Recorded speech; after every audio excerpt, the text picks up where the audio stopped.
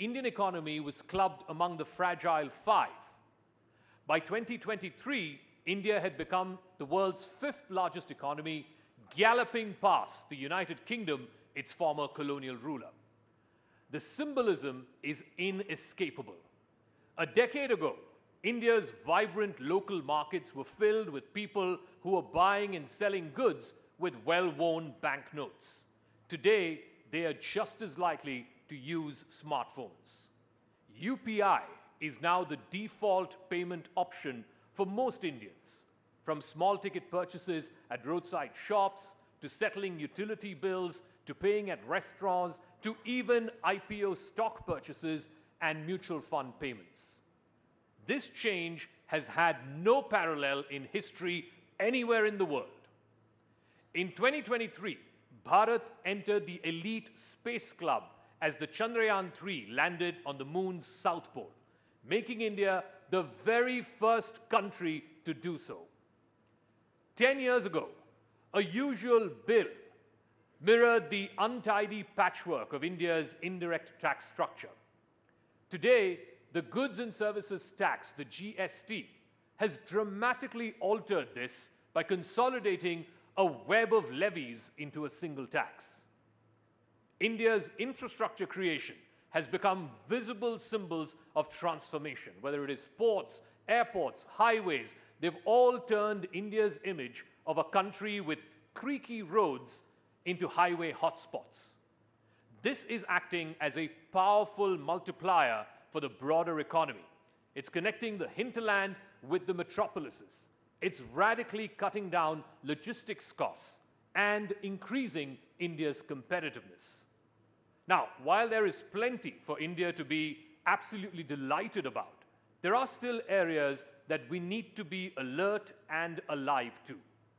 We should be acutely aware of the need to keep striving, to keep improving, keep pushing every boundary that holds us back, and to be alive to the challenges that could potentially derail Bharat's rise. So, ladies and gentlemen, over the next 30 sessions spread across the next 2 days, you will get a chance firsthand to hear from some of the finest political leaders, sportspersons, industry captains, entrepreneurs, intellectuals, and artists. The people whose intellect and energy and dynamism is powering Bharat's rise. And later tomorrow, we will welcome in our midst the captain of this ship, the man who is steering India in this remarkable period in our history, Prime Minister Narendra Modi. May I now invite my colleague Avantika Singh to take us through this morning's power-packed sessions. I hope you have a good time and enjoy your time here at the Rising Bharat Summit.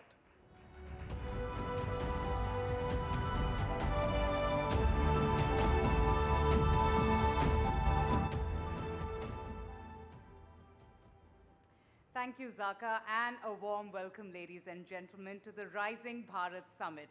Now, what is common among semiconductors, chip manufacturing, trains, railway stations, artificial intelligence, safety, data, and technology? The next session is with a leader who is in charge of putting India on the fast track of speed, safety, and technology, quite literally so. He's soft-spoken, affable, low-key, and he's a quintessential doer. He is an IAS officer, an engineer, and he is a career technocrat and has been the forefront of complex infrastructure projects. He truly believes that Indian Railways is going to play an important role in India's growth story.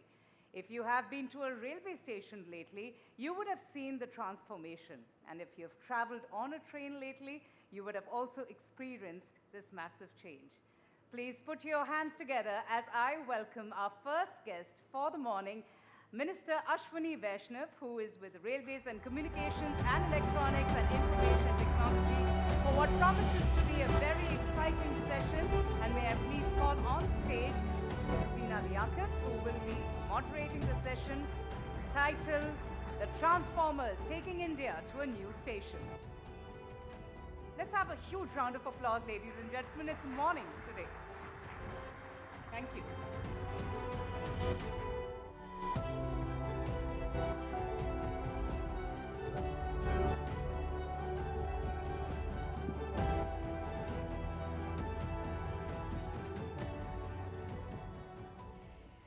आप सबको प्यार भरा नमस्कार।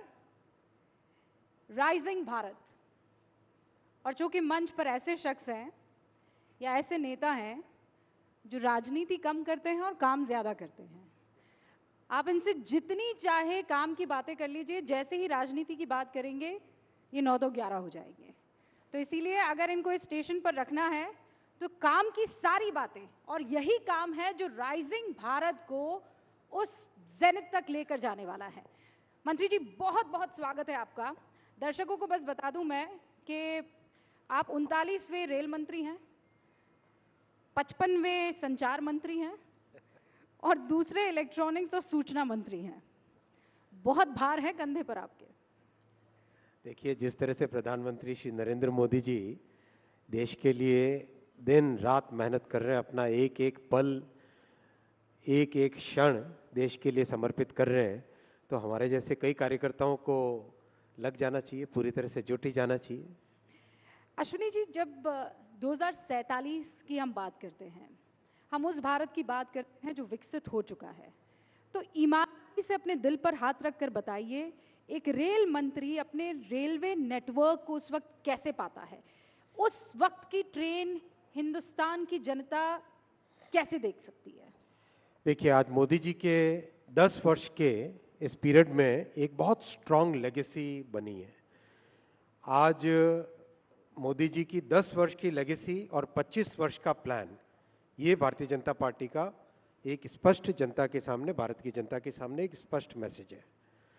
इस 10 वर्ष की legacy में आप देखो, रेलवे में प्रैक्टिकली करीब करीब बहुत सारे राज्य 100% इलेक्ट्रीफाई हो गए। 40,000 किलोमीटर रेलवे का इलेक्ट्रिफिकेशन हुआ। 60 वर्षों में 20,000, 10 वर्षों में 40,000, करीब करीब आपके 30,000 किलोमीटर नए रेलवे ट्रैक बने। यानी जर्मनी का जितना रेलवे नेटवर्क है उतना रेलवे नेटवर्क भारत के रेलवे नेटवर्क में जुड़ा। पिछले साल 5,000 किलोमीटर जुड़े थे और इस साल भी, कल की रिपोर्ट में देख रहा था, 5,246 किलोमीटर कल तक रेलवे नेटवर्क में जुड़े। यानी हर साल एक स्विट्जरलैंड के बराबर रेलवे नेटवर्क भारत में जुड़ रहा है। टोटली नए जनरेशन की वंदे भारत ट्रेन्स आई, नमो भारत ट्रेन आई। आज वंदे भारत ट्रेन्स में हमारी जो मिडिल क्लासेस हैं और एस्पिरेशनल यूथ है, उनको एक ऐसा अनुभव मिल रहा है जो दुनिया के बेस्ट से बेस्ट रेलवे सिस्टम में मिलता। नमो भारत ट्रेन अपने आप में बहुत ही सक्सेसफुल है रीजनल ट्रांजिट के लिए।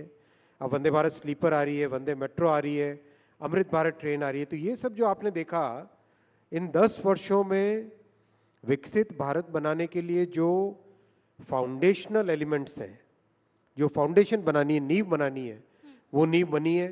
अगले 5 वर्षों में इस नींव को और मजबूत करेंगे। मंत्री जी, मैं एक सेकंड आपको रोक रही हूँ। आप कह रहे हैं कि ये नींव 2014 में रखी गई है, इससे पहले फिर क्या हो रहा था?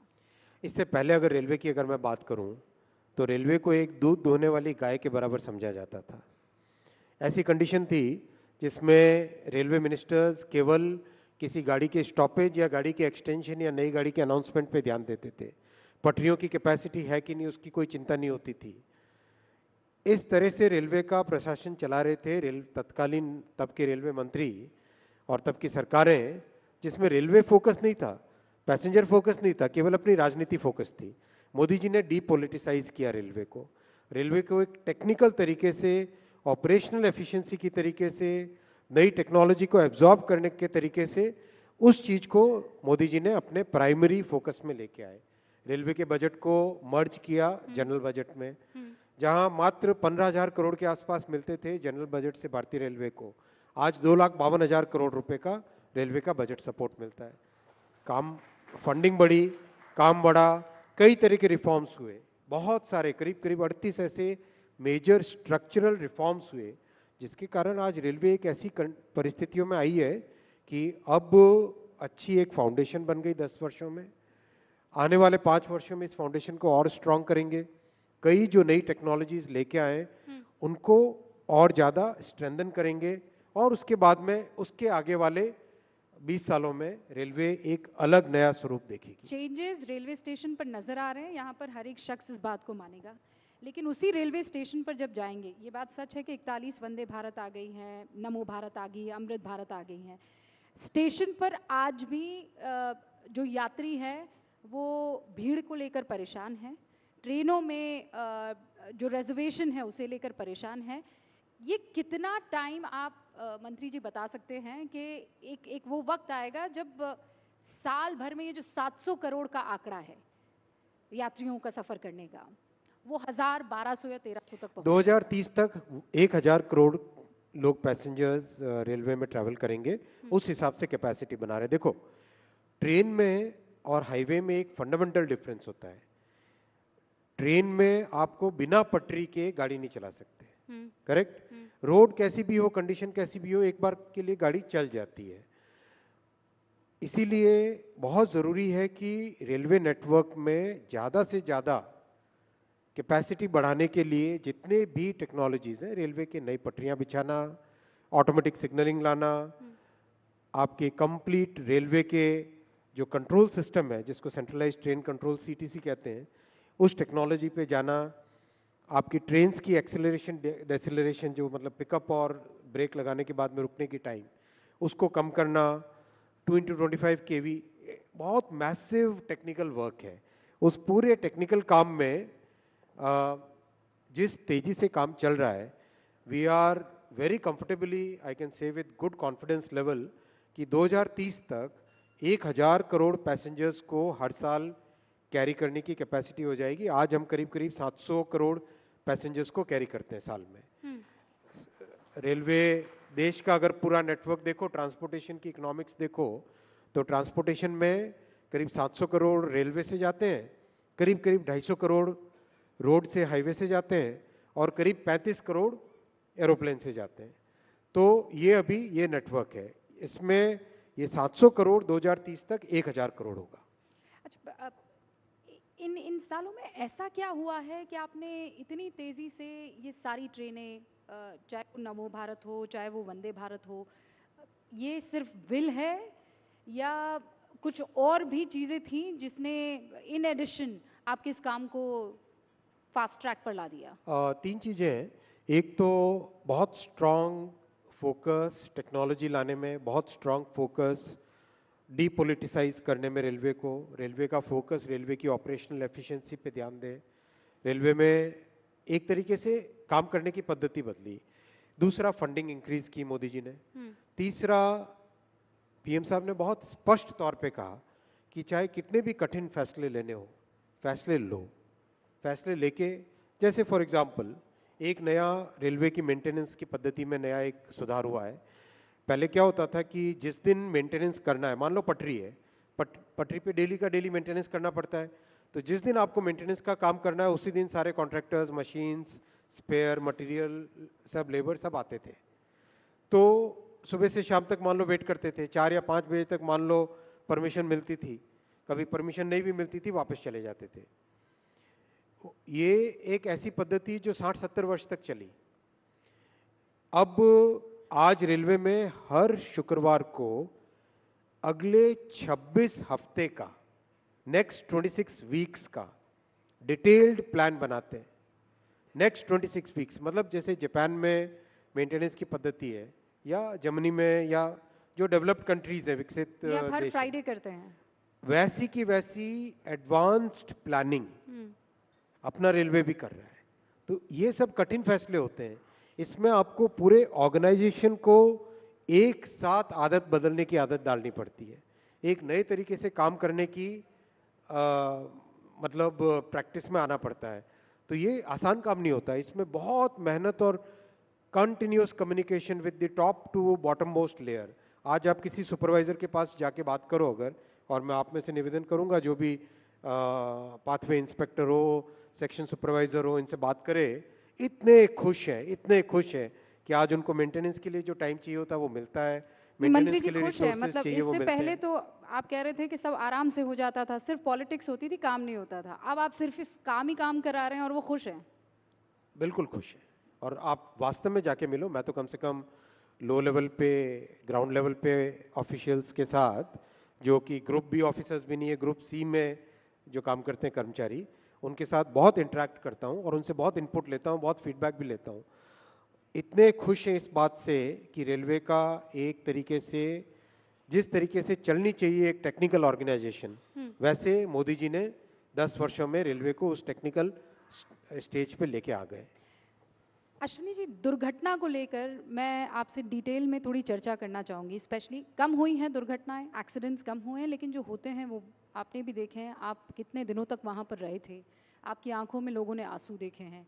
वहीं उस ज़मीन पर पॉलिटिक्स भी देखी है।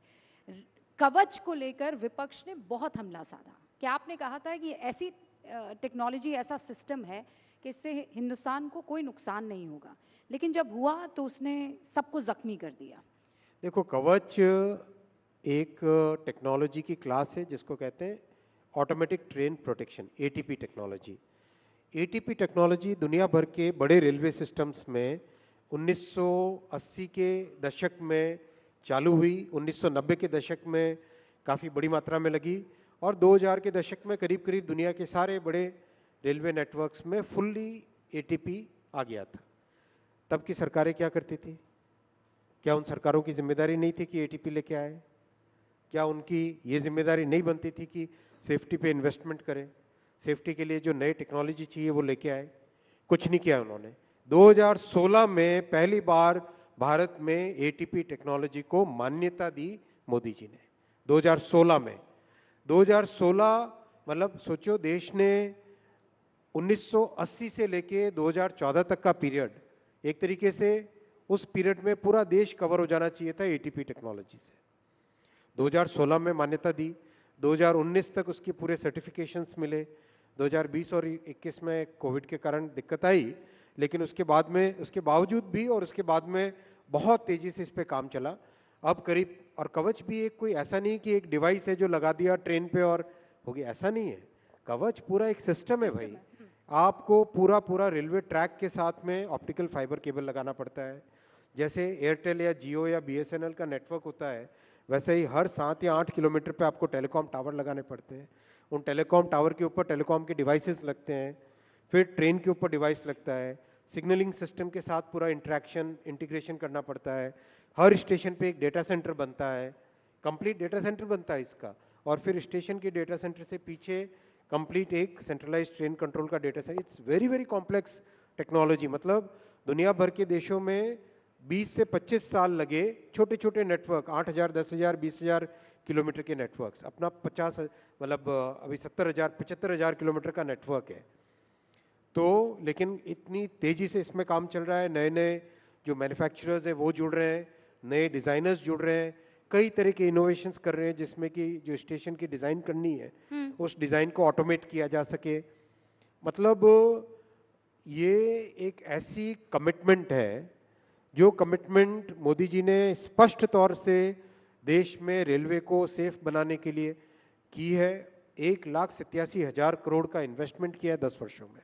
अगर आप उसको कंपेयर करें तो 2.5 गुना ज़्यादा है उससे। पिछले 4 से 14 में जितना इन्वेस्टमेंट था सेफ्टी पे, उससे 2.5 गुना ज़्यादा है, और उसका रिजल्ट भी दिख रहा है। वो रिजल्ट वेरी दिख रहा है। वेरी अनफॉर्चुनेट अगर बीच में लेकिन आगे और भी ज़्यादा प्रयास करके 100% सेफ्टी की तरफ बढ़ेंगे। एक कमिटमेंट बुलेट ट्रेन को लेकर भी है।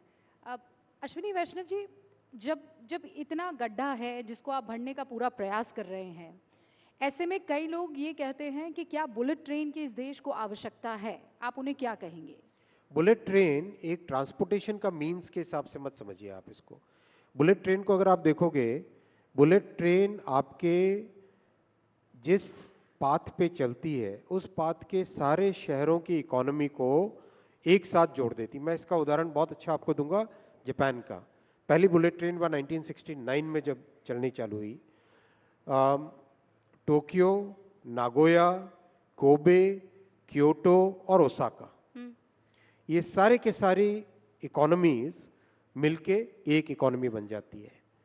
550 किलोमीटर के आसपास का डिस्टेंस आप 2.5 से 3 घंटे में कवर करते हो। यानी आप अगर क्योटो में काम कर रहे हो, ओसाका में जाके काम किया आपने, और शाम को वापस क्योटो में अपने बच्चों के पास आ गए। वैसा कि वैसा डेवलपमेंट, सीरियस रीजनल मल्टीप्लायर होता है इससे। जब आप देखोगे मुंबई से अहमदाबाद, मुंबई, ठाणे, वापी, सूरत, बड़ौदा, आनंद और अहमदाबाद, ये सारी इकोनॉमीज एक सिंगल इकोनॉमिक जोन बन जाएगा। आप सुबह बड़ौदा में नाश्ता करोगे, 1 घंटे के अंदर अंदर मुंबई में पहुंचे, दिन भर अपना काम किया, शाम को पकड़ी वापस ट्रेन और घर आके बच्चों के साथ खाना खाया। तो ये हसीन सपने पूरे कब होंगे? 2026 में। 2026 में। आज देखो ना आप, आज आप देखो 200, मैं डेली काउंट करना भी भूल जाता हूँ, पिछला शायद 10 दिन 12 दिन पहले रिव्यू किया था, 284 किलोमीटर ऑलरेडी बन चुकी है कंप्लीट।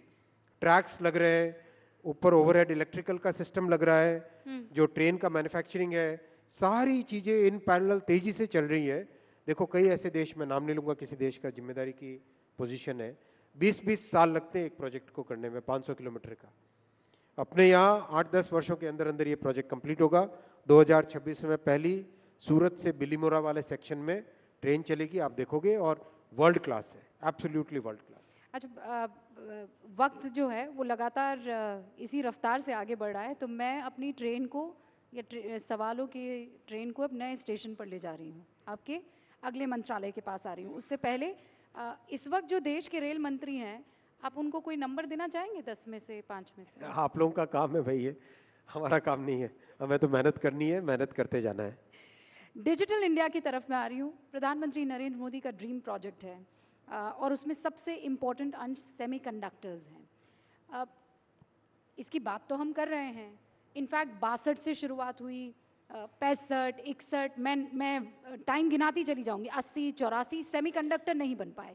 अब आप कह रहे हैं कि बहुत जल्द हिंदुस्तान को पहला सेमीकंडक्टर मिल जाएगा।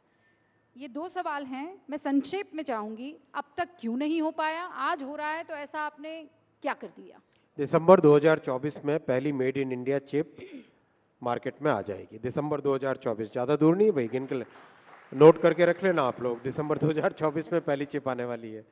देखो 1962 से प्रयास हुआ, लेकिन किसी भी प्रयास के पीछे जब तक सही नीति और सही आपका फंडामेंटल कन्विक्शन नहीं होता तब तक नहीं हो पाता।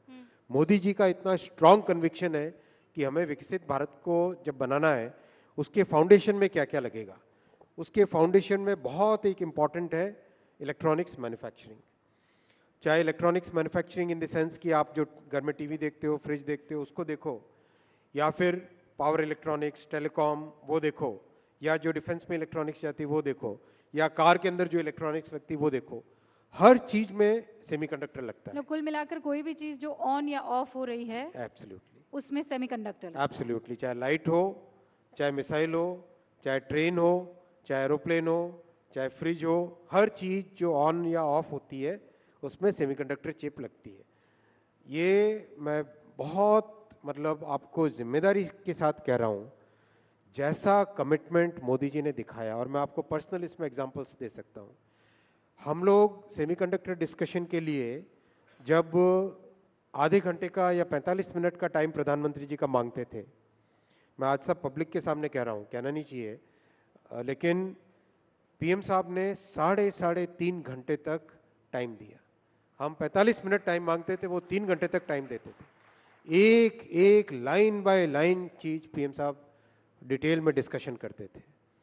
जो भी कंसर्न्ड विभाग है, सरकार का काम करने के एक तरीके में बहुत सारे विभाग जुड़ते हैं, हर डिपार्टमेंट को पर्सनली बुला के साथ बैठते थे और पीएम साहब कहते थे कि हमको सेमीकंडक्टर में सक्सेसफुल होना है, देश को सेमीकंडक्टर में सक्सेसफुल होना है। ऐसा कमिटमेंट इम्पॉसिबल है किसी दूसरे प्रधानमंत्री का। आप बोल रहे हैं कि इम्पॉसिबल कमिटमेंट सरकार की तरफ से, प्रधानमंत्री नरेंद्र मोदी की तरफ से दिख रहा है, लेकिन विपक्ष खासकर पी चिदम्बरम साहब ये कह रहे हैं ये जॉबलेस ग्रोथ है। वो ये कह रहे हैं कि जो कामकाजी संख्या है वो 50% से भी कम है और पिछले 9 सालों से ये आंकड़ा है। आप लोग ग्रोथ करते हैं, किसी को जॉब नहीं दे पाते। चलो मैं पी चिदम्बरम साहब को एक चैलेंज देता हूँ, आप मेरे माध्यम से, इस मंच के माध्यम से आप पी चिदम्बरम साहब को एक चैलेंज पहुंचाइए। EPFO, employ provident fund organisation, ये एक ऑर्गेनाइजेशन है जिसमें जो भी व्यक्ति काम पे जाता है उसका एक रजिस्ट्रेशन होता है, उसकी सैलरी में से डिडक्शन होता है और ऑर्गेनाइजेशन की तरफ से एक डिडक्शन होता है। एब्सोल्युटली ऐसा डेटा है जिस डेटा को कहीं पर भी हर जगह स्वीकार्यता मिलती है। ईपीएफओ के डेटा के हिसाब से जो नए लोग जॉब में जुड़े माइनस जो लोग जॉब से निकले, प्लस जो लोग जॉब में वापस आए, कहीं एक बार निकल गए होंगे वापस आए, इसका जो नेट नंबर है वो टोटल जॉब अपॉर्चुनिटी बनी। ये तो सीधी गणित है, सिंपल सी गणित है। वो total job opportunities 6 lakh per month थी कुछ ही वर्षों पहले। आज वही on an average 12 lakh per month है। 12 लाख पर मंथ का मतलब साल के हुए 1,44,00,000। 12 इंटू 12 144, 1,44,00,000 साल की जॉब अपॉर्चुनिटीज क्रिएट हो रही है। आप चिदम्बरम साहब को पूछिए कि क्या ये आंकड़ा झूठ है या ये सच है। ये डेटा है, इस डेटा को कई बड़े इकोनॉमिस्ट ने, कई मैं अच्छे उम्मीद करती हूँ कि न्यूज़पेपर्स आपका जो ये ने, सबने चैलेंज चेक किया। ये चैलेंज जो है चिदम्बरम साहब एक्सेप्ट करेंगे और ज़रूर आपकी ये चैलेंज हम उन तक पहुँचाएंगे। विपक्ष का एक और आरोप है, वो ये कहते हैं कि आप कहते हैं कि हम मैन्युफैक्चरिंग हब बन चुके हैं, लेकिन आप कोई मैन्युफैक्चरिंग नहीं करते, आप लोग बस असेंबल करते हैं। अच्छा, आपने नाम उसको ये दे दिया है। देखो, जिन शख्स की बात आप कर रहे हैं, या चलो मैं जनरल में किसी शख्स का नाम क्यों लूं जब तक आप नहीं लोगे, तो देखो, किसी भी देश में कोई भी इंडस्ट्री जब चालू होती है, चाहे आप एग्जांपल ले लो कार इंडस्ट्री का। आज से 1980 के आसपास जब कार इंडस्ट्री चालू हुई, सबसे पहले क्या आया? कार की सीकेडी बन के आई, जो कंप्लीटली नॉकडाउन यूनिट आता है। उसके बाद में क्या आया? SKD, semi knockdown unit. उसके बाद में क्या हुआ? कम से कम कुछ कंपोनेंट मैन्युफैक्चरर्स का इकोसिस्टम बना। उसके बाद में क्या आया? कई सारे कंपोनेंट इकोसिस्टम का मैन्युफैक्चरर बना, टियर 1, टियर 2, टियर 3 वेंडर्स बने।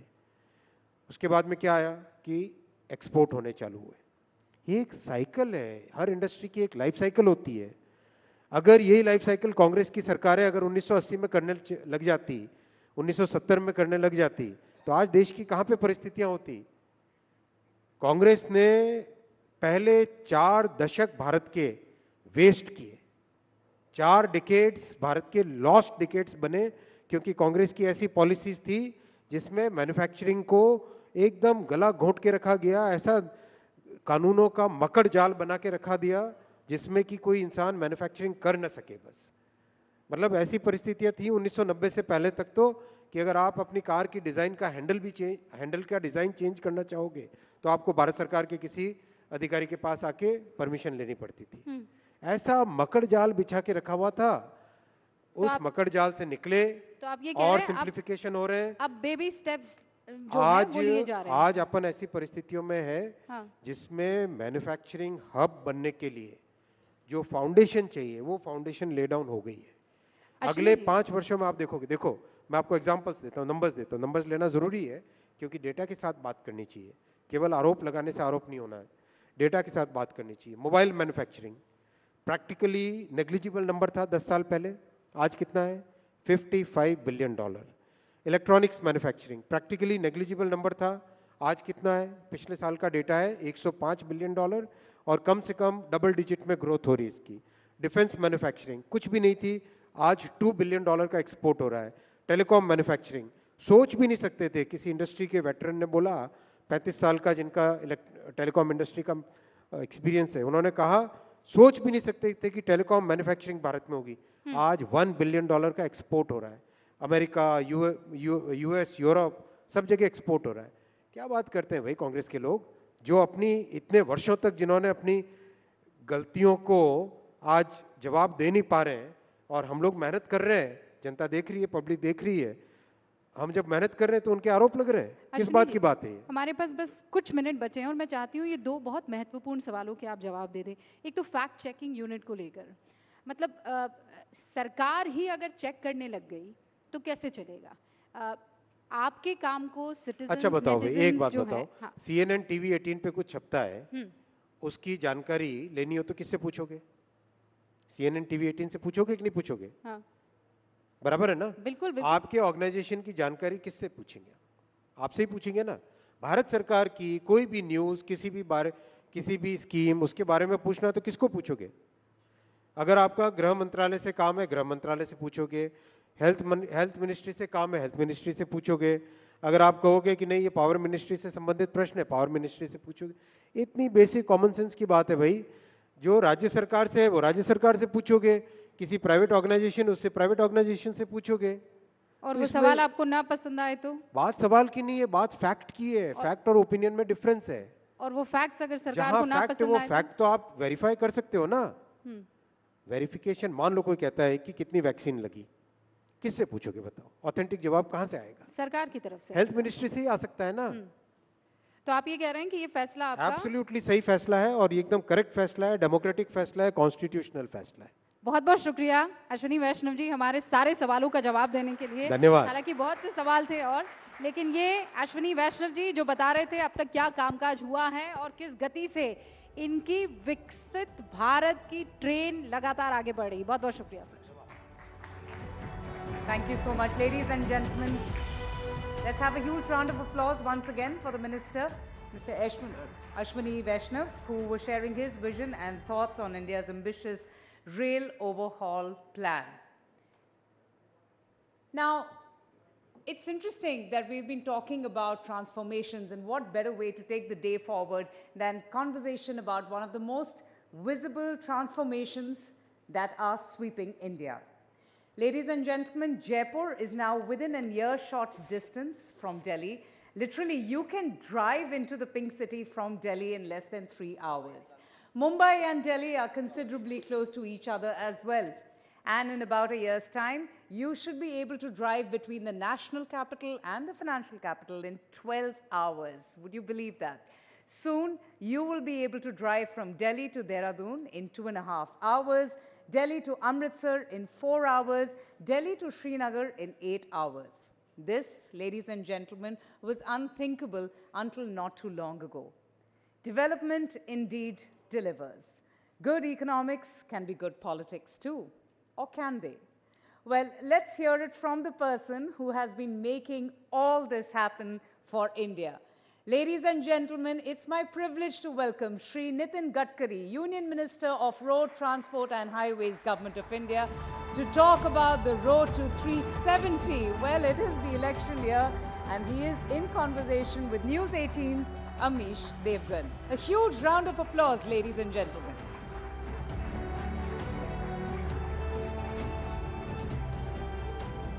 Welcome, sir.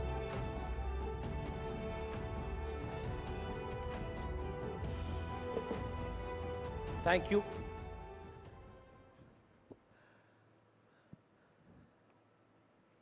और अब उस सेशन की शुरुआत जिसका हमें काफी देर से इंतजार था।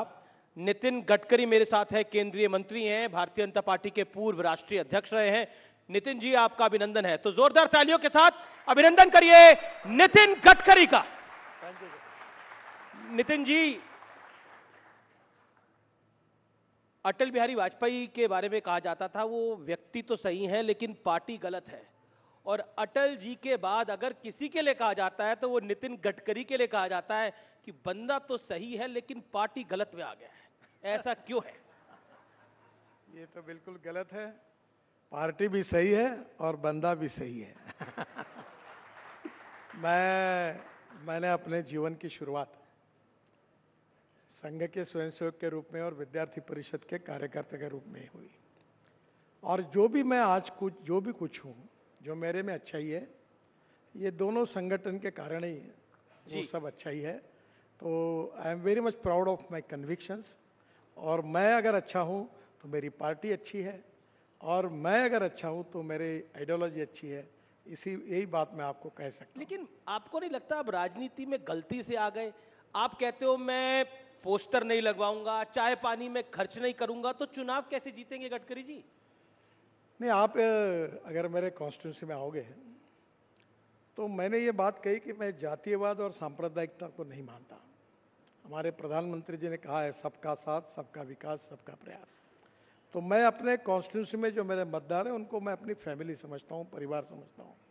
और 10 साल मैंने जो कुछ काम किया उससे मेरा नाम भी लोगों से परिचित हुआ है और मेरा काम भी परिचित हुआ है, और इसलिए मैंने कहा कि अब ये पोस्टर, बैनर और इसका प्रचार करने की आवश्यकता नहीं।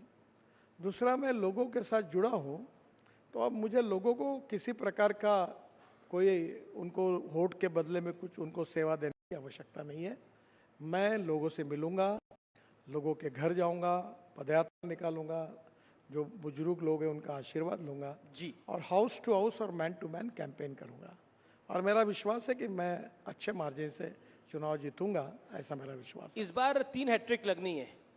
एक तो मोदी सरकार की हैट्रिक, एक नरेंद्र मोदी अगर इस टर्म में आते हैं तो बहुत बड़ी बात होगी।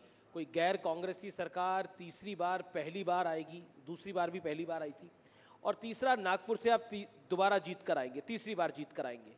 तो कितनी कठिन ये डगर लगती है, मोदी की तीसरी टर्म और आपका तीसरी बार लोकसभा जीतना। देखिए, पहली बात तो मोदी जी प्रधानमंत्री बनने ही वाले हैं, ये तय है। दूसरी बात यह है कि हम 400 पार जाने वाले, ये भी तय है जी, और मैं भी चुनाव जीतने वाला हूँ, ये भी निश्चित है। ये भी लेकिन नितिन गडकरी में ऐसा क्या है कि विपक्ष के नेता मुरीद हो जाते हैं? मैं पीछे अखबार में पढ़ रहा था कि सोनिया गांधी ने आपकी तारीफ कर दी, ऐसा क्या है? देखिए, ये मुझे भी आश्चर्य है क्योंकि पार्लियामेंट में जब मेरे डिपार्टमेंट पर 75 सांसद बोले अलग अलग पार्टी के, सबने मुझे धन्यवाद दिया, सबने अभिनंदन किया, तो मुझे भी आश्चर्य लगा। तो एक तो सीधी बात यह है कि जो कानूनी काम है, नियम के अनुसार है, वो सबका होना चाहिए और गलत काम होगा तो अपने का भी नहीं होना चाहिए। तो मैं रोड बनाता हूँ तो एक कॉन्स्टिट्यूशन में रोड बनाओ और दूसरों को छोड़ दूँ, ऐसा तो नहीं होता। तो जो भी लोग मेरे पास समस्या लेकर आते हैं, मैंने सबका काम करने का प्रयास किया, तो उसके कारण उनके मन में उसका समाधान है, यही शायद उसका कारण होगा। एक चीज जो आप में नहीं बदली, जो मैंने आपका पहली बार इंटरव्यू किया था साल 2011 में, जो मुझे ध्यान में आता है, मुंबई में आपके घर पे, और आप तब राष्ट्रीय अध्यक्ष बने थे भारतीय जनता पार्टी के, तब भी आप बेबाक थे और अब भी आप बहुत बेबाक हैं। ये इतनी बेबाकी कभी भारी नहीं पड़ती आपको या पड़ जाती है? नहीं, आप एनालिसिस कर सकते हो मैं कैसा हूँ। मैं जो सवाल पूछते हैं उसका नम्रतापूर्वक जो सही है वो जवाब देता हूँ, और मुझे लगता है जो सच है वो बताता हूँ। तो मुझे नहीं लगता कि इसमें कोई समस्या है। लेकिन विपक्ष कुछ ना कुछ निकालता रहता है। नहीं, एक बात ये होती है कि मैंने और सोशल मीडिया ब्लॉगर्स भी कुछ लिखते रहते हैं। नहीं सर, कुछ लोग तो ऐसा है कि जो न बोला वो मुंह में डालकर उसको एक आदमी अपने मीडिया पे लिखता है अपने साइट पर, और फिर दूसरे लोग उसको उठाकर लिखते हैं। तो सही में किसी ने जो बोला है उसके डिटेल में जाना चाहिए, देखना चाहिए और फिर उसके ऊपर प्रतिक्रिया देनी चाहिए। एक सवाल जो मैं आपसे पूछना चाहता हूं कि आप बेबाक हैं तो प्रधानमंत्री के सामने भी बेबाक रहते हैं, गृह मंत्री अमित शाह के सामने भी बेबाक रहते हैं? नहीं, निश्चित रूप से जब बातचीत होती है तो नम्रतापूर्वक अपनी बात प्रधानमंत्री सबसे सुनते हैं और तब रखते हैं, कोई उसमें अड़चन नहीं होती। मैं भी पार्टी का अध्यक्ष रहा, मेरे पास भी सब लोग उस समय अपनी बात रखते थे।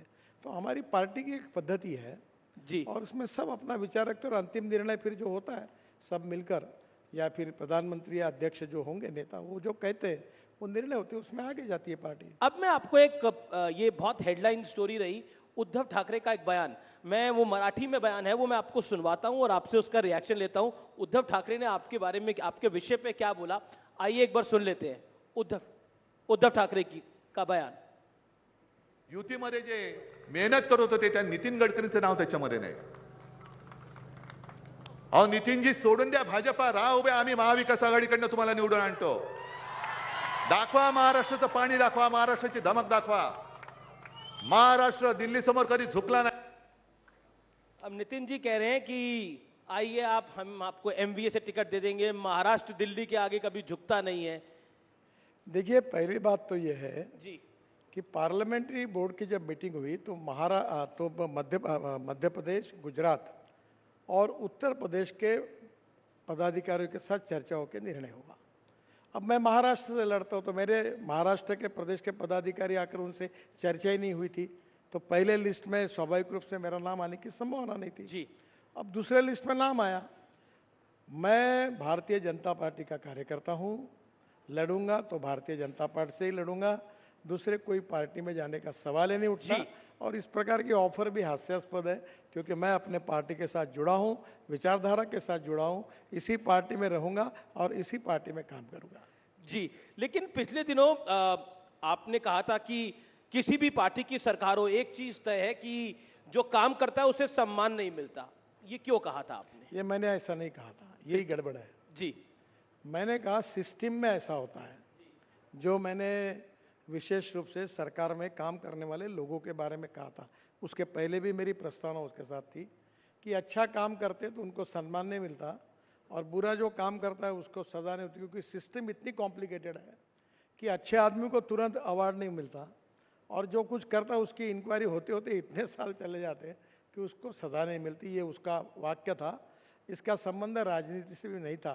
यही आप नहीं है, पर आप जैसे आपके जो बंधु है वो बिना रेफरेंस लेके इस प्रकार की बातों को फैलाते हैं। आजकल ना सोशल मीडिया का दोष भी सब मीडिया पर ही डाल देते हैं। अब सोशल मीडिया में तो बहुत कुछ चलता रहता है। ऐसा नहीं होता जी।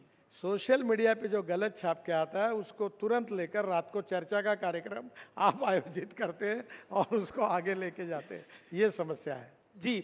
मेरा अगला सवाल है, 2022 में आपने कहा था कि राजनीति को अलविदा कहने का बड़ा मन करता है, लेकिन कभी नहीं कहा था ऐसा। पर आपका बयान है ये। सर बिल्कुल गलत है। मैंने ये कहा था कि we need to redefine the definition of politics. केवल पावर पॉलिटिक्स, सत्ता कारण यानी पॉलिटिक्स नहीं है जी। समाज कारण, राष्ट्र कारण और विकास कारण ये भी पॉलिटिक्स है। और महात्मा गांधी जी ने जब देश को स्वाधीनता के लिए जो आंदोलन किया था वो भी आंदोलन राजकारण था। तो हम लोग 80% समाज कारण करें और 20% सत्ता कारण करें। और आपने परसों भी देखा होगा, मैं दिव्यांगों को मैंने 87 चेयर बांटी, मैंने करीब 50,000 हार्ट के ऑपरेशन। मैंने आज आपका सुबह ट्विटर देखा, उस पर आपने एक वीडियो ट्वीट करा है। एक लड़की के दिल में एक होल था, उसका आपने ट्रीटमेंट कराया है अपनी कॉन्स्टिट्यूएंसी के अंदर। वाकई मतलब वो जिसे कहते हैं कि बहुत मार्मिक विषय है ये सारे। लेकिन पॉलिटिक्स की अगर हम बात करें नितिन जी, तो राज ठाकरे दिल्ली में है, और राज ठाकरे अगर दिल्ली में है तो कुछ तो बड़ा चल रहा है। तो क्या अलायंस होने की बात है? देखिए, मुझे आज सुबह ही राज ठाकरे जी का फोन आया था, पर वो दूसरे काम के लिए आया था। उनके पासपोर्ट का काम था, वो हो गया, इसलिए धन्यवाद देने के लिए आया था। बाकी तो कहाँ का पासपोर्ट? एनडीए का पासपोर्ट? नहीं, उनका पासपोर्ट। अच्छा। बाकी उनका क्या बातचीत होगी क्या नहीं, ये तो आज होगी तब निर्णय होगा, मुझे पता नहीं इसके बारे में। लेकिन आप चाहते हैं राज ठाकरे आए? देखिए, इसका निर्णय पार्टी करेगी। आपका मन क्या है? नहीं, मेरा कोई व्यक्तिगत मन नहीं होता। पार्टी के पदाधिकारी, पार्टी के अध्यक्ष और पार्लियामेंट्री बोर्ड, प्रधानमंत्री जो निर्णय करेंगे वो करेंगे। महाराष्ट्र में सीट बंटवारे को लेकर काफी सवाल जवाब हो रहे हैं, काफी सोर्सेज के हवाले से खबर आती है, लेकिन अब आप सामने बैठे हैं तो मैं पूछ ही लेता हूँ, चल क्या रहा है वहाँ पर? कोई नहीं, सब ठीक चल रहा है। लगभग बंटवारा हो गया है। शिंदे जी खुश है? हाँ, सब। और चुनाव तक क्या होता है, जब तक कैंडिडेट तय नहीं होते हैं जी, तब तक एक सीट है, 10 उम्मीदवार है, तो थोड़ा बहुत तो चर्चाएं होती रहती है, थोड़ा बहुत विवाद होते रहता है, ये ऑब्वियस है। और मुझे लगता है कि अभी लगभग फाइनल हो जाएगा और हम लोग मिलकर लड़ेंगे और महाराष्ट्र में हमको बहुत शानदार जीत मिलेगी, ऐसा मेरा विश्वास है। एनडीए बहुत सालों से गठबंधन है, लेकिन इस बार एक नया गठबंधन बना है, इंडिया अलायंस, लेकिन वो बनने से पहले ही लड़खड़ा गया। आपको इंडिया अलायंस कैसा दिखता है, क्योंकि महाराष्ट्र में एक बड़ी चुनौती है? मैं अपने पार्टी को और अपने अलायंस को देखता हूँ। मेरी एक फिलॉसफी ऐसी है जो मैं अक्सर लोगों को बताता हूँ कि 2 रेखाएं, एक आपकी और दूसरे की है। 2 मार्ग है रेखा बड़ी करने का, एक तो अपनी बड़ी करो या दूसरी की पूछने का काम करो जी। तो मैं अक्सर इस बात पे विश्वास रखता हूँ, अपनी बड़ी करो। और 10 साल मोदी जी के नेतृत्व में हमारी सरकार ने जो कुछ काम किया है, जिसका लोग अनुभव लेते हैं। अभी मैं आ रहा था तो मेरे ट्विटर पर ये द्वारका एक्सप्रेस हाईवे बना जी, तो इतने लोगों में खुशी है कि इतने लोगों की प्रतिक्रिया मुझे प्राप्त हुई। तो हम 10 साल में जो हमने काम किया है उस सरकार में मोदी जी के नेतृत्व में, उसके भरोसे हमें सफलता हासिल होगी। हमें अपने पॉजिटिविटी और अपने काम को लोगों को बताना है, हमको बाकी निगेटिव बातों में जाने की कोई आवश्यकता ही नहीं है। एक और सवाल है, मराठा समुदाय को 10% अलग से आरक्षण देने की बात है, उस विषय को लेकर पॉलिटिक्स भी हो रही है, लेकिन एक सोशल डिमांड भी है, उसको आप कैसे देखते हैं? क्या ये मुद्दा भारतीय जनता पार्टी के लिए, आपके गठबंधन के लिए महाराष्ट्र में एक बड़ा पॉलिटिकल चैलेंज होगा इससे निपटना? नहीं, मुख्यमंत्री जी ने ऑलरेडी उनसे बातचीत करते हुए इसका समाधान ढूंढा है, अब ये विषय नहीं रहा है। आप कह रहे हैं ये विषय नहीं है अब, लेकिन चुनावी बॉन्ड तो विषय है, उसको लेकर बहुत सारे सवाल जवाब हो रहे हैं। राहुल जी ने तो कह दिया ये बीजेपी का सबसे बड़ा चुनावी घोटाला है। मुझे लगता है कि अभी भी सुप्रीम कोर्ट में चर्चा हो रही है। सुप्रीम कोर्ट में जब ये मैटर सब जुडिस है तो उसके ऊपर कोई टिप्पणी करना कंटेम्प्ट ऑफ कोर्ट होगा। आप भी मत करिए, मैं भी नहीं करता। नहीं, मैं उसके तो ऊपर ज़्यादा बोलना उचित नहीं होगा। नहीं, इसमें एक इत्तेफाक भी है कि अधिकतर जो बीजेपी को चंदा मिला उन पे इंफ्रास्ट्रक्चर कंपनियां काफी सारी। अब ये इत्तेफाक देखो, है। एक बात मैं आपको बता सकता हूँ जी, कि मैं 10 साल में 50 लाख करोड़ रुपए के काम अवार्ड कर चुका हूँ। वाटर रिसोर्स है, शिपिंग में, बाद में रोड सेक्टर में, ropeway, cable car, tunnel, express highways, एक भी काम हमने ई टेंडर के बिना नहीं किया है। और मैं आपके सामने नम्रतापूर्वक आह्वान करता हूँ कि एक भी आदमी ऐसा होगा, आपको कानून में भी बताएगा कोई काम के लिए हमको पैसे देने पड़ेंगे तो मुझे आप बोलो, वो सज़ा मैं स्वीकारने के लिए तैयार हूँ। हम पूरी तरह transparent, corruption free, time bound और क्वालिटी कमिटमेंट के साथ हमने सबसे काम किया है और किसी प्रकार की गलत काम हमने नहीं किया। अक्सर ये दिल्ली और मुंबई में इस बात की बहुत चर्चा होती है कि बीजेपी पार्टी तो अमीर है लेकिन नेता गरीब है, कांग्रेस के नेता तो अमीर है लेकिन पार्टी गरीब है। इस पर आपकी टिप्पणी क्या है? मुझे लगता है कि देखो, कौन व्यक्ति अपने जीवन में जी कितना धनवान है ये उसके साथ जुड़ा हुआ सवाल है। पर मैं अक्सर एक बात कहता हूँ कि ईमानदारी से कोई आदमी अपने जीवन में उद्योग व्यवसाय से प्रगति करता है तो ये उसकी एंटरप्रेन्योरशिप, उसकी कंपनी, उसकी टेक्नोलॉजी, ये उसकी स्ट्रेंथ है। और ऐसे एंटरप्रेन्योर देश में बढ़ेंगे तो देश का विकास होगा।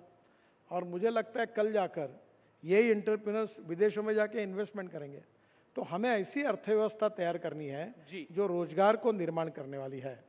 और रोजगार निर्माण करना है तो कैपिटल इन्वेस्टमेंट लगेगी, एंटरप्रेन्योरशिप लगेगी, टेक्नोलॉजी लगेगी।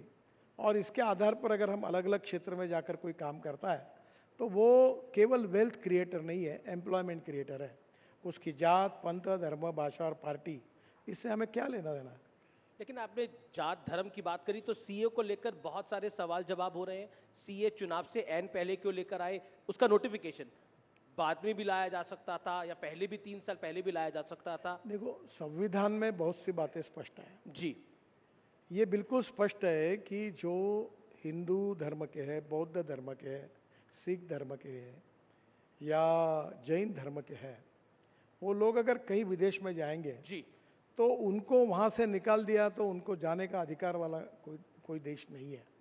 और इसलिए स्वाभाविक रूप से उनको हमारा संविधान कहता है कि उनको नागरिकत्व हिंदुस्तान में कानूनी दिया जा सकता है। तो नेचुरली बहुत सी बातें संविधान में स्पष्ट है, उसी के आधार पर निर्णय हुआ है। जी, एक सवाल आपके मंत्रालय से जुड़ा हुआ। आपने सड़क के मामले में तो वर्ल्ड रिकॉर्ड बना लिया, एक नहीं, एक दो नहीं, 7 वर्ल्ड रिकॉर्ड बनाए हैं।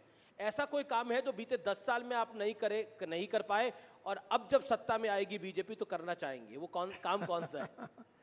देखिए, अभी तो रोड कंस्ट्रक्शन में हम 36 ग्रीन एक्सप्रेस हाईवे बना रहे हैं जी, और करीब 284 किलोमीटर हम 2 लाख करोड़ की टनल बना रहे हैं। और कश्मीर से कन्याकुमारी तक एक्सप्रेस हाईवे बन रहा है हमारा, लगभग दिसंबर तक पूरा हो जाएगा। अब हमारे यहाँ हमने पब्लिक ट्रांसपोर्ट और इलेक्ट्रिसिटी को चालू किया 260 जी, हम रोपवे, केबल कार, फेनिकुलर रेलवे बना रहे हैं। अब प्रधानमंत्री जी की सोच ये है कि हम 100 साल जब पूरे करेंगे तो उस समय हमारी विजन क्या होगी। तो public transport on electricity, water transport, जी, जैसे 17 मिनट्स में आप एयरपोर्ट जाएंगे और नए एयरपोर्ट पर जेटी भी बनाई है। जी, जैसे टैक्सी है, एयर टैक्सी है, वैसे वाटर टैक्सी बनाई। और ये वाटर टैक्सी से आप वसई विरार से लेकर तो नरीमन पॉइंट से लेकर आप केवल 17 मिनट्स के अंदर नए एयरपोर्ट पे पहुंचेंगे। आपको इटली में एक वेनिस करके शहर है जहां हम होटल में उतरकर पानी में ही अपना सामान रख के डायरेक्ट एयरपोर्ट पे उतरते हैं। तो उसी प्रकार की कल्पना है। तो पब्लिक ट्रांसपोर्ट में एम्फीबियस सी प्लेन मैंने प्रयोग किया था कि पानी पे उतरा हवाई जहाज जी। तो ट्रांसपोर्ट सिस्टम में काफ़ी बड़ा रिवोल्यूशन होगा। और विशेष रूप से इंडिजिनस फ्यूल के आधार पर पब्लिक ट्रांसपोर्ट में जैसे बड़ी बस है, तो मैं अभी बेंगलोर में स्टडी कर रहा था कि हमारे यहाँ बेंगलोर में हवा में चलने वाली डबल डेकर बस उस प्रोजेक्ट को हम स्टडी कर रहे थे कि जो ऊपर के ऊपर चले, क्योंकि रोड बड़ा नहीं कर सकते। तो अब नेचुरली मेट्रो की कॉस्ट पर किलोमीटर 350 करोड़ आती है, और मैं जो टेक्नोलॉजी की बात करूँ 20 से 25 करोड़ रुपए आती है। तो नए नए टेक्नोलॉजी का उपयोग करके अभी ये धौला कुआं से मानेसर तक बीच में ऊपर में पॉन्ड सिस्टम का भी हमने बीच में स्टडी किया था। तो ये नई नई जो टेक्नोलॉजी है ट्रांसपोर्ट सेक्टर में, वो भविष्य की टेक्नोलॉजी है, और उसके बारे में हमारे यहाँ कुछ अध्ययन भी हुआ। हम 670 रोड साइड एमिनिटीज बना रहे हैं जी। पर मुझे अगर पूछोगे तो एक काम कौन सा करना चाहते हैं आप? मैं 2024 में एक काम इन सब में सबसे अच्छा कोई कर सका जी, तो 2014 में जब मैं मंत्री बना तो 1 करोड़ लोग आदमी आदमी को खींचने का काम करता था। एक तो साइकिल रिक्शा था या कंधे पे लेके आदमी धोने का काम का, बिहार में, बंगाल में, नॉर्थ ईस्ट में। मैंने मैकेनिज्म ड्रिवन ई रिक्शा लाया, और आज मुझे खुशी है कि 1 करोड़ लोग जिनका शोषण हो रहा था उनको मुक्ति मिली, और अब ई कार्ट और ई रिक्शा चला रहे, और उनको एक प्रकार से मानवीय शोषण से मुक्ति मिली। तो मैंने बहुत express highway, tunnel, road, bridges बनाए, पर ये काम जो है ये मेरे लिए सबसे अच्छा है। आपके दिल के करीब है, लेकिन एक राउंड हमारे दिल के बड़ा करीब है, और ये फोटो राउंड है, और इसमें कुछ तस्वीरें आएंगी और आपको उसका रिएक्शन दे रहा है। और मुझे भी पता नहीं है फोटो कौन कौन सी लगाई है इन लोगों ने। पहली फोटो देख लेते हैं कौन सी आ रही है।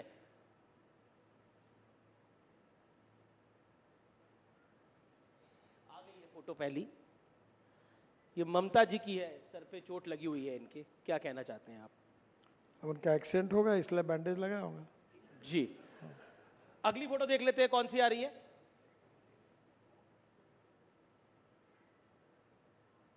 इन दोनों का क्या होगा? एक तो मैं ना भविष्य जानता हूँ ना कोई आप भविष्य नहीं जानते। वो कहते हैं सब कुछ आप करवा रहे हैं, यानी ईडी करवा रही है, सरकार करा रही है। देखिए, ईडी अपना काम कर रही है जी, और वो अपना काम कर रहे हैं। हम अक्सर इस बात पे विश्वास रखते हैं कि हमारा भविष्य भगवान के हाथ में है। आपका नहीं, बिल्कुल भविष्य तो भगवान के हाथ में, लेकिन इनका भविष्य क्या है? मुझे मालूम नहीं। आपको मालूम मैं भविष्य में इतना थोड़ी हूँ, जिसका क्या होगा मुझे क्या जी। पता। अगली तस्वीर देख लेते हैं कौन सी आ रही है। अब ये इंडिया अलायंस है मुंबई में, आपके घर में ये सब एक साथ आए थे। इनका भविष्य क्या दिख रहा है आपको? देखो, इनका भविष्य अच्छा है ही नहीं। नहीं है अच्छा। ये पूरी तरह इस चुनाव में इनकी पिटाई हो जाएगी, और हमें 400 पार जगह मिल जाएगी, और बेचारे उनमें से अनेक लोग फिर निवृत्त हो जाएंगे राजनीति से। जी। अब अगली तस्वीर जो है वो नेताओं की नहीं है, अब वो फिल्मी, क्योंकि आप महाराष्ट्र से आते हैं, माया नगरी है, मुंबई है, तो कुछ फिल्मी कलाकारों की है। पूछते हैं आपसे कि आपके कौन पसंदीदा है। Next please. अब रणबीर कपूर पसंद है, रणबीर सिंह पसंद है, या विक्रांत मैसी पसंद है आपको? नहीं, मैं मेरी जनरेशन के हीरो को मुझे जो चॉइस है उसी में बोलना गडकरी। तीनों भी अच्छे हैं। एक तो पिक करिए। ज्यादा अभी अच्छा, लास्ट फिल्म किसकी देखी इन तीनों में से? और रणवीर की देखी थी मैंने। रणबीर की देखी। कौन सी? वो जो एनिमल। नाम नहीं, वो जो हमारे पेशवे के ऊपर जो थी ना, रणवीर। अच्छा, रणवीर बाजीराव मस्तानी। अच्छा, आपने भी पॉलिटिकल दिया इसका जवाब पूरी तरह से। अगला देख लेते हैं किसकी तस्वीर आ रही है। ये हीरोइंस की हैं। आप पसंद, मतलब आपको इनमें से किसकी फिल्म देखी? तापसी पन्नू है, आलिया भट्ट है, कियारा आडवाणी है। नहीं, इन तीनों के भी फिल्में मैंने नहीं देखी। नहीं देखी? तीनों टॉप हीरोइन है देश की। देखो, एक बात बताता हूँ, ये जनरेशन के हीरो हीरोइन अलग अलग होते हैं जी। अब हमारे जनरेशन में हमको तो अमिताभ बच्चन, यही हमारा फेवरेट हीरो था। तो कॉलेज में किसका ट्रेंड फॉलो करते थे आप? कॉलेज में, जब कॉलेज में थे तो किसी का ट्रेंड फॉलो करते होंगे। अमिताभ बच्चन को। अमिताभ बच्चन का फॉलो करते थे। मैंने एक बार उनको भी कहा कि मैंने जंजीर 3 बार देखा, आनंद 3-4 बार तो देखा। Bell bottom pants, long collar सब डालते थे। वो फाइटिंग के पिक्चर पसंद आते थे उसे। चलिए, आप राजनीति की बेला में जा रहे हैं, यानी आप चुनाव के संघर्ष में जा रहे हैं। ये लोकतंत्र का, भारत के महान लोकतंत्र का सबसे बड़ा पर्व है। इसके लिए बहुत बहुत शुभकामनाएं नितिन जी, और न्यूज़ 18 भी बेबाकी के साथ इसकी कवरेज करेगा। बहुत बहुत शुक्रिया हर सवाल का। अपने बेबाक अंदाज में जवाब देने के लिए जोरदार तालियों के साथ अभिनंदन करिए नितिन जी का। धन्यवाद, thank you. Thank you, Amish. Thank you, Minister. That's Minister Nitin Gadkari, who has been leading the Modi government's infrastructure push and spelling out his roadmap for political success. Thank you once again. Ladies and gentlemen, for our next session, January 22nd, 2024, is now going to be etched in the annals of history. The Pran Pratishtha ceremony of the Ram Mandir at Ayodhya was just not any religious ceremony. It was so much more than that. It made the world wait to take note, a momentous step in Bharat's civilizational journey, a landmark process of Bharat's decolonization. Our next session is a conversation with two very special people.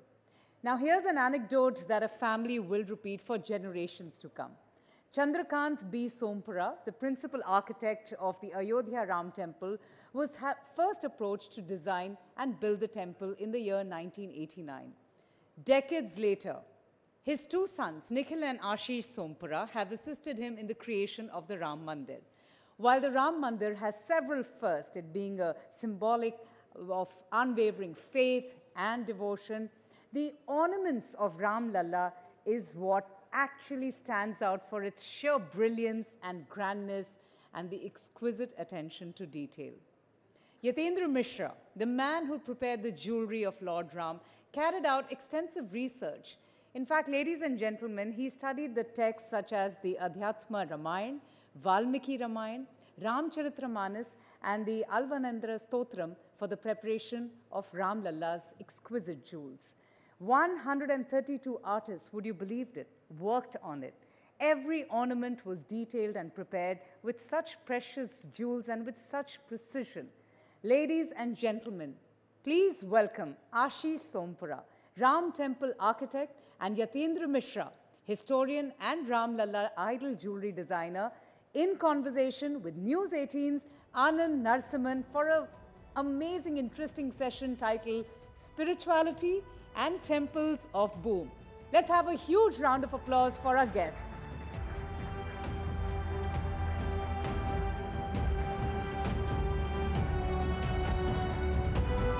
Welcome. Thank you, Anand.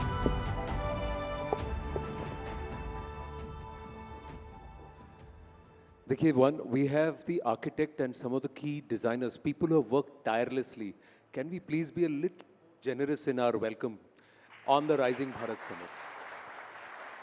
Thank you. आप लोगों का बहुत-बहुत आभार और आपका बहुत-बहुत धन्यवाद for making the time, Ashish ji and Yatendra ji. Thank you. Ashish ji's father, his brother, they are all instrumental in reviving a shaili, which is one of the three remaining shailis of construction of temples. तो आशीष जी वहीं से शुरू करते हैं, फिर यतेंद्र जी will come to the effort that's gone behind Ram Lalla. Ayodhya से तो आपका एक और भी connection है, so we'll talk about that too. But how important is this shaili, the Nagara shaili? Somnath temple, Akshardham temples, and now temple of Ram Lalla. Shailis are basically divided from the south to north. It's divided the Indian continent, the whole Indian, the original Indian continent has been divided in the north, middle, and the southern. And each and every shaili is being like, the basics are the same, but according to the climatology, according to the geographical condition, according to the material, what you are getting, from that part, it has been developed in certain ways. But the Nagar shaili, which is like the northern side, from the whole, if you can say, the Gujarat, the Madhya Pradesh, Uttar Pradesh, and all that, that is covered by the Nagar shaili. And Vaseras, yeah, which is on the Orishans style, and the Dravidian style is in the south, basically. The concepts are different, the material is different, but though I can say one thing, Nagar shaili is been developed in certain way that it has been architecturally well developed thing. शैली है जो पूरा का पूरा शैली जो है वो एक बहुत well developed है, क्योंकि इसमें particularly हर एक भगवान के लिए, हर एक चीज़ के लिए, क्योंकि हमारे नॉर्थ में जैनिज़्म भी है, हिंदुइज़्म भी है, लेकिन हर एक का उस नागर शैली के अंदर हर भगवान का भी एक शिखर स्टाइल है, एक अलग इंडिविजुअलिस्टिक अप्रोच दिया गया है उसके अंदर एक आर्किटेक्चर का particularly. So Nagar shaili is a well developed shaili in northern part. So obviously, और राम मंदिर भी नॉर्दर्न इंडिया में है, तो उस शैली का चयन उसी टाइम से पिताजी ने कर लिया था कि 1989-90 में जब ये डिज़ाइन हुआ था कि नागा शैली में इसका मंदिर बनना है। पर उस 80 के दशक में जब चंद्रकांत जी ने इसकी कल्पना की थी, ये जो शैली है क्या ये विलुप्त हो रही थी? What has this boom of construction of temples done? इसके पीछे की जो कहानी है, क्योंकि मंदिर तो सबको दिख रहा है, उसके पीछे की कहानी आज हमें बताइए। नहीं, ऐसे विलुप्त नहीं कह सकते हैं, विलुप्त नहीं हुई थी, क्योंकि my great grandfather has design, जो उन्होंने सोमनाथ बनाया था वो भी नागा शैली का है। वो एक उसमें भी नागा शैली में भी शांतार प्रसाद और निरंधार प्रसाद अलग से एक शैलियाँ हैं उसमें से, तो सोमनाथ टेम्पल भी उन्होंने उस टाइम पे बनाया था, तो विलुप्त नहीं हुई थी, लेकिन प्रैक्टिस बहुत कम थी उस टाइम पे। बहुत फ्यू कुछ फैमिलीज थी, या ऐसा कह सकते हैं कि कुछ लोग मतलब ट्रस्ट थे या वही सब बनाते थे, लेकिन डेफिनेटली राम मंदिर के बाद इसके अंदर काफ़ी कितने कारीगरों ने काम किया है इस पर, रामलला पर? राम मंदिर के अंदर अगर मैं कारीगरों की पर्टिकुलर बात करूं तो कम से कम 5 से 6 हज़ार कारीगरों ने काम किया है। 6,000 कारीगर, 6,000 आर्टिजन्स, वर्कमैन, यानी 6,000 परिवारों की जीविका इस मंदिर के निर्माण से चल भी रही है। डेफिनेटली, और जीविका चलना के ये बहुत मतलब बड़ी चीज़ हो गई अब लोगों को लिए कि अभी मंदिर कंस्ट्रक्शन, टेम्पल कंस्ट्रक्शन इतना ज़्यादा हो रहा है कि पहले क्या था कि मंदिर के कंस्ट्रक्शन कम होते थे, तो उनके फैमिली के लड़के जो ये काम करते हैं, क्योंकि ये भी एक जनरेशन के बाद जनरेशन वाला काम था, तो बहुत कम होते जा रहे थे। लेकिन इसके बाद अभी इतना रिवाइव हुआ है कि काफ़ी लोग अभी इसके अंदर आ रहे हैं और इसके काम के लिए मतलब लोग बड़े हैं इसके अंदर काम के लिए। मैं देखने जाऊँ तो कि कारीगरों की जो कमी थी वो भी पूर्ति हो रही है, उसकी पूर्ति हो रही है, तो there are more people turning to this as a profession. तो एक अगर आपको, क्योंकि 108 वहाँ पर पिलर्स हैं, राम मंदिर के हर लेवल पर 108 पिलर्स हैं, तो एक पिलर को गढ़ने में, तराशने में, उसको बनाने में कितना समय लगता है? देखिए, बेसिकली उसमें 2 पार्ट है। एक पार्ट जो है कार्विंग वाला पार्ट, जिसको बोलते हैं हम नॉर्मल कार्विंग, और दूसरा पार्ट है उसके अंदर मूर्ति काम। तो मूर्ति काम वाला जो काम होता है वो इंस्टॉलेशन के बाद होता है, क्योंकि वो बहुत फ्रिजाइल हो जाती है, तो उसको ट्रांसपोर्टेशन में, तब इंस्टॉलेशन के टाइम पे हम उनको नहीं हैंडल कर सकते हैं, तो वो एक बार इंस्टॉलेशन होने के बाद ऑन साइट वो काम होता है। तो देयर 2 पार्ट जैसे मैंने बताया, तो कार्विंग हो के आती है, लेकिन आइकनोग्राफी है वो बाद में होती है।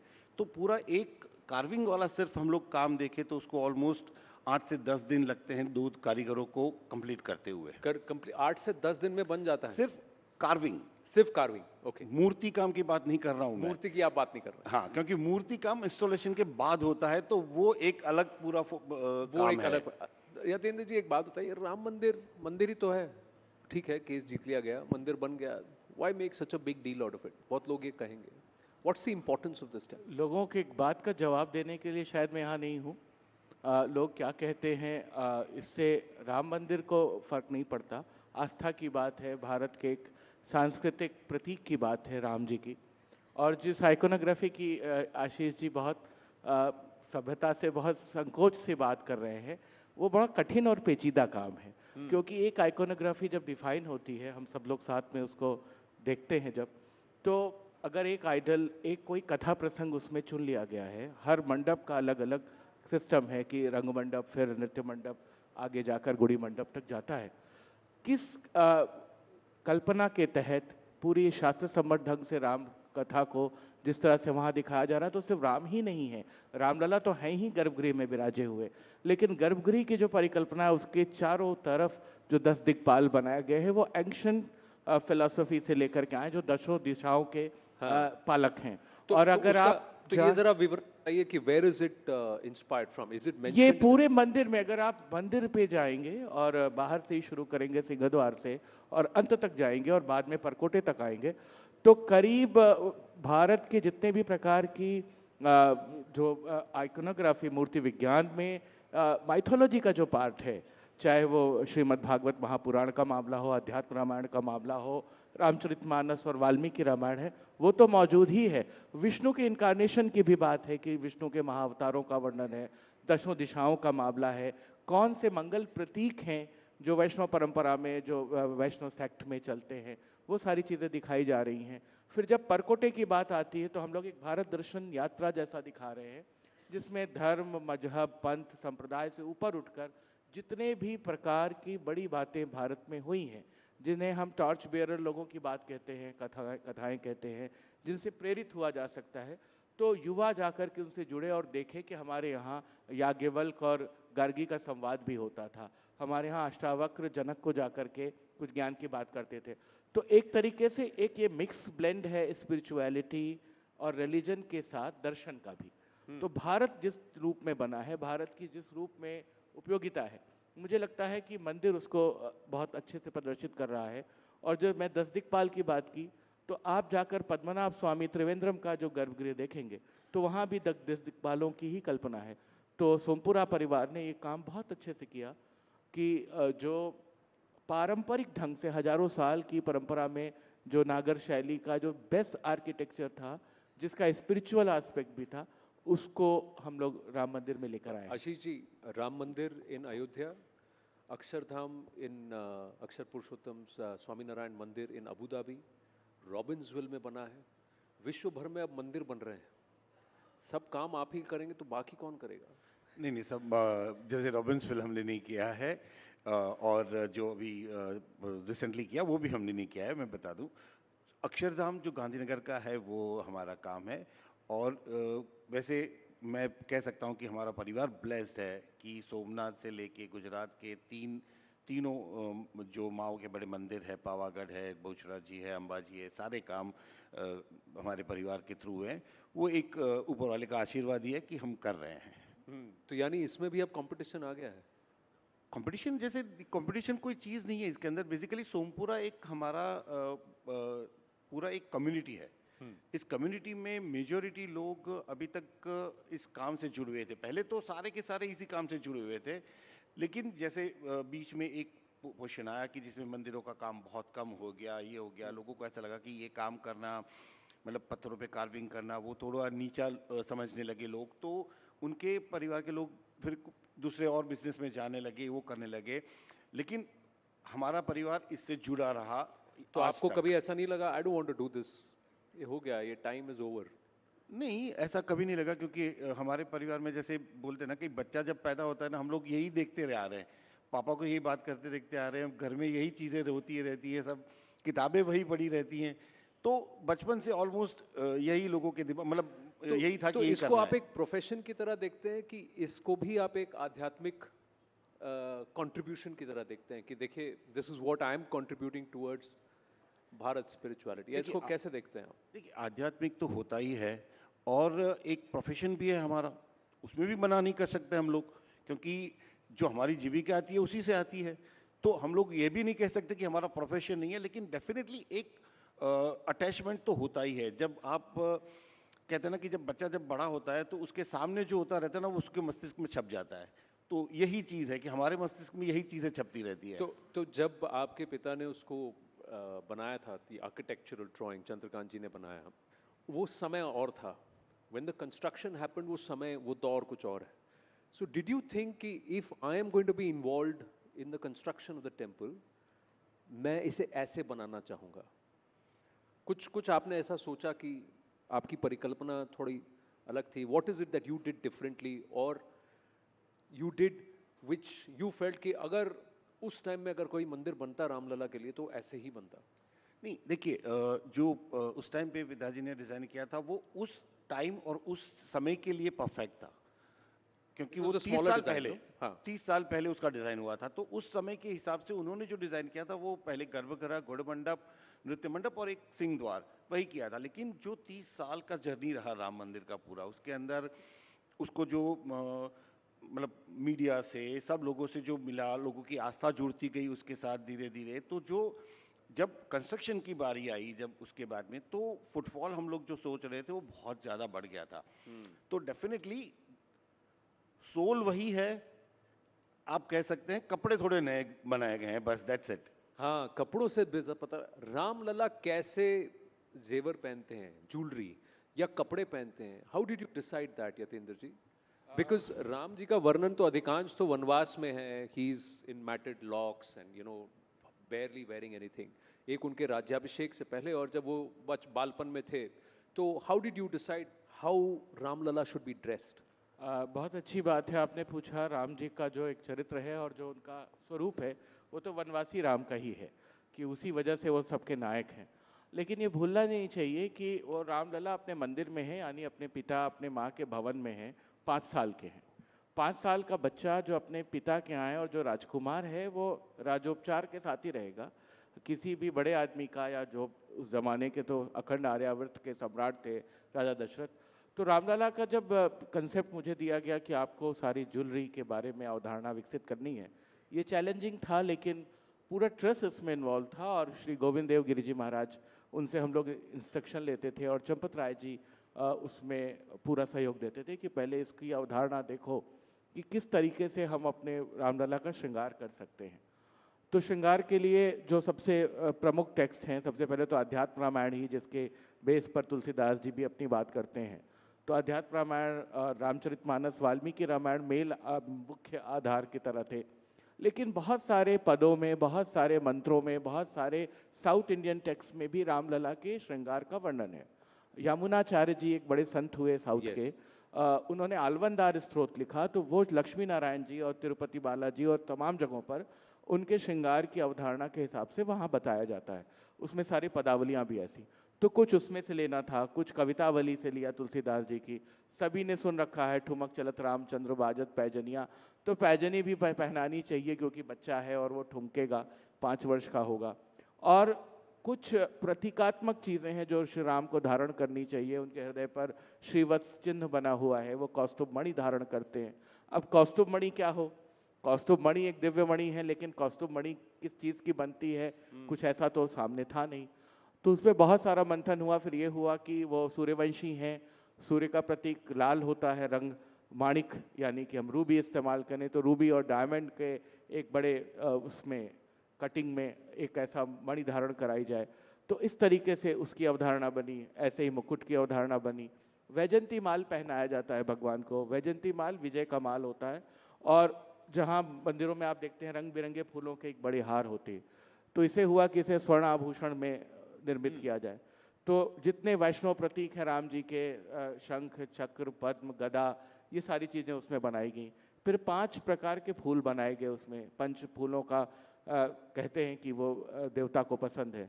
तो उसमें आपका लोटस था, कमल था, कुंद था, कुंद की माला सरस्वती को भी पहनाते हैं, पारिजात, तुलसी, तो तुलसी पत्र तक उसमें लगाया गया। तो इस तरीके से छोटी छोटी डिटेलिंग हम लोगों ने की उनकी अवधारणा रचने में भगवान की। और जितने भी गहने पहनाए गए, कोशिश की गई कि वो एंशिएंट टेक्स्ट से रेलिवेंस उनका बनता हो। जैसे एक हार होता है जो 4 या 5 लड़का, आज 5 लड़ा 7 लड़ा कहते हैं, उस जमाने में उसे पदिक कहते थे। तो पदिक निकाला गया वाल्मीकि रामायण से। इसी तरह से बाजूबंद को भुजंग कहते थे, तो हमने उसका टर्मिनोलॉजी भी वैसे ही रखी कि कल को कोई इसकी डिटेलिंग करना चाहे, इस पे कोई स्टडी करना चाहे। और ये बहुत बड़ा चैलेंज था। विष्णु के बहुत मंदिर हैं, कृष्ण के बहुत मंदिर हैं, लेकिन श्री राम का मंदिर इस रूप में पहली बार उस तरह से एक अवधारणा थी कि जिस तरह से एक राजकुमार को 5 साल के बालक को पहनाना। मेरा अगला प्रश्न वही होने वाला था कि बाल कृष्ण के बहुत सारे मंदिर हैं। अब जैसे गोवर्धन है, अब वो श्रीनाथ जी हो गए, Guruvayur in the south, Udupi, तो सब जगह बाल कृष्ण के हैं, पर बाल राम के, जो रामलला के मंदिर ज़्यादा नहीं हैं। राम जी के मंदिर का एक अयोध्या में बड़ा मज़ेदार कंसेप्ट है, बहुत ही यूनिक है। अगर आप में से कोई गया हो, राम वहाँ पर है लेकिन कई रूपों में है। अगर आप कनक भवन में जाएं तो वहाँ दामाद के रूप में पूजे जाते हैं, वहाँ वो पाहुन है। हाँ। तो वहाँ पे उनकी वेशभूषा सन इन लॉ की है। अगर आप वहाँ पर जाएं रतन सिंहासन में, तो वहाँ राजाधिराज राम है। अगर आप रंग महल में जाएं तो वहाँ पर रंगधीर है। तो हर रूप पे वनवासी राम तक अयोध्या में है। जी। लेकिन बालक राम, और बालक राम जिसे अभी पता नहीं कि भी उसका विवाह भी होने वाला है या उसको वनवास भी मिलने वाला है, वो अपने माता पिता के घर में पुष्पित तो पल्लवित हो रहा है, अपना उसकी एक पढ़ाई लिखाई हो रही है। पर आप तो इस रूप में रामलला का मंदिर देखना चाहिए। तो एक दो प्रश्न और है कि सामान्य रूप से पूछा जाता है कि रामलला की जो मूर्ति है, जिसे अरुण योगीराज जी ने गढ़ी, वो काले पत्थर में है और उनका रंग श्याम है। भले ही वर्णन उनका हमेशा श्याम रहा है, लेकिन राम जी हमेशा श्वेत दिखे हैं पूर्व में और उत्तर में उनकी मूर्तियां।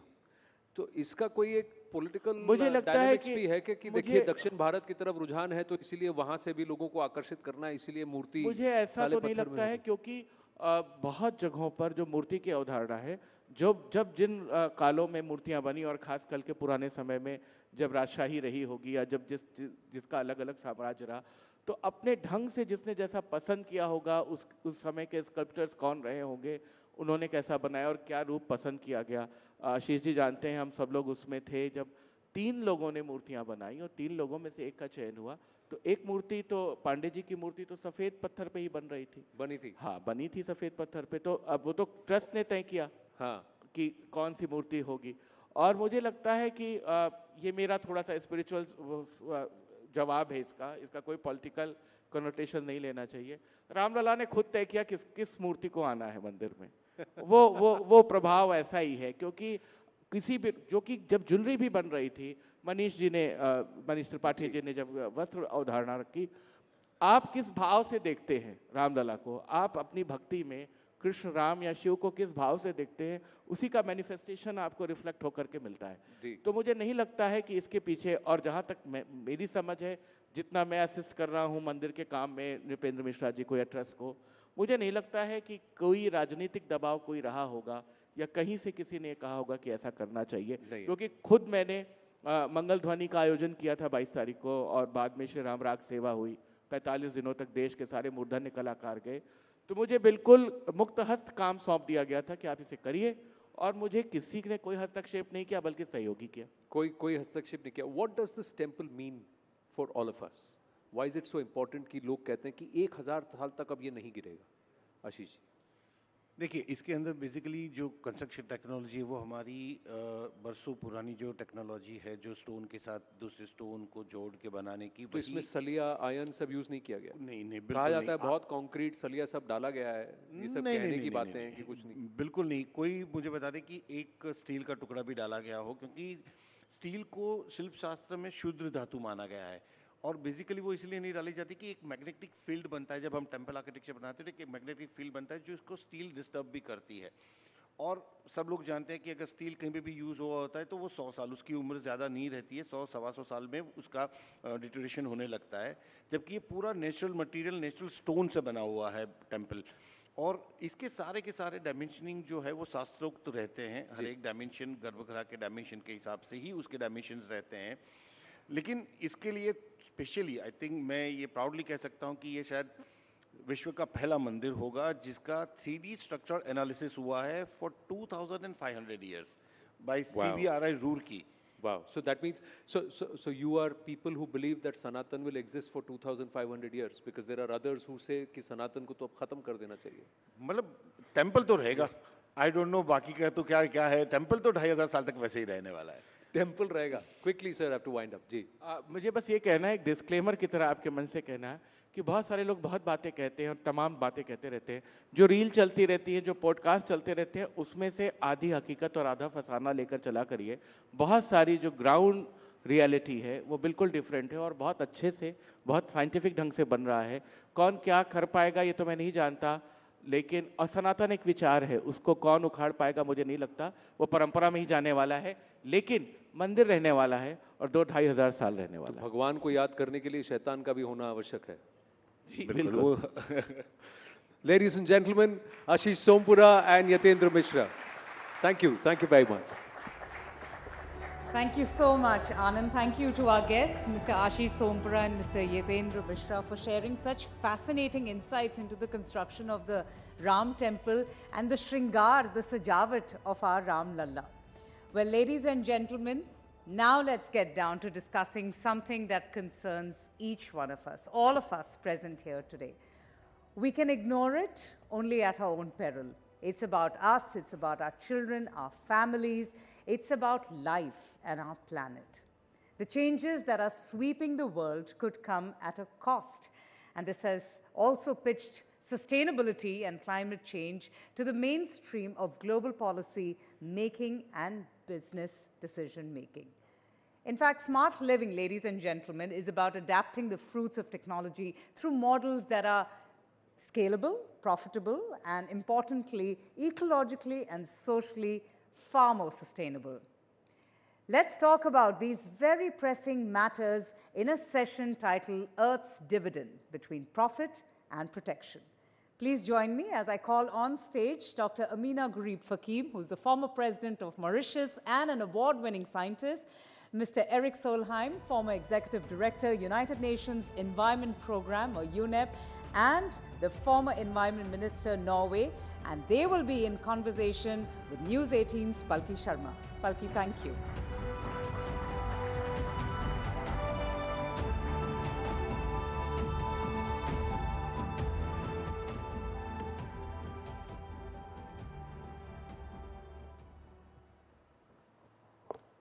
Good afternoon, namaskar.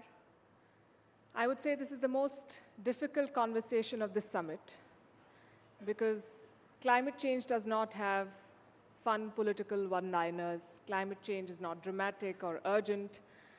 Some 50 to 70 countries are going to polls this year. I'm not sure climate change is an election issue in even 5 of them. It's a footnote in most policy documents. It's everyone's problem, yet no one wants to solve it. Summers are getting hotter, winters are getting colder, freak weather is becoming more common, billions are being lost in economies the world over, climate refugees pose the next big challenge, and some countries face extinction. So what we want to ask today is, what will it take for us and our world to take climate change seriously? With me are two very well-qualified and eminent personalities to talk about this. Amina Gurib Fakim, former President Mauritius, also a biodiversity scientist. And Erik Solheim, former Executive Director of the United Nations Environment Program with an extensive career focusing on climate change. Welcome to Rising Bharat and to India. Amina Gurib Fakim, the world is talking a lot more about climate change, but is this talk translating into policy and action? Are we doing better at mitigating the climate crisis than we were, say, 10 years ago? Good morning, and again, Palki, thank you. Thank you. It's a great pleasure always to be back in India. I'm here in India, and we are heading precisely towards the COP29, which will be held in Baku this year. You've mentioned something very important, the climate crisis. I think we all acknowledge that climate change is a threat to the world, to our survival on this planet. And are we taking it seriously? You know, if we are to look at the crisis, the COVID crisis, I think it gives us an idea. It's a harbinger of what's to come in the future. And what we find, of course, is that the concept, or rather the narrative, is still shaped in the us and them. Us, me, you, 85% of the global population living in global south, and of course the 15% of the global north. We still haven't realized that we have one planet, there's no planet B. If we go back to the COPs, which have been, of course, the key institution looking at the climate crisis, we find that we still didn't seem to be able to get the consensus around this issue. The successful COP may have been the COP21 in Paris, when the NDCs were approved and countries realized that we have a common, but we need a differentiated approach. And this differentiated approach comes down to money, comes down to finance. And we still, as we speak now, so many years after Paris, we still haven't come to the consensus of capitalizing the $100 billion for helping adaptation. I'm not talking about mitigation, but I'm talking about adaptation. We have seen subsequently incremental narratives of the Bridgetown Initiative. We talk about the loss and damage funds, but still they remain empty boxes. It becomes us versus them because someone has to fund climate action. Erik Solheim, and from where I'm seeing it, it's not a problem of money because there are governments that have poured billions of dollars into wars and the wars that suit them. So the money goes to Ukraine, but not necessarily to, say, the Sudan. So there is money. Is this a problem of lack of funds or lack of political will? The money is not the problem. That's what people speak about in international conferences, but it's not really the problem. And the reason for that is very simple. The price of solar energy has fallen by 90% in 1 decade. The price of wind energy has fallen by 85% in 1 decade. So if today, if you make the shift from from coal or from fossil fuels into renewables, not only is good for the health, everyone knows, not only is good for Mother Earth, everyone knows, it's also very good for the economy. It's cheaper, and that's why the calculus of the past was a thing of the past. In the 20th century, if you wanted to grow the economy, there was no other way than coal. That's why Europe did it, America did it, China did it, and India started doing it. But today you can grow the economy by renewables, and frankly, this is why Prime Minister Modi is now leading India in the right direction. Because, mind you, he gets the big picture right. Prime Minister Modi understands that climate change and environment action is not a burden for India. It's an enormous opportunity. It's an opportunity for more jobs, getting people out of poverty, but doing it in a green way. And if I may add, maybe the best slogan I ever heard in India on Bharat on this was Ola, the Uber of India, as you all know. They have a wonderful factory in Tamil Nadu, young Tamil ladies making electrical scooters, and the slogan is really captivating. It says, Tesla for the West, Ola for the rest. Because meaning that Bharat can get any number of jobs from moving into the green economy. You make interesting points, and you were telling me earlier that you believe that Indian culture is the best suited for climate action. Do you want to tell our audience about that? Sorry, Indian culture, you said, is better suited. Look, the old Brits had a, to put it mildly, very unfavorable view of the Hindu Dharma, or the traditional Indian culture. They saw it as a second-rate religion with any number, millions of gods, didn't take it seriously at all. Then switched to 2024, and Hindu Dharma looks like the most modern of all religions. Why? Because look, in Christianity, while there is a strong drive to protect nature in Christianity, still the perspective is always that the human being is superior. Human being is superior to nature. While in Hindu Dharma, man is part of nature. Man is in nature. And that now looks such a modern perspective. And the old Indians, they venerated nature. They did it even to the extent of making God half animal, half human. I mean, Ganesh, half elephant, half human, Hanuman, half monkey, half human. And can there be a stronger signal of the unity of man, humans, and nature than making God half nature, half human? So what the Brits spoke so negatively about 100 years ago is now looking as the most modern of all global thought systems. That's a very interesting perspective. Amina, Hurib Fakim, your thoughts on what India is doing, and countries like India, even China, have developmental requirements. Same with Mauritius. As the president, I'm sure you've seen this firsthand, the challenges that climate change poses to you and your people. So you have to find a way to balance the two. How do you think these countries are doing? First of all, I just pick up to what Eric has just said. The approach that the global south and India, Asia, of course, and China, I think the approach is that we are very much part of the ecosystem and that we need to start respecting nature, and the solutions will be, of course, in nature. But you mentioned something about the challenges of climate and how India and in most Asian countries, even China, are tackling. I think the plan is there. There is a game plan to address this. I think many of the rising emerging economies, of course, India is one of them, they have a plan. But I have a but. We are all integrated in the global economy.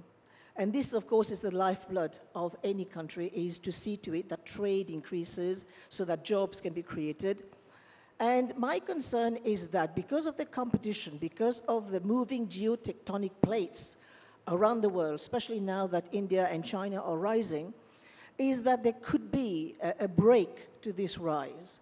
And the break will come because when we start tying down trade to the climate.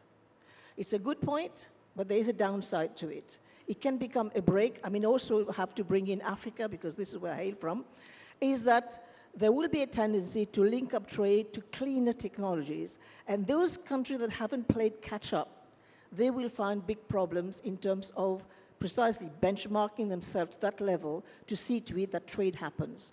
And that's what I fear will be the tendency moving forward. And I think this is where I think India, I'm sure, is already mindful of the way that she's going to progress in the future, because India is set to become, of course, now we are fifth, is going to be, of course, higher in the ranking of emerging economies. So this is something that has to be borne in mind.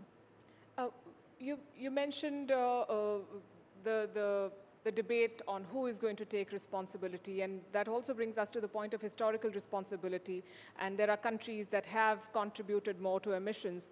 Do you think that's a valid point that the Global South makes, and do you feel let down by rich countries that do not put their money where their mouth is? Absolutely. I mean, if you look at the continent of Africa, it has been less than 3% in terms of global emission. The Global North has been 25% as we speak. There has been an initiative to capitalize the fund, and here I make a pledge for more funds for adaptation. And where we are falling short is that the needs of the Global South, excluding China, is $1 trillion per year. And I don't see any country or any institution that is able to actually match and bring forward this amount of fund. So this will be the race. And again, the 100 billion which has come on board since Paris hasn't been capitalized. We still have a gap. And if you look at 100 billion in the world global economy of 100 trillion, it's not a lot. But I don't see the will or the appetite to take this risk to help poorer countries adapt. And this is where we are failing, because the future of the world will depend on the growth in the Global South. And of course, the prosperity in Global South matters. If you take one item like immigration, we find that how much this is impacting, of course, the Global North and, of course, the Global South economies. Is it domestic politics, Eric Solheim, that impacts this? Because, you know, we've seen climate deniers take high offices. We've seen the former US president who's in the race again. We've seen others. We've seen that when governments change, and now we're looking at many elections across the world, some regimes come with more intense and focused climate policies and others do not, and we know that climate action requires consistency. So do you think domestic politics plays a role, and how can we change that? Look, first of all, of course, no one should blame India or the Global South for climate change. The emissions of the United States of America up to this point are 25 times Indian emissions per capita. So stop blaming the Global South. By the way, American emissions are also 8 times Chinese emissions per capita. So get that out of the picture. The one thing the environment movement gets wrong, in my view, is it sometimes framing the message as a message for the young and trendy. But the message cannot be just for the young and trendy in Mumbai or Bengaluru. It must also be for the farmer in Uttar Pradesh, or for the coal worker in Jharkhand, or for the housewife in Telangana. I mean, it must be for the people. And the message is sometimes also so incredibly boring, it doesn't really work. So we need a better messaging to the people. And we need to do it much more about the love for nature, make it a lot more fun, a lot more exciting, and maybe the most important of all, get out the message that the green transformation is a help to the people. It's not a cost. It's an enormous achievement. Let me just give you a few examples from India itself. In Gujarat Desert, the Adani Group is now building the biggest individual solar and wind plant in the world. It's as much energy as all the hydropower consumption of my nation, Norway, and we are fully fueled by hydropower at a very, very high level of consumption. That one plant is as much as we consume overall in Norway. Then, in Omkareshwar, in Madhya Pradesh, at the Narmada River, L&T and Hartek Solar and other companies are building the biggest floating solar in the world. Amazing. It's as much as 4 times the most controversial hydropower plant, again, in my nation, Norway. So it's big.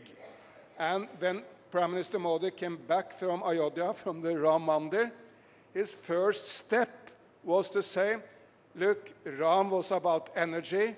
Can I serve the people of India better than launching an initiative for 1 crore, 10 million rooftop solar?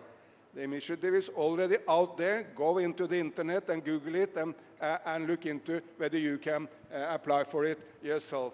So, and of course, all these are beneficial to the people, creating jobs, creating prosperity, and making sure that India do not need to pay for oil from Norway or from Russia or from Saudi Arabia, but can use the money for the people back home. But we need to change the conversation from a very boring, very centered on a few young people in the city conversation to this amazing conversation of how all people, also farmers and workers, everyone will benefit from the green transformation. So change the conversation. That's an interesting point again. Amina Gurib Fakim, we cannot talk about climate change and not mention big oil. And it's interesting that the last COP summit was hosted by one of the biggest oil producers in the world. There is again a debate on whether we should co-opt them and can petrodollars meaningfully fund green transition. Is that the only way forward now? Palki, there is a lot of conversation about oil. And I think last COP in Dubai, they had big problem actually getting the wordings right in terms of phasing out oil. And unfortunately, if we call them down to brass tack, it will be difficult to phase out oil immediately. But I think what we can get from the oil industry is precisely their CSR in terms of capitalizing the global funds to be able to help countries adapt. And I think this is where we make a pledge, because we are in election year in the United States, in India, in many of the major countries, we are going to go for election. So capitalizing the Green Fund will not be a priority for many countries.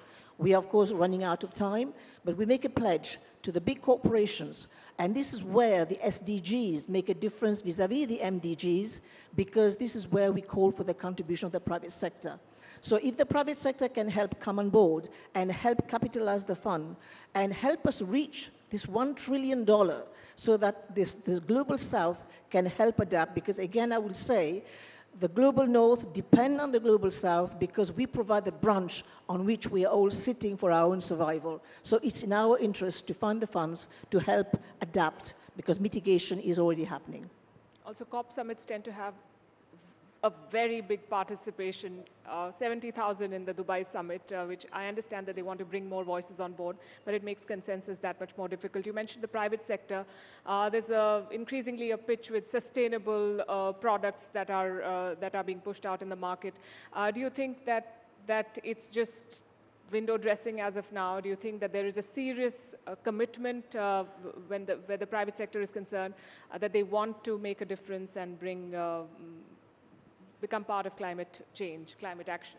So far, they have remained pledges, and the pledges haven't been translated into solid dollars. But I think when you look at a country like India, for example, which has a very big agriculture base, while we actually lambast agriculture as being an emitter, I think India can play a key role in transforming the ag sector into a net absorber. And with these tools that India can bring in terms of technology, and India has got very strong institutions in terms of addressing this, I think it can be a great boon in terms of addressing the climate crisis and become a net absorber and also create jobs. And here I have a special plea to make, because agriculture also means women, and we need to empower women to bring them on board to become these game changers in terms of addressing the climate crisis. Eric Solheim, I have some data. Gen Z, 81% of them, according to a survey, the young generation, said that they were very concerned about climate change, and they've talked about climate anxiety. Another set talks about the multiplication of climate-related litigation. People are taking their governments to court. What is your message to the youth? Do you think that making climate action legally binding and forcing policymakers to look at this is the only way forward now? I mean, all in favor of that. I mean, cannot be agree more than to any global agreement which will enforce regulations on climate. However, there is no need to wait for that, because acting on climate in India or any other place is creating more jobs, saving money on the global on the budget, and creating a much healthier and better society. So there's no need to wait for someone else. But if I may, since we come maybe to the close of the conversation, also make a couple of challenges to India, and what are the main issues India need to work on to do even better. I think one is still red tape. It takes too long to get permissions for renewable energies. That's, by the way, not just an Indian problem. It's a massive problem in the United States, in Europe, everywhere. One of the biggest wind makers in Europe told me, look, it takes a lot longer to get the permission to construct offshore wind than it actually takes to put up the windmills. And I think one reason why a state like Gujarat seems to be front in the lead in India, maybe that they got the relationship to business right at an early stage. It's a more efficient system, a more business-friendly system. Tamil Nadu is also in the lead, maybe for some other similar reasons. So cutting red tape is essential.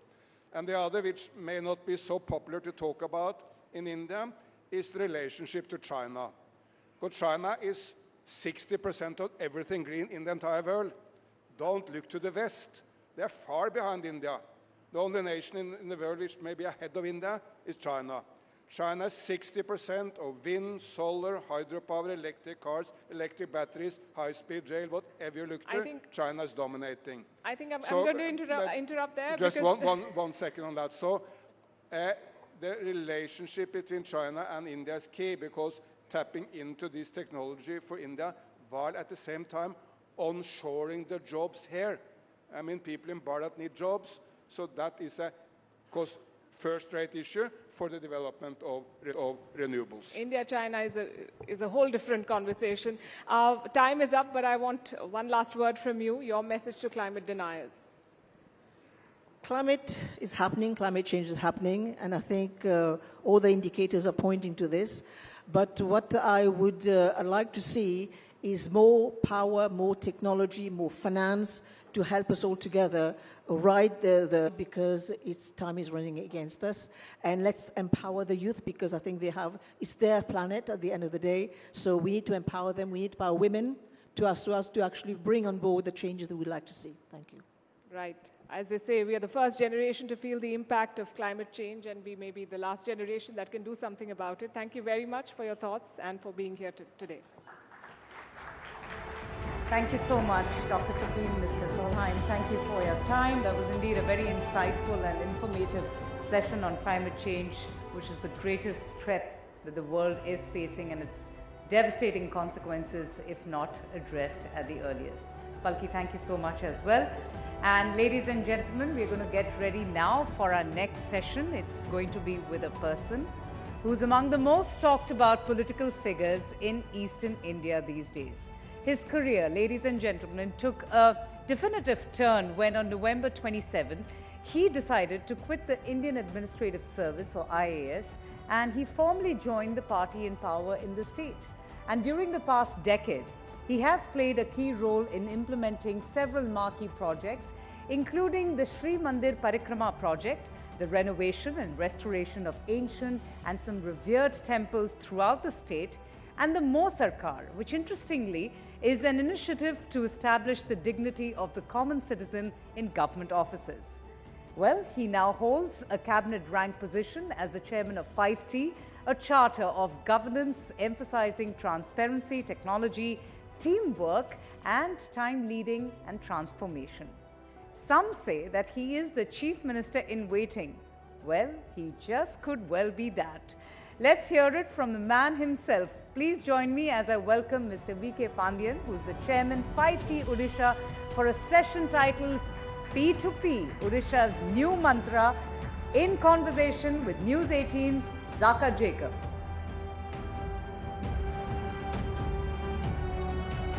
Welcome. Let's have a huge round of applause, ladies and gentlemen. Thank you. Ladies and gentlemen, there are bureaucrats and there are bureaucrats and there are politicians and there are politicians. We are extremely privileged and honored to be having Mr. V.K. Pandian. He was just telling us in the green room that this is his first live interview on any news platform. So can we have a round of applause? Thank you. Thank you. Sir, it's very difficult to get a chance to interview you because you've always been sort of behind the scenes and, you know, operating, of course, for the Chief Minister. What made you decide to take that plunge? You're now right front and center in public life. You've decided to enter politics full-fledged. What made you make that switch? I am with the Chief Minister of Odisha for the last 12 years in his office. And before that, I used to be the collector of his district called Ganjam. I was inspired by him. The first reason I would say is that I was totally inspired by his commitment to the cause of people, commitment to public service. But 1 year back, if some of my friends have asked, somebody has asked my friends that whether Mr. Pandian will join politics, everyone would have laughed. I would have also laughed about that. After COVID, the grievance cell of Chief Minister's office was closed for, as a precautionary measure. So after that, Chief Minister wanted that we should go to the villages, we should go to the people and do grievance. So 1 year back, we started that exercise of touching all the assembly constituencies and blocks for grievance redressal of people. So when I went there, I realized that there is a strong connect with people and I'm not being treated like a bureaucrat there. It was a little more than a bureaucrat. I was embarrassed in some places. So I came and told Honorable CM, and he also saw the videos of people, how they respond to me, how they connect with me, the emotions overflowing. And then the inner calling came that, okay, maybe I should not be covered by that screen of bureaucracy. I should come out and help my guru, the Honorable Chief Minister of Odisha, as a nice disciple. So tell us a little bit more about your guru, your father figure. I mean, he will, by the middle of this year, become the longest ever serving Chief Minister in the history of India. He's already gone past Jyoti Basu. I think he'll go past Pawan Chamling by the middle of this year. It has never happened in the history of India. And you have seen firsthand why it has happened or what makes him tick. So tell us, what is the success of his longevity? I don't know throughout the world you have any parallel of democratically elected leader continuing in a space as popular as the Chief Minister of Odisha and winning election after election with a higher margin instead of anti-incumbency having pro-incumbency. And he is now going to touch 2.5 decades. He started in a decade when newspapers were ruling the roost. Then came internet, then social media. So all these eras of public scrutiny he has stood. And his popularity ratings are the highest in the country for any chief minister. So I would say that one of the main reasons for his success is that he doesn't see politics as politics. He sees it as public service. And people also don't see him as a political leader. They see him as somebody who is there to serve them. I think that is the connect he has with people and which has made him very popular. What is the connect that you have? Of course, you've worked under him as a bureaucrat. You were his private secretary. You were district collector in his home district before that. But more than that, at a personal level, clearly something has inspired you to make that political plunge. It's a blessing to work with a great soul like him. I consciously use the word soul. It's more of values. It's not about a great leader doing great work. Many people will do great work. There may be great administrators, there may be great planners. This Chief Minister, Mr. Naveen Patnaik, has a great soul. I consider it as a blessing to be with him for more than a decade. And I thought as a disciple, I should try and do something for him at this point of time to help him reach out to the people. That's my only objective right now. So for such a popular chief minister, many would ask, why is he then allying with the BJP? What is this pressing compulsion? I don't think in Indian politics you have seen an alliance between a ruling party and the main opposition party. So something must have happened. Okay. why somebody joins an alliance? Somebody joins an alliance because they want to win elections. Somebody joins an alliance because they want to have an impact in the electoral math. Here is a chief minister who is so popular in the state, and he gets 3/4 majority every time, Mr. Naveen Patnaik. The recently concluded Panchayat elections, he won symbol election. It's based on party symbol. He won 90% of the seats. And the second party was 5% seats, BJP. So Mr. Naveen Patnaik doesn't need an alliance to come back to serve the people. He doesn't need an alliance. You're saying BJP needs an alliance? No, I would say the same thing about Mr. Narendra Modi, the Honorable Prime Minister of India. Whatever surveys you are showing, whatever others are showing, that he is going to become the Prime Minister of the country.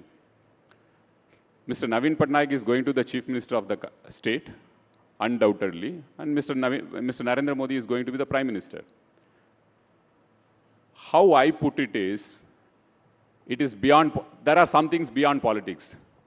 It is a mark of great statesmanship. That's how I put it. That two great leaders wanting to come together for a greater cause. It has significance as two great people coming together as a mark of statesmanship. It has nothing to do with politics. That's how I see it. That's how I put it. And even the chief minister thinks that way. So you said in it has no electoral value either for BJP or for BJD. No, earlier in the first part of the answer, you said, why do parties align with each other? They want to win elections. They want to change the electoral map.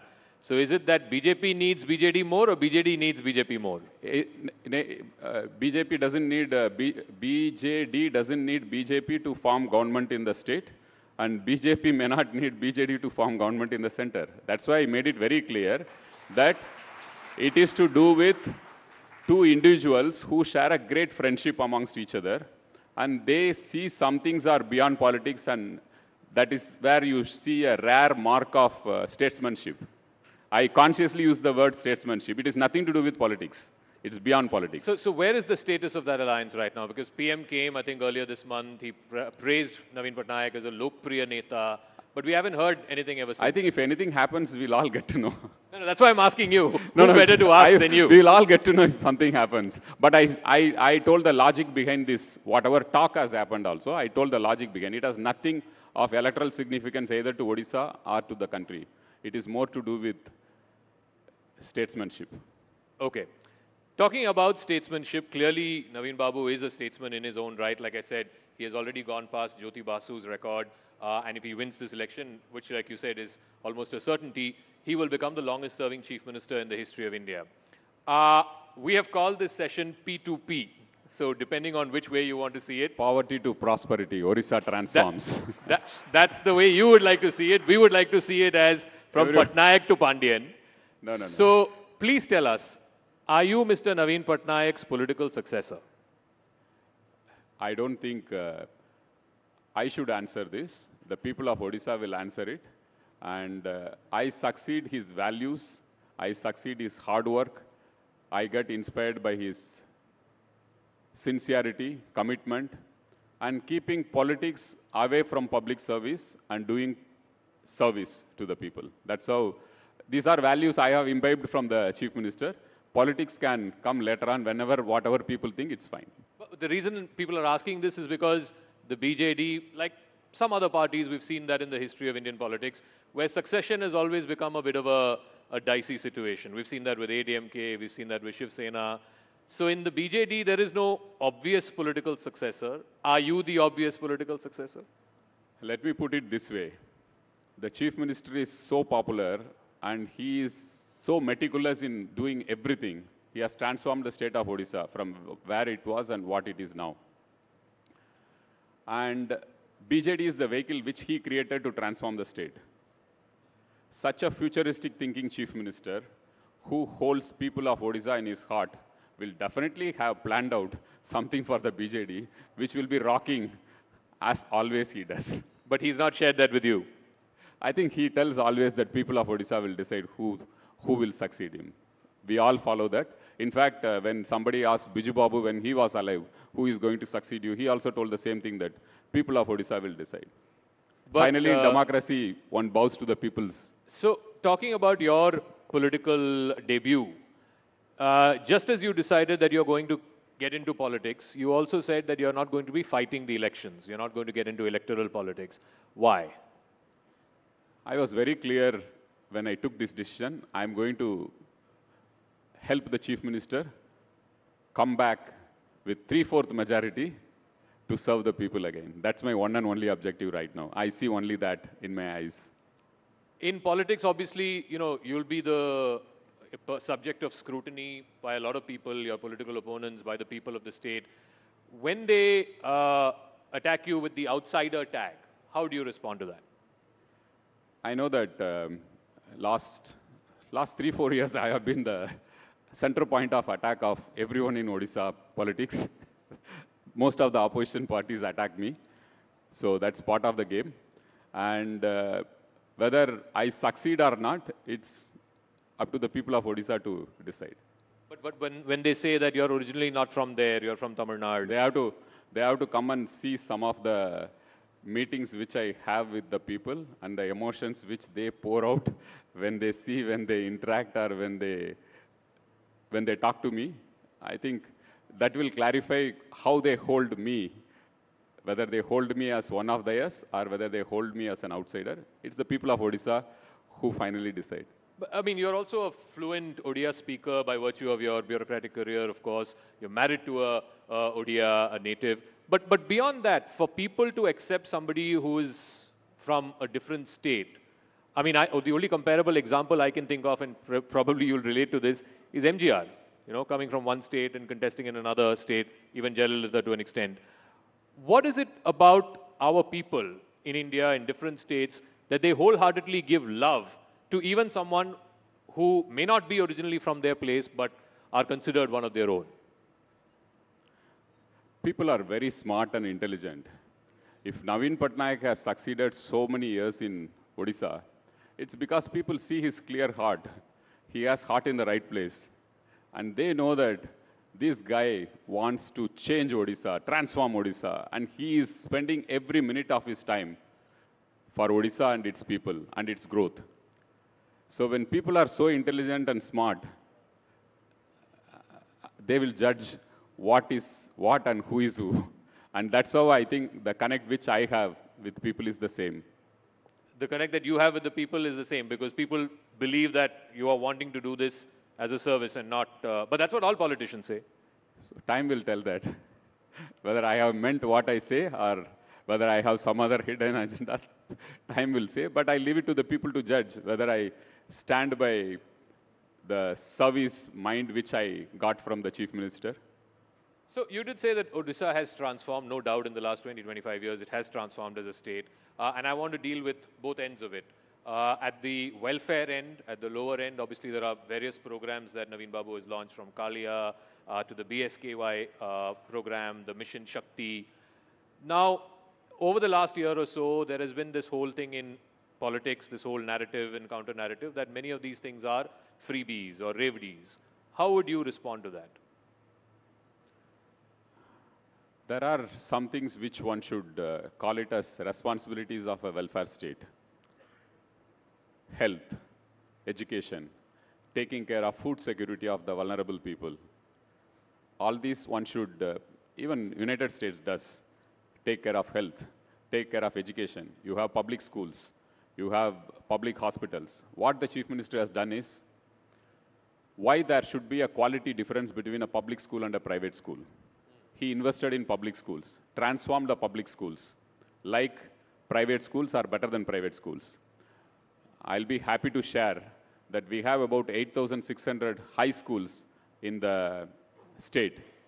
We have transformed all the 8,620 high schools in the state. We don't have blackboards in these schools. We have smart boards like these, digital boards in these schools. And we have science labs, class science labs, modern laboratories, libraries, e-libraries at high school level. So he wanted to empower the people of Odisha to make them dream big for their children. because 70 to 80% of the children will always be dependent on public schools. So he transformed the public schools and made it as good or better than private schools.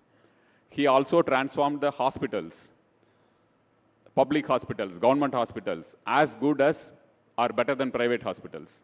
So this is where he spends money.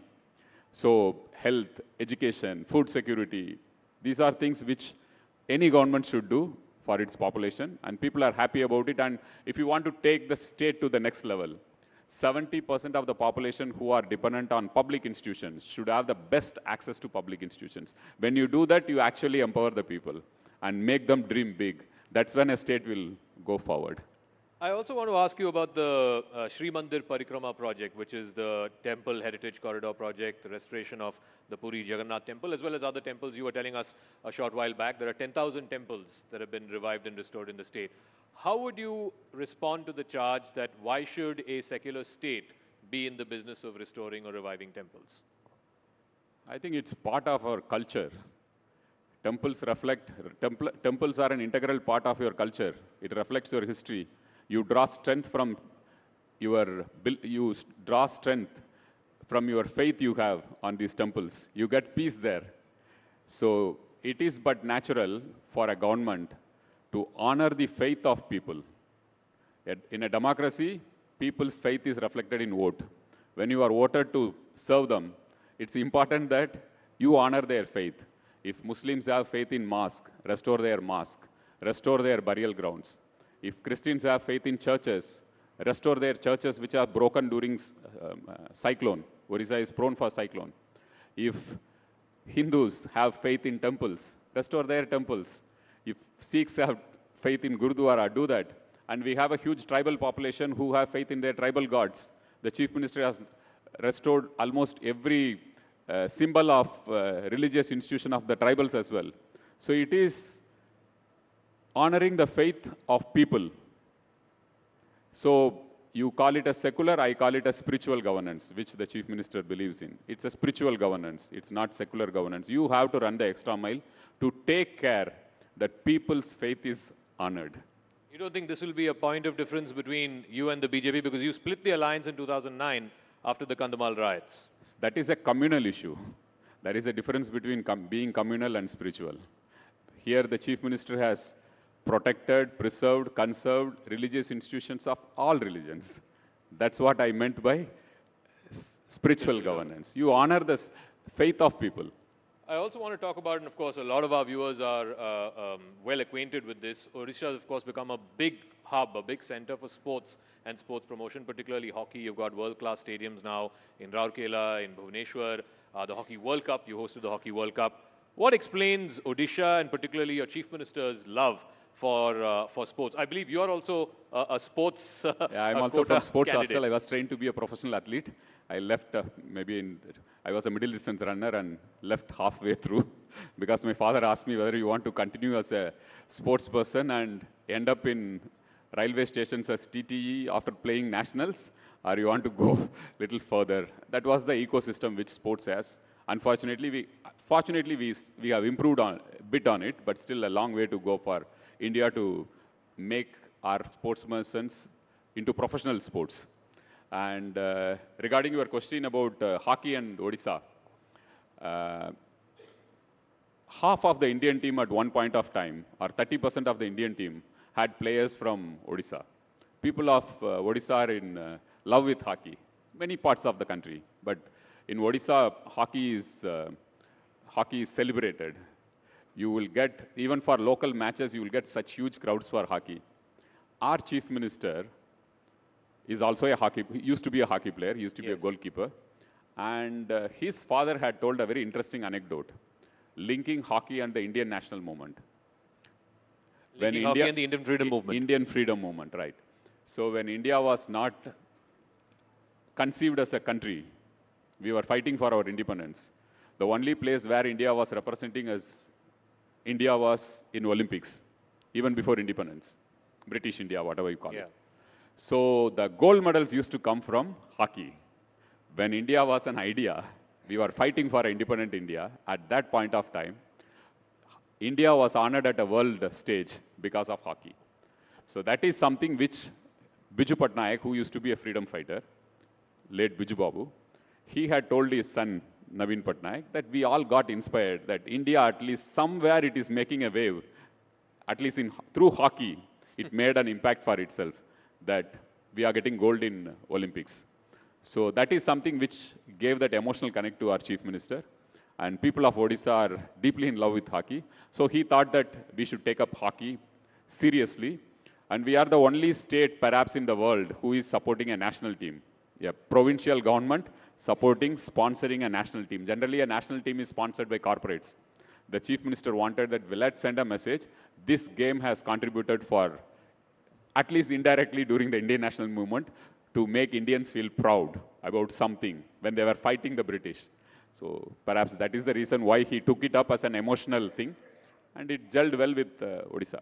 All right. So in fact, Odisha sponsors both the men's and women's hockey teams. So can we Senior have a round and of junior. Senior and junior. So that is an incredible thing. It's generally corporates who sponsor teams, but here you have a state government sponsoring. So finally, Mr. Pandey. And after 38 years, 40 years, India won a medal in last Olympics in Beijing. Correct. After Odisha sponsored. Of course, the credit goes to our players, the support team and everyone, but Odisha had a small role in that. Odisha had a small role in India getting a medal after 3 decades. So finally, is Mr. Pandian, the middle distance runner, ready for the long distance marathon of politics? I take one day at a time. I don't see anything long term. In human life, you should take one day at a time. Not then you are stressful. This is something which I learned from our Chief Minister. Very spiritual. Take next minute. Live in the moment, present moment. So for this day and for the last 25 minutes, Mr. Pandian, thank you very much for joining us Jai here at the Jagannath. Rising Thank Bharat you. Summit. Thank you. Ladies and gentlemen, can we have a round of applause? Thank you so much for that very important advice. Live each day.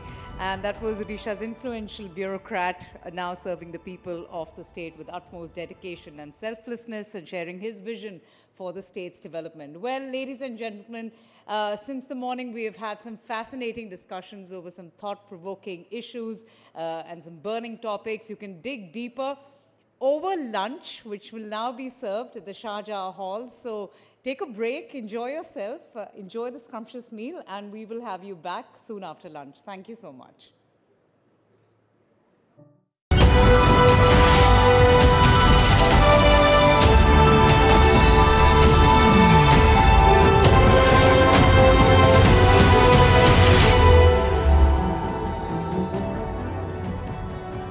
Well, let's hear it from the person who has been making all this happen for India.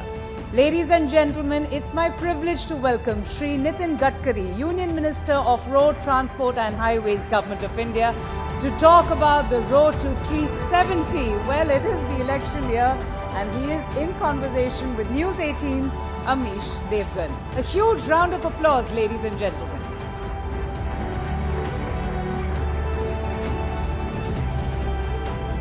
Welcome, sir.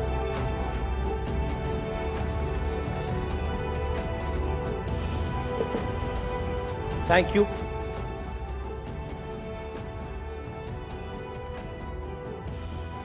और अब उस session की शुरुआत जिसका हमें काफी देर से इंतजार था। नितिन गडकरी मेरे साथ है, केंद्रीय मंत्री हैं, भारतीय जनता पार्टी के पूर्व राष्ट्रीय अध्यक्ष रहे हैं। नितिन जी, आपका अभिनंदन है, तो जोरदार तालियों के साथ अभिनंदन करिए नितिन गडकरी का। नितिन जी, अटल बिहारी वाजपेयी के बारे में कहा जाता था वो व्यक्ति तो सही है लेकिन पार्टी गलत है, और अटल जी के बाद अगर किसी के लिए कहा जाता है तो वो नितिन गडकरी के लिए कहा जाता है कि बंदा तो सही है लेकिन पार्टी गलत में आ गया है। ऐसा क्यों है? ये तो बिल्कुल गलत है। पार्टी भी सही है और बंदा भी सही है। मैंने अपने जीवन की शुरुआत संघ के स्वयंसेवक के रूप में और विद्यार्थी परिषद के कार्यकर्ता के रूप में हुई, और जो भी मैं आज जो भी कुछ हूँ, जो मेरे में अच्छा ही है, ये दोनों संगठन के कारण ही है, वो सब अच्छा ही है। तो I am very much proud of my convictions, और मैं अगर अच्छा हूँ तो मेरी पार्टी अच्छी है, और मैं अगर अच्छा हूँ तो मेरी आइडियोलॉजी अच्छी है। यही बात मैं आपको कह सकता हूं। लेकिन आपको नहीं लगता अब राजनीति में गलती से आ गए? आप कहते हो मैं पोस्टर नहीं लगवाऊंगा, चाय पानी में खर्च नहीं करूंगा, तो चुनाव कैसे जीतेंगे गडकरी जी?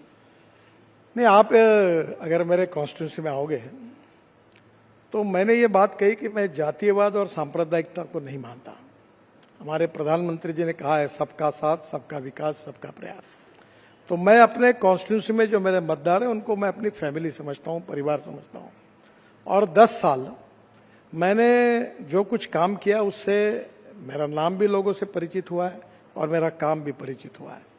और इसलिए मैंने कहा कि अब ये पोस्टर, बैनर और इसका प्रचार करने की आवश्यकता नहीं।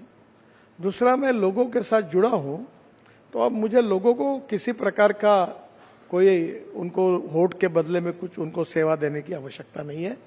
मैं लोगों से मिलूंगा, लोगों के घर जाऊंगा, पदयात्रा निकालूंगा, जो बुजुर्ग लोग हैं उनका आशीर्वाद लूंगा जी, और हाउस टू हाउस और मैन टू मैन कैंपेन करूंगा। और मेरा विश्वास है कि मैं अच्छे मार्जिन से चुनाव जीतूंगा, ऐसा मेरा विश्वास है। इस बार 3 हैट्रिक लगनी है। एक तो मोदी सरकार की हैट्रिक, एक नरेंद्र मोदी अगर इस टर्म में आते हैं तो बहुत बड़ी बात होगी। कोई गैर कांग्रेसी सरकार तीसरी बार पहली बार आएगी, दूसरी बार भी पहली बार आई थी। और तीसरा, नागपुर से आप दोबारा जीत कर आएंगे, तीसरी बार जीत कर आएंगे। तो कितनी कठिन ये डगर लगती है, मोदी की तीसरी टर्म और आपका तीसरी बार लोकसभा जीतना। देखिए, पहली बात तो मोदी जी प्रधानमंत्री बनने ही वाले हैं, ये तय है। दूसरी बात यह है कि हम 400 पार जाने वाले, ये भी तय है जी। और मैं भी चुनाव जीतने वाला हूं, ये भी निश्चित है। ये भी लेकिन नितिन गडकरी में ऐसा क्या है कि विपक्ष के नेता मुरीद हो जाते हैं? मैं पीछे अखबार में पढ़ रहा था कि सोनिया गांधी ने आपकी तारीफ कर दी, ऐसा क्या है? देखिए, ये मुझे भी आश्चर्य है, क्योंकि पार्लियामेंट में जब मेरे डिपार्टमेंट पर 75 सांसद बोले अलग अलग पार्टी के, सबने मुझे धन्यवाद दिया, सबने अभिनंदन किया, तो मुझे भी आश्चर्य लगा। तो एक तो सीधी बात यह है कि जो कानूनी काम है, नियम के अनुसार है, वो सबका होना चाहिए, और गलत काम होगा तो अपने का भी नहीं होना चाहिए। तो मैं रोड बनाता हूं तो एक कॉन्स्टिट्यूशन में रोड बनाओ और दूसरों को छोड़ दूं, ऐसा तो नहीं होता। तो जो भी लोग मेरे पास समस्या लेकर आते हैं, मैंने सबका काम करने का प्रयास किया, तो उसके कारण उनके मन में उसका समाधान है, यही शायद उसका कारण होगा। एक चीज जो आप में नहीं बदली, जो मैंने आपका पहली बार इंटरव्यू किया था साल 2011 में, जो मुझे ध्यान में आता है, मुंबई में आपके घर पे, और आप तब राष्ट्रीय अध्यक्ष बने थे भारतीय जनता पार्टी के, तब भी आप बेबाक थे और अब भी आप बहुत बेबाक हैं। ये इतनी बेबाकी कभी भारी नहीं पड़ती आपको, या पड़ जाती है? नहीं, आप एनालिसिस कर सकते हो मैं कैसा हूं। मैं जो सवाल पूछते हैं उसका नम्रतापूर्वक जो सही है वो जवाब देता हूं, और मुझे लगता है जो सच है वो बताता हूं। तो मुझे नहीं लगता कि इसमें कोई समस्या है। लेकिन विपक्ष कुछ ना कुछ निकालता रहता है। नहीं, एक बात ये होती है कि मैंने, और सोशल मीडिया ब्लॉगर्स भी कुछ लिखते रहते हैं। नहीं सर, कुछ लोग तो ऐसा है कि जो न बोला वो मुंह में डालकर उसको एक आदमी अपने मीडिया पे लिखता है अपने साइट पर, और फिर दूसरे लोग उसको उठाकर लिखते हैं। तो सही में किसी ने जो बोला है उसके डिटेल में जाना चाहिए, देखना चाहिए, और फिर उसके ऊपर प्रतिक्रिया देनी चाहिए। एक सवाल जो मैं आपसे पूछना चाहता हूं कि आप बेबाक हैं, तो प्रधानमंत्री के सामने भी बेबाक रहते हैं, गृह मंत्री अमित शाह के सामने भी बेबाक रहते हैं? नहीं, निश्चित रूप से जब बातचीत होती है तो नम्रतापूर्वक अपनी बात प्रधानमंत्री सबसे सुनते हैं और तब रखते हैं, कोई अर्थ में अड़चन नहीं होती। मैं भी पार्टी का अध्यक्ष रहा, मेरे पास भी सब लोग उस समय अपनी बात रखते थे।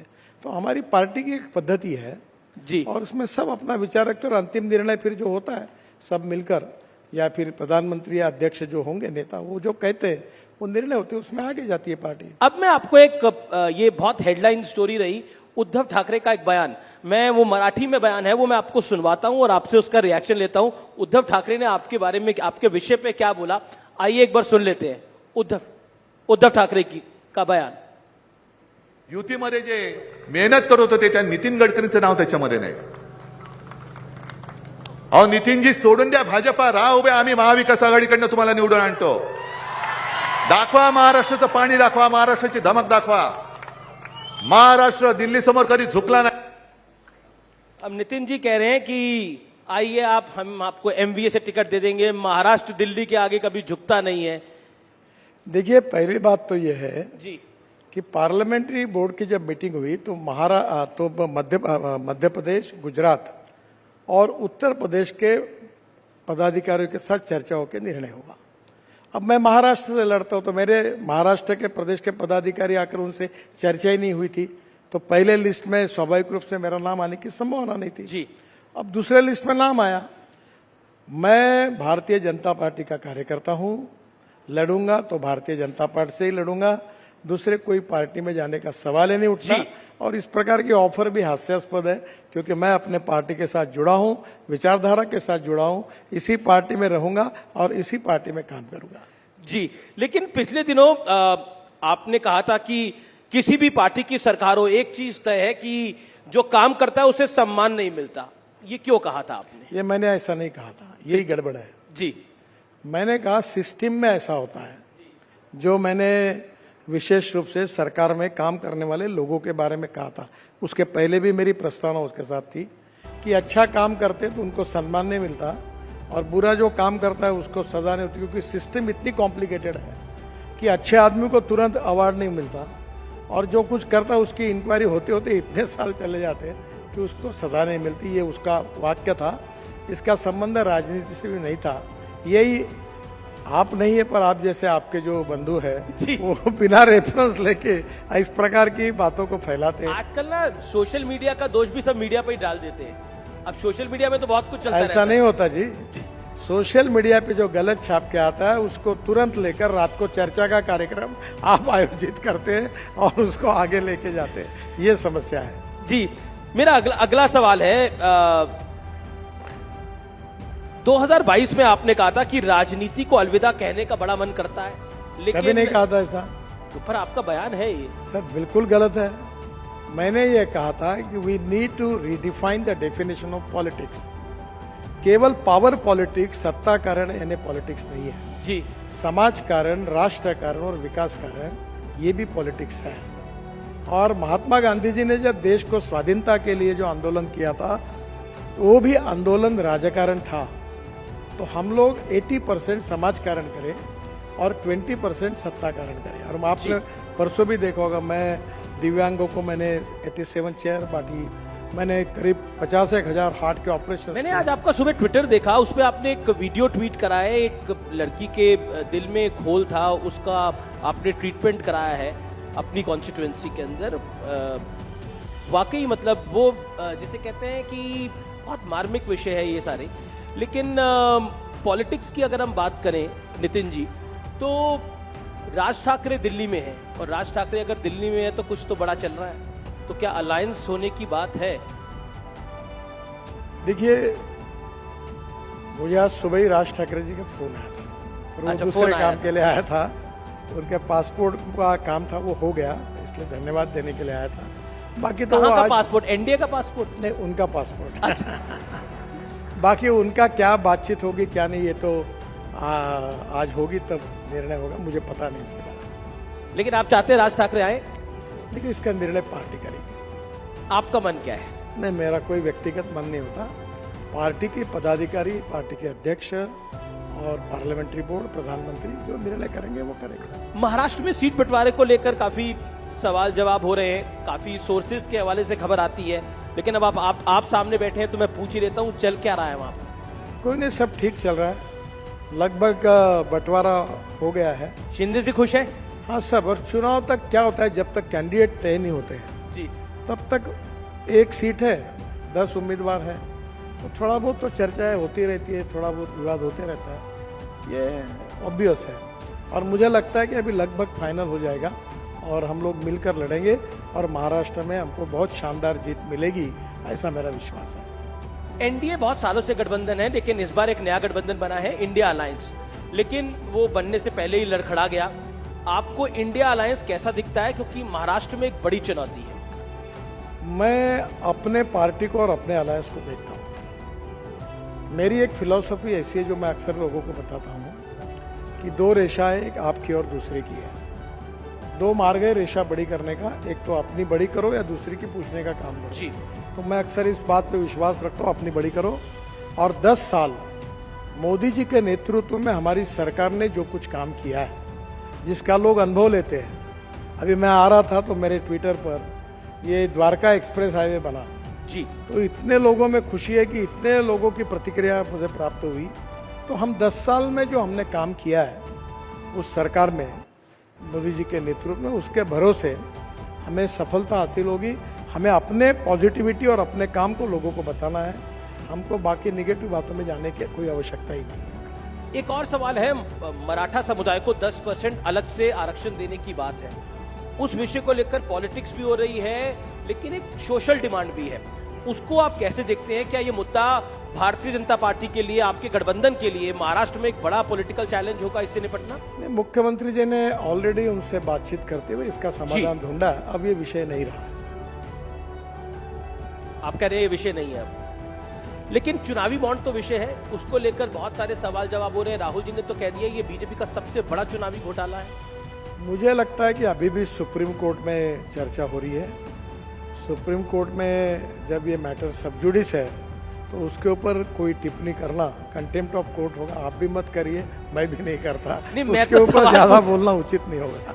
नहीं, इसमें एक इत्तेफाक भी है कि अधिकतर जो बीजेपी को चंदा मिला है उन पे इंफ्रास्ट्रक्चर कंपनियां काफी सारी। अब ये इत्तेफाक देखो, एक बात मैं आपको बता सकता हूँ जी कि मैं 10 साल में 50 लाख करोड़ रुपए के काम अवार्ड कर चुका हूँ। वाटर रिसोर्स है, शिपिंग में, बाद में रोड सेक्टर में, ropeway, cable car, tunnel, express highway, एक भी काम हमने ई टेंडर के बिना नहीं किया है। और मैं आपके सामने नम्रतापूर्वक आह्वान करता हूँ कि एक भी आदमी ऐसा होगा, आपको कानून में बताएगा कोई काम के लिए हमको पैसे देने पड़ेंगे, तो मुझे आप बोलो, वो सजा मैं स्वीकारने के लिए तैयार हूँ।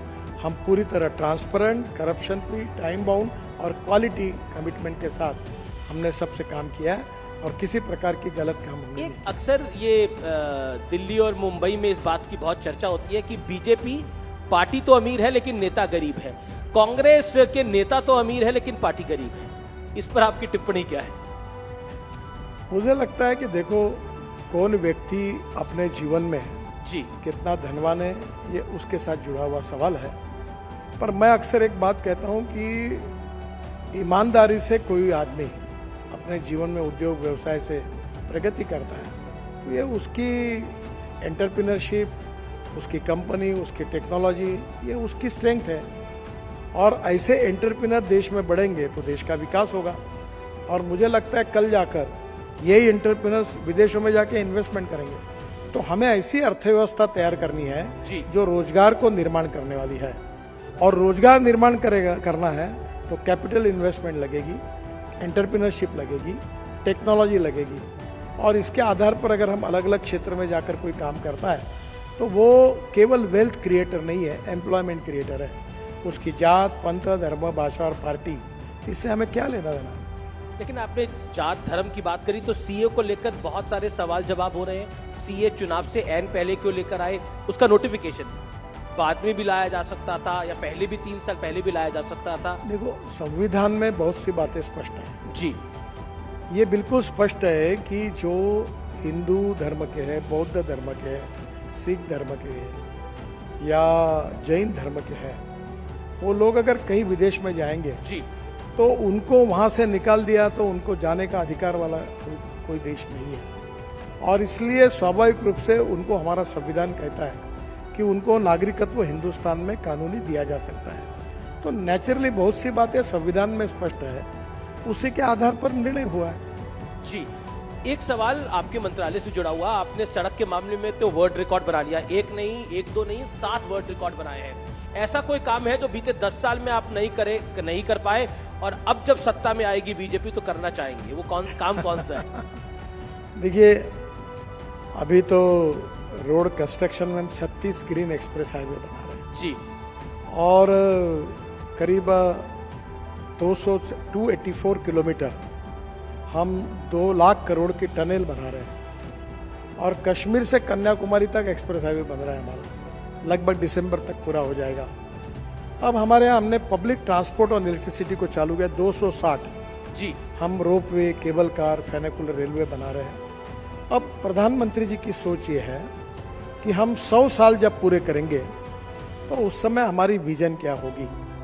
तो public transport on electricity, water transport जी। जैसे मैं जब शिपिंग मंत्री था तो मुंबई में नया एयरपोर्ट बन रहा है, नया मुंबई में तो मैंने बीपीटी के तरफ से एक रिपोर्ट तैयार की है कि मुंबई के किसी भी दिशा से 17 मिनट्स में आप एयरपोर्ट जाएंगे।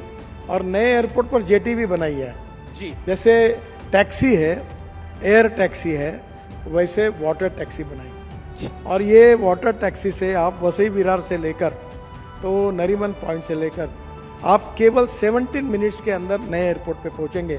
आपको इटली में एक वेनिस करके शहर है जहां हम होटल में उतरकर पानी में ही अपना सामान रख के डायरेक्ट एयरपोर्ट पे उतरते हैं। तो उसी प्रकार की कल्पना है।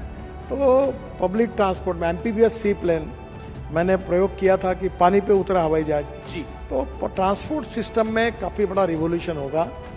और विशेष रूप से इंडिजिनस फ्यूल के आधार पर पब्लिक ट्रांसपोर्ट में जैसे बड़ी बस है, तो मैं अभी बेंगलोर में स्टडी कर रहा था कि हमारे यहाँ बेंगलोर में हवा में चलने वाली डबल डेकर बस, उस प्रोजेक्ट को हम स्टडी कर रहे थे कि जो ऊपर के ऊपर चले, क्योंकि रोड बड़ा नहीं कर सकते।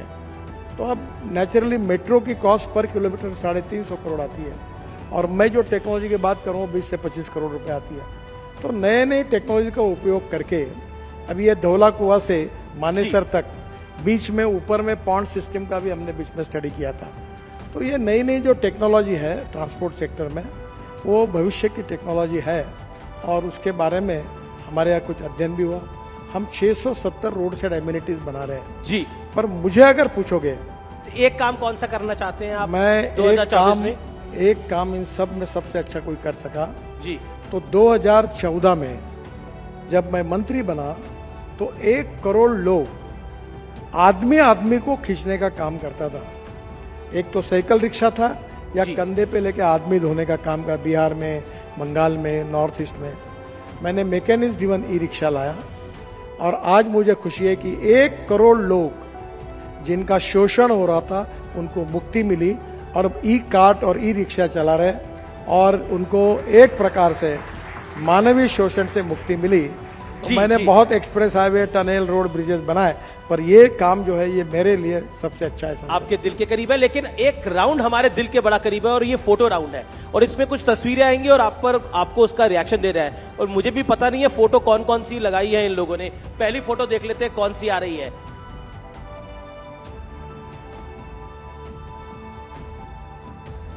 फोटो पहली ये ममता जी की है, सर पे चोट लगी हुई है इनके, क्या कहना चाहते हैं आप?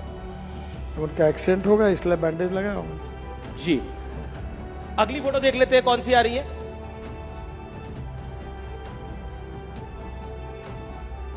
इन दोनों का क्या होगा? एक तो मैं ना भविष्य जानता हूँ ना कोई। आप भविष्य नहीं जानते, वो कहते हैं सब कुछ आप करवा रहे हैं, यानी ईडी करवा रही है, सरकार करा रही है। देखिए ईडी अपना काम कर रही है जी और वो अपना काम कर रहे हैं। हम अक्सर इस बात पे विश्वास रखते हैं कि हमारा भविष्य भगवान के हाथ में है। आपका नहीं, बिल्कुल भविष्य तो भगवान के हाथ में, लेकिन इनका भविष्य क्या है मुझे मालूम नहीं। आपको मालूम? मैं भविष्य वेत्ता थोड़ी हूँ, इसका क्या होगा मुझे क्या जी। अगली तस्वीर देख लेते हैं कौन सी आ रही है। अब ये है मुंबई में, आपके घर में ये सब एक साथ आए थे। इनका भविष्य क्या दिख रहा है आपको? देखो इनका भविष्य अच्छा है ही नहीं है अच्छा। ये पूरी तरह इस चुनाव में इनकी पिटाई हो जाएगी और हमें 400 पार जगह मिल जाएगी और बेचारे उनमें से अनेक लोग फिर निवृत्त हो जाएंगे राजनीति से। जी। अब अगली तस्वीर जो है वो नेताओं की नहीं है, अब वो फिल्मी, क्योंकि आप महाराष्ट्र से आते हैं, माया नगरी है, मुंबई है, तो कुछ फिल्मी कलाकारों की है। पूछते हैं आपसे कि आपके कौन पसंदीदा है। Next please. अब रणवीर सिंह पसंद है या विक्रांत मैसी पसंद है आपको? नहीं, मैं मेरी जनरेशन के हीरो को जो चॉइस है उसी में बोलना गडकरी। तीनों भी अच्छे हैं। एक तो पिक करिए ज्यादा अभी। अच्छा, लास्ट फिल्म किसकी देखी इन तीनों में से? और रणवीर की देखी थी मैंने। रणवीर की देखी, कौन सी? वो जो एनिमल नाम नहीं, वो जो हमारे पेशवे के ऊपर जो थी ना रणवीर। अच्छा रणवीर बाजीराव मस्तानी। अच्छा आपने भी पॉलिटिकल दिया इसका जवाब पूरी तरह से।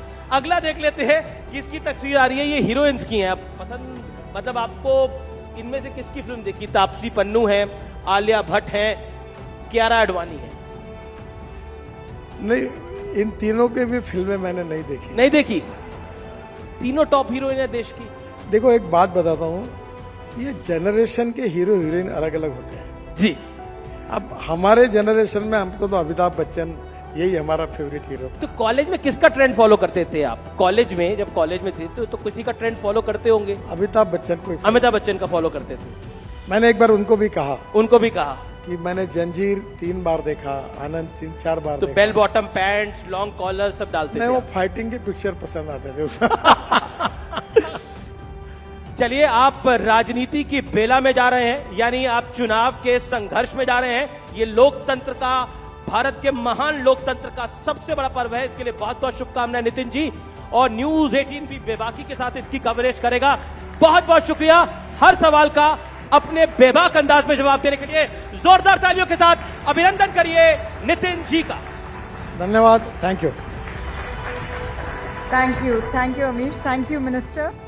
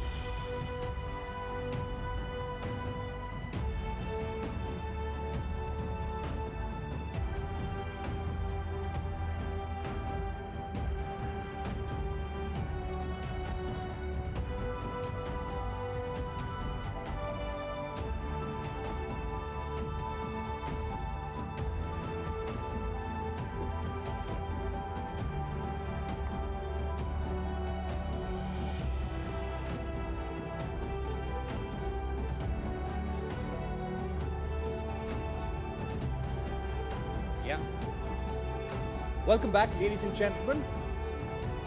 We have an action-packed post-lunch day. Our next session is someone who argues that democracy has been undermined by a quiet but devastating power grab conducted by a class of liberal experts. That's right, they have advanced a global rights-based agenda which has tilted the balance away from the lively and vibrant unpredictability of democratic decision-making towards the creeping technocratic authority of liberal consensus. Populism represents, he contends, an imperfect but reinvigorating political blood that has the potential to sweep away decades of institutional detritus and rejuvenate democracy across the West. He has been a repeated victim of the cancel culture, Most recently, he has learned that his Philistine column has been cancelled by Quadrant magazine when he saw the March issue.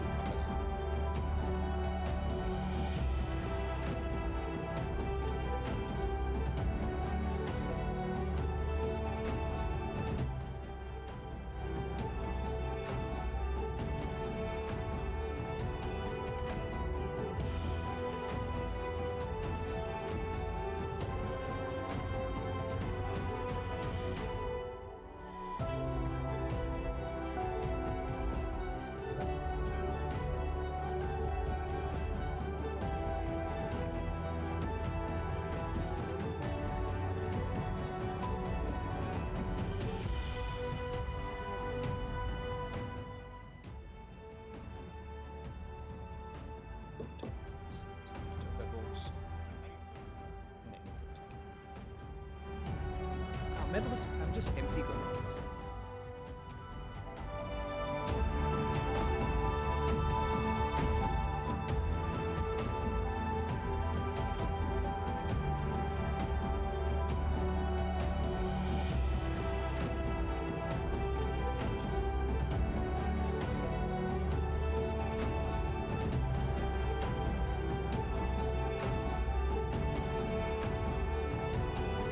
Yeah, I can hear you. Mohit, whenever you can just put up the prompter again, I just check it once. I just want to see the coordination between the three prompters.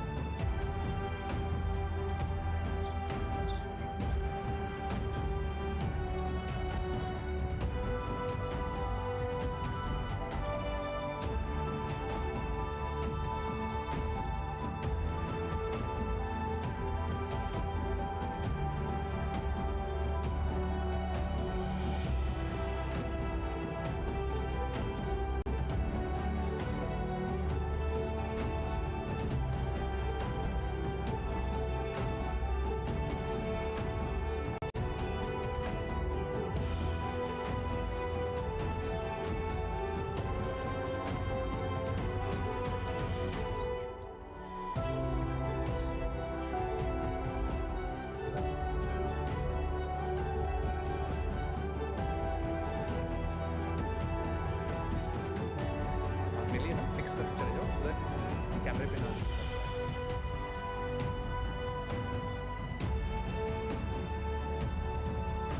several ways the internet has democratized the world. Content is king, context is queen, and the internet is the empire. There cannot be a better illustration of this than the world of communication itself. Digital media is where all the action is. So we have the digital media superstars.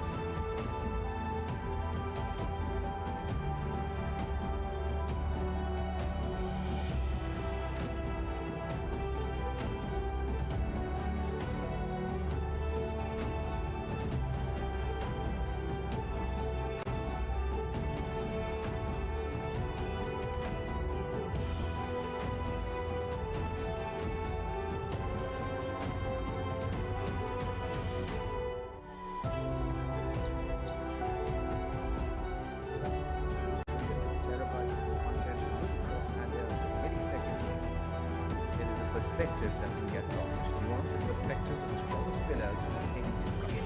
Let's hear it from Ram Madhav. Let's indulge in some investment talk, shall we? Private equity, venture funding, and the investment universes are having their moments, albeit with a bit of rough and tumble lately. This involves moving funds across asset classes and geographies. What are the changes taking place in the investment landscape today, and the evolving technologies in the world of finance, private capital, and money? Let's welcome Ashish Agrawal, Managing Director and Country Head Jefferies, Ramesh Damani, US investor and member of Bombay Stock Exchange, Shweta Jalan, Managing Partner and Head of Advent International in India, Harsha Raghavan, Managing Partner, Converge Finance, to talk about turbocharged markets, micro moves, macro goals.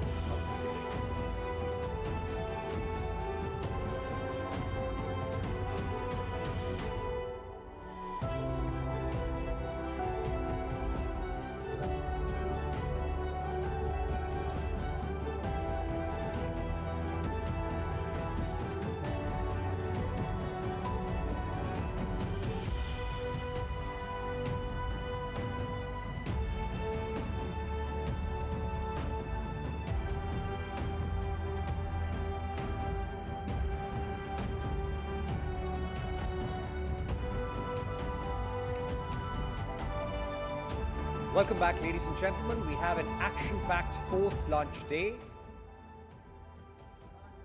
Mohit, can we increase the font a bit?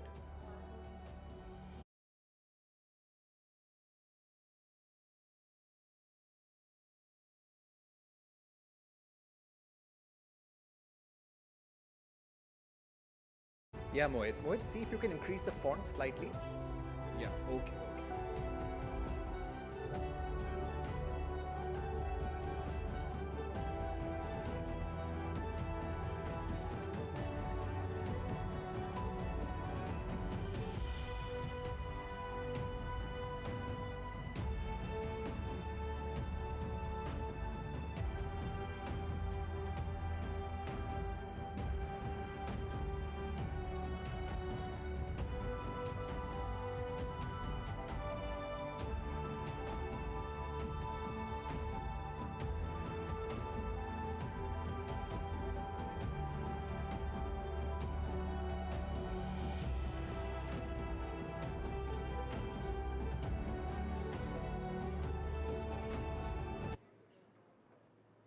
Ladies and gentlemen, please take your seats. The show will begin shortly.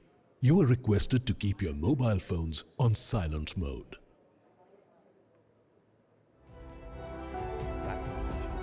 Action-packed post-lunch day. Our next session is someone who argues that democracy has been undermined. Welcome back, ladies and gentlemen. We have an action-packed post-lunch day. Our next session is with someone who argues that democracy has been undermined by a quiet... Yeah, this is perfect. Yeah. Welcome back, ladies and gentlemen. We have an action-packed post-lunch day. Our next session is with someone who argues that democracy has been undermined by a quiet but devastating power grab conducted by a class of liberal experts. They have advanced a global rights-based agenda which has tilted the balance away from the lively and vibrant unpredictability of democratic decision-making towards the creeping technocratic authority of liberal consensus. You can move a little faster. Radhika, I'm on stage. I'm on stage only. Acha, he's not there, so now we only call Bruce passports, huh? Okay.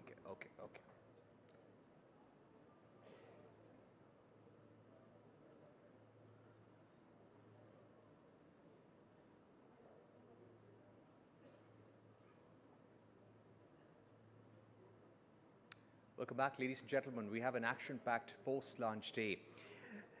Our next session is with someone who argues that democracy has been undermined by a quiet but devastating power grab conducted by a class of liberal experts. They've advanced a global rights-based agenda which has tilted the balance away from the lively and vibrant unpredictability of democratic decision-making towards the creeping technocratic authority of liberal consensus. Populism represents, he contends, an imperfect but reinvigorating political flood that has the potential to sweep away decades of institutional detritus and rejuvenate democracy across the West. He has been a repeated victim of what you call the cancel culture. Most recently, he only learned that his Philistine column had been cancelled by the Quadrant magazine when he saw the March issue, ladies and gentlemen. Please welcome Salvatore Babones, sociologist and associate professor, University of Sydney, for a session on half-truisms, prejudices and misinformation. He will be in conversation with Rahul Shivshankar. No, I was gently, deliberately speaking a little low because we haven't started yet. Yeah. It'll be fine when I start. Yeah. I think we are good, yeah. We're good to go. Yeah, hi, sir. Everything is perfect. Yeah. Thank you.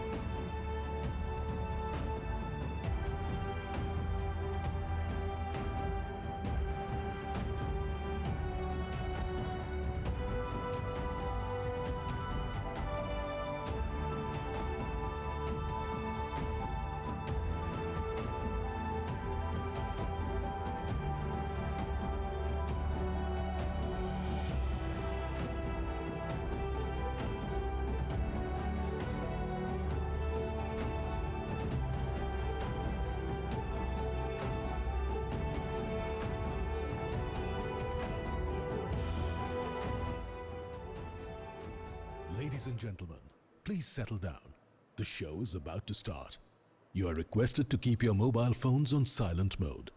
Photographers are requested not to use flash.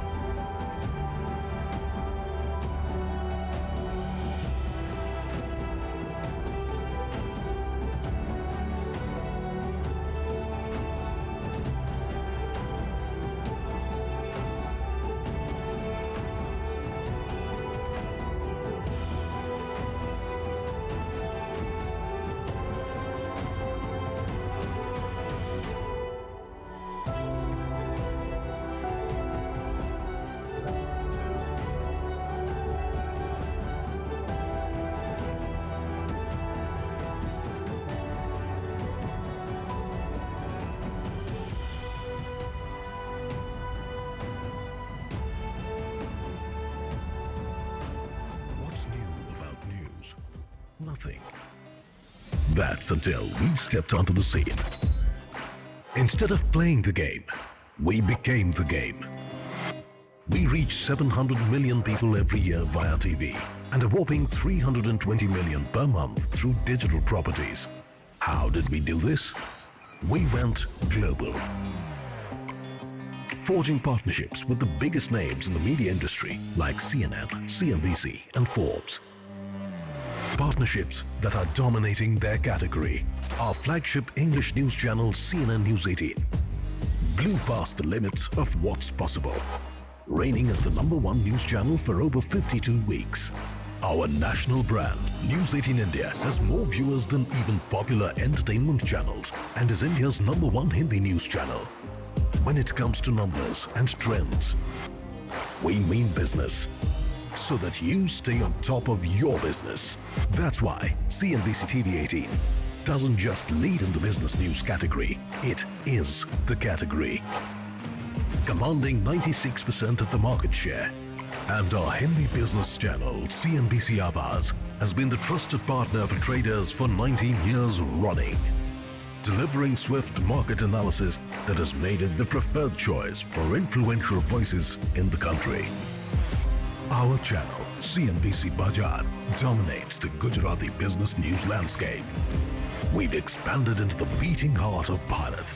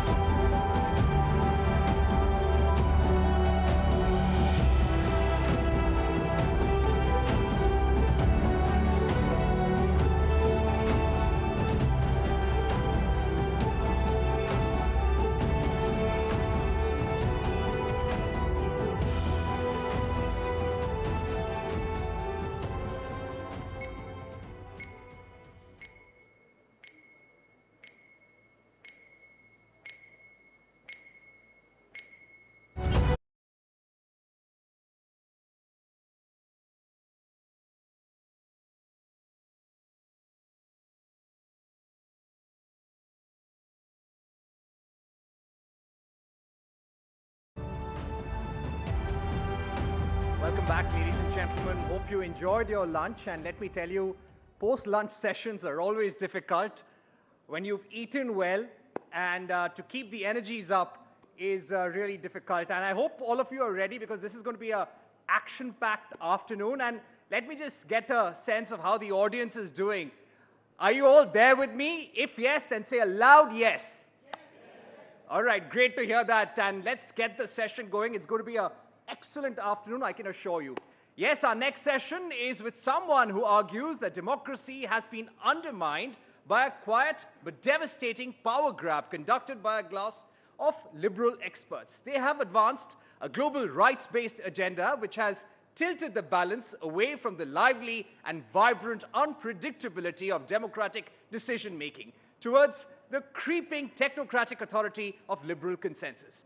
Populism represents, he contends, an imperfect but reinvigorating political flood that has the potential to sweep away decades of institutional detritus and rejuvenate democracy across the West.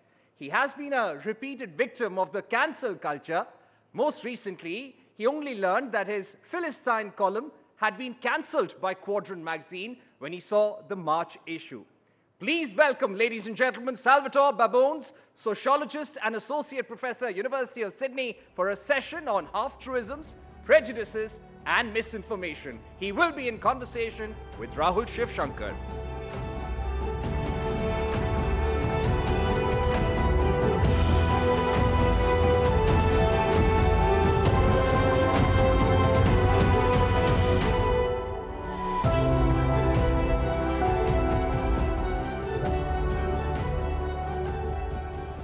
Good afternoon, everyone. Let's hope you can stay with us in this conversation. We'll try to keep it interesting and digestible, not that you need much more. Welcome to the Rising Bharat Summit, Professor Babones. You're here at the peak of the world's, not just India's, the world's biggest and most inclusive festival, a festival of democracy. The greatest edification of the power of the vote anywhere in the world. And many people have a perspective on India's democracy under Prime Minister Modi's watch. How would you describe India's democracy today? India has a democracy, a liberal democracy, a robust liberal democracy on the Western model. India's critics love to say that India is not a liberal democracy. Internally, many people in India resent when you say it's on the Western model. But the fact is, India's democratic institutions are modeled after institutions in North America, Western Europe, and Australasia, and India's institutions would not be out of place in any of those regions of the world. India is, in effect, the world's only relatively poor, post-colonial, highly traditional country that nonetheless has cracked the code about how to run a liberal democracy. Very interesting. I want to ask you if you think, and you're obviously someone who hails from the United States, which is often called the mother of democracy, though I thought India was the mother of democracy. As I said, well, anyhow. How do you assess India's democracy? Is it free? Is it fair? Is it inclusive?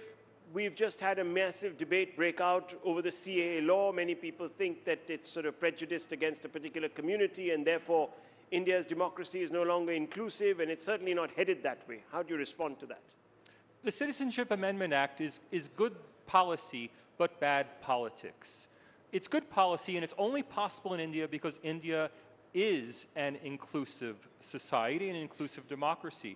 If you look at the places, the countries that British India spawned, look at the Maldives, an exclusively Muslim society. Look at Pakistan, an exclusively Muslim society. Sri Lanka, an exclusively Buddhist society. Myanmar, an exclusively Buddhist society. Out of all the places governed by the British in South Asia, only India emerged as an inclusive society. And I think that's probably because India is a fundamentally Hindu society. Note, I don't say it's a secular society, it's a secular state. But India's Hindu society was able to support a secular state in a way that those Muslim and Buddhist societies were not able. All of those countries started out as secular states, but all of them have become thoroughly exclusive and thoroughly religious in their state institutions. Now, the Citizenship Amendment Act is there because people from all around the region, not only the three countries in the Act, Afghanistan, Pakistan, and Bangladesh, people from all around the region want to seek refuge in India because of India's traditions of liberty that are not present in their own countries. That says a lot about the character of India, but it also says a lot about the character of the neighbors. The only sad thing is that the CAA, and I'm just going to be very frank here, has been weaponized for political gain. It's clearly been reauthorized here during an election season. It's being used to gain votes, and it's being used to divide people. It's a good law being used for bad purposes. Well, I mean, that's obviously an interesting point of view because many people would say that the people who are critical of the CAA were the greatest espousers of a law of that nature. But, you know, that's left for another day. It's a good law. There's not a problem with the law. There's a problem with seeking political advantage out of the plight of refugees. When is a good time to save refugees who are being persecuted? Yeah, 10 years ago. It's a good time. Okay. Yeah. Let's move the needle a little forward. Gothenburg's based VDEM's 224 report labels on multiple metrics India as, quote, one of the worst autocratizers, unquote. In fact, it pegs India to a level last seen in 1975, can you believe it, when Indira Gandhi declared a state of emergency. How are VDEM and your assessments so widely different? Aren't they interviewing enough Hindus? Look, the Varieties of Democracy Institute is a highly reputable European research institution based at Gothenburg University in Sweden. They have, however, set up a highly flawed statistical methodology for measuring democracy. They have 5 chief indicators. 2 of them is does a country have elections and is everybody allowed to vote, are evaluated on a purely pro forma basis, meaning that, for example, Vietnam gets a perfect score for its elections, despite the fact that it only has one political party that's allowed. Now, VDEM has recently rated India number 110 in the world, which I think is a travesty, but it's not VDEM doing the rating. Most of the differentiation in VDEM is based on their survey results. They survey mostly political scientists, mostly in the country being studied. So primarily Indian political scientists being asked to evaluate India on a series of subjective indicators. The places where India now rates worse than during the emergency include the independence of Electoral Commission, include freedom of speech and association, and include academic freedom. Now, I just read an article in the New York Times. I do a lot of historical research. I just read an article in the New York Times from 1975, which said that students at Delhi University were applauding the emergency because now school could return to normal. Which is to say, those people who embraced the Indira Gandhi regime, they're today, or their children today, are now evaluating the emergency as having been a good time for academic freedom. Why? Because all those right-wing activists were arrested. And at a time when thousands of students were arrested during the emergency, VDEM rates India better for academic freedom than it does today. There's another agency that says that press freedoms in India are at a level less than in Afghanistan. You should have said Pakistan. Yeah.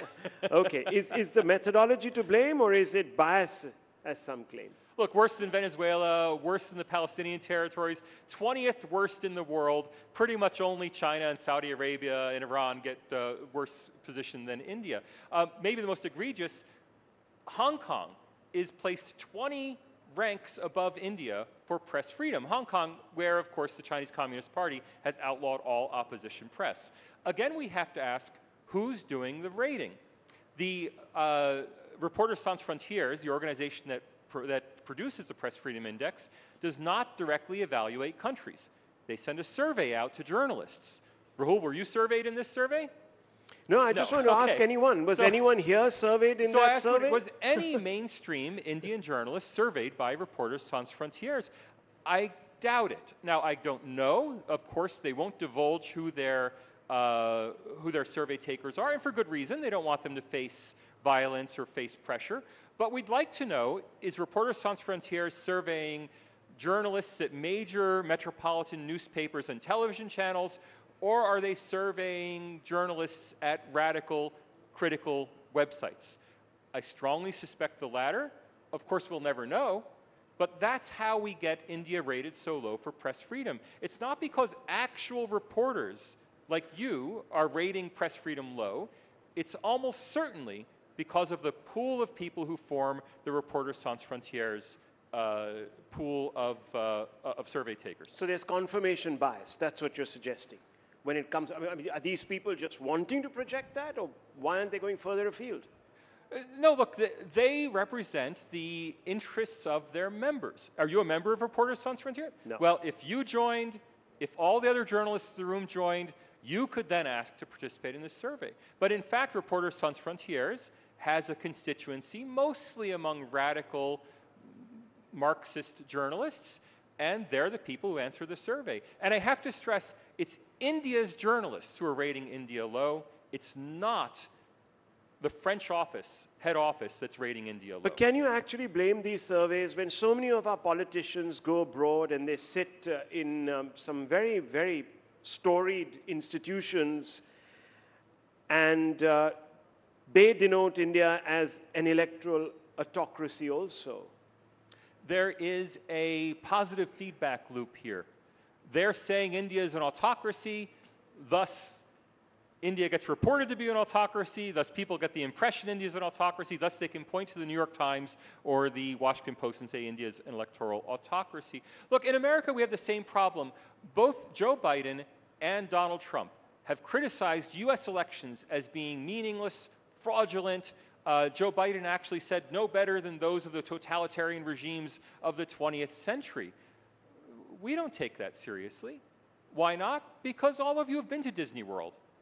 All of you read the US news. You're familiar with the main actors. When Donald Trump says something, you don't take it that seriously. When Joe Biden says something, you don't take it that seriously. But when an American hears a major Indian politician say that, well, democracy's gone in India, well, that American's familiar with many developing countries where democracy has been destroyed, where opposition leaders have come to America to ask for help, and we simply accept that the narrative is true because we know so little about India.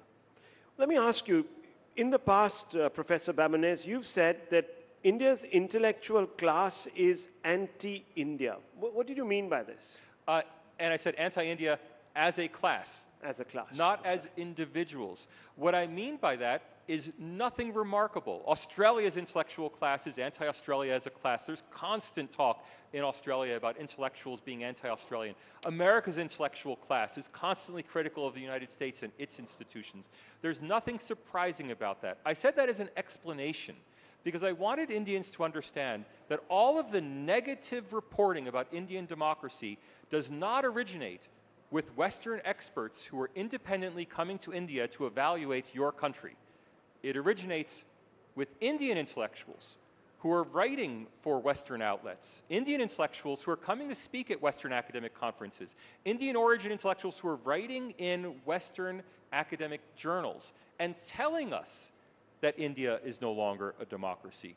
And we believe them because we don't know India. Well, many people say that some of these intellectuals, or call them what you think, have hypothecated themselves to foreign influence, and the name of George Soros, and beyond him some Western intellectuals and governments are bandied about. Is this hyperbole, or are there malevolent forces that are promoting these individuals to say all these nasty things and color Bharat's rise? Look, there are malevolent forces, but there are malevolent forces against every country. It's nothing unique to India.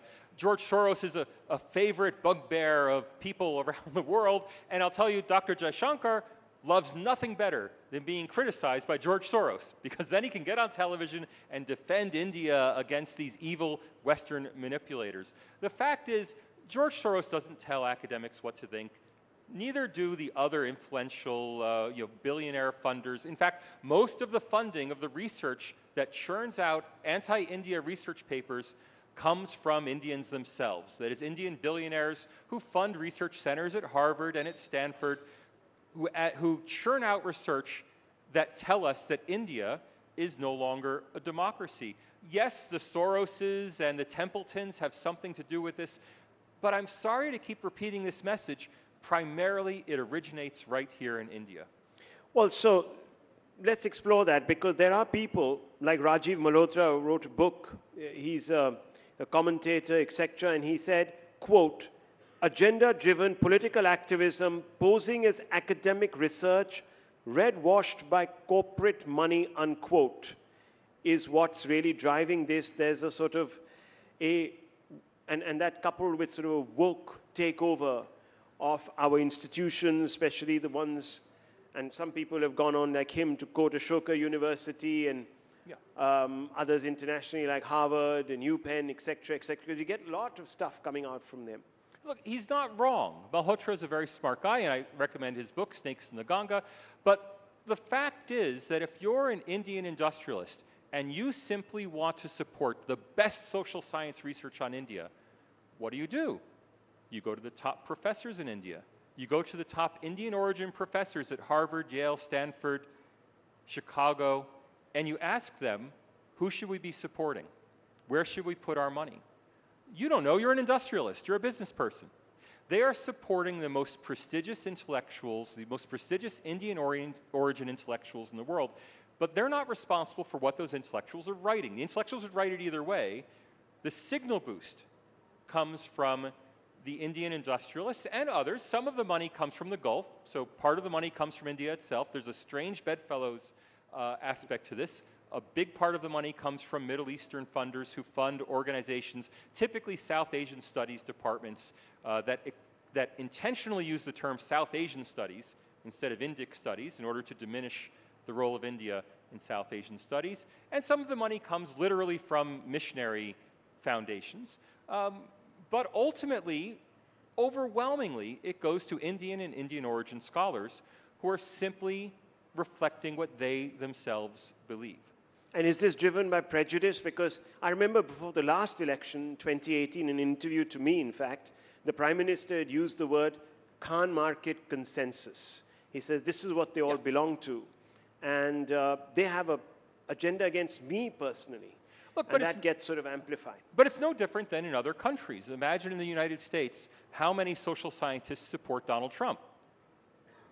You can probably count them on one hand, right? It's not a phenomenon. But Modi's not Trump. It's not a phenomenon that's unique to India. What is unique to India is the extreme politicization of this.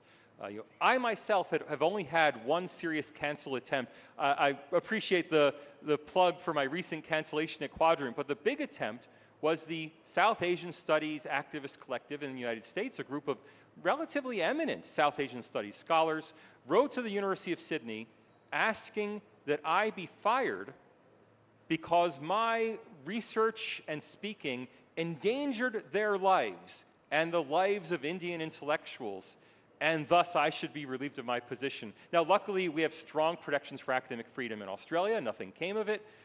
But in a more politicized US university, it might have been a serious problem. Is this really what happened?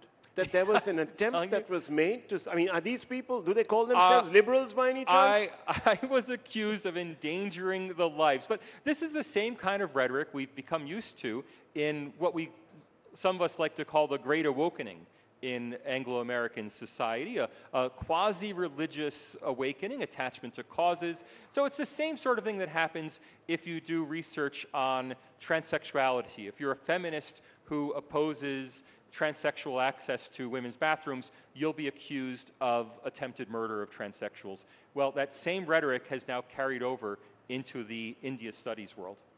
Well, let me ask you, and I'm quoting back to you, just as Western anti-Semites are offended by the success of Israel, Western anti-Hinduists are offended by the success of India.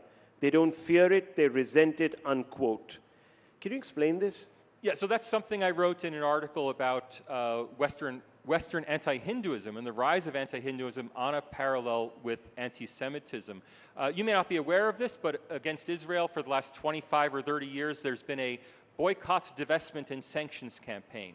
On campuses all around America and sometimes off campus, BDS has been a campaign to prevent any Israeli scholars from speaking at US universities or Australian universities. Well, now BDS has been applied to India. The Middle East Forum in the US in Washington has been writing about this for about 5 years now, about BDS being applied to India. And it's the same people using the same strategies to try to marginalize India on the global stage. Anti-Hinduism is the new anti-Semitism. Wow, that's a big insight. Okay, well, we're running out of time, but my final question, how do you see the Indian state evolving from here on? We're talking about Bharatiyata, Bharat, and this is being propelled really by the Prime Minister's own pivoting of this country's cultural, constitutional, and social narrative towards a Hindu civilizational past. There's a clear Bharat awakening in India. Ironically, I don't think it has much to do with Mr. Modi or the BJP. This is a social movement in India. It's something that would happen even if Mr. Modi were not in power, and will continue even if Mr. Modi loses the 2024 election. The Bharat awakening is India coming to terms with its own history. And that's something that India has to do. As an outsider, I take no position on it. It's not my awakening, it's your awakening. Is it accurately reflecting history? Well, that's something for you to decide. But it certainly reflects people's feelings about their history, and it's something that has to be reckoned with. Thank you, Professor Babonez. It's been wonderful speaking to you, and you've been very frank and forthright with your opinion and quite incisive. Thank you very much. Thank you.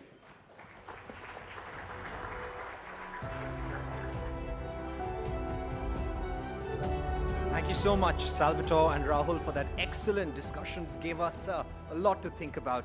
Let's move on, ladies and gentlemen. In several ways, the internet has democratized the world. If content is king, then context is the queen, and the internet is the empire. There cannot be a better illustration of this than the world of communication itself.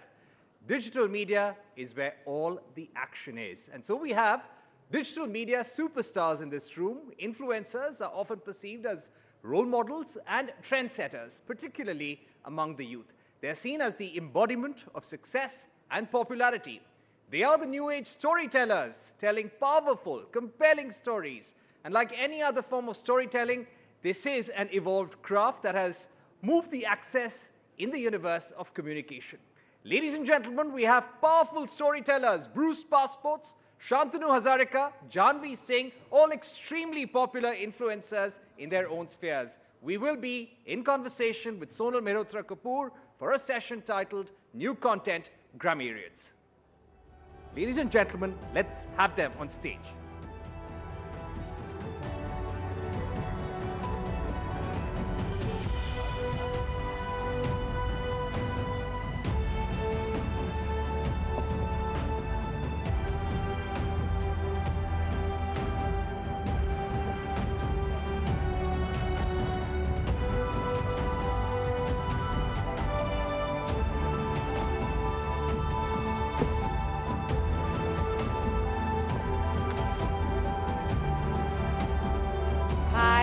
Good afternoon, everybody. Thank you so much for being here.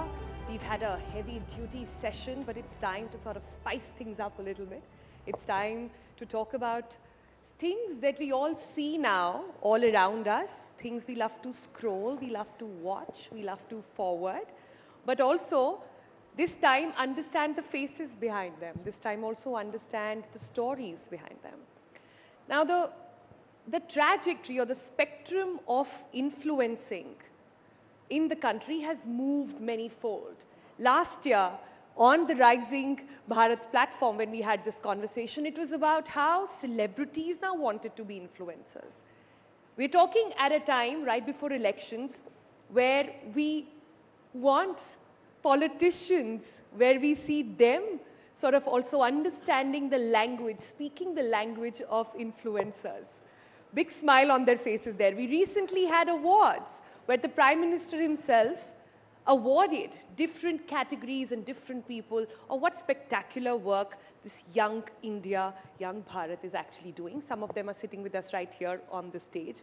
I want to begin the conversation by giving all of you a little bit of an introduction for everybody over here and also understand their story and also give you a bit of perspective on what is this influence that they bring into the whole conversation. My first question is to Janvi. Janvi, if you guys don't know already, was awarded the fashion icon with a heritage touch from the Prime Minister himself. You must have seen that very famous, yes, please, come on, don't be shy. You must have seen that meme where Janvi went in her mode and tried to touch Prime Minister's feet. The Prime Minister reciprocated and touched her feet instead. And she, like this 20-year-old that she doesn't look it, all shy, has lots to say about that. So Janvi, by the way, for all of you who don't know, is just 20. And on her page, the content that she speaks about is on saris, different kind of saris, where they come from, and in that mode, tell you a little bit about culture, tell you a little bit about heritage of India. Isn't that quite beautiful? So Janvi, firstly, welcome, and tell us, how did it all really start? Sari, is this sari-fluencer? Can I call you that? Like, is that a phrase now? Yeah, I think you can call me that, and I would love to be, right? So I think, I mean, fashion is subjective, but मुझे लगता है मेरे लिए fashion है अपने culture और अपने heritage को represent करना. If I can represent my state or any other particular state in Bharat, and I think Bharat इतना सुंदर देश है, इतने सुंदर textiles है, prints हैं, and कहीं ना कहीं आजकल वो लुप्त हो रहा है, खत्म सा हो रहा है, right? तो बहुत सारे कॉमन प्रिंट्स हैं जो हमें पता है ना. A lot of us know Banarasi and then Paithani and maybe पटोरा, but there are few more textiles जो लोगों को नहीं पता है. There is ikat, Ajrak, like कोसा, मेखला. So ये जो प्रिंट्स हैं वो ना भारत में कहीं खो रहे हैं. एंड मेरा जो साड़ी से प्यार है वो बहुत ज़्यादा है, और मुझे लगा कि अगर मैं इतनी इंटरेस्टेड हूँ to know about the textile and the culture, so ऐसे बहुत सारे लोग होंगे. So I thought let's start a series and even I'll get to learn कि भारत में कितनी अलग अलग साड़ीज़ हैं, एक साड़ी को बनने में कितना समय लगता है, कितनी वैल्यूबल है. क्योंकि अगर हम इतिहास में भी जाके देखें, बिकॉज मैं कंटेंट बनाती हूँ तो मेरा कंटेंट स्क्रिप्चर्स के अराउंड भी होता है, राइट? तो महाभारत में भी अगर हम जाके देखें तो माँ द्रौपदी और महाभारत के समय में माँ रुक्मणी ये भी शुरू ही हुई थी. तो ये सभ्यता कितनी पुरानी है ना. तो वहाँ से ये शुरू हुई and then it came to Ramayan also, जहाँ माता सीता, माता कौशल्या भी हैंडलूम पर बने हुए हाथ शिल्प पर बनी हुई सिल्क की, रेशम की साड़ियाँ पहना करती थी. So I want to revive culture back in India and to represent sari proudly. So this is the new cool. The new cool. See, you're getting applause straight away on that. So, when I met Janvi and I said, when you meet a 20-year-old influencer, what is the image that comes to mind? Clearly not this, but it's people like Janvi who are changing trends, who are making India cool, who are making content which is about India, rooted in India, so much cooler. I think that's why we're having this conversation right here on the Rising Bharat Summit as well. So we talked about sari influence. There is also travel influencing. Our next guest on the panel, उनके नाम के आगे आपने देखा होगा bruised passports लिखा है, वो उसी नाम से जाने जाते हैं.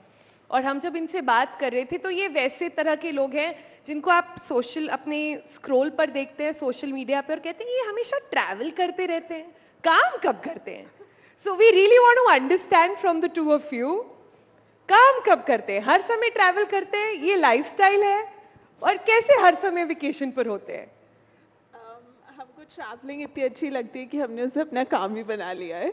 तो अब हम ट्राई करते हैं कि काम भी कर ले और पैशन भी फॉलो कर ले, but I truly think that the reason why we started doing this was because both of us have known each other for a very long time, and we used to work in very different jobs, but increasingly we felt we want to spend more time together, and we had a shared passion of travel, so we thought, can't we do something that can combine everything? We can travel, spend more time with each other, and work as well, because it needs to be sustainable. But with it, So- just for our audience, tell us how many countries have the two of you visited together so far?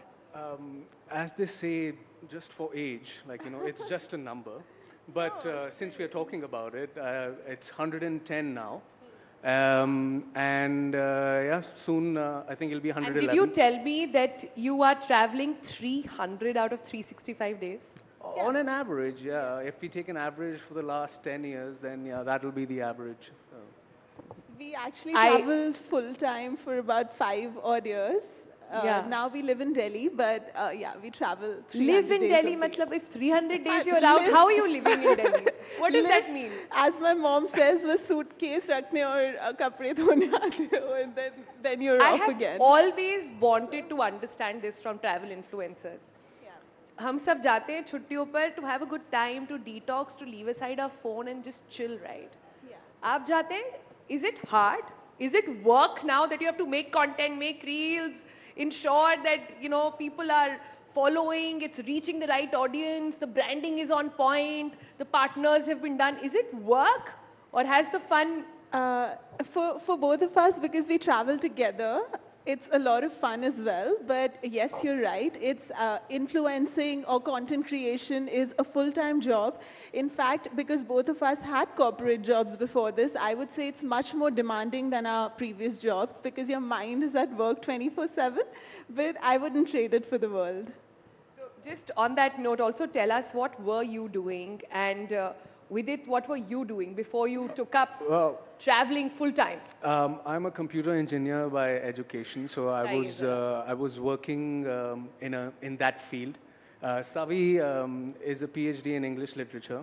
I actually used to teach at Delhi University, so I yeah, used to teach BA and MA students at Delhi University. From computers to a camera, you know. I think they say, like, if you're passionate about something, then you can definitely make it your profession. So An engineer, a PhD student is now a full-time influencer, and that is the reality. They're happy about it, and they love it, and it's a sustainable job. That's where the influencing game has actually gone. And I think that's what, you know, deserves a lot of compliment, credit as well, because I know it's not easy. Talking about where it has gone and talking about how influencers are emerging from engineering, doctors, PhDs, I have someone else here with me. Hi, Shantanu. Hi. Shantanu also is an engineer, but does something which I bet nobody sitting in this room would know about. Can I have a raise of hand of, do you know what is artfluence? Dead. Because we just came up with the word just like right now. Shantanu, what is artfluence? Okay, hi everyone. I'm Shantanu Hazarika and I am an artist by profession. And there's no such thing as artfluence. I mean, art has always been influential throughout the ages. We have read about the different movements in art during the Renaissance time, during all different periods of time. But what is art in its truest form? It's a summary, it's a sort of a subjective understanding of any civilization. And it is always propagated through different mediums. Before it was through sculptures, before it was through portraits, paintings, and now it's through social media. So what I'm trying to do is merge the idea of art, get it out there for a wider audience to understand and perceive art how we artists see them as, basically. So artfluencing, to be honest, is still a very subjective term. We just coined it. We're going to trademark this. And what I'm trying to do is create a design and introduce a quality or set a bar when it comes to art and design through social media. Shantanu is being humble right now, and we're not taking brand names, but the biggest brands in India and internationally now go to Shantanu and say, design our campaigns, design what our packaging should look like. So you see what's happening?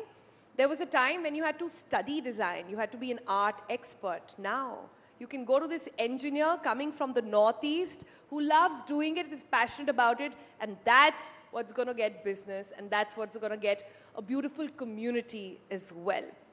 But talking about the fact that you come from the Northeast, Janvi, I know, comes from my state, UP, and, well, Bruce, you guys are just all over the world. You just belong to India. You just belong to Bharat, right? I'm just gonna leave it there. But I think the next spectrum, in the spectrum of influencing, and it's come through a major journey for the past couple of years. What's happened now is initially we had influencers who would tell you what kind of makeup to put, what kind of clothes to wear. There was this entire category who were wannabe celebrities, now full-time actors, etc. But look at this. The next set of influencers from India are coming from small towns, are coming from places and have stories to tell which have been long lost, and are coming from places which take pride in what their true identity really is. Janvi, tell me, how did you tie that up? And how did this girl from UP decide कि आज अब मैं ना साड़ी के बारे में बात करने वाली हूँ? तो जैसा कि आपने कहा कि अब जो ये नया दौर है इन्फ्लुएंसर्स का, क्रिएटर्स का, जहाँ हम छोटे शहर से आ रहे हैं, बहुत अलग अलग जगह से कंटेंट निकल के आ रहा है, तो यही तो है नया भारत, है ना? तो और इससे होता क्या है कि अलग अलग क्रिएटर्स को एक स्टेज मिल रहा है, एक प्लेटफॉर्म मिल रहा है, and plus the government of India is also recognising this now. So it's a healthier competition जहाँ अच्छा कंटेंट निकल के आएगा, अच्छे कंटेंट क्रिएटर्स निकल के आएंगे जो भारत को लेके जाएंगे. So it will be a rising Bharat. Right. But right, yeah, coming up to the sarees now, I think मेरा जुड़ाव sarees के साथ बहुत रहा है और मुझे लगता है मैं साड़ी पहन के सबसे सुंदर दिखती हूँ. And not just that, it helps me to take my culture, my heritage forward. तो अपनी सांस्कृतिक धरोहर जो आज का युवा भूलते जा रहा है, उन्हें बड़ी शर्म आती है. हम अपनी भाषा कैसे बोले, हम अपना पहनावा लोगों को कैसे दिखाएं. आजकल लोग शर्म करते हैं. They expect girls to wear a sari, but not a single man can wear a dhoti and walk, right? So that's what the expectations the society has set now, and that's not should be the case. I mean, ये नया भारत है, युवा भारत है, तो इसको एक pride लेना चाहिए अपने कल्चरल हेरिटेज को फॉरवर्ड ले जाने के लिए. और मैंने अपनी सीरीज साड़ी का साहित्य इस वजह से भी शुरू किया ताकि अगर एक 20 साल की लड़की अगर साड़ी पहनने को कूल दिखा सकती हूँ, so you can also do that. I mean, I can motivate that young people out there to take pride in their culture. And honestly I am telling you, Bharat से सुंदर कल्चर पूरे दुनिया में कहीं नहीं है.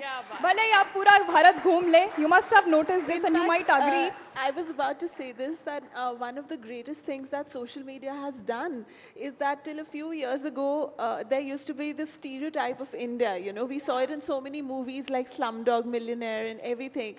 But thanks to social media, people like us can portray different facets of the country, because India is such a culturally rich country. And all of us can show different facets, whether it's luxury travel में कोई India किसी country से कम नहीं है. But कोई उसकी बात नहीं करता. Natural wonders, natural wonders में India is so good. But we need to highlight it more and more. And one of the things that comes to mind is we were in Meghalaya a couple of years ago, और हमने उधर river Doki पर एक video खींचा, and it sort of went viral online. And every single day we get messages from people sitting in UK or Spain who saw that video, came to India, went to Meghalaya, and then explored Meghalaya, although earlier they would just do like Agra and Jaipur perhaps, you know. So the onus is on all of us to foreground the culture, the rich heritage, the places of India in the coming years. That's very rightly said, but Savi, ये सब तो ठीक है, आप तो साड़ी पहनकर आ गई हैं, पर इस पैनल के बाद हमें जरा विदित से पता करना चाहिए कि धोती पहनना आता है कि नहीं. हाँ, that is, I think it's a very valid point that Janvi has picked up. I think इस discussion के बाद तो सीखना पड़ेगा. But would love to. So I can teach you. Yeah, I know how to do it. Let's do that. I like how Shantanu in his very punk sort of Japanese monk avatar and his hair is saying, I will teach you dhoti. I really want to wait and see that. But this is what I want to come to. Content creation, and in India today, finding your true identity doesn't have to be one person. You can be as desi as Janvi, as cool desi as she said, as cool desi as Janvi. You can be as punk as Shantanu, but you will still find a community that will feel a sense of belonging with you. And thus the onus, which is what I want to bring everybody's attention to. A lot has been said about influencers and the influence they have and what do they do with it. एक बहुत infamous dialogue है, बोला गया था किसी platform पे कि influencers तो बिकाऊ हैं. कोई भी brand जाके उनको कितने भी पैसे दे सकता है and they'll say whatever, right? So has that changed in the industry? Shantanu, why don't you pick that question?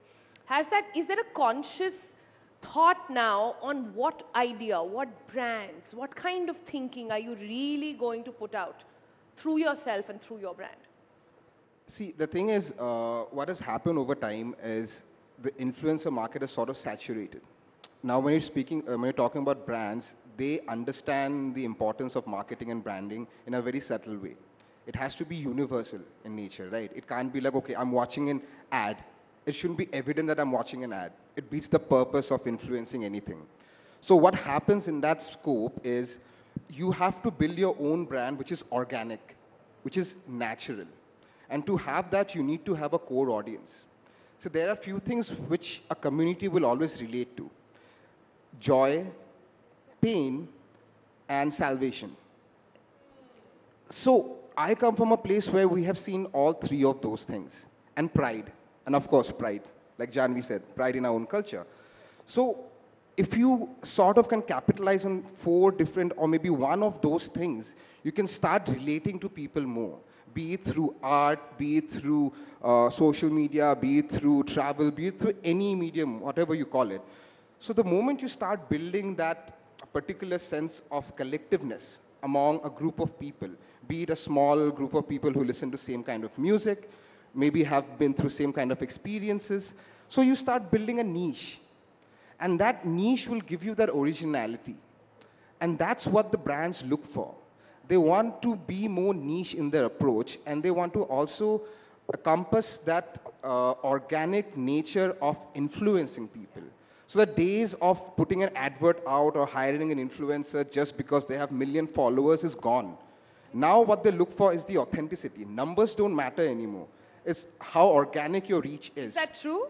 Numbers don't matter? Nope. Most of them are bots. I would say authenticity definitely matters more than numbers, because it's like, it's a story on your page, you know, as the panel says, we are storytellers and the story of our lives is on our page. So brands really, really look for that. They don't look for somebody who's doing one mobile phone ad one day and then another the next day, for sure. But Vidit, tell me this. Yeah. When do you, since you are the brand, you are the influencer, when do you stop being the influencer? When do you start being that person? Or that Lakshman Rekha simply does not exist? I think the onus of drawing that line is actually on the influencer, because we know people who do this like first thing in the morning and even on Saturdays, Sundays. But for us, it was very clear right from the beginning that we weren't leaving one corporate rat race to get into another. So, you know, we made it a point to kind of draw that line that 2 days in a week, we are not, like, weekend. Not necessarily that Saturday and Sunday, but sometimes because of work, Sunday has to be dedicated to work. So we take Monday off. You know, so I think it's really up to the content creator or the influencer to draw that line. And there's no like clear definition of where it starts and where it stops. But yes, at the end of the day, it does kind of permeate into you know, a lot of the things that you do and a lot of times throughout the week. But I think as Shantanu said, if you're being authentic with your audience, it feels so effortless. Sometimes you're working, but it doesn't even feel like work because you're actually putting a very authentic part of yourselves out into the world. So the boundaries are also very blurry sometimes. You have to be up for it because if I am going on holiday, I don't want my phone around me. I don't know how you guys do it. But moving on, we're coming to the closing of this session. I want a quick sort of last comments on where is this going? We also see a lot of, like you said, we have saturated the content across platforms, more and more platforms, more and more content, more and more influencers, so to say. There are also a lot of one-time hits and one-time wonders. So where is this going and what next for influencing? Like I said, Bollywood now acknowledges, politicians acknowledge, brands of course acknowledge. What next now in this influencer journey? Shantu, you and then I'll go around. I think the whole market dictates a socio-economical change through the eyes of an influencer, through the eyes of social media, basically. That's the greatest influence we can have, right? So I think it's about reform, it's about socio-economical change that can be brought about through the strong powerful. medium. Change and reform through influencing. That's powerful. Yeah, I think that's where we're headed. Like, be it any political party, be it any sort of form of rules or any ministry, there's always a social media handle, right? So, for example, I've worked with the Ministry of Culture. So they have an ongoing social media campaign regarding stuff. So people have recognized the importance of it. And I think it's slowly seeping into the whole reform movement. And it is an independent industry which is going to grow as we are growing as artists and influencers, and we have to deal with it. Janvi? I think it is just the beginning what you're looking at right now, and because अलग-अलग content creators सामने आ रहे हैं, अलग-अलग content सामने आ रहा है, which is taking the country forward for sure. But I also think over the time it will be like अगर आप अपनी audience के साथ, अपने content के साथ valuable है, so it will be a long game for sure. Value add. Yeah, value addition is the key, and value will create virality in the long run also. So that consistency and authenticity, as we discussing the previous question also, कि मेरे लिए वो लक्ष्मण रेखा नहीं है. I am the same person on social media and offline also. So I'm the same. And फिर अगर आप इतने authentic होते हैं ना, तो it is actually very effortless to put out content in a long run also. So calm नहीं लगता है, as they used to say, right? Yeah. काम तो लगता है. Building on that, you can put up a facade for a day or two, a month max. But when you're putting out content, जैसे जानवी कह रही हैं कि रोज अगर डालना है, तो वो फसाद रहेगा नहीं ज़्यादा टाइम तक.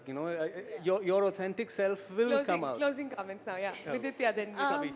I just think that the idea of celebrity that all of us grew up with, movie stars, etc., is dissipating now. There are it's a very fluid concept. So all of us decide what niche we want to cater to, what our community is. So overnight virality is also not a bad thing, because that might help somebody like this tea seller that we were talking about before the panel. It might democratize and bring so much empowerment to a community.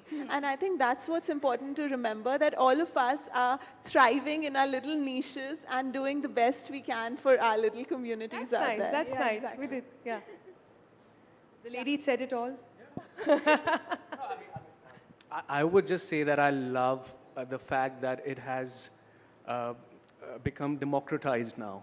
Like, till a few years ago, there was this perception that, not everybody can become an influencer or this or that. It wasn't even considered a profession, right? Now, the beauty is that if you have the talent, if you have the dedication, if you have the skill, anybody can do that. And that's an amazing thing in a country like India, where so much can be done to highlight different corners, different facets, landscapes, culture, food. So, that I think is just the beginning. And it's going to evolve and grow into an amazing industry and a platform. And I think it's gonna be like, matlab it depends on creator to creator. Someone wants to be a celebrity, someone wants to get into a movie or maybe an OTT. There is space for all. Yeah, there's a space for all, and I think we should look forward to be a change maker for the country now, to represent that content that can bring and evolve your country and take it forward. I think what we can build consensus on this panel is about that the next step is going to be bringing about change. The influence is going to get into the change that you bring. I loved what you said, Janvi, about value will define virality. And I loved what Shantanu also said about how impact is going to be, a major focus as well. So yeah, looking forward to that time. Like I said, whoever you are, how much ever you can raise your eyebrows to influencers or what they do, you cannot ignore them anymore. They are everywhere and they've got you, looking at the stuff that they want, how they want, and that is, just the times we all have to accept and make. On that note, thank you all so much for joining us and all of you over here. Thanks so much.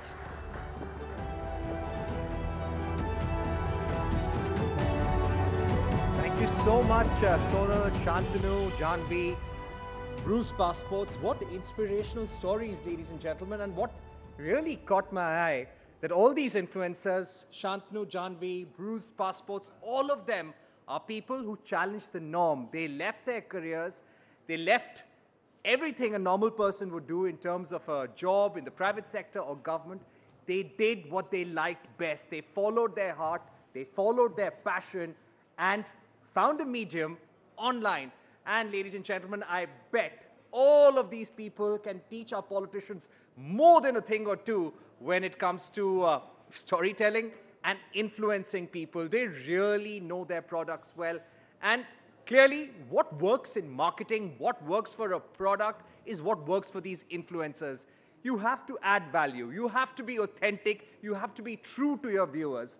Only then can you make it a full-time profession. So a big round of applause to Shantanu, Janvi, Bruce Passports for telling us such powerful stories here today at Rising Bharat.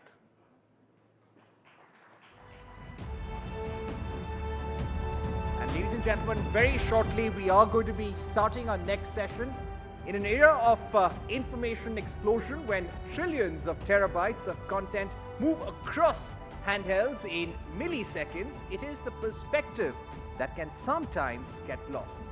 Nuance and perspectives are the strongest pillars of any discussion. And that's what we are going to focus on over the next half an hour. Let's hear it from Ram Madhav, President, India Foundation, Francois Gautier, journalist and author, Dr. Pavan Verma, diplomat and author. You've seen these people on television several times. This session is titled The Twa Factor, and they will be in conversation with Rahul Shiv Shankar. Gentlemen, please welcome on stage with a big round of applause. Rahul, it's over to you.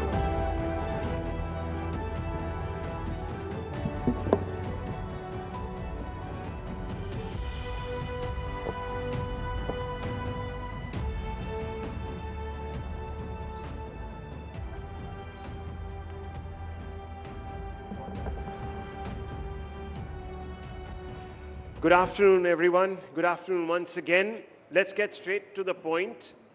The only Twa factor being talked about in Bharat presently is Moditwa, which is a derivative of Modi and Hindutva. The ideological left in this country is extremely upset.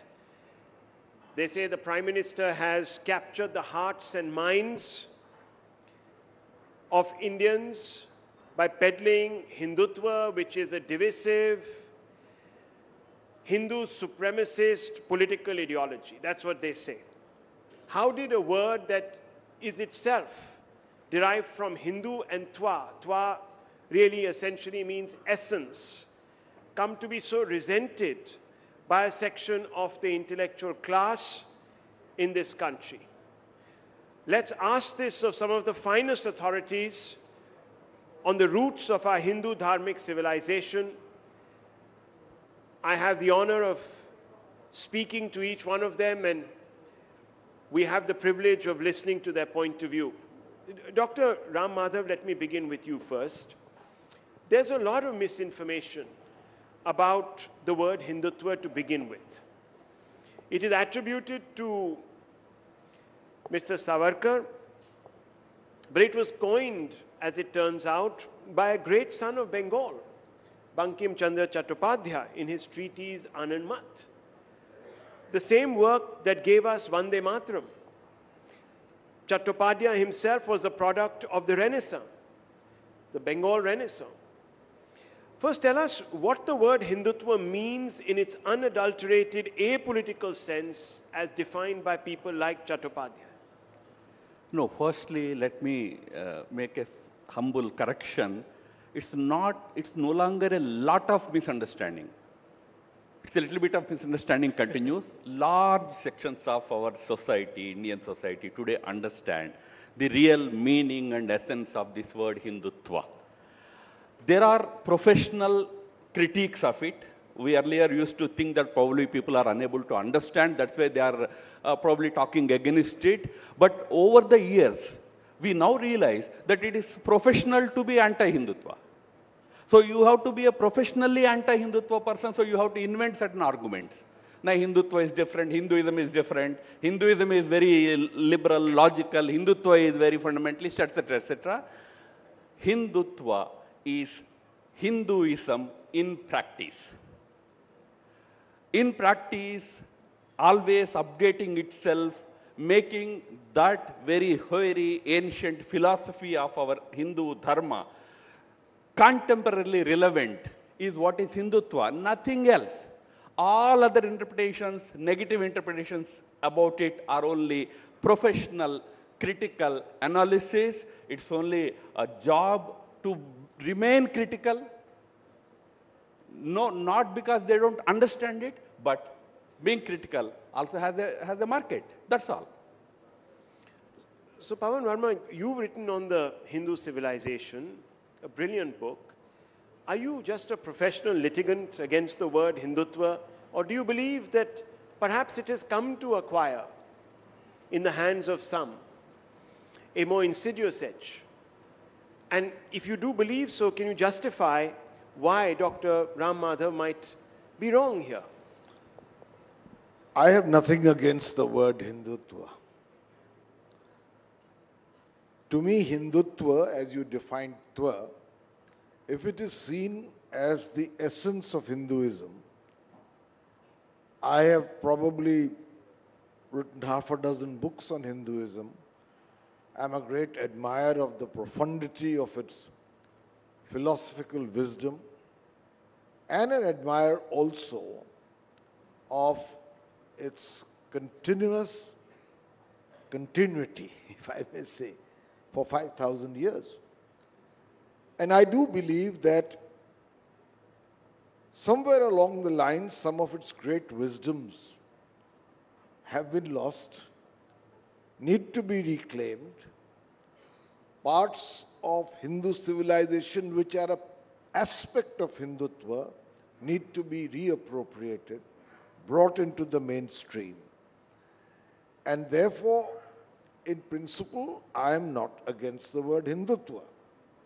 However, since I believe in the grandeur of Hinduism, I object often, not because I'm a professional critic, as Ram Madhav ji saw.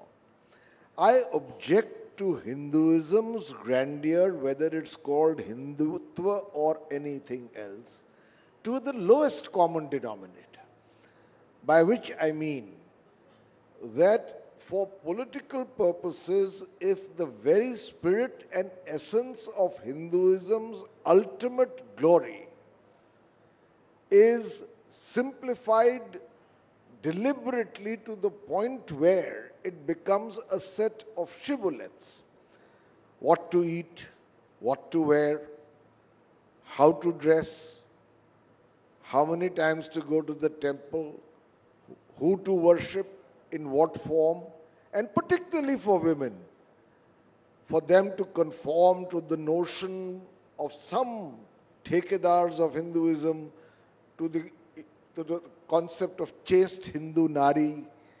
Hinduism cannot be reduced to that, because when you do it, you distort it. Yes, you need to be aggressive about aspects of Hinduism. You need to be vigilant about possible threats to it. But in doing so, you cannot distort such a great legacy. And I therefore feel that when you use Hindutva purely as a political tool, it often ends up not as the Hinduism which we worship or which we are proud to belong to, but as a means of dividing society, spreading avoidable hate, creating fissures, and also empowering an entire class of new, he will not like this word, so I'll not use it. We've had debates before. A new class of people who cannot write one page on Hinduism but are today the protectors of Hinduism and have become a law unto themselves. No, are you saying that they extend into the ruling establishment and that they are part and parcel in fact, that's a very interesting question, and then Mr. Madhav, I'm sure, will answer it. You see, the ruling party, in my view, has played a role of deliberate ambiguity with organizations like the Bajrang Dal. I'm naming one. They encourage them to achieve short-term political goals in their aggression. If they go too far, they have the option to distance themselves from it. We were just having a discussion about this. And in this process, over 10 years of political power at the center, we have people today who in the name of Hindutva are distorting the very meaning, grandeur and conquering eclecticism of Hinduism. That I feel is wrong. But otherwise I have no problem with Hindutva. So you're saying there is a basis to adduce this sort of definition that Hindutva has been sort of twisted? No, as I said, look, if there is anything wrong happening in Hinduism, there is always scope and place for questioning and criticism. That is the very fundamental, quality of Hinduism that Mr. Pawan Verma knows very well. Questioning. Gandhiji said, continuous reform is the name of Sanatana Dharma. Hindu Dharma is the name in which continuous reform should happen. To that extent, it is fine. Does Hinduism not have asuras in it? Was Ravan not a great Hindu in that sense? But he was still an asura. He was to be opposed. He was to be killed. Such things, whether they happen in any form, in any name, in any organization, they have to be opposed. But to brand a particular group as you are Hindutva, since you are Hindutva, you are bad, is what is wrong. That is what I am saying. If there is something not correct happening in any particular group, in a so-called non-Hindutva group, championing caste and dividing society in the name of caste, asking people, tell me how many judges are there from your caste, tell me how many so-and-so are there in your caste. It is all progressive in our country. Nobody questions that politics. While in Hindutva, when we are talking about this great country's ancient civilizational value system, we have to uphold it, we have to live with that swa, self-respect, self-identity. It's actually branded as though it's a very bad idea. Bad people can be there anywhere. That's what I'm saying. When there was no Hindutva, also there were bad people among every religion, every dharmic society. Don't brand a group just because then you call it a political form. It's not politics. It's about this country. If it is politics, Mahatma Gandhi was the first person to use it for political reasons. He called, I am a very proud Sanatani Hindu. It's not politics. It's about certain value system which we believe it's the core value system of our country. Okay, you want to quickly come in before I bring in Mr. Gautier? With apologies to Francois. Ram Madhavji raised a very important point. Hinduism has the ability, the confidence, the sanction to critique itself and correct itself. My worry today is we are fast coming to a point where even a proud Hindu like myself, if he or she questions any aspect of what the establishment so-called of Hindutva believes we are anti-Hindu. Now this is a very strange thing because Hinduism, if you know, has no one God, no one book, no one church. It is an eclectic faith which has not one but 6 systems of Hindu philosophy. But shouldn't we speak with concrete examples? I'm just going to finish. I'm just going to finish quickly. And it has allowed for a great deal of contrary opinions and critique.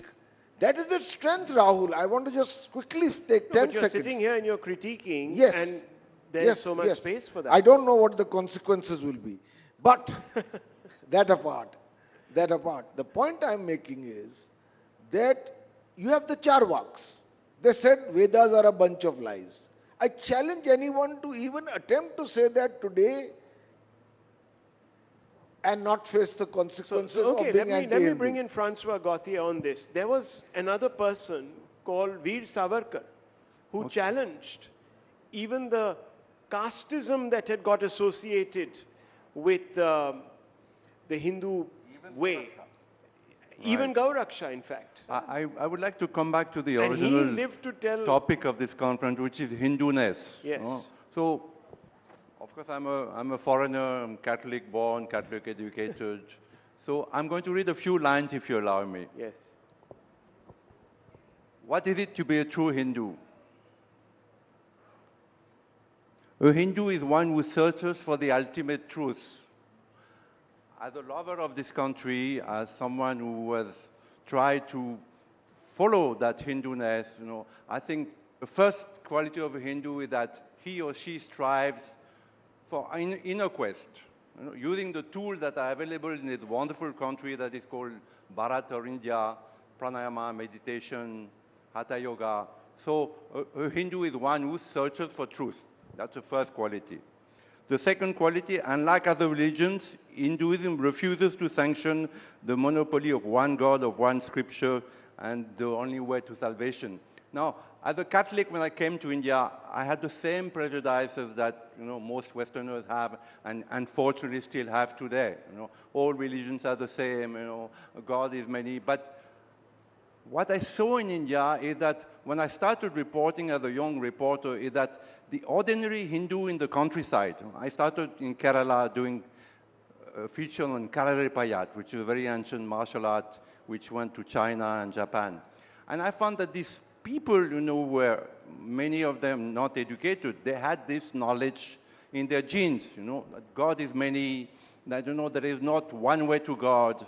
And then I also saw when I was covering Kashmir that there was another religion who thought that if you don't belong to my religion, I might kill you, I might convert you, the Christian might convert you, and the Muslim might kill you. So it opened my eyes to what true Hinduism is.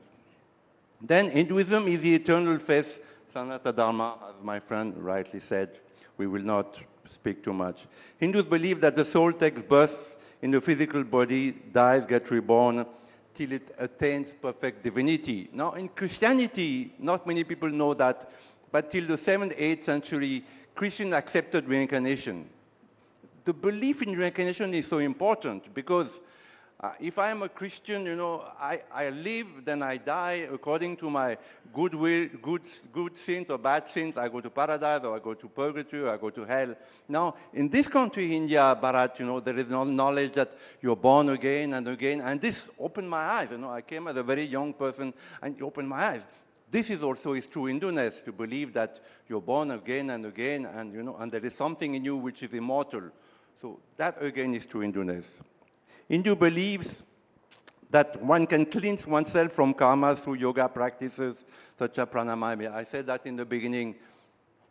The Hatha Yoga has taken the world by storm. In America, out of 3 persons, 2 practice Hatha Yoga. We see Hollywood stars, doing Sirsasana, doing Surya Namaskar. So this knowledge which is in this country, and I think this is why Mr. Modi came and he played such a crucial role in the rising of Bharat, is that India needs to become the spiritual leader of the world. Many of your sages have said that, Swami Vivekananda, Sri Aurobindo. I actually came to India to meet Sri Aurobindo's companion called the mother in Pondicherry, and I had the privilege to meet her. several times. Shiromino was an immense yogi, immense avatar, and also a revolutionary, that India needs to become spiritual leader of the world. And I think Mr. Modi is playing a very, very important role in that. Now, one can be a Christian, a Muslim, or a Jew, and still practice Hinduism. I think this is one thing that very few Hindus understand, is that Hinduism is not a religion, it's a spirituality. And it's a universal spirituality because it recognizes that God, he or she, not only he or she can manifest at different times, using different names, different scriptures. So this is a wonderful knowledge. And that knowledge used to be roaming all over the world, in Egypt, in Greece, Mesopotamia, so many countries that this knowledge, but it was wiped out. So today, the responsibility that your country holds is that it still has this knowledge, which is being attacked from many sides, including, as the earlier Mr. Babane said, by Hindus themselves.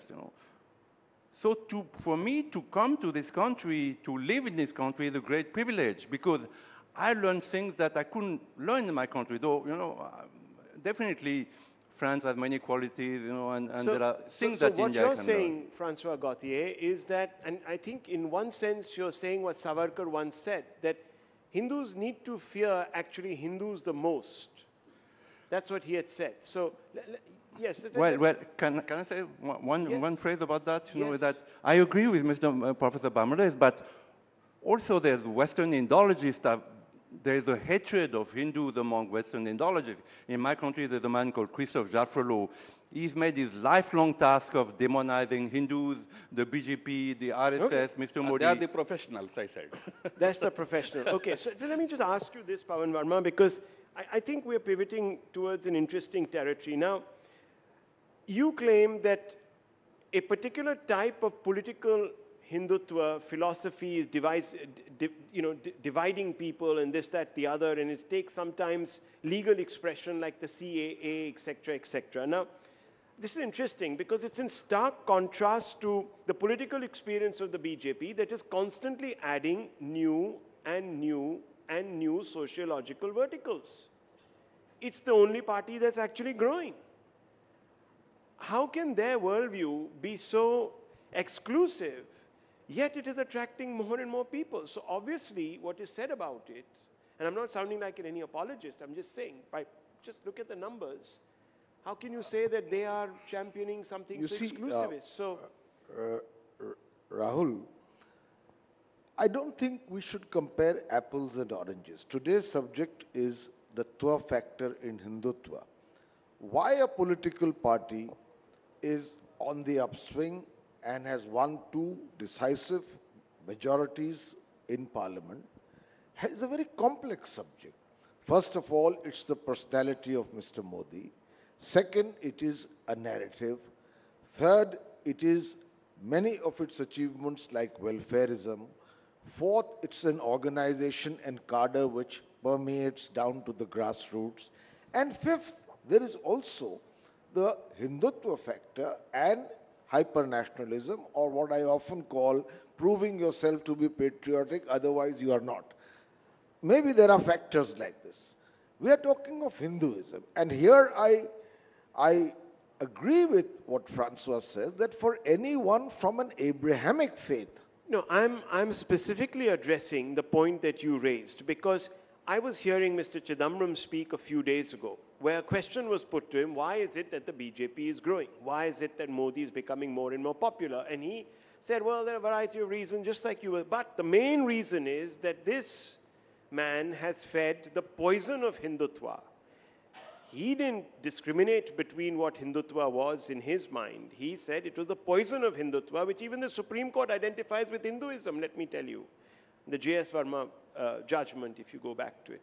So he says it is Hindutva. Now, if Hindutva was so divisive, so poisonous, why are the unsuspecting voters drinking it? No, so to answer your question, I have been the spokesman of the Ministry of External Affairs of a political party, the JDU. Yes. But I'm not Mr. Chidambaram's spokesman. So I just want to clarify that. He can say what he believes. To my mind, Mr. Modi is a popular leader, and it has also a factor of the opposition being spectacular spectacularly ineffective without a face or a narrative. Okay. So that these are factors that are different. They are in the secular realm as well. Where Hindutva is concerned, for anyone from an Abrahamic faith, the freedoms and the openness of Hinduism is a matter, can be a matter of great attraction and also be a matter of great miscomprehension. Now, when there is a religion, which Francois talked about, where the greatest reviver of Hinduism, Adi Shankaracharya, he says, na dharmo, na chartho, na kamo, na moksha, na mantro, na tirtham, na vedo, na yagna. None of these matter. All that matters is Chidananda Rupa, Shivoham, Shivoham. And by the way, he said, I am Shiva, I am Shiva. Another thinker in the Middle East, a Sufi thinker, he said, Anul Haq, I am the truth. He was beheaded. In Hinduism, it's not. So we need to preserve this grandeur of No, where is any dispute about it? Who is not preserving it in India? Is Hindutva not preserving it? You talked about Adi Shankara. Adi Shankara's one of the finest memorials is coming up in Madhya Pradesh, funded by the BJP government. Isn't it a great tribute to Adi Shankara and all that philosophy of Advaita of Adi Shankara?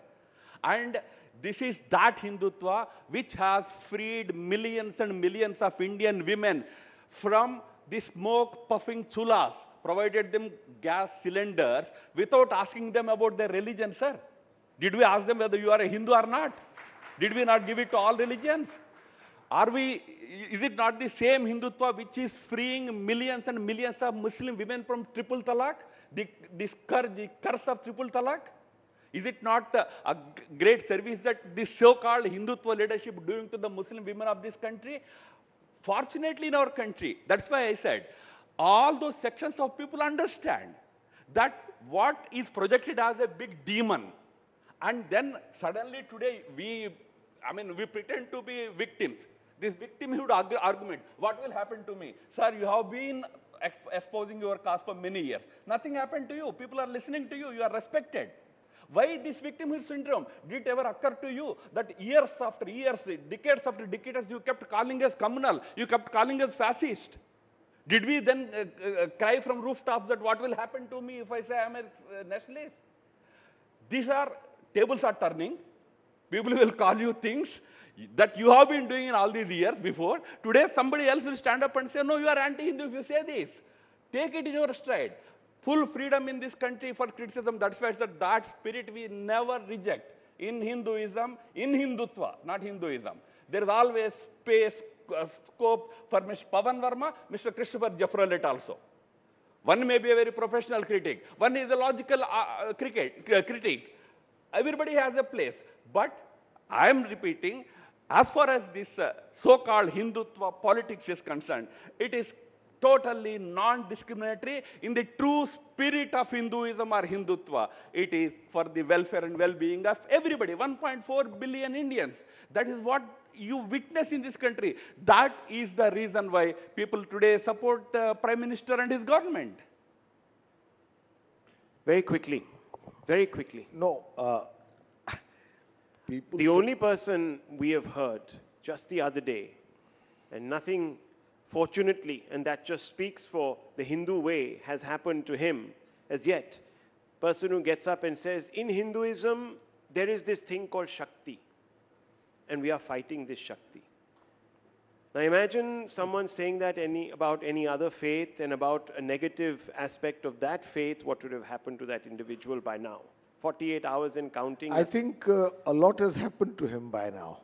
No, that's because of his political... No, nothing will happen because I told you, nothing will happen, the reason I tell you. At least in terms of ridicule, because without understanding what in Hinduism is the role of Shakti, to use Shakti in the context of Hinduism, in the manner in which he did, obviously. Well, that's what I'm saying. So is that a professional critic? These are not the substantive critiques that we need as Hindus to be open about. And what I am saying is, let's talk of Veer Savarkar. No, we've run out of time, actually. I'm really sorry. But I must say, nothing will happen to Rahul Gandhi, sir. Don't worry. Because we always believed that BJP has strong leadership which will get us lot of votes. Modi ji, Amit Shah and Rahul Gandhi. Well, I did tell Nothing you, will yes, happen. 30 seconds. I mean, I don't believe there is a divide between being Hindu and Hindutva. In fact, I believe that Hindu power is a must in India, and that sometimes I feel Mr. Modi is very moderate. Of course, as Ram said, he's the Prime Minister of all Indians. But understanding that Hindu accept the totality of the world, I wish that Hindu power would come more to the fore. Well, 10 seconds. I can understand his point of view, but Hinduism's foundational basis is respect for all faiths. And I think that cannot be diluted. I think most people here will say is perhaps happening given the fact that a large number of people are not differentiated on the basis of their faith by government policies. I think that's the real test. The government comes in and it respects everyone, exactly, respects and enables everyone when they form policies. I can tell you of previous government, non-BJP governments who had policies that actually differentiated between people. I still haven't found one who can accuse this government, and I'm just being absolutely factual here. Any one of you thinks that there's one government policy that differentiates between people, one government policy, Indian citizens? Raise your hands. Well, we leave it at that. The proof of the pudding is in its eating. Thank you.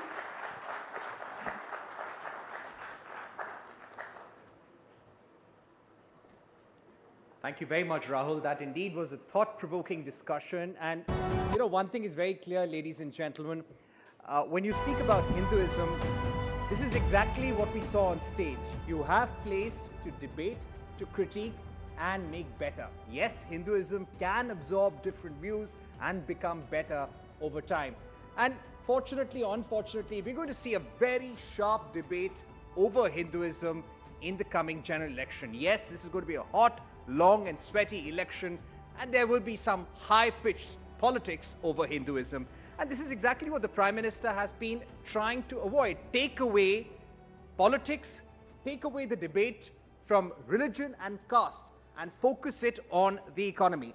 Yes, he has been saying that we need to focus on the poor, the women, the youth, and the farmers. And these are the forecasts in the country we need to focus on. And as we talk about the economy, ladies and gentlemen, let's indulge in some investment talk, shall we? Private equity, venture funding, and the investment universe are having their moments, albeit with a bit of rough and tumble lately. This involves moving funds across asset classes and various geographies. What are the changes taking place in the investment landscape and the evolving technologies in the world of finance, private capital and money? Let's welcome, ladies and gentlemen, Ashish Agarwal, Managing Director and Country Head at Jefferies, Ramesh Damani, veteran investor and member of Bombay Stock Exchange, Shweta Jalan, Managing Partner and Head of Advent International in India, Harsha Raghavan, Managing Partner, Converge Finance LLP, to talk about turbocharged markets, micro moves, macro moves, in conversation with CNBC TV 18's Managing Editor, Shireen Bhan. Let's welcome them on stage, ladies and gentlemen. This is going to be a fascinating discussion. There will be a debate on the economy as we get off the national election, and who better to discuss this? Shireen, over to you. Good afternoon, ladies and gentlemen. What an absolute pleasure it is to be back here at Rising Bharat. Thank you so much for being an incredible audience here, and we look forward to engaging with you on an issue that is occupying a lot of mind space and clearly generating a lot of headlines. I have a fabulous panel here with me this afternoon to talk about the trajectory that we are likely to see. It has been a record-breaking year for the Indian capital markets. To start with, we've seen the democratization of the Indian capital markets. The number of demat accounts in just the past 1 year up 34%. We've seen India emerge as one of the best performing markets in the world. We've seen record numbers in terms of mutual funds, asset under management. Women are now participating in the Indian capital markets like never before. But to tell us what the road ahead looks like, what we can expect for India, for the Indian economy, and for the Indian markets, without further ado, I'm going to start the first round with 90 seconds each to my panelists here to give us their take on what they believe is the bull case for India. Ramesh Damani, veteran investor, you've of course been bullish on the Indian markets for very, very long. And Ramesh, I just want to, for the benefit of our audience here who are watching us online as well as here at the Taj Palace in Delhi, remind you of that event in 2014 where your good friend, the late Rakesh Jhunjhunwala, said, if you're underinvested in India, you're going to miss out on the mother of all bull markets. Ramesh Damani, 90 seconds, your time starts now on the bull case for India. Yeah, thank you, Shireen. It's very interesting that I just came back from the land of the rising sun. So I'm coming back to the rising Bharat right now. And the very instructive story to understand about what's happened in Japan. In 1964, when India last won the Olympic gold medal cleanly, with the fair competition, was in Tokyo, the Nikkei was at 1,000. Over the next 25 years, it climbed from 1,000 to 40,000 in yen terms. Even dollar terms, it actually went to 100,000. So it had the mother of all bull runs in Japan. And I think Rakesh and me, we're kind of stock market creatures. We believe that India is on a similar bull run. Like Japan went from a third world country to the second largest economy in the world. Companies that were unknown in Japan in 64, Sony, Hitachi, Honda, became household names. I think, and maybe I hope I'm right, that India is on a similar trajectory. And what is powering this bull market in India? Every bull market has a thesis. What powers the bull market? I think what is powering this bull market is the growth of the great Indian middle class. I think finally we're having a great Indian middle class.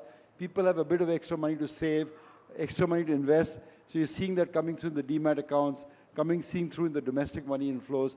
So I think this is a long-term story. I don't think, as my friend Rakesh would say, always be bullish on this country.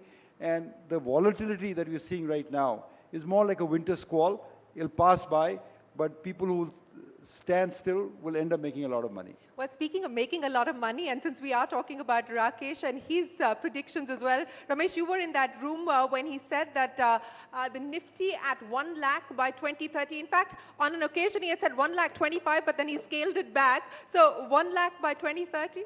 That seems a bit of a stretch, but the Sensex will get there. The Sensex will get there. Ashish, let me come to you now. The bull case for India, 90 seconds. We've just come out with a big report, India's march onto the global stage. We are talking about, I think, the economy itself touching about $5 trillion by 2027, the market cap reaching about $10 trillion by 2030. I don't think any other country can talk about so many things coming together. Whether it's an under-leveraged economy, capex cycle, both government and private sector, whether it's the demographic dividend that we are talking about, the rising middle class that Ramesh just talked about. I think it's a lot more parallel to also what the US went through in the 80s, in terms of working population, savings habit. As you have more macro stability, lower inflation, the average saver tends to invest more in equities. And I think that's the biggest delta. One statistic that I think cannot be underappreciated at all is even after all these years of demat accounts going up, equity savings being there, the equity household savings is still about 5% of total savings, right? Gold is 16, so we have a long, long way to go. And we are not even counting as and when the FIIs come back. So I think can't get more bullish than this. When do you see the return of the FIIs? I think it started a bit last year with a couple of large guys putting in sizable bets. I think a lot more will follow. If I'm not wrong, I think so far the India investments have been driven by EM funds taking disproportionate bets on India. I think the next 5 years will be about global funds stepping up big ticket investments into Indian equity. Well, I'll get you to elaborate more on that in just a second. But Shweta, let me talk to you about what we are seeing as far as the private equity mood is concerned. And the mood has been buoyant over the last few years, including for Advent specifically. You're looking to utilize another $5 to $10 billion of your capital in India over the next few years. Your bull case for India. So I believe India is not a story of 1 year or 2 years. I think it's a multi-decade growth story from here on, right? I think it'll be a pity if we don't capitalize on it, because we literally have, all flags are green at this point in time. So if you look at some things that both Ramesh and Ashish spoke about, right, our demographic profile, right, We have the largest probably working population of 900 million across any geography across the globe, right? And that just lends itself to a large consumption story for India. So that is, I would say, one big positive. Government capex cycle, I think, is going to propel the economy a lot in terms of growth. And lastly, the one thing that we didn't talk about so far was just the whole policy framework in India, right? And that has been so supportive, starting with reducing the corporate tax rate a few years back, or the bankruptcy law, GST. All of these is just providing the inherent infrastructure, underlying infrastructure for corporate India to really outperform the growth we are seeing anywhere else in the world, right? So for us and private equity, as you can see, everybody is really bullish on India, like Advent and like my global folks said, about $5 to $10 million a month back. I think last year the private equity investment in India was $40 billion. Yeah. It did peak in 21 at 70 billion. And I do see that peak coming back sooner than later, just given the whole buoyancy around India that we are seeing. Anywhere I go in the globe and meet our investors, meet our general partners, everybody's just talking about India rising and What's India the number shining. one question that they ask you? How much can you invest in India? How much can we invest in India, and where do we put that money to work? Absolutely, absolutely. I'll get you to respond to where you tell them that money should go to work. But Harsha, first of all, congratulations. Harsha is an investor in India's newest airline. They took their first flight yesterday. So ladies and gentlemen, a big round of applause. And Ramesh Damani, also an investor. He's the captain. He's the captain. But Harsha, you know what they say, and I'm not going to go down that cliche of how do you get a billionaire to lose his billions, but that's really been the story as far as Indian aviation is concerned. You're being brave-hearted, aren't you? Thank you, Shireen. I wish I got a penny for every time I heard that comment. Which is why I didn't make it. Which is why I didn't make it. Yeah. But on that specific point, I will say that it's clear that India's problems needs Indian solutions. And we believe with the airline that that's what we're addressing. And in many other investments that me and my contemporaries are making, I think we're solving India's problems with Indian solutions. To answer your question about the bull case, I was reflecting on this a little while ago. And in the old days, the gap between our bull case and our bear case used to be a wide range in India. Today, we seem to be in a somewhat privileged position where the gap has narrowed significantly. And I'd say with some level of reliability and certainty, we know where we as a nation are going. I think Jeffries and many of the other analysts have published a lot of research on this topic. We should be the third largest economy by 2027. Our stock market has done well. Looks like it will continue to do well. And so I'd say the bull case is not altogether that different from the realistic case or even the bear case, in that India is looking to be good. Now, on a slightly related point, what do all of us want as citizens and residents? We want safety for ourselves and our families. We want political stability, and we want that political stability to be accompanied by direction from the government in terms of where we as citizens can get to, and businesses can get to. And the third thing is we want economic prosperity. Mm-hmm.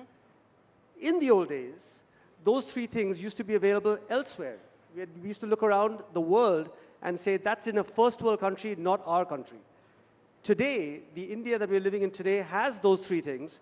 And as we look around the world, we kind of look back home and say, like all of us in this room, things are better over here. So I'd say that that's the realistic case. That is the realistic case, and that's the big change that is driving the investment psyche and the investment cycle as well. But Ramesh, to the changes that Shweta also brought up and all of you have alluded to, the structural changes that have happened. One of the calls that you made a few years ago, in fact, was as far as the PSU stocks were concerned, and what a rally we've seen as far as the PSU stocks. In fact, I don't think we would have ever imagined that we would have seen the Prime Minister address the rally that we've seen in PSU stocks in Parliament. Ramesh Damani, from here on, given where valuations are, given the structural reform story, given economic stability, policy stability, so on and so forth, is that a bet that you continue to make? Yeah, I feel, Shireen, like I'm on the Bazaar show in the morning at 9 o'clock. That's what they typically would ask me. But to answer your question, every bull market has leadership. So the 2000 bull market, for example, was led by the technology stocks in India, which saw the huge technology revolution take place in India. I think what this bull market is partially being led by the PSU stocks, and they're saying that the level of corporate governance has improved in these stocks, that we no longer have the leakage, we no longer have the phone banking that India was so famous for in the prior bull market. So this sector, this PSU sector, will continue to lead this bull market higher. Now people sometimes say there's a bubble going on or there's a froth going on, and they will correct, as all good bull markets have corrections in a period of time. But I think the eventuality these prices will be significantly higher than they're even today. And the reason for it is twofold. One, of course, the PSUs are the leading edge of the capex spend. The government is using infrastructure spend, defense spend, railway spend as a leading edge for capex. And plus the corporate governance is improved. And you're swinging the pendulum from ridiculously cheap to now probably overvalued at some point in time. But right now, they're good buys, even across the PSU sector. You know, you talked about bubbles, Ramesh, and you know, there is a debate at this point in time whether in some parts of the market, some pockets of the market, we are now entering bubble territory. What's your take, especially as far as the small and mid-cap space is concerned? You know, there always froth in the market, and that corrects itself. Market is correcting. For example, there's some froth in the best private sector bank in India. It hasn't performed for 3 years. So the froth gets taken care of the market. I don't believe we're in bubble territory. People from Jamie Dimon to Jim Rogers have been calling for a bubble in American markets for the last 5 years, and the market keeps surprising them. NVIDIA becomes such a powerful company. I don't believe that's bubblish. There is froth. Market is taking care of that. And, you know, it's what the wise words were said to us when we first entered the market. Caveat emptor, buyer beware. We need, if you're going to put our money, we're going to put a wallet on the stocks, we should be careful about what we are buying. That is our job. You know, speaking of valuations, Ashish, and let's address what we are seeing emerge as the big trend. A lot of the MNCs are actually hiving stake or pairing stake as far as their Indian subsidiaries are concerned to make use of this valuation arbitrage at this point in time. You know, we've seen it happen with Whirlpool. We've seen it happen more recently with BAT. You know, as far as its stake sale in ITC is concerned, we're seeing Tata Sons do it in TCS, that announcement coming in just yesterday. Do you see this trend continuing? And more importantly, from a government perspective, even if government companies were to divest to just be able to get to public float, the fundraising opportunities that it presents? Well, I think, you know, definitely India would need a lot of growth capital. What we have seen so far last year, bulk of the fundraise was sell downs, whether by MNCs, by promoters, and by private equity. I think if you look at the fresh issuance coming out of India, it's still way below what the global benchmarks are. So we are still talking about 1% of market cap every year. That number peaked in China at about 4 to 5%. So there is still a long, long way to go. I think India can take a lot more issuance, and which in my view is the best thing that can happen, because the most common pushback that global investors have historically had on India is the liquidity itself. I think one of the reasons we saw a few large investors coming in hordes was also because of the liquidity events that the country is now able to produce. So in a way, fresh issuance crossing 100 billion will bring in own set of investors. I think some of the MNCs selling down, some of the promoters selling down is use of capital for other growth businesses. I think India has also come of age where a lot of corporations are now talking about spending in R&D, whether it is green hydrogen or energy in general. And I think that's one of the longest standing complaints against India, that Indian companies have not invested in R&D.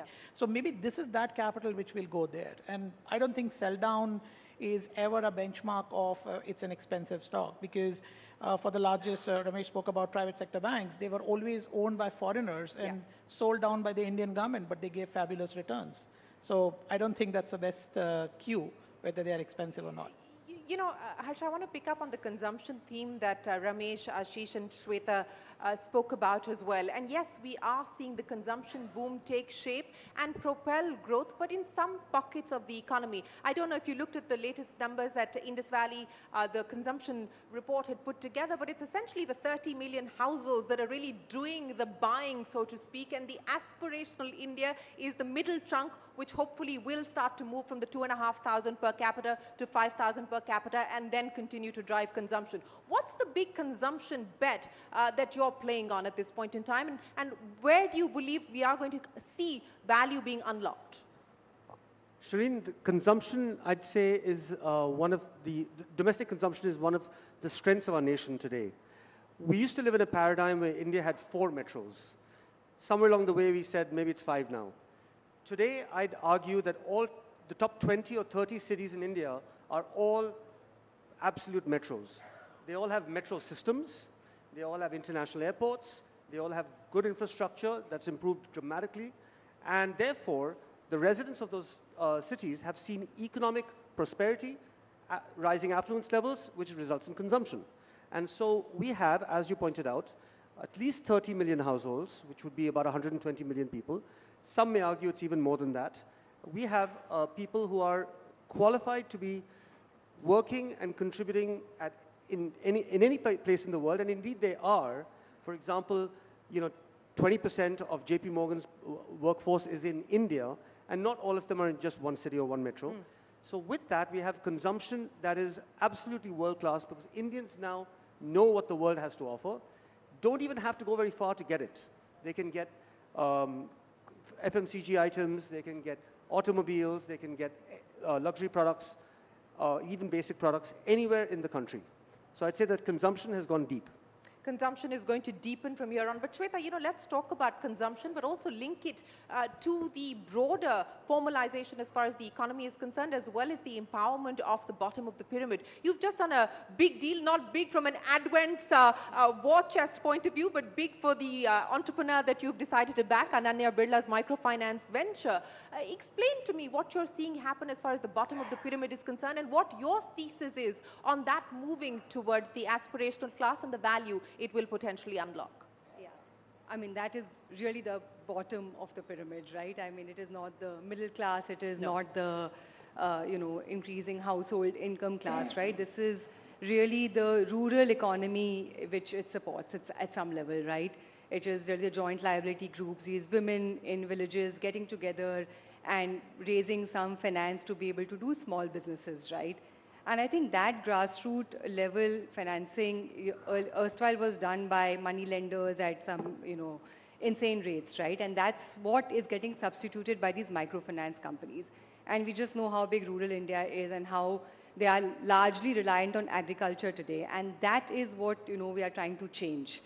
Can they have other sources of income? Can they find other sources of livelihood in the rural part of India? And can they get good financing to build those businesses?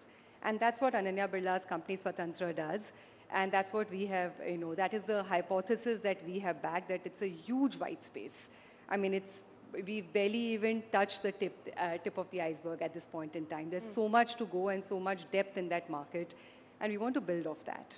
Speaking of white spaces, Ramesh, and I want to come to you with that.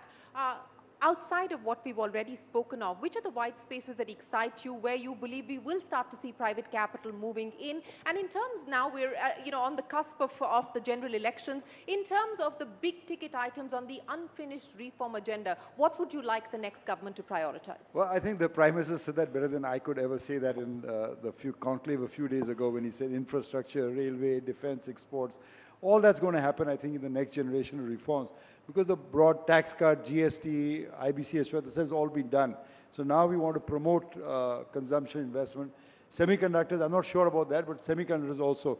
But if you ask me for a white space, Shireen, Harsha was talking about, we've already witnessed a tech revolution in India.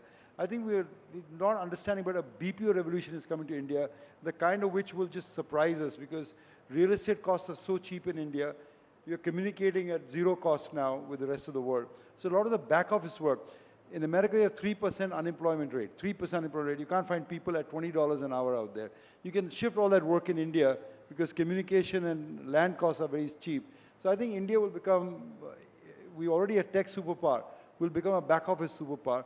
I think but aren't we already the back office superpower? We've done nothing. We're just going to start. We're just barely getting started. I think we have focused more on tech, and I think not on high tech, but on tech, basic tech services economy. But I think the superpower in terms of back office will just explode. It's exploding before our eyes. Because for the first time now, land costs are zero. Even in an AI world? Yeah, I think so, because a lot of this mortgage processing, all this basic stuff, will still require some human intervention. So in the AI world, yes, that is a black box that I'm not familiar with yet.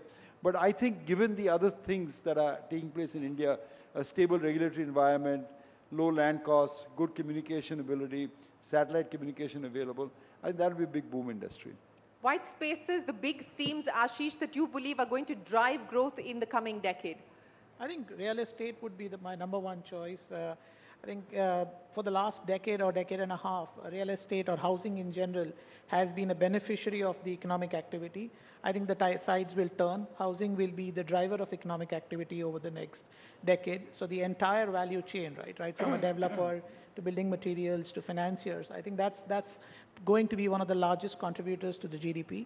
The other theme on the same lines we like is hard assets, so infrastructure. Hotels, airports, ports, hospitals. I think in an inflationary world where cost of capital is going to play a major role, consolidation is going to be the theme. And that's why as a house we've been big believers in owning hard assets. And you think private equity is going to play consolidator? Shweta, are you going to do the consolidating? Already doing a lot of it, right? I mean, we have a whole pharma platform where we've integrated a CDMO and API business. But on white spaces, I would say all businesses that play on the China Plus One theme, right? Manufacturing. I mean, that is something that's been underinvested on for, a decade plus. I think that's going to be a big white space in my opinion. I was expecting you to, half expecting you, Ramesh, to talk about manufacturing, but you didn't bring that up. You don't believe that that's going to be the big opportunity as well? No, I'm not particularly a fan of PLI investment. I don't think the government should be directing capital to areas where Japan tried that and it fell flat on their faces. So I'm more into the services consumption part of the Indian economy. So maybe Harsha has some view on that. Harsha, you somewhere in between? Yes, I am in between. I'd say that, I'd argue that we're the only country in the world that has gone through a simultaneous industrial revolution and digital revolution.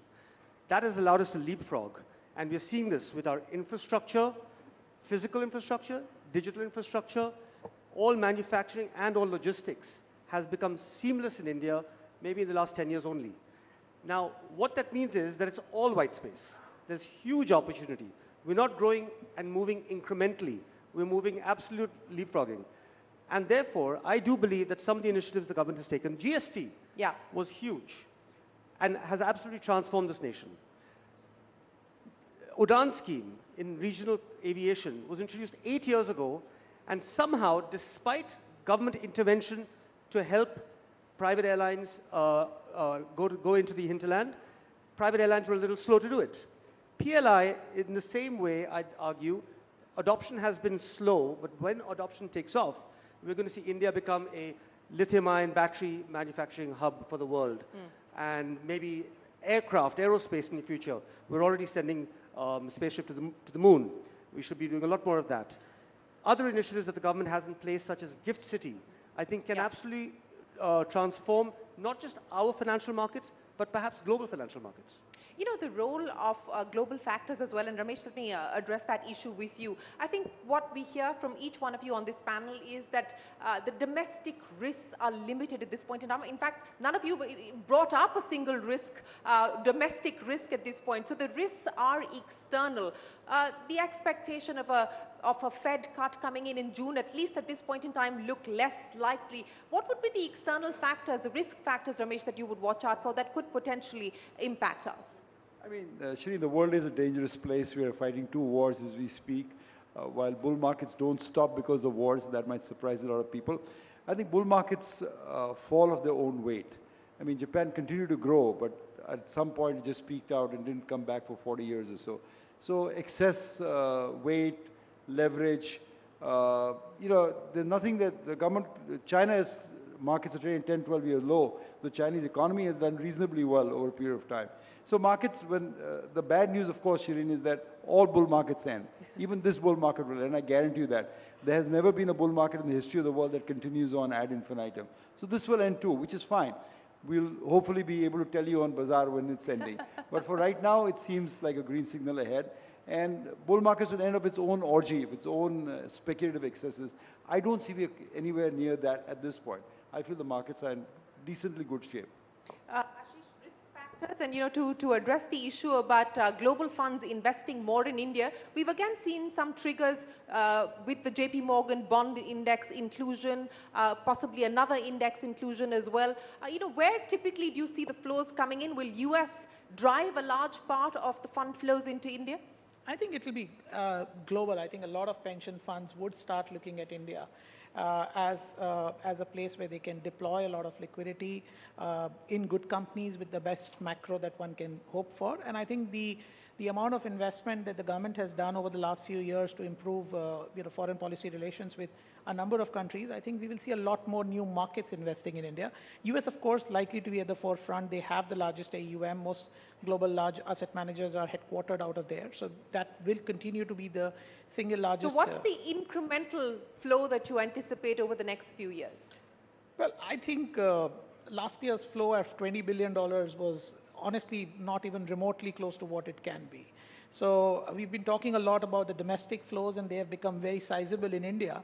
And I think they will continue to grow. But at the same time, I won't be surprised if the FII inflow into the country can go up 5 to 10x from where currently it is over the next few years. And I can tell you, I think most EM funds are overweight India. Yeah. Most global funds don't, many of them don't even own a single stock. So the kind of liquidity events we are seeing now is the perfect backdrop for them to come back into India in size. Okay.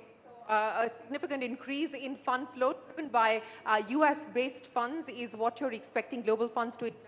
But Shweta, let's address the issue that we were talking about, private equity playing consolidator, and we've seen a lot of buyout deals take place. We've seen a lot of private equity players take management control. Healthcare is a classic example of what we've seen happen with private equity coming in and taking control. Which are the other spaces that look exciting at this point in time from a private equity perspective?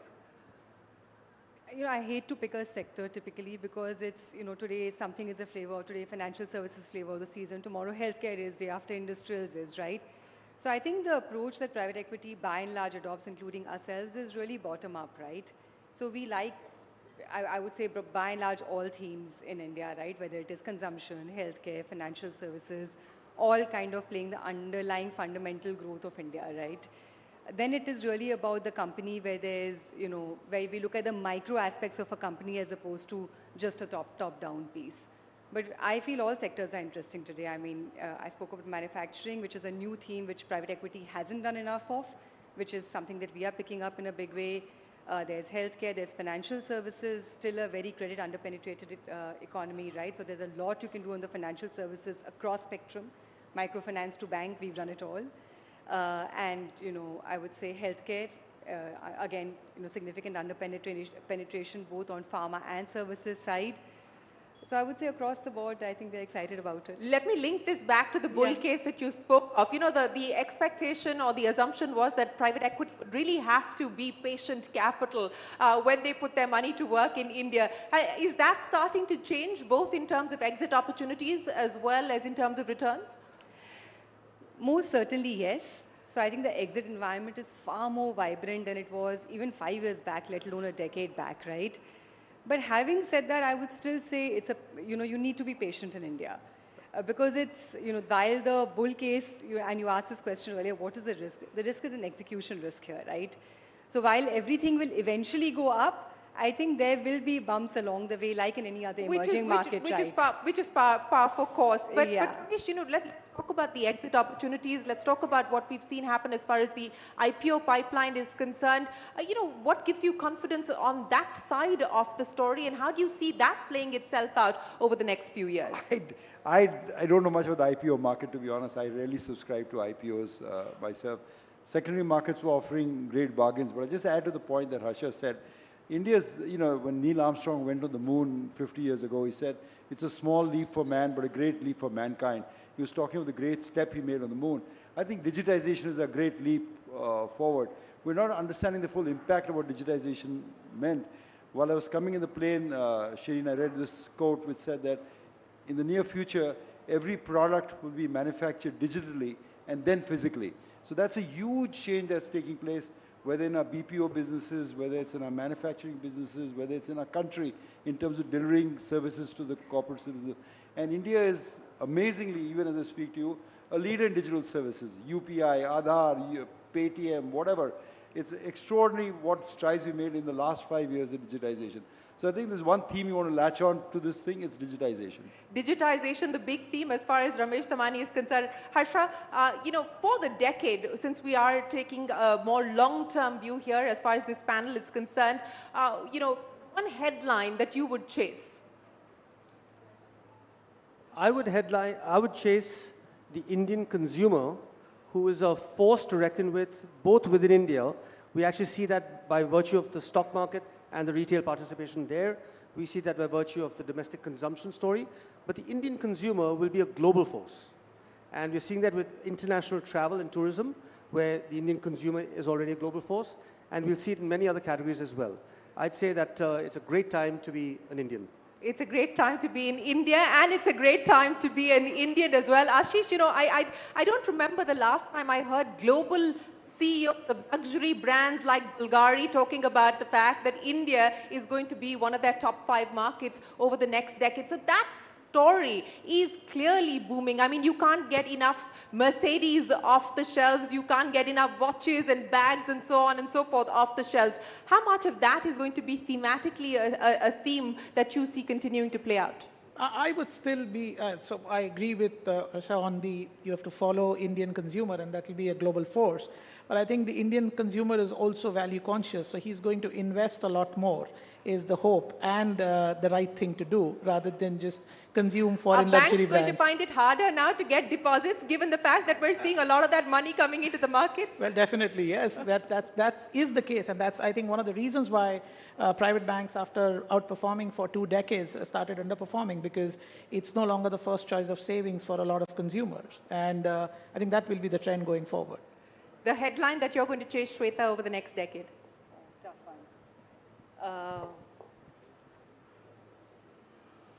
So, I mean, it is actually across the board, right? I mean, for us, India is the investment destination across the globe, right? Pick any country, and I would say that it has some chinks in the armor today, which are challenges. As it stands today, don't see too many of those in India. So I would say, you know, double down on India. Just chase India. Double down on India. Double down on India. Yeah. But Ramesh, you know, on the unfinished agenda, will it matter, for instance, if the next government were to do bank privatization or not? Asset monetization, big pipeline had been laid out. We didn't deliver on that front. I mean, I'm asking from a market's perspective, what will the market factor in terms of expectations or asks from the next government? I mean, there is some expectation that the government will privatize a lot of its assets. The government has publicly said that. They will do that. But I think more important, we want good corporate governance. We want less corruption, less leakages, which I think this government has already delivered. If they do extraordinarily good privatization, like IDBI Bank is up on the block, if that is done in a fair, transparent manner, I think the market will be extremely enthused by that. And I think that depends on the majority that this government gets finally. If they get a good majority, I think they'll be able to put some thoughts through Parliament, which other governments could not do because of, say, paucity of numbers. Like what? What would the #1 priority on that front be? What you would like them to do? No, PSU privatization theme. I'm saying if they actually take that to the next level, the government has said that other than strategic defense and space, they will privatize all the PSUs. Yeah. It makes sense to me. But more importantly, is the first step they've taken is to improve the corporate governance. I mean, the corporate governance improved dramatically in those PSUs. So that has enthused the market first on. That will actually be the icing on the cake. Ashish, you know, to you as well, on the unfinished agenda, what is it that you would like to see being prioritized as far as policy intervention, government decision making is concerned? I think for the next decade or so, some incentive to do big ticket R&D, whether it is setting up large, reputable educational institutions, encouraging more and more R&D, and I think India can afford to do that today. The way we have seen a conglomeration of the country, top 5 groups have a lot of cash flow at their disposal, and I think that can be put to good use with the right kind of government reform. So that's one thing that I would put on the top on unfinished agenda. Okay, so drive the R&D push. But the government has sort of, you know, said that, look, it's up to the corporate sector to do that. But on the larger issue of private sector capex really taking off, not picking up, taking off, do you expect that to happen over the next few years? I think definitely, yes. And I think one segment that we didn't speak much about was the energy space. I think the largest capex will be in that space. And I think India on the renewable side. On the renewable side. And thermal will also make a comeback given the the sheer demand for power that we will have as a nation.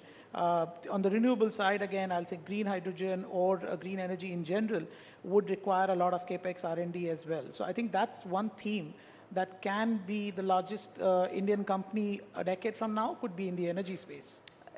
Would be in the energy space? Could be from the energy space. Could be potentially from the energy space. Harsha Raghavan, you've already got 2 aircraft. What could your fleet look like given the fact that you're so bullish on the Indian consumer? Well, India has, you know, a couple hundred airports, and many of them are all very well maintained by the Airports Authority of India and other administrators, but unfortunately underserved or even totally unserved. And there are large population centers who either wish to travel or live in those locations and who need a solution. So we believe that the opportunity to provide air travel, cheap, efficient, and comfortable air travel across every part of India, we believe it's a huge opportunity. And we believe that that's what the Indian consumer needs. And what kind of money are we talking about that you're not just in the aviation side of the business, but outside of that you are going to put to work over the next 5 to 10 years? Well, like I mentioned earlier, the white spaces are tremendous and across the board as India leapfrogs across the industrial revolution and digital revolution. So I'd say that the industry will put many billions to work. We'll play our small little role in that with our small fund at Converge Finance. Well, Ramesh Damani, I'm going to ask you to wrap this up because I know that that you always have something very wise to share with us. You know, as we look at India's place in the world, as we look at what's happening in the rest of the world, but more importantly, what's propelling the Indian economy, all the factors that you spoke of, many have called it India's decade, many believe it could be potentially India's century as well. How would you sum up the India story today? You know, Shireen, I'm often asked this question. I say, when is the best time to invest in India? Is it too late now? Is it the best time to invest in India was in July 1992, just before liberalization was announced. The second best time to invest in India is today. I think the country is on an upward trajectory out there. I think we're on a path that will take us from a third world country to the second largest economy in the world. And I think the best way is, as Indians have now figured out in the last few years, is participate, put your money to work in the stock market, because it gives you better returns than your FD and your bank deposits. So I think it's a great time to invest in India, and I think in the next 20 years, we'll see a transformation in our lives that we could not have imagined that would have taken place 20 years back. But so I, with the rest of the panel, remain the eternal optimist. The glass is always full out here. Well, it is the time to bet on India and it is the time to invest in India. That is unequivocally the message here from our panel of experts. Thank you so much, Ashish, Shweta, Ramesh Damani and Harsha. Thank you very, very much for your insights and for sharing your wonderful stories here with us. Ladies and gentlemen, thank you very, very much for joining us here this afternoon.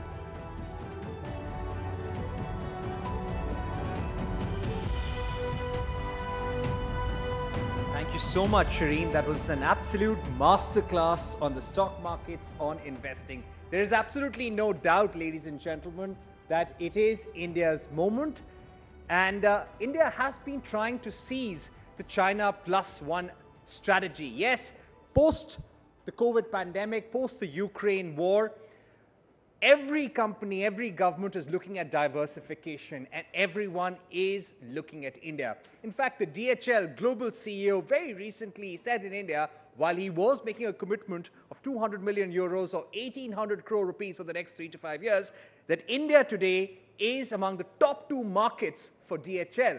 And there are at least 4 economies such as Vietnam, Indonesia and India which will benefit from the China +1 strategy. And India just needs to get this right. This China +1 window is going to be there for the next 3 to 4 years. And that's what everyone feels, that India must seize the moment. In fact, when it comes to Viksit Bharat, very recently the Prime Minister held a Council of Ministers meeting. And the message was, do not take a backseat just because we are going into elections. You need to keep on working because when the budget is delivered in July, we will come out with a Viksit Bharat or a developed India roadmap for 2047. And manufacturing, ladies and gentlemen, will have a big role to play. And we've been speaking about economic reforms, but let's also speak about the government's constitutional reforms, such as revoking special status for Jammu and Kashmir.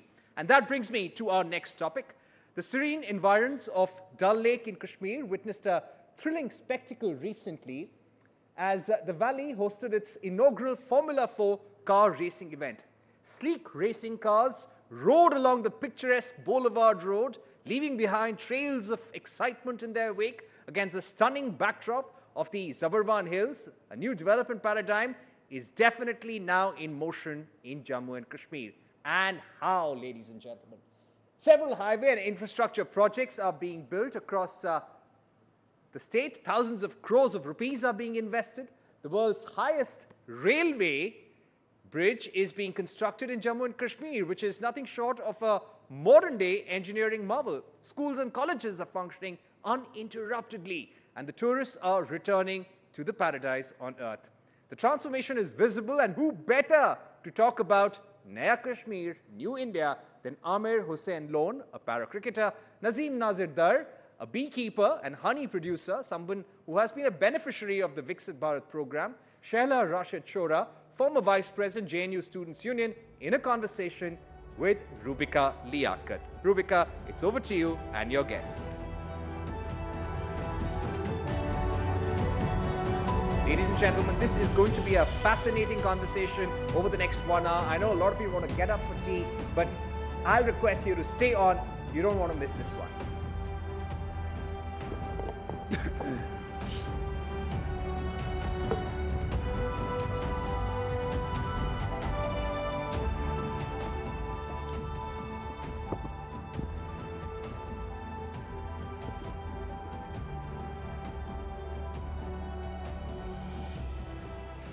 आप सभी का एक बार फिर से बहुत बहुत स्वागत है। नया कश्मीर, न्यू इंडिया। अगले आधे घंटे इस नए कश्मीर की गवाही कोई और नहीं, उसी ज़मीन की पैदाइश, उसी ज़मीन पर पली बड़ी ये 3 खूबसूरत शख्सियतें आपको देने वाली हैं। शुरुआत में आमिर भाई आपसे करने वाली हूँ। अल्हम्दुलिल्लाह आप वहाँ से यहाँ आए हैं और ज़िंदगी के सबसे बदतर मुकाम से लेकर अब सबसे बेहतरीन मुकाम तक पहुँच चुके हैं। क्या सच में कश्मीर बदल गया है? बिल्कुल मैम, बिल्कुल, इसमें कोई शक नहीं है। बहुत सारे चेंजेस आए हैं क्योंकि मैं छोटा था और 1997 में मुझे जो है एक्सीडेंट हुआ सो मिल के साथ। लेकिन उसके बाद जो मैंने देखा कश्मीर में और हाल ही में जैसे कि बहुत सारे चेंजेस, जैसे हमारे PM आए और बहुत सारे चेंजेस आए और जिसमें कि मुझे सबसे बड़ा अच्छा एक हेल्थ कार्ड, वो मुझे बहुत अच्छा लगा। Health card? जी मैम, हेल्थ कार्ड। और न जाने कितने की लोगों की ज़िंदगी बच गई और उनमें से हम भी हैं और हालांकि हमारी फैमिली से भी एक उसमें बिलोंग करते हैं और मैं अपने PM को सलाम करता हूँ इस पर। प्रधानमंत्री नरेंद्र मोदी को आप उस कार्ड के लिए सलाम करते हैं? जी मैम, बिल्कुल। क्या 370 हटाने के लिए भी सलाम करते हैं? मैं बिल्कुल, बहुत सारे चेंजेस आए क्योंकि मैं खासकर हमारे गांव में बिजली नहीं थी, तो जो मैं देख रहा था क्योंकि 370 के बाद हमारे गांव में भी बिजली, हालांकि आज पावर रहता है और उसके लिए भी मैं थैंक यू कहना चाहता हूँ हमारे PM सर को। 100% बिजली जो है वो कश्मीर के गांव-गांव तक पहुंच चुकी है। मैं दर्शकों को एक बार ये बता देना चाहती हूँ। और आमिर लोन के बारे में ये बता दूँ कि 2013 में नेशनल खेल दिया था इन्होंने। बहुत मेहनत की, 9 साल की उम्र थी, एक्सीडेंट हुआ, दोनों हाथ गंवा दिए और जब परिवार वाले मिलने आए तो आमिर की माँ से ये कहने लगे कि इससे अच्छा तो ये होता कि बच्चा ख़त्म ही हो जाता। लेकिन आमिर ने हार नहीं मानी, लगातार मेहनत और मशक्क़त करते रहे और आप इनको बैट और बल्ले के साथ जब देखेंगे तब कहेंगे कि अरे वाह। और हाल ही में सचिन तेंदुलकर से मिल के भी आए हैं। आज मैम कैसा था वो? सचिन सर के साथ बहुत अच्छा लगा क्योंकि बचपन में जो मैंने ख्वाब देखा था कि मैं सचिन सर की तरह बनूं, लेकिन एक्सीडेंट के बाद बिल्कुल ये जो हमारा सपना ये टूट गया। लेकिन बहुत ठोकरें खाने पड़े एक्सीडेंट के बाद, हालांकि हमारे घर में फैमिली में बहुत कुछ था और ज़मीन भी बेची, सब कुछ बेच डाला ताकि मैं ठीक हो सकूं। और फिर लोगों ने मेरे माँ बाप को कहा कि आपके पास इतना पैसा जो है आपने वेस्ट किया, इसको आपने क्यों बचाया? और इसके पास दोनों हाथ ही नहीं रहे। लेकिन मेरी दादी जी जो थी उन्होंने मुझे सबसे ज़्यादा जो है सपोर्ट किया। और दादी जी मुझे हर दफ़ा ये कहती थी, बेटा देखो किसी के ऊपर आप अपना जो जहन है वो फ्रेश, अपना जहन फ्रेश रखे, किसी के ऊपर मतलब ध्यान मत देना, किसी को कुछ भी आपको कहे उसकी तरफ ध्यान नहीं देना। और बाद में मैंने क्रिकेट जो आया मेरी ज़िंदगी में फिर से, वो एक हमारे घर में टेलीविज़न नहीं था और दूसरे के घर में टेलीविज़न देखने के लिए गया, तो उन्होंने अपना टीवी ऑफ किया, मुझे कहा कि आप यहाँ से निकल जाओ। और जैसे मैं निकला उस वक्त सचिन सर खेल रहे थे और फिर मैं ये आया कि मैं कहाँ से देखूँ ये क्रिकेट मैच। और पीछे उनकी खिड़की थी और उस सुराग के बीच में से मैं सचिन सर को देख रहा था। और जैसे ही मैंने पूरा मैच देखा फिर मैं घर गया और सोच रहा हूँ कि ये क्रिकेट मैं खेलना चाहता हूँ और कैसे खेलूँ, हाथ नहीं है। लेकिन मैंने दादी जी को कहा, दादी जी आप मुझे गेंद फेंकिए। और दादी जी को बिल्कुल गेंद नहीं आती थी, तो उन्होंने गेंद उठाई और बॉलिंग करने लगी। और मैंने बिल्चा उठाया, यहाँ अपने नेक और शोल्डर के दरमियान बिल्चा उठाया और वहीं जाता था मैं खेलने के लिए। नहीं ऐसे नहीं चलेगा, वो करके आपको दिखाना होगा। हाँ, बल्ला लाया जाए भाई, बल्ला है हमारे पास?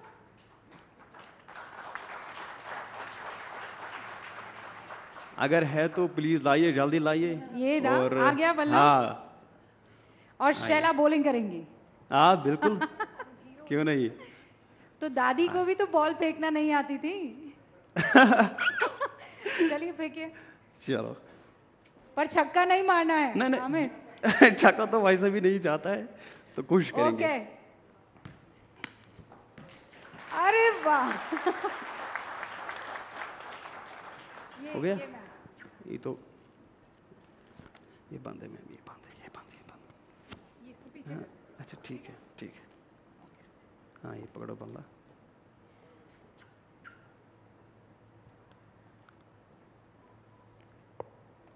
माशाल्लाह, वाह शैला, आपने तो गजब की बॉल फेंकी। ये कान से निकल गया, जरा ये देखिए।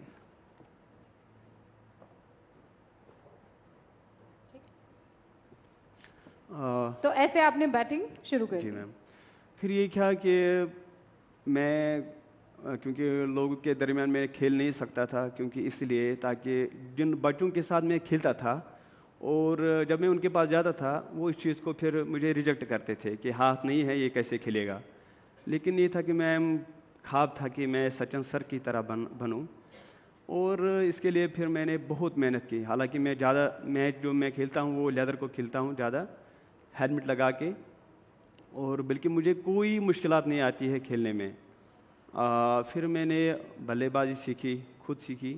फिर उसके बाद मैंने गेंदबाजी सीखी और हाल ही में मैं ISPL में एक मैच में मैं सचिन सर की तरह उन्होंने मुझे इनवाइट किया था। और अभी जब मिले थे आप उसके बाद? हाँ जी मैम। नहीं तो आपने कभी सपने में सोचा था कि सचिन जो हैं वो कश्मीर की गलियों में बल्ला चलाएंगे? कश्मीर की गलियों में? मैम नहीं, ऐसा नहीं सोचा था, क्योंकि ये था कि क्योंकि ये अपनी ज़िंदगी में कभी भी नहीं सोचा था मैंने कि सचिन सर हमारे कश्मीर में आएंगे। ये बदलता कश्मीर है, आप समझ रहे हैं कि गलियों में क्रिकेट का भगवान कहे जाने वाला ऐसे बल्ला चला रहा था और ऐसे गेंद खेल रहा था। क्योंकि उससे पहले हमने भी देखा है, शैला आपने भी देखा है कि हाथों में बैट नहीं था, हाथों में बॉल नहीं थी, हाथों में पत्थर हुआ करते थे। कश्मीर तो धीरे धीरे बदल रहा है। लोग कह रहे हैं शैला तो ऐसे बदल गई। शुक्रिया रूबिका। कई सारे लोग कह रहे हैं कि आप कैसे बदल गई, आपने तो यू टर्न ले लिया, आपने तो 180 डिग्री की पलटी मार ली। लेकिन दरअसल फैक्ट यही है, हकीकत यही है कि मैं नहीं बदली, कश्मीर बदला है। It's not I who has changed, it is things in Kashmir, it is the situation on ground that has changed. And I am only articulating that change. मैं सिर्फ उस change को acknowledge कर रही हूँ जो आप मेरी ज़बानी सुनेंगे। लेकिन आपने अभी देखा, आप खुद कश्मीर में थी, आपने देखा कि PM मोदी की जो रैली थी उसमें किस तरह से आम शहरी जो है वो कतारें लगाकर जो है वहाँ पे जा रहे थे। ये पहली बार ऐसा माहौल कि एक पॉलिटिशियन की रैली में जो है लोग खुद से जा रहे हों। देखिए, मैं ये नहीं कहूँगी, बहुत सारे लोग कहेंगे आपने तो जी पलटी मार ली, अब आप प्रो गवर्नमेंट हो गए हो। वो पॉइंट नहीं है, अभी भी बहुत सारे मसाइल हैं। मेरा जो मकसद है वो ये सिर्फ नहीं है कि हमें जो मरकज़ी हुकूमत है उसको मक्खन लगाना है, ऐसी कोई बात नहीं है।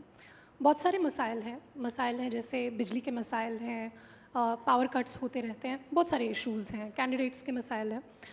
लेकिन the fact that these are our issues today, ये अपने आप में एक बहुत बड़ी बात है कि बिजली का मसला है, सड़क का मसला है।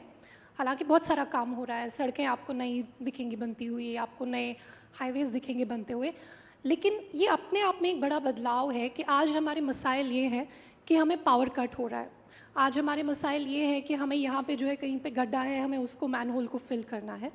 क्योंकि पहले अगर आप याद करें 10 साल पहले सिर्फ एक मसला होता था, आप वहाँ पे तशद्दुद देखते थे, वहाँ पे आज़ादी की मांग होती थी। आज पहली बार जो सिविक इश्यूज़ हैं वो सामने आए हैं, तो ये अपने आप में एक बदलाव होती है। बिल्कुल, तो लोगों की एक्सपेक्टेशंस होंगी, लोगों की शिकायतें होंगी। ऐसा नहीं है कि 24 घंटा जो है लोग मोदी करते रहेंगे, ऐसा कुछ नहीं है। लोग शिकायत भी करेंगे, लेकिन शिकायत अपनी हुकूमत से कर रहे हैं, शिकायत अपनी हुकूमत मान के, अपना मुल्क मान के उससे शिकायत कर रहे हैं। शैला, वो कौन सा पल था? क्योंकि मैं समझ सकती हूँ, आप JNU स्टूडेंट यूनियन के दरमियान हमने आपकी मुखालफत की मुखरता और प्रखरता देखी है, और तमाम तरीके की बातें, मतलब अगर पीछे आप जाएं तो, लेकिन और उस पूरे सोच के साथ आगे बढ़ना, और फिर ये हिम्मत लाना कि नहीं, अब तक जो सोच रहे थे या जिस बात के लिए लड़ रहे थे वो शायद हवा ही था, वो जब गुब्बारा फूटा तो नया कश्मीर निकला। ये वो पल कब था जब आपने डिसाइड किया बस शैला, अब वक्त आ गया है? मैं ये कहूँगी कि ये एक लंबा प्रोसेस था, एक एवोल्यूशन था, जहाँ पे इश्यूज़ को देखा। कोविड के दौरान जो है हमारी दुनिया मतलब एक सिरे से जो है बदल गई।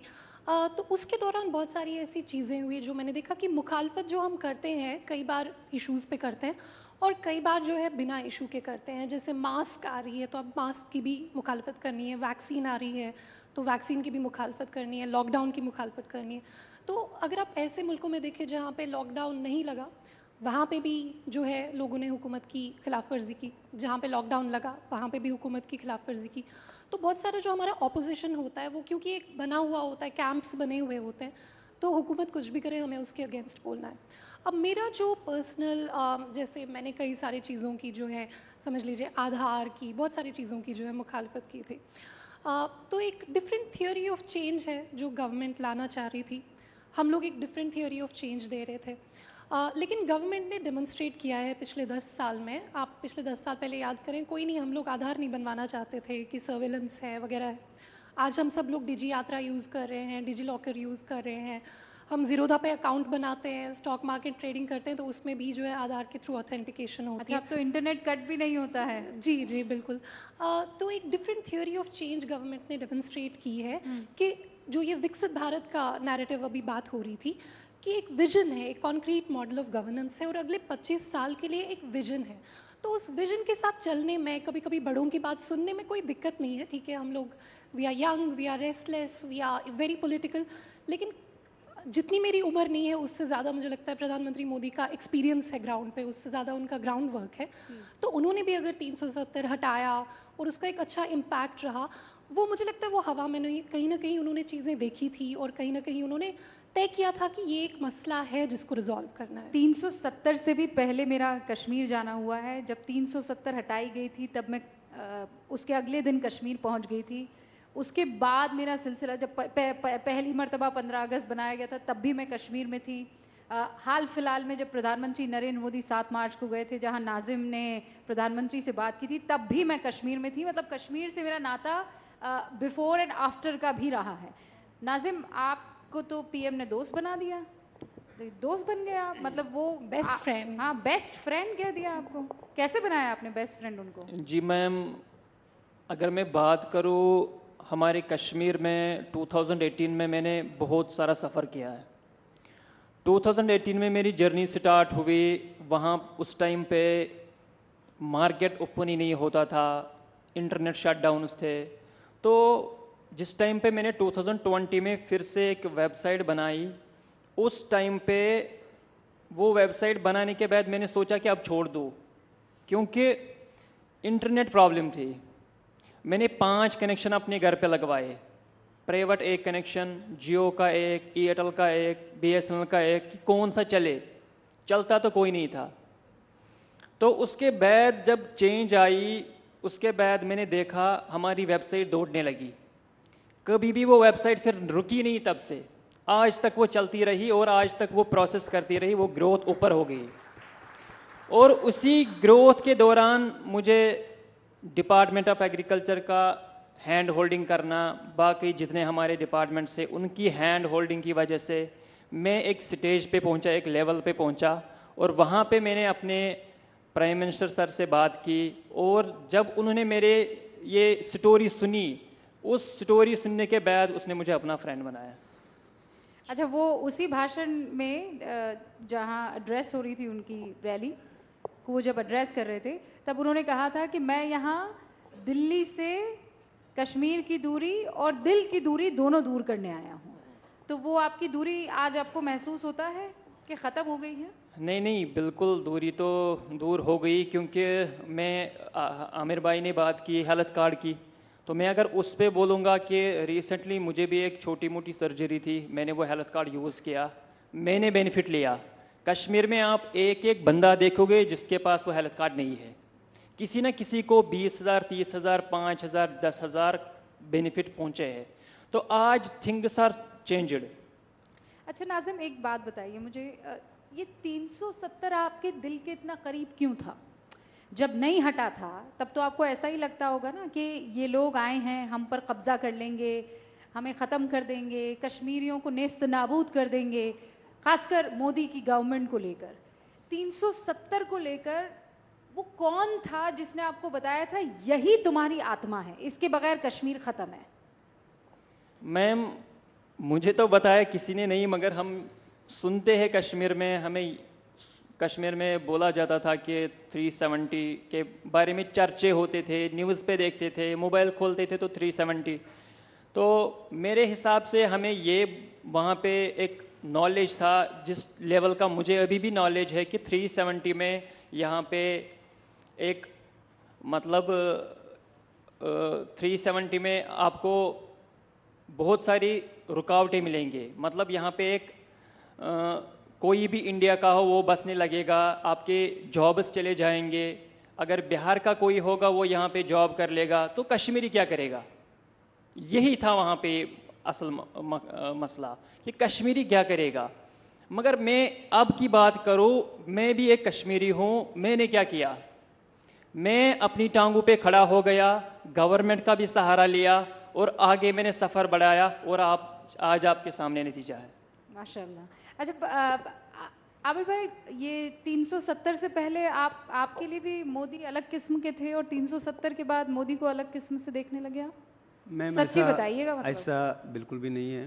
तो अगर मैं अपनी बात करूं तो मुझे फर्स्ट टाइम ऐसा हमारे मोदी साहब जो है, मैं जितने भी तारीफ़ करूं वो कम है। हालांकि मैंने ना किसी, अगर मैं अपनी बात करूं, मैं किसी से पार्टी से बिलोंग नहीं करता मैम, और मैं क्योंकि इसीलिए नहीं करता हूं ताकि मुझे किसी से कुछ चाहिए, क्योंकि मैं रोज़गार के लिए गया, मैं खुद अपनी बात कर रहा हूं, रोज़गार के लिए गया, बोला, हालांकि मैंने 10+2 किया, फर्स्ट ईयर तक अल्हम्दुलिल्लाह मैंने पढ़ा है, लेकिन उसके बावजूद मैंने रोज़गार की मांग की। अल्लाह की कसम सर, इतने ठोकरे खाने पड़े मुझे, ये मैं जानता हूँ। एक क्रिकेट किट होती है, उसके लिए भी मुझे ठोकरे खाने पड़ते। हालांकि हाल ही में मैं आपको, मेरे पास सब कुछ मौजूद है, लेटर डाली 2021 को मैंने लेटर डाली किट के हवाले। अल्लाह की कसम, इतना किराया मुझे, हालांकि फादर से किराया ली और मदर से ली, मुझे पैसा दे दो मुझे जाना है कहीं, फिर भी मुझे वो किट नहीं मिली।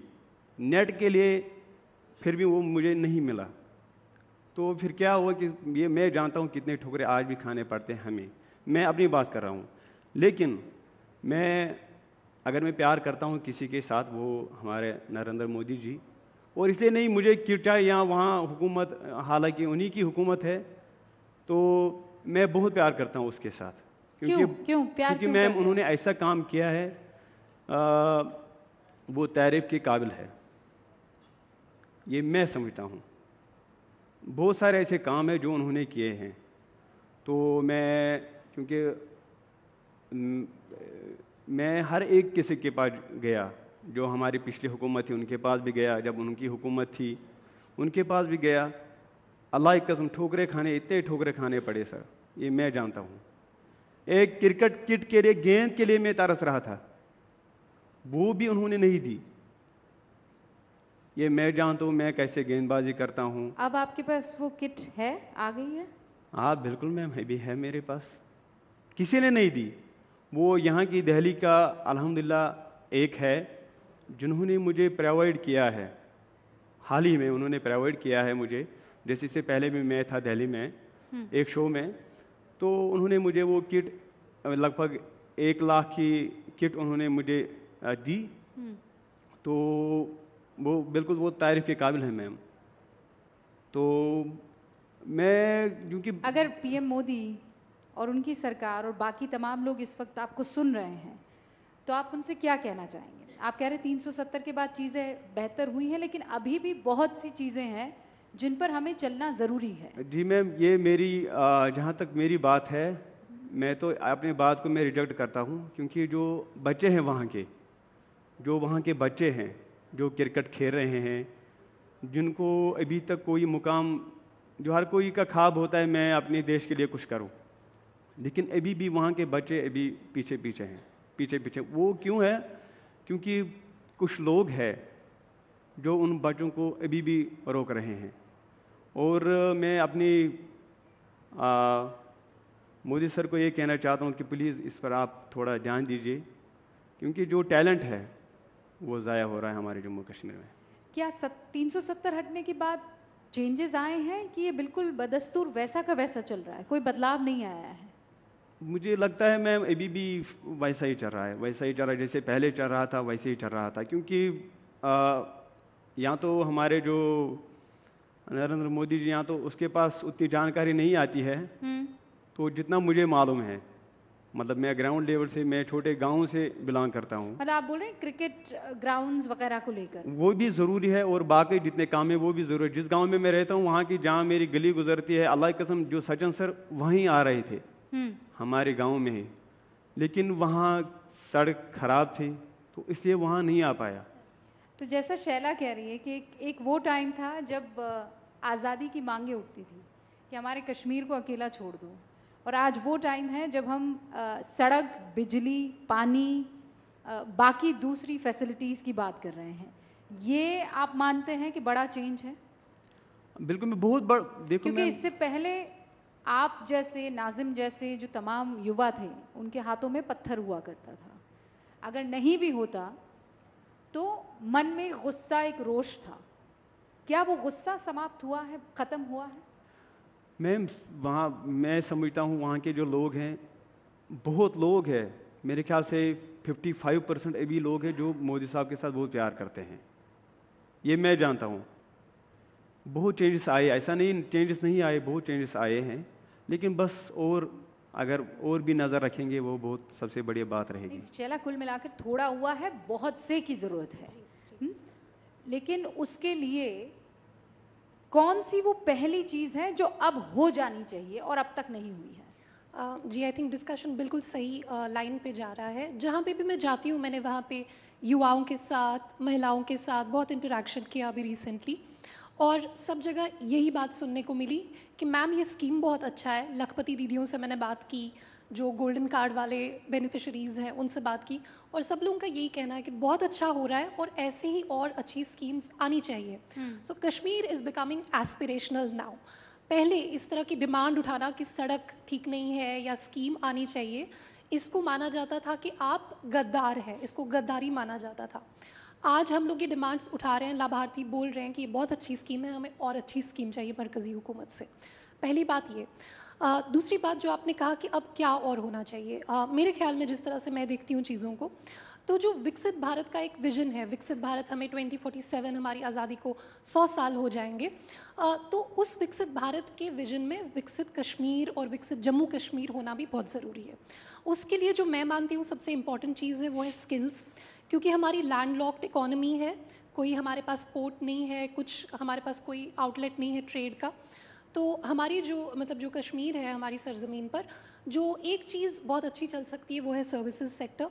तो skills for women, skills for youth, and you know there are many prominent people sitting in this room right now and many people who are watching us, and I would invite them to come and invest in Kashmir, to come and invest in skill building, because we have some of the most talented workforce, but which needs grooming, which needs investment, which needs skill building. So I would say कि ये जो विकसित कश्मीर या विकसित जम्मू कश्मीर है, ये skills के basis पे ही बनेगा, क्योंकि landlocked economy, services sector, already मतलब जो इंडस्ट्रियल लैंड है, अगर आप जैसे फॉर एग्जांपल 6900 एकड़ अगर हैं लैंड के, तो उसमें जो 50% लैंड है वो अनयूजेबल है, 50 या 40% लैंड अनयूजेबल है क्योंकि वो माउंटेनस है, वो रॉकी है।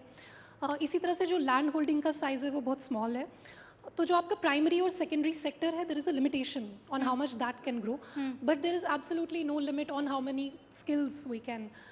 So if you know, if this is being heard by the central government right now, I would say that that's the one area that needs focus. अच्छा, जिस तरीके से आप बात कर रही हैं, आप कश्मीर के लिए खूब सारी डिमांड्स जो हैं आप सामने रख रही हैं, लेकिन ये डिमांड ऐसे ही आप रखेंगी या चुनाव लड़ के रखने वाली हैं? मैं एक आम शहरी की हैसियत से बात कर रही हूँ, एंड यू कैन अभी कर रही हैं, पर अगली बार जब मैं आपको इनवाइट करूँगी तो आम शहरी की हैसियत से आएंगी या एमपी बन के आएंगी? इंशाल्लाह आपके मुंह में घी शक्कर, लेकिन अभी ऐसा कोई प्लान नहीं है।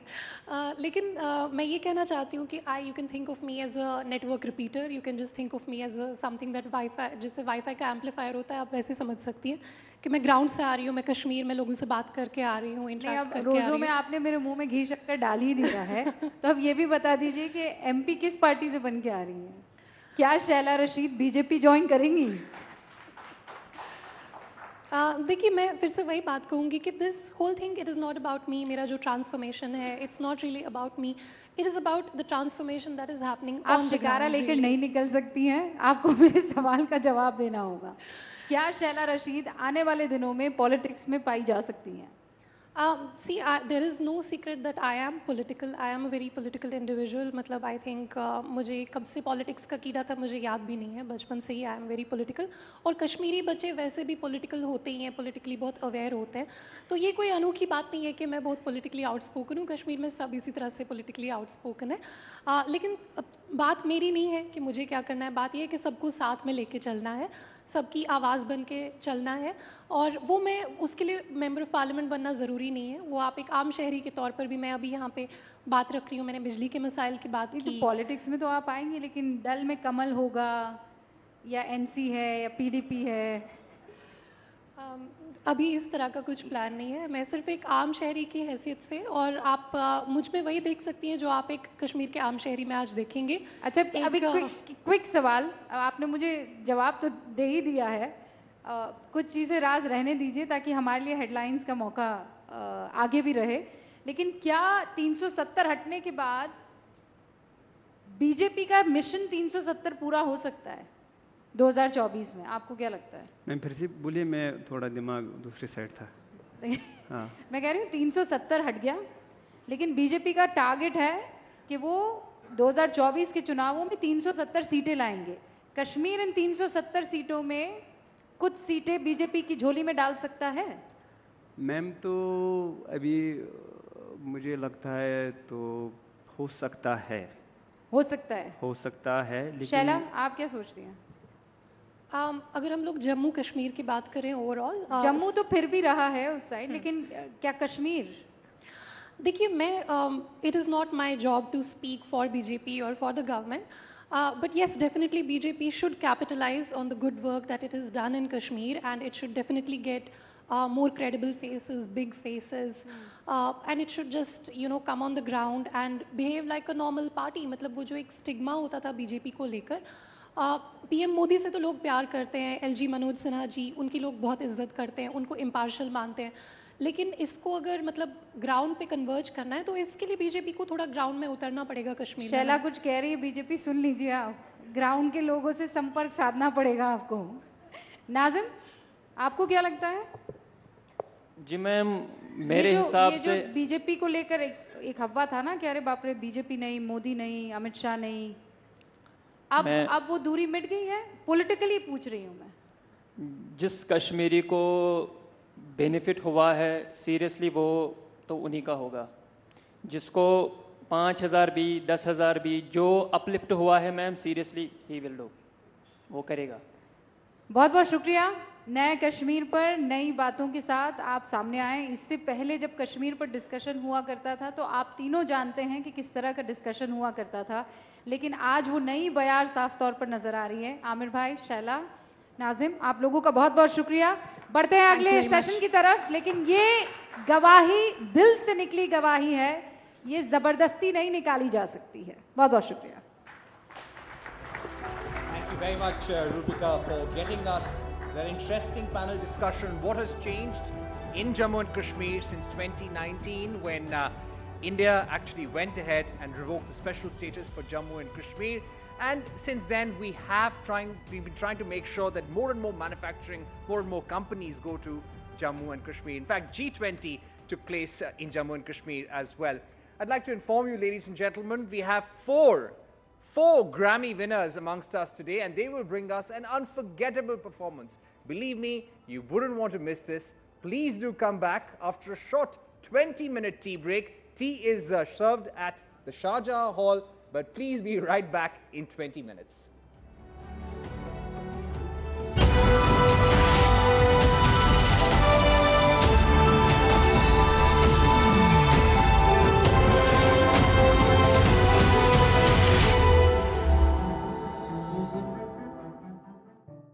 Please put your hands together as I welcome our first guest for the morning, Minister Ashwini Vaishnav, who is with Railways and Communications and Electronics and Information Technology, for what promises to be a very exciting session. And may I please call on stage Veena Liaquat, who will be moderating the session titled The Transformers Taking India to a New Station. Let's have a huge round of applause, ladies and gentlemen. It's morning today. Thank you.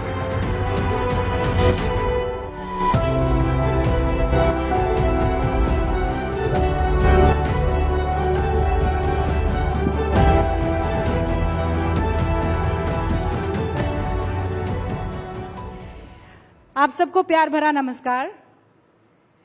Rising Bharat, और चूंकि मंच पर ऐसे शख्स हैं या ऐसे नेता हैं जो राजनीति कम करते हैं और काम ज्यादा करते हैं, आप इनसे जितनी चाहे काम की बातें कर लीजिए, जैसे ही राजनीति की बात करेंगे ये 9 तो 11 हो जाएंगे। तो इसीलिए अगर इनको इस स्टेशन पर रखना है तो काम की सारी बातें, और यही काम है जो राइजिंग भारत को उस जेनिथ तक लेकर जाने वाला है। मंत्री जी, बहुत बहुत स्वागत है आपका। दर्शकों को बस बता दूं मैं कि आप 39वें रेल मंत्री हैं, 55वें संचार मंत्री हैं और दूसरे इलेक्ट्रॉनिक्स और सूचना मंत्री हैं। बहुत भार है कंधे पर आपके। देखिए, जिस तरह से प्रधानमंत्री श्री नरेंद्र मोदी जी देश के लिए दिन रात मेहनत कर रहे हैं, अपना एक एक पल, एक एक क्षण देश के लिए समर्पित कर रहे हैं, तो हमारे जैसे कई कार्यकर्ताओं को लग जाना चाहिए, पूरी तरह से जुट ही जाना चाहिए। अश्विनी जी, जब 2047 की हम बात करते हैं, हम उस भारत की बात करते हैं जो विकसित हो चुका है, तो ईमानदारी से अपने दिल पर हाथ रखकर बताइए, एक रेल मंत्री अपने रेलवे नेटवर्क को उस वक्त कैसे पाता है? उस वक्त की ट्रेन हिंदुस्तान की जनता कैसे देख सकती है? देखिए, आज मोदी जी के 10 वर्ष के इस पीरियड में एक बहुत स्ट्रांग लेगेसी बनी है। आज मोदी जी की 10 वर्ष की लेगेसी और 25 वर्ष का प्लान, ये भारतीय जनता पार्टी का एक स्पष्ट जनता के सामने, भारत की जनता के सामने एक स्पष्ट मैसेज है। इस 10 वर्ष की लेगेसी में आप देखो, रेलवे में प्रैक्टिकली करीब करीब बहुत सारे राज्य 100% इलेक्ट्रीफाई हो गए, 40,000 किलोमीटर रेलवे का इलेक्ट्रिफिकेशन हुआ, 60 वर्षों में 20,000, 10 वर्षों में 40,000, करीब करीब आपके 30,000 किलोमीटर नए रेलवे ट्रैक बने। यानी जर्मनी का जितना रेलवे नेटवर्क है उतना रेलवे नेटवर्क भारत के रेलवे नेटवर्क में जुड़ा। पिछले साल 5,000 किलोमीटर जुड़े थे और इस साल भी कल की रिपोर्ट में देख रहा था 5,246 किलोमीटर कल तक रेलवे नेटवर्क में जुड़े। यानी हर साल एक स्विट्जरलैंड के बराबर रेलवे नेटवर्क भारत में जुड़ रहा है। टोटली नए जनरेशन की वंदे भारत ट्रेन आई, नमो भारत ट्रेन आई। आज वंदे भारत ट्रेन में हमारी जो मिडिल क्लासेस है और एस्पिरेशनल यूथ है उनको एक ऐसा अनुभव मिल रहा है जो दुनिया के बेस्ट से बेस्ट रेलवे सिस्टम में मिलता। नमो भारत ट्रेन अपने आप में बहुत ही सक्सेसफुल है रीजनल ट्रांजिट के लिए। अब वंदे भारत स्लीपर आ रही है, वंदे मेट्रो आ रही है, अमृत भारत ट्रेन आ रही है। तो ये सब जो आपने देखा इन 10 वर्षों में विकसित भारत बनाने के लिए जो फाउंडेशनल एलिमेंट्स हैं, जो फाउंडेशन बनानी है, नींव बनानी है, वो नींव बनी है। अगले 5 वर्षों में इस नींव को और मजबूत करेंगे। मंत्री जी, मैं एक सेकंड आपको रोक रही हूँ। आप कह रहे हैं कि ये नींव 2014 में रखी गई है, इससे पहले फिर क्या हो रहा था? इससे पहले अगर रेलवे की मैं बात करूं तो रेलवे को एक दूध दोहने वाली गाय के बराबर समझा जाता था। ऐसी कंडीशन थी जिसमें रेलवे मिनिस्टर्स केवल किसी गाड़ी के स्टॉपेज या गाड़ी के एक्सटेंशन या नई गाड़ी के अनाउंसमेंट पे ध्यान देते थे। पटरियों की कैपेसिटी है कि नहीं उसकी कोई चिंता नहीं होती थी। इस तरह से रेलवे का प्रशासन चला रहे थे तत्कालीन तब के रेलवे मंत्री और तब की सरकारें, जिसमें रेलवे फोकस नहीं था, पैसेंजर फोकस नहीं था, केवल अपनी राजनीति फोकस थी।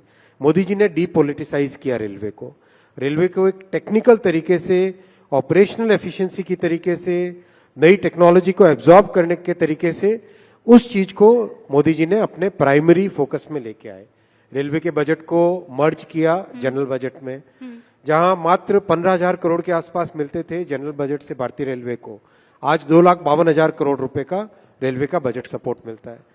काम फंडिंग बढ़ी, काम बढ़ा, कई तरह के रिफॉर्म्स हुए, बहुत सारे करीब करीब 38 ऐसे मेजर स्ट्रक्चरल रिफॉर्म्स हुए, जिसके कारण आज रेलवे एक ऐसी परिस्थितियों में आई है कि अब अच्छी एक फाउंडेशन बन गई 10 वर्षों में। आने वाले 5 वर्षों में इस फाउंडेशन को और स्ट्रांग करेंगे।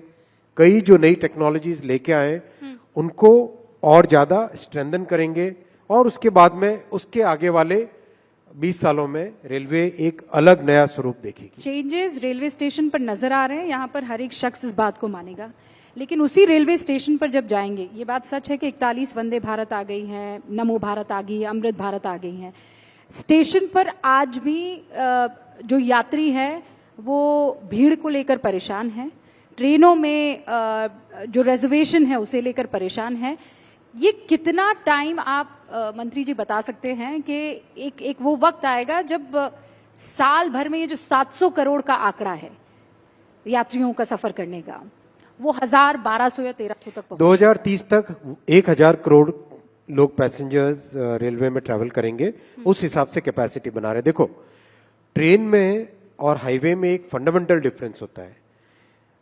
ट्रेन में आपको बिना पटरी के गाड़ी नहीं चला सकते, करेक्ट? रोड कैसी भी हो, कंडीशन कैसी भी हो, एक बार के लिए गाड़ी चल जाती है। इसीलिए बहुत जरूरी है कि रेलवे नेटवर्क में ज्यादा से ज्यादा कैपेसिटी बढ़ाने के लिए जितने भी टेक्नोलॉजीज हैं, रेलवे के नई पटरियां बिछाना, ऑटोमेटिक सिग्नलिंग लाना, आपके कंप्लीट रेलवे के जो कंट्रोल सिस्टम है जिसको सेंट्रलाइज्ड ट्रेन कंट्रोल सीटीसी कहते हैं, उस टेक्नोलॉजी पे जाना, आपकी ट्रेन्स की एक्सेलरेशन डेसेलरेशन जो मतलब पिकअप और ब्रेक लगाने के बाद में रुकने की टाइम, उसको कम करना, 2x25 kV, बहुत मैसिव टेक्निकल वर्क है। उस पूरे टेक्निकल काम में जिस तेजी से काम चल रहा है, we are very comfortably, I can say with good confidence level, कि 2030 तक 1,000 करोड़ पैसेंजर्स को हर साल कैरी करने की कैपेसिटी हो जाएगी। आज हम करीब करीब 700 करोड़ पैसेंजर्स को कैरी करते हैं साल में। रेलवे देश का अगर पूरा नेटवर्क देखो, ट्रांसपोर्टेशन की इकोनॉमिक्स देखो, तो ट्रांसपोर्टेशन में करीब 700 करोड़ रेलवे से जाते हैं, करीब करीब 250 करोड़ रोड से हाईवे से जाते हैं और करीब 35 करोड़ एरोप्लेन से जाते हैं। तो ये अभी ये नेटवर्क है। इसमें ये 700 करोड़ 2030 तक 1000 करोड़ होगा। अच्छा, इन सालों में ऐसा क्या हुआ है कि आपने इतनी तेजी से ये सारी ट्रेनें, चाहे वो नमो भारत हो, चाहे वो वंदे भारत हो, ये सिर्फ विल है या कुछ और भी चीजें थी जिसने इन एडिशन आपके इस काम को फास्ट ट्रैक पर ला दिया? 3 चीजें हैं। एक तो बहुत स्ट्रांग फोकस टेक्नोलॉजी लाने में, बहुत स्ट्रांग फोकस डीपोलिटिसाइज करने में रेलवे को, रेलवे का फोकस रेलवे की ऑपरेशनल एफिशिएंसी पे ध्यान दे, रेलवे में एक तरीके से काम करने की पद्धति बदली। दूसरा, फंडिंग इंक्रीज की मोदी जी ने। तीसरा, पीएम साहब ने बहुत स्पष्ट तौर पे कहा कि चाहे कितने भी कठिन फैसले लेने हो, फैसले लो, फैसले लेके, जैसे फॉर एग्जांपल एक नया रेलवे की मेंटेनेंस की पद्धति में नया एक सुधार हुआ है।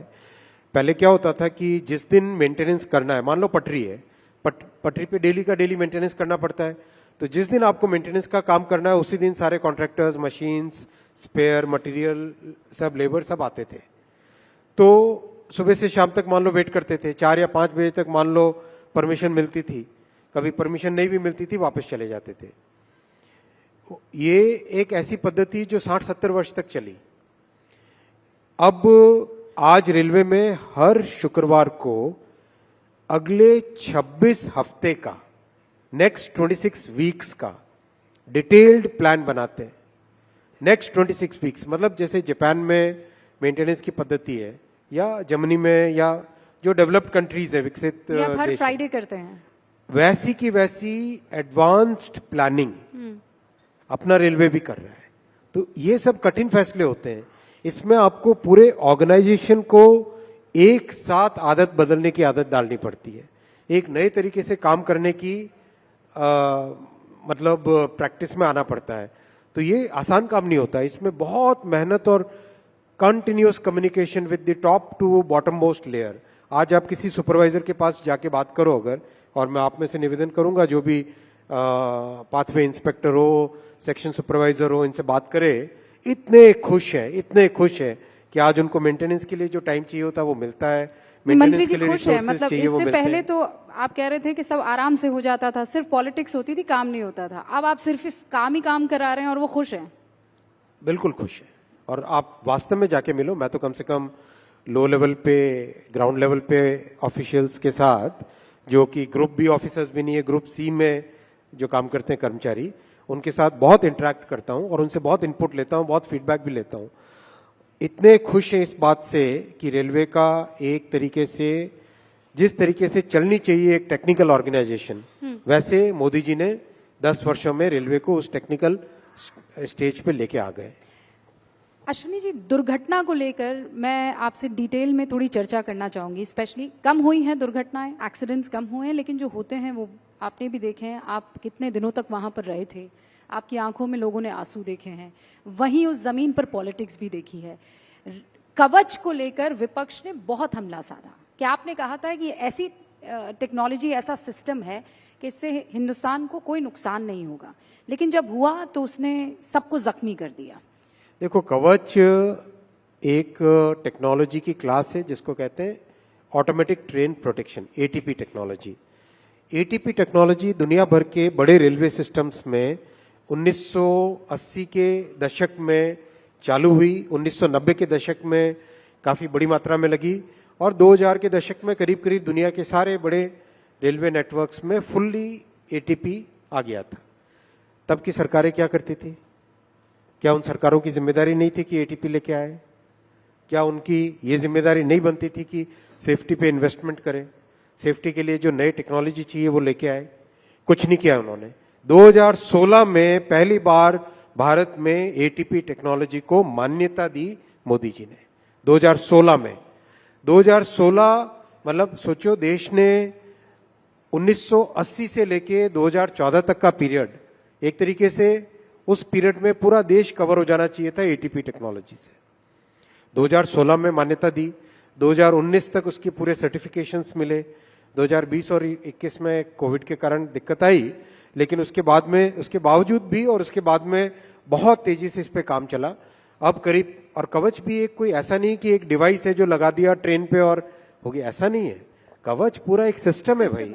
आपको पूरा पूरा रेलवे ट्रैक के साथ में ऑप्टिकल फाइबर केबल लगाना पड़ता है। जैसे एयरटेल या जियो या बीएसएनएल का नेटवर्क होता है, वैसे ही हर 7 या 8 किलोमीटर पे आपको टेलीकॉम टावर लगाने पड़ते हैं।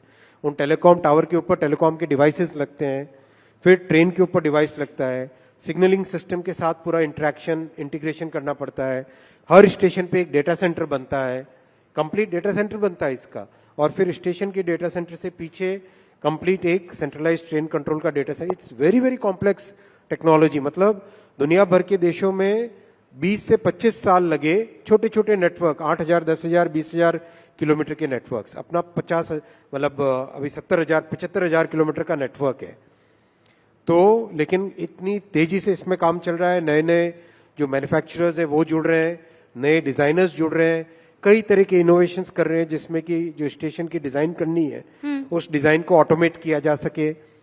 मतलब ये एक ऐसी कमिटमेंट है जो कमिटमेंट मोदी जी ने स्पष्ट तौर से देश में रेलवे को सेफ बनाने के लिए की है। 1,87,000 करोड़ का इन्वेस्टमेंट किया है 10 वर्षों में। अगर आप उसको कंपेयर करें तो 2.5 गुना ज्यादा है उससे पिछले 4 से 14 में जितना इन्वेस्टमेंट था सेफ्टी पे, उससे 2.5 गुना ज्यादा है, और उसका रिजल्ट भी दिख रहा है। वो रिजल्ट वेरी दिख रहा है। वेरी अनफॉर्चुनेट अगर बीच में लेकिन आगे और भी ज्यादा प्रयास करके 100% सेफ्टी की तरफ बढ़ेंगे। एक कमिटमेंट बुलेट ट्रेन को लेकर भी है। अब अश्विनी वैष्णव जी, जब इतना गड्ढा है जिसको आप भरने का पूरा प्रयास कर रहे हैं, ऐसे में कई लोग ये कहते हैं कि क्या बुलेट ट्रेन की इस देश को आवश्यकता है? आप उन्हें क्या कहेंगे? बुलेट ट्रेन एक ट्रांसपोर्टेशन का मीन्स के हिसाब से मत समझिए आप इसको। बुलेट ट्रेन को अगर आप देखोगे, बुलेट ट्रेन आपके जिस पाथ पे चलती है उस पाथ के सारे शहरों की इकोनॉमी को एक साथ जोड़ देती। मैं इसका उदाहरण बहुत अच्छा आपको दूंगा जापान का। पहली बुलेट ट्रेन 1969 में जब चलनी चालू हुई, टोक्यो, नागोया, कोबे, क्योटो और ओसाका, ये सारे के सारी इकोनॉमीज मिलके एक इकोनॉमी बन जाती है।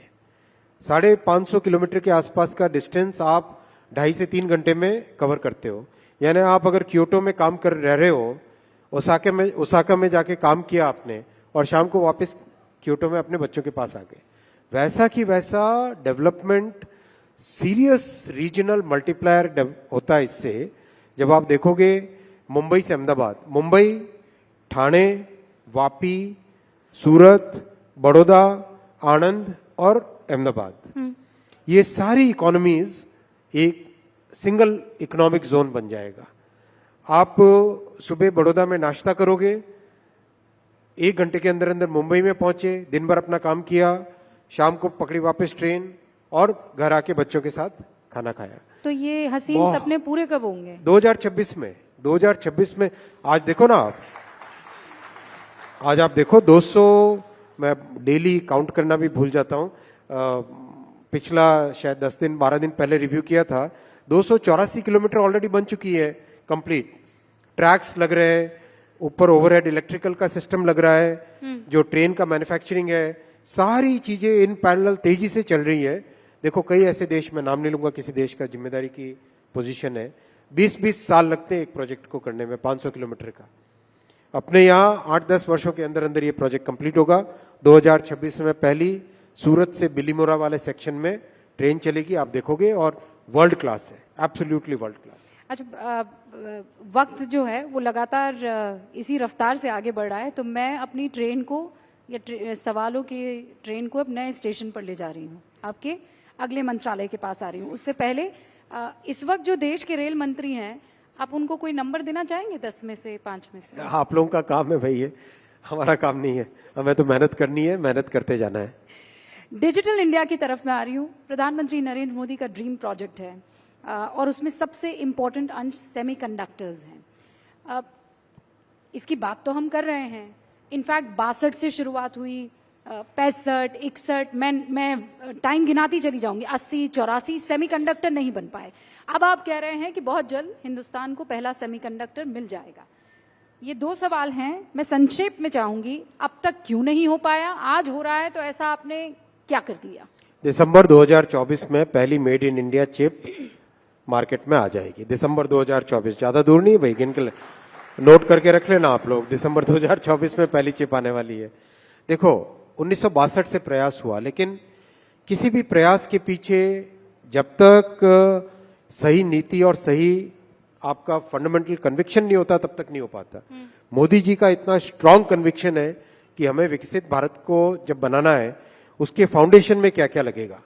उसके फाउंडेशन में बहुत एक इंपॉर्टेंट है इलेक्ट्रॉनिक्स मैन्युफैक्चरिंग। चाहे electronics manufacturing in the sense कि आप जो घर में टीवी देखते हो, फ्रिज देखते हो, उसको देखो, या फिर पावर इलेक्ट्रॉनिक्स, टेलीकॉम वो देखो, या जो डिफेंस में इलेक्ट्रॉनिक्स जाती है वो देखो, या कार के अंदर जो इलेक्ट्रॉनिक्स लगती है वो देखो, हर चीज में सेमीकंडक्टर लगता है। कुल मिलाकर कोई भी चीज जो ऑन या ऑफ हो रही है एब्सोल्युटली उसमें सेमीकंडक्टर एब्सोल्युटली, चाहे लाइट हो, चाहे मिसाइल हो, चाहे ट्रेन हो, चाहे एरोप्लेन हो, चाहे फ्रिज हो, हर चीज जो ऑन या ऑफ होती है उसमें सेमीकंडक्टर चिप लगती है। ये मैं बहुत मतलब आपको जिम्मेदारी के साथ कह रहा हूं, जैसा कमिटमेंट मोदी जी ने दिखाया, और मैं आपको पर्सनल इसमें एग्जांपल्स दे सकता हूं। हम लोग सेमीकंडक्टर डिस्कशन के लिए जब आधे घंटे का या 45 मिनट का टाइम प्रधानमंत्री जी का मांगते थे, मैं आज सब पब्लिक के सामने कह रहा हूं, कहना नहीं चाहिए, लेकिन पीएम साहब ने साढ़े तीन घंटे तक टाइम दिया। हम 45 मिनट टाइम मांगते थे, वो 3 घंटे तक टाइम देते थे। एक एक लाइन बाय लाइन चीज पीएम साहब डिटेल में डिस्कशन करते थे। जो भी कंसर्न्ड विभाग है, सरकार का काम करने के एक तरीके में बहुत सारे विभाग जुड़ते हैं, हर डिपार्टमेंट को पर्सनली बुला के साथ बैठते थे और पीएम साहब कहते थे कि हमको सेमीकंडक्टर में सक्सेसफुल होना है, देश को सेमीकंडक्टर में सक्सेसफुल होना है। ऐसा कमिटमेंट इम्पॉसिबल है किसी दूसरे प्रधानमंत्री का। आप बोल रहे हैं कि इम्पॉसिबल कमिटमेंट सरकार की तरफ से, प्रधानमंत्री नरेंद्र मोदी की तरफ से दिख रहा है, लेकिन विपक्ष खासकर पी चिदम्बरम साहब ये कह रहे हैं ये जॉबलेस ग्रोथ है। वो ये कह रहे हैं कि जो कामकाजी संख्या है वो 50% से भी कम है और पिछले 9 सालों से ये आंकड़ा है। आप लोग ग्रोथ करते हैं, किसी को जॉब नहीं दे पाते। चलो मैं पी चिदम्बरम साहब को एक चैलेंज देता हूं, आप मेरे माध्यम से, इस मंच के माध्यम से आप पी चिदम्बरम साहब को एक चैलेंज पहुंचाइए। EPFO, employ provident fund organisation, ये एक ऑर्गेनाइजेशन है जिसमें जो भी व्यक्ति काम पे जाता है उसका एक रजिस्ट्रेशन होता है, उसकी सैलरी में से डिडक्शन होता है और ऑर्गेनाइजेशन की तरफ से एक डिडक्शन होता है। एब्सोल्युटली ऐसा डेटा है जिस डेटा को कहीं पर भी हर जगह स्वीकार्यता मिलती है। ईपीएफओ के डेटा के हिसाब से जो नए लोग जॉब में जुड़े माइनस जो लोग जॉब से निकले प्लस जो लोग जॉब में वापस आए, कहीं एक बार निकल गए होंगे वापस आए, इसका जो नेट नंबर है वो टोटल जॉब अपॉर्चुनिटी बनी। ये तो सीधी गणित है, सिंपल सी गणित है। वो total job opportunities 6 lakh per month थी कुछ ही वर्षों पहले, आज वही on an average 12 lakh per month है।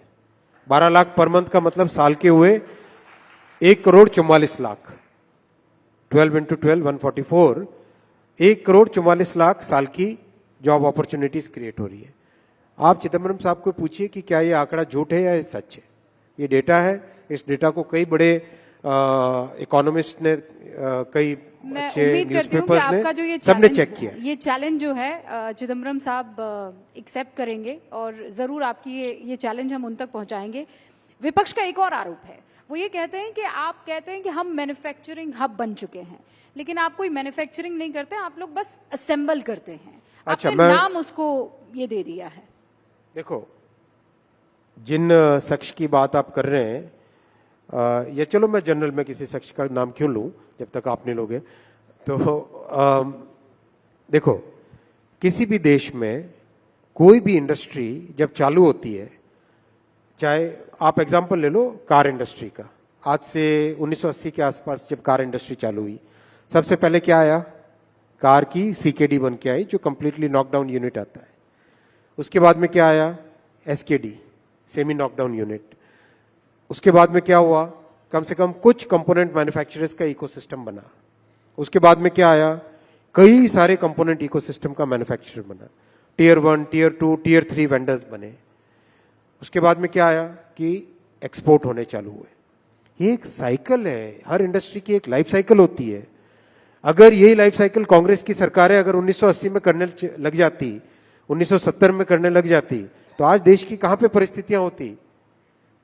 कांग्रेस ने पहले 4 दशक भारत के वेस्ट किए, 4 डिकेड्स भारत के लॉस्ट डिकेड्स बने, क्योंकि कांग्रेस की ऐसी पॉलिसीज थी जिसमें मैन्युफैक्चरिंग को एकदम गला घोंट के रखा गया, ऐसा कानूनों का मकड़ जाल बना के रखा दिया जिसमें कि कोई इंसान मैन्युफैक्चरिंग कर न सके। बस मतलब ऐसी परिस्थितियां थी 1990 से पहले तक तो, कि अगर आप अपनी कार की डिजाइन का हैंडल का डिजाइन चेंज करना चाहोगे तो आपको भारत सरकार के किसी अधिकारी के पास आके परमिशन लेनी पड़ती थी। ऐसा मकड़ जाल बिछा के रखा हुआ था। तो उस मकड़ जाल से निकले तो आप ये कह और रहे हैं सिंप्लीफिकेशन हो रहे हैं। अब बेबी स्टेप्स जो है वो लिए जा रहे हैं। आज अपन ऐसी परिस्थितियों में है हाँ। जिसमें मैन्युफैक्चरिंग हब बनने के लिए जो फाउंडेशन चाहिए वो फाउंडेशन ले डाउन हो गई है। अगले 5 वर्षों में आप देखोगे, देखो मैं आपको एग्जांपल्स देता हूं, नंबर्स देता हूं। नंबर्स लेना जरूरी है क्योंकि डेटा के साथ बात करनी चाहिए, केवल आरोप लगाने से आरोप नहीं होना है, डेटा के साथ बात करनी चाहिए। Mobile manufacturing practically negligible number था 10 साल पहले, आज कितना है? $55 billion. Electronics manufacturing practically negligible number था, आज कितना है? पिछले साल का डेटा है $105 बिलियन और कम से कम डबल डिजिट में ग्रोथ हो रही है इसकी। डिफेंस मैन्युफैक्चरिंग कुछ भी नहीं थी, आज $2 बिलियन का एक्सपोर्ट हो रहा है। टेलीकॉम मैन्युफैक्चरिंग सोच भी नहीं सकते थे, किसी इंडस्ट्री के वेटरन ने बोला, 35 साल का जिनका टेलीकॉम इंडस्ट्री का एक्सपीरियंस है, उन्होंने कहा सोच भी नहीं सकते थे कि टेलीकॉम मैन्युफैक्चरिंग भारत में होगी। आज $1 बिलियन का एक्सपोर्ट हो रहा है। अमेरिका, यूएस, यूरोप सब जगह एक्सपोर्ट हो रहा है। क्या बात करते हैं भाई कांग्रेस के लोग, जो अपनी इतने वर्षों तक जिन्होंने अपनी गलतियों को आज जवाब दे नहीं पा रहे हैं, और हम लोग मेहनत कर रहे हैं, जनता देख रही है, पब्लिक देख रही है, हम जब मेहनत कर रहे हैं तो उनके आरोप लग रहे हैं। किस बात की बात है? हमारे पास बस कुछ मिनट बचे हैं और मैं चाहती हूँ ये 2 बहुत महत्वपूर्ण सवालों के आप जवाब दे दें। एक तो फैक्ट चेकिंग यूनिट को लेकर, मतलब सरकार ही अगर चेक करने लग गई तो कैसे चलेगा? आपके काम को सिटीजन, अच्छा बताओ भाई, एक बात बताओ, हाँ। CNN TV 18 पे कुछ छपता है, उसकी जानकारी लेनी हो तो किससे पूछोगे? CNN TV 18 से पूछोगे कि नहीं पूछोगे? हाँ। बराबर है ना? बिल्कुल, बिल्कुल। आपके ऑर्गेनाइजेशन की जानकारी किससे पूछेंगे? आपसे ही पूछेंगे ना। भारत सरकार की कोई भी न्यूज, किसी भी स्कीम, उसके बारे में पूछना है तो किसको पूछोगे? अगर आपका गृह मंत्रालय से काम है, गृह मंत्रालय से पूछोगे। हेल्थ मिनिस्ट्री से काम है, हेल्थ मिनिस्ट्री से पूछोगे। अगर आप कहोगे कि नहीं ये पावर मिनिस्ट्री से संबंधित प्रश्न है, पावर मिनिस्ट्री से पूछोगे। इतनी बेसिक कॉमन सेंस की बात है भाई। जो राज्य सरकार से है वो राज्य सरकार से पूछोगे, किसी प्राइवेट ऑर्गेनाइजेशन उससे प्राइवेट ऑर्गेनाइजेशन से पूछोगे। और तो वो सवाल आपको ना पसंद आए तो? बात सवाल की नहीं है, बात फैक्ट की है। फैक्ट और ओपिनियन में डिफरेंस है। और वो फैक्ट्स अगर सरकार को ना पसंद आए, वो फैक्ट तो आप वेरीफाई कर सकते हो ना। वेरिफिकेशन, मान लो कोई कहता है कि कितनी वैक्सीन लगी, किससे पूछोगे बताओ? ऑथेंटिक जवाब कहां से आएगा? सरकार की तरफ से। हेल्थ मिनिस्ट्री से ही आ सकता है ना।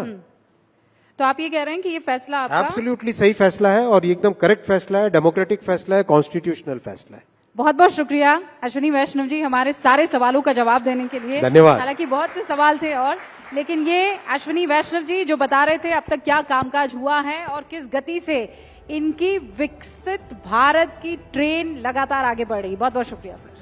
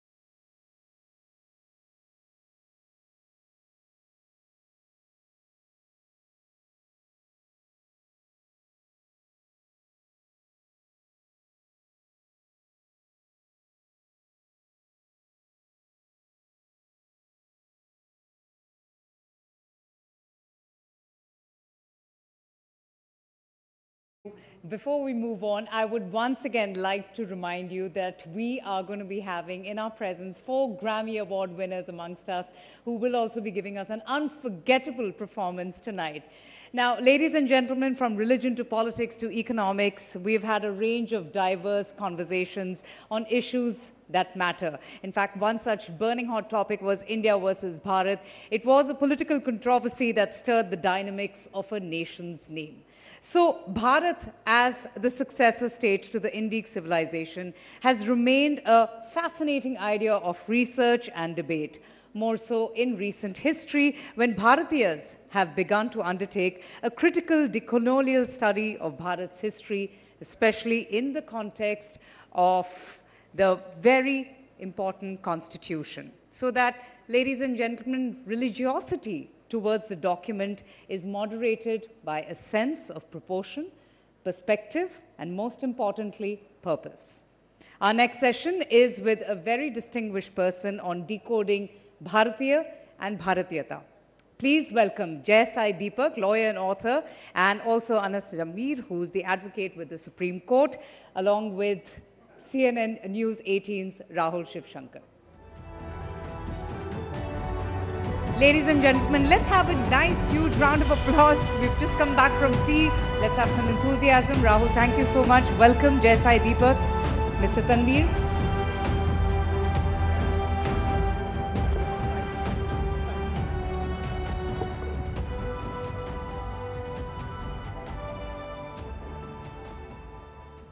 Good evening, everyone. The buzzword is Bharat. Bharat, that is India. The Prime Minister has already outlined the ideological governance and cultural contours of the transition to Bharatiyata. So let's decode Bharatiya and Bharatiyata with these two fine gentlemen on the stage with me. Let me first begin with you, Jai Sai Deepak. You've written a number of books. In fact, you're coming out with a third in a series. What values define a Bharatiya for you? So one, I think the question that is usually asked is whether this is a religious construct or a civilizational construct or a cultural construct. I think if you go by the words of Sri Sarvepalli Radhakrishnan and Swami Vivekananda, it's impossible to take religion out of Bharatiya life. And I think a lot of people have tried but have failed to remove religion from even politics for that matter. Whether that's for the good or the bad, that I think posterity will decide. But it's a statement of fact, it exists. So I believe that religion and culture go hand in informing the civilizational identity of this land, which is Bharat. But the problem is, if you were to treat this as a construct which is meant to exclude certain populations from the tapestry of Bharat's identity, well, that's not the purpose of it. When you try and reclaim your identity, you're merely saying, this is who I am, and I'm happy to accommodate everybody else who does not have an antithetical relationship with this identity. So as far as I'm concerned, both Hindu Dharma, along with civilizational aspects which are part of, let's say, Hindu cultural mainstream, define what is Bharatiyata. During the course of the drafting of the constitution, one of the questions that was asked is that when public morality is sought to be defined and its contours are sought to be understood in the context of Bharat, what is the repository or the reservoir from which we draw those values? To which several members of the Constituent Assembly took the categorical position that dharma is the public morality of Bharat. So if you were to ask me what is the defining trait which defines Bharatiyata, then you start and end with dharma. Now, unfortunately, since English is a language which is incapable of providing a decent translation for dharma, it is typically and crudely and incorrectly translated or approximated to religion, which it is not. It's more a code of conduct, but it also has a certain set of principles which clearly trace their origins to the Hindu faith system or the agglomeration of Hindu faith system, so to speak. So for me, in that sense, the civilizational identity of Bharat is significantly and primarily informed by Hindu Dharma. But precisely because it's defined by Hindu Dharma, it is capable of accommodating others who do not pose a threat to its very existence. Mr. Anas, let's build on this opening by Jesai Deepak. The RSS and other spokespeople expect citizens from other denominations to describe themselves as Hindus. Dharma is, of course, identified very closely with Hinduness, they say, which they say is a function of Bharatiyata. Now, how does one apply it in the context of a multi-religious society such as ours? See, my understanding of Bharatiyata, or Dharma even for that matter, has always been what I was taught as a kid in the school, अनेकता में एकता. हम वो देश थे, हम बहुत गर्व था हमें इस बात पे कि हम अलग अलग पहचान के हैं, अलग अलग धर्म के हैं, अलग अलग जाति के हैं, अलग दिखते हैं, अलग ज़बान के हैं, लेकिन हम एक थे, एक झंडा था हमारा, एक देश था हमारा, उसको हम सलाम कर रहे थे और मेरे लिए बस वही था एक धर्म का मामला. अब जैसा दीपक ने कहा कि हिंदू धर्म डिफाइन करता है धर्म की भारतीयता क्या है, मैं इससे थोड़ा अलग मत रखता हूँ लाजमी तौर पे. मेरा ये कहना है कि जब 1950 में हमने संविधान अपनाया तो हमने इस मुल्क को एक डिसाइड किया कि हम ऐसे देखते हैं, ये ऐसा होगा, एक सेक्युलर देश होगा, ऐसा देश होगा जहाँ सब बराबर होंगे, जहाँ सबके पास समान अधिकार होंगे. आज जब आप नागरिकता पे, और मैं ये नहीं कहता हूँ कि जैसे एक बहुत ज़्यादा प्रिविलेंट आर्ग्यूमेंट है आर्टिकल 14 को लेके, मैं वो आर्ग्यूमेंट ही नहीं लेता हूँ. मैं मानता हूँ कि हाँ आर्ग्यूमेंट आर्टिकल 14 सिर्फ इंडियंस के लिए है, सिर्फ सिटीजन्स के लिए, मैं वो नहीं कहता हूँ. लेकिन जब आप पूरा उसका बेस बना देते हैं धर्म को, तो आपको ये देखना पड़ेगा कि डेमोक्रेसी जो खुद अपने आप में एक वेस्टर्न कंस्ट्रक्ट है, लेकिन हम उसको लेके चल रहे हैं और इतने उस पर गर्व कर रहे हैं, उसमें कि कौन से और ऐसा डेमोक्रेटिक या सेक्युलर देश है जहाँ पे धर्म के बेसिस पे सिटीजनशिप दी जा रही है. और सिटीजनशिप एक वो राइट है जो आप वापस नहीं छीन सकते हो, एक बार आप दे देते हो तो छीन नहीं सकते हो. तो हमें किसको दे रहे हैं, कैसे दे रहे हैं, इस पर विचार करने की बहुत ज़्यादा आवश्यकता है. So this is interesting because his definition of Bharatiyata is unity in diversity, sort of derives from there. Now, you know, with the government that is identified with Hindutva, many are wary of, you know, outcomes such as these. I think he's referring, without naming it, to the CA. Correct. So how does one now reconcile the objectives of the CAA with the larger construct of the civilization, of the constitution as it stands? See, interestingly, both of us are just coming back from the Chief Justice's court. That's why both of us are trying to, let's say, channel those arguments. So you didn't finish your arguments no, there? It's you want listed to for continue April them 9th, here? in fact. So we are on the opposite sides in that matter. So I don't see why this has got to do with CA. But in any case, I'll try and address this. Just so that I answer your question to him in a slightly different fashion, I disagree with the RSS's definition of Hinduism and Hindutva completely. At least on their attempts to say that everybody who is born in this country is a Hindu. I don't think that needs to be said. I don't think someone who is a Muslim or a Christian needs to be expected to embrace the definition of Hindu in that sense, because there are two problems with that approach. One, it dilutes the definition of Hindu Dharma for the followers of Dharma themselves. And second, it foists that concept on those who are not followers of the Dharma in that sense. You don't need to do that. According to me, good fences make good neighbors, period. You don't need to actually start this interfaith dialogue and look for equality and, let's say, similarity in everything. That is not even necessary. The point is very simple. When you speak of unity in diversity, Bharat traces that very value precisely from Hindu Dharma, because Hindu Dharma is ultimately an agglomeration of multiple faith systems within itself. Several denominations subscribe to those points of view which may not actually find a point of convergence in that particular sense. The Vaishnavite may ultimately see Vishnu as the supreme being. The Shaivite may ultimately see Shiva as the supreme being. The Shakta might see Shakti as the supreme being or Devi as the supreme being. For each of them, you can think of them as monotheism in silos, but it's a polytheistic pantheon in that particular sense. So unity in diversity, as far as Bharat is concerned, cannot have learnt it from anybody else except Hindu Dharma, at least in the history of the subcontinent, so to speak. So on that, I don't think there is a difference of view between Mr. Tanveer and me. There is a clear difference of view in the attempts on the part of, let's say, certain sections of certain cultural organizations to dilute the definition. Now, should we go to the argument of the CAA? I will just limit it to this because ultimately this matter has to be contested before the court of law, the Chief Justice's court on April 9th, which is the next date. The point is, I don't think that piece of legislation is meant to threaten anybody who lives here as a legitimate citizen of the country, regardless of their faith. Two, I don't think the definition of CAA or the way it is being included as a humanitarian intervention as part of the Citizenship Act has anything to do with the topic here. So let me stick to the topic here. The point is, Bharatiyata ultimately means that your points of loyalty, your points of allegiance are not extraterritorial, and that you choose loyalty to Bharat more than anything else. Now that is easy as far as adherence of Hindu Dharma is concerned, simply because their sacred spaces are here. But if you happen to follow a certain faith system, I'm not saying that it is impossible for a non-Hindu to be loyal to Bharat. I don't think that statement can be made at all, in light of the kind of examples that we have had, right from Sri Arif Muhammad Khan of today to Abdul Kalam of the past. So I don't think those examples are valid. Those who are able to reconcile their faith, which have emanated from other parts of the world, and their loyalty to Bharat, according to me, are fully capable of subscribing to the concept of Bharatiyata.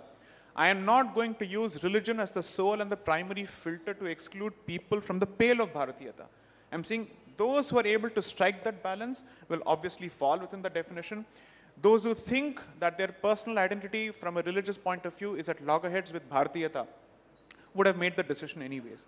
I'm just hoping that since we are told that there is an Indian brand of certain foreign systems or foreign faith systems, there truly exists such Indian brands which is different from the brands that is followed in our immediate neighborhood. That's all I can say. But this concept of, let's flip the word, diversity and unity, how does the CA take that forward? I know that you want to sort of disconnect the conversation from Bharatiyata, but this government claims that it is actually the one that speaks for the essence of Bharatiyata. Right. And it talks about a Hinduness, right, which it traces to right, a dharmic past. But if that CA is going to be, or the Dharma is going to sort of, at some level or the other, bring out an exposition like the CA, then we have a problem. So, see, let's have this conversation on the anvils of specifics. Is there any amendment to the existing Citizenship Act which precludes the possibility of non-Hindu applicants to knock at the doors of Bharat for citizenship or asylum? The answer is a no. The CAA is a limited inclusive intervention for the purposes of addressing the unfortunate realities of our immediate neighborhood, where 3 Islamic republics have a specific problem with other identities. That's the unfortunate reality. And we are operating under the premise that Indian Islam is different from the brands of Islam being subscribed to by our neighbors. Okay? Therefore, those people who are getting the rough end of the stick, thanks to their minority position in those countries, are being given a certain expedited option. Because the first point of attack when it comes to these countries happens to be those people who do not share the faith of the majority in those countries. Therefore, since they are the first points of attack, they are the softest targets possible, a limited intervention is being made. The myth that is being purveyed is that CAA translates to automatic vestation of citizenship. It doesn't, because they still have to satisfy the rules that have been notified. Second, all it does is that it limits a certain cutoff period from 11 years to 6 years. Two, my own criticism of the CAA, despite me supporting it in principle, is the cutoff date that has been prescribed, which ultimately translates to defeating the very humanitarian intention which is supposed to be the basis for the CAA. What is the point of limiting it to a particular date? Regardless of that, my argument still remains, I welcome it because it doesn't take away anybody else's rights. It only makes sure that those people who are being kicked out are being welcomed as soon as possible. My criticism has also been the delayed notification of the rules. So because I am not the mouthpiece for any cultural or political outfit, I am at some liberty to criticize the proponents of the CAA themselves for the delay that they have caused after taking 8 different extensions from the parliament in the notification of the rules themselves. So according to me, it's important to dehyphenate these positions from any political organization or a cultural organization, because dare I say this, a lot of us are practicing Hindus, not because of a political party or because of a cultural organization, but because we have always been practicing Hindus. Their existence or absence wouldn't have made a difference to our practice in any case. So Anas, then what's the problem? He's saying that, look, it's only fast-tracking, it's not denying. You can still come in if you're Muslims, if you're persecuted in various countries, in any country, you can still come here and seek refuge. See, to that extent, he's right. I'm also not denying that. It's not even fast-tracking, let me tell you. The purpose stands defeated as of now. Because to take the advantage of CAA, the cutoff is December 2014, and you have to be in India 5 years prior, that is 2009. Now, that would have fast-tracked to 6 years instead of 12 years. We are in 2024, 10 years since 2014. It's already redundant. It doesn't help anyone. CAA neither helps anyone, it actually does create problem for those who are left out of NRC in Assam. Only particularly to Assam, it does create problem for them, and I will expound on that. But about the rest of the other things that dharm and saying ki, you know, I don't know if you guys remember, there was this series called Panchayat, a very famous dialogue from that कि देख रहा है विनोद अंग्रेजी में बोल बोल के कैसा बात घुमा रहे हैं.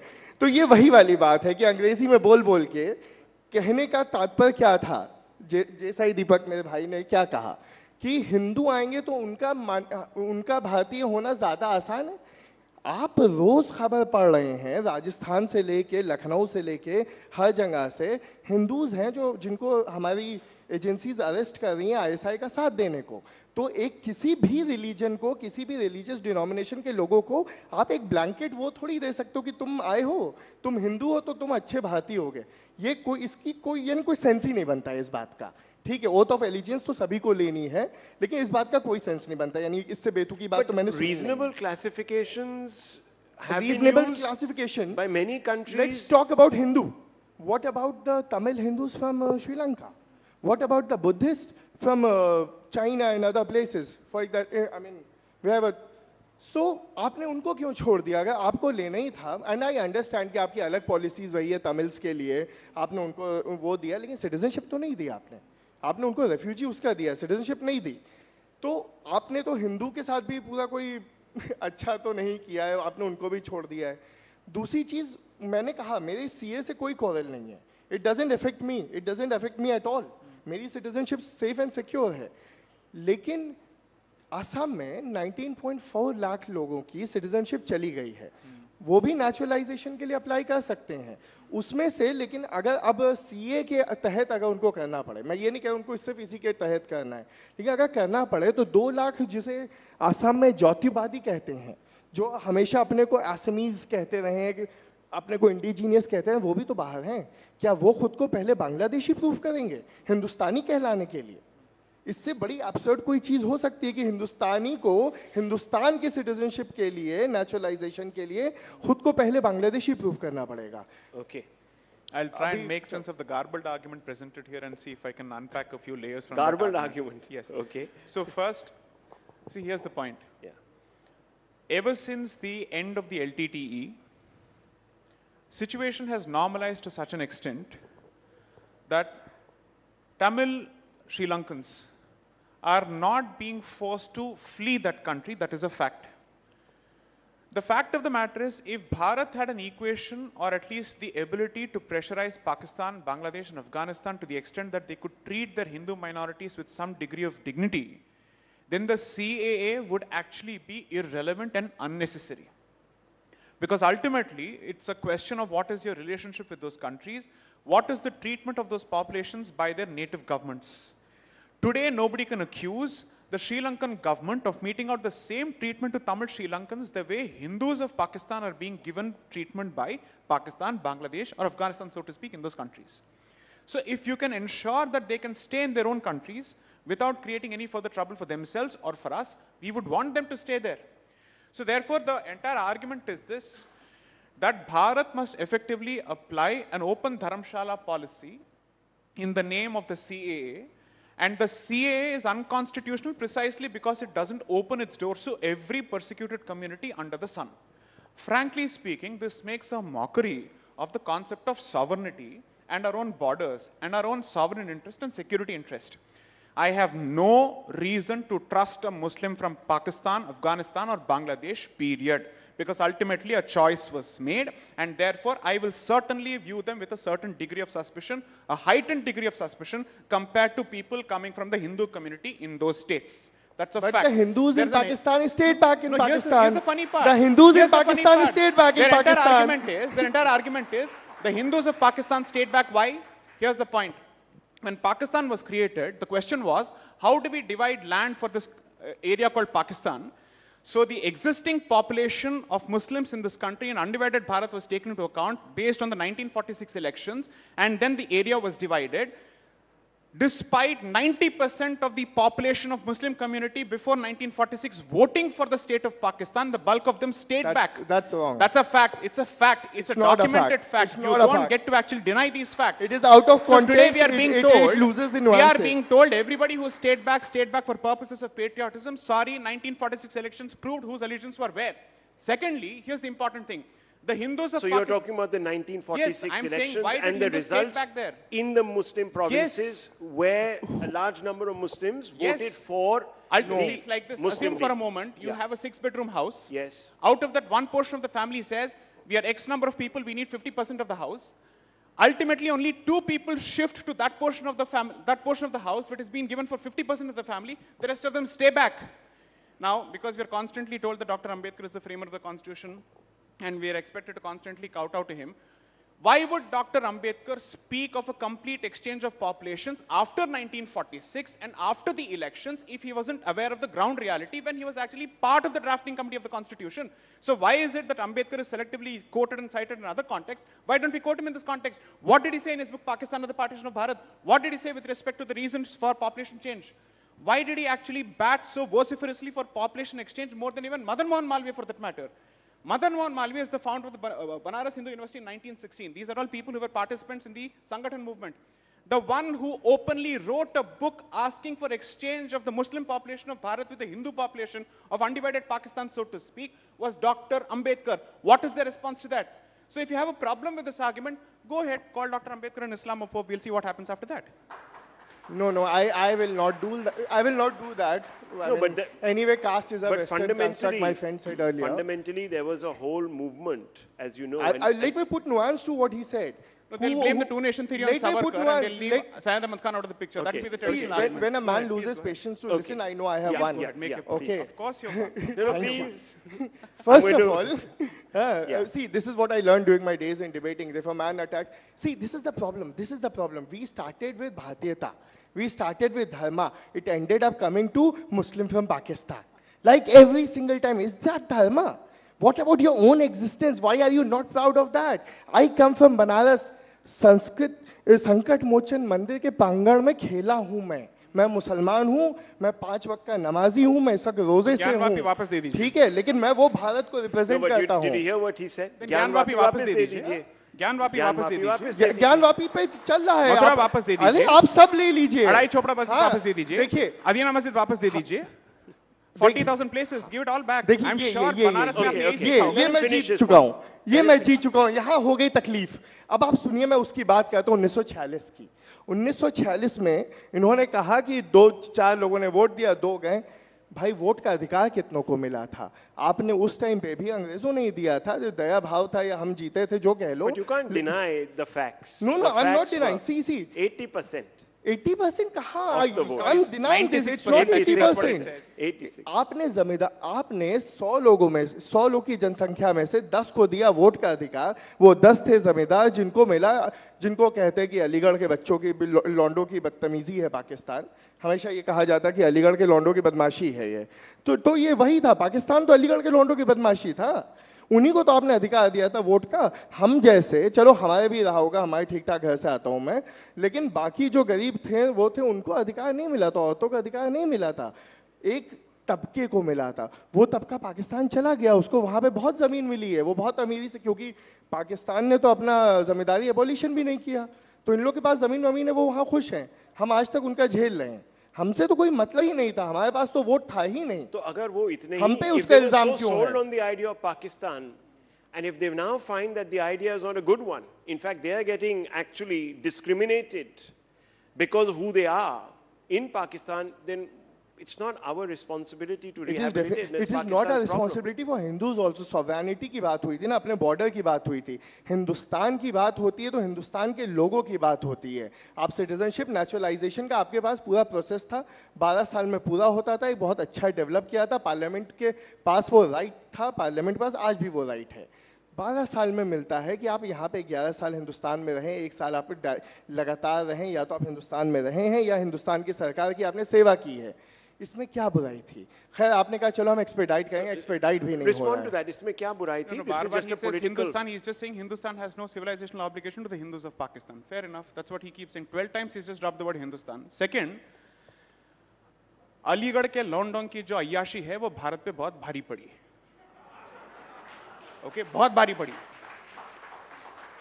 Millions of people lost their lives. Millions of women were raped and paraded naked.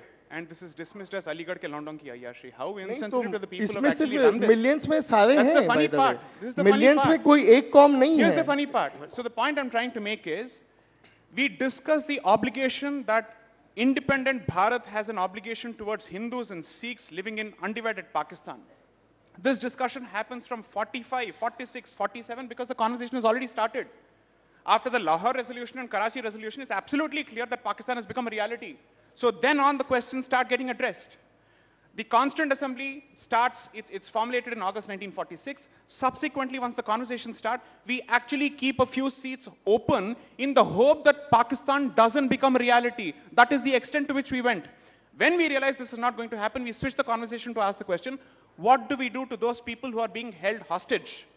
Because the history of this period will show that Pakistan decided to use the non-Muslim population of that particular area as a hostage population to negotiate with Bharat. The entire basis for the Nehru-Liaquat Pact ultimately was this. Let's assume for a moment that we don't owe an obligation to the Hindus of Pakistan and Pakistan doesn't have a duty with respect to Muslims of India.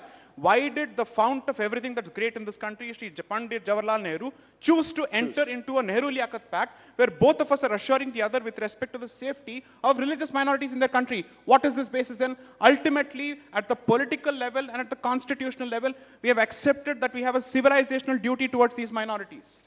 Anas, this is documented fact. That is a very valid point. I'm neither holding brief for Nehru, nor I'm holding brief for Please Pakistan. answer the specific question. Forget But about holding I a brief. completely agree with that. At that point, So we are now executing that civilizational brief. No. Allow me.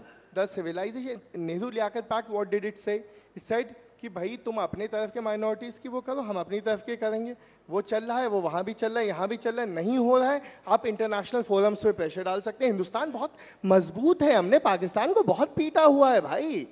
आप क्या बात करते हैं? हम हर जंग जीते हैं, diplomacy में हम उनसे ऊपर हैं, हर चीज में हम विश्वगुरु हैं, मदर ऑफ डेमोक्रेसी हैं. The spirit of the agreement gave both the countries a say in the welfare of the religious minorities across each other's borders. Because of our history. Unfortunately, in Pakistan, they broke that contract, that agreement.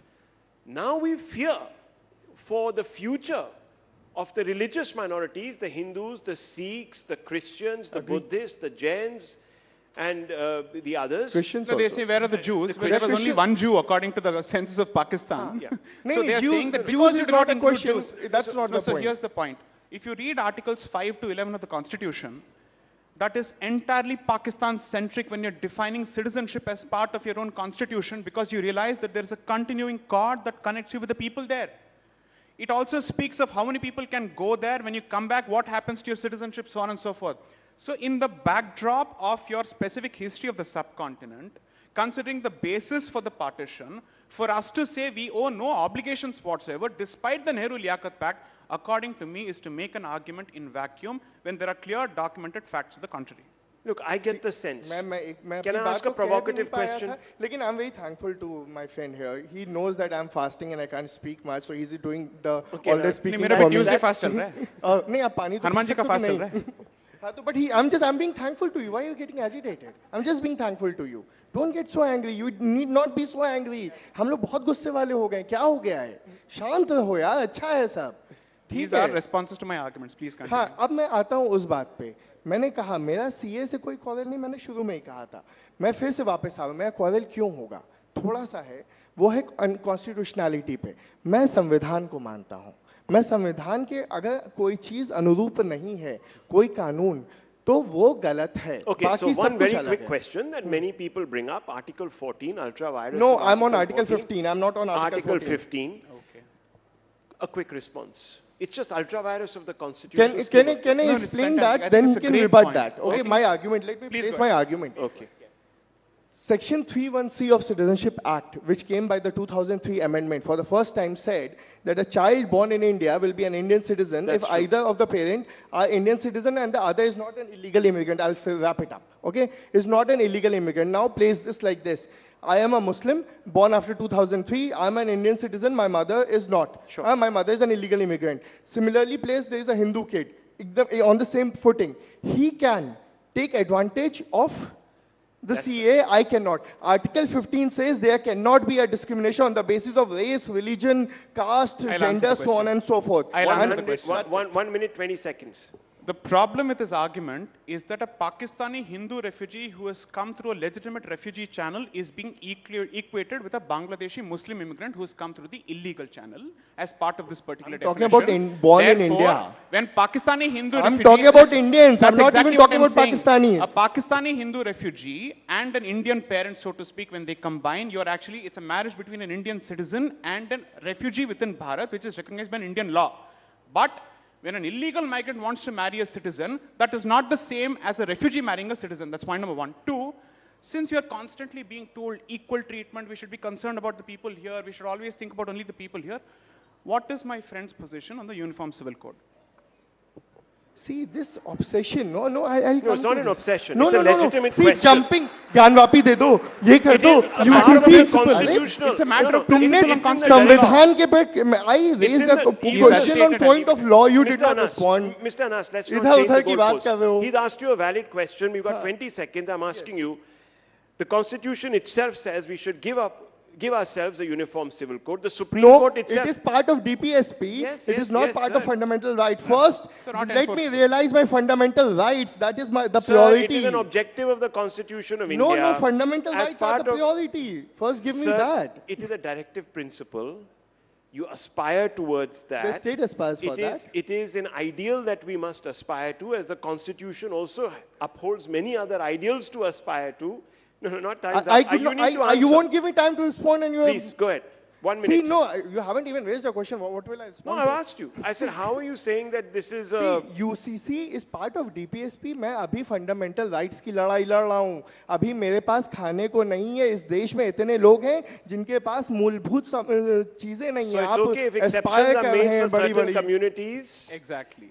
Those Preserve exceptions our can respective stay. religious freedoms and give us the ability to Article oppose 12 anybody में else who is being personal actually right affected in protected Pakistan. है. That's the simple Article 12, argument. which is part of fundamental right, protects my personal right. Okay, gentlemen, I didn't anticipate such passion, but we find that, but look, at least debate is alive in this country. So tell all those people out there that we can debate without fear or favor even the trickiest issues in India today. I'll leave it at this. Thank you very much. That's right, Rahul, and that's what makes it such a strong democracy. Rahul Shivshankar there, and our guests, thank you so much, Mr. Jai Sai Deepak and Anas Tanveer. That was indeed a very insightful and a spirited debate, an amazing array of perspectives that we just heard on a very crucial issue, as we've all seen how the Citizenship Amendment Act has sparked a massive political furor recently. Okay, let's move on. Let's shift tracks now. Technological advances combined with fairly dramatic economic and social changes are also creating conditions for the emergence of new forms of money and credits. Ladies and gentlemen, central banks are rolling up their sleeves. They're also familiarizing themselves with these bits and bytes of digital money. So what lies ahead? Well, that's the big question that we would be finding answers to in our next conversation. Let's listen in from Ryan McNerney, who's the CEO for Visa Inc., on the evolving money and payment trends. McNerney, in fact, is going to be in conversation with Managing Editor, CNBC, Shireen Bhan, for our next session, which is titled Money Moves at a Fast Click. Please welcome our next guest. Let's have a huge round of applause, ladies and gentlemen. It would be wonderful to hear from you. Welcome, Ryan. Welcome, Shireen. Thank you so much.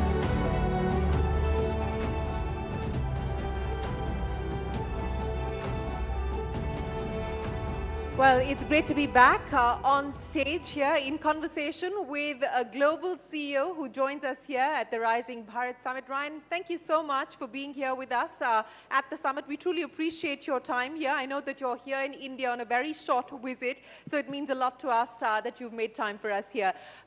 For the benefit of our audience here in this room, as well as those who are watching, just to give you a sense of the footprint that Visa occupies. In FY23, the Visa network enabled $15 trillion in total volume and 276 billion transactions. They operate across 200 countries, and of course India is a strategic market for Visa, and here's why. Outside of their home base, which is the US, India is the second largest employee base for Visa. So Ryan, it's great to get your insights on why you're bullish on India and what gives you confidence about the India digital story. Let's start with your visit to Mumbai. I believe you had quite the experience of using your digital payment system to buy some vada pav on the streets. I did. It's an honor to be here. Looking forward to the discussion.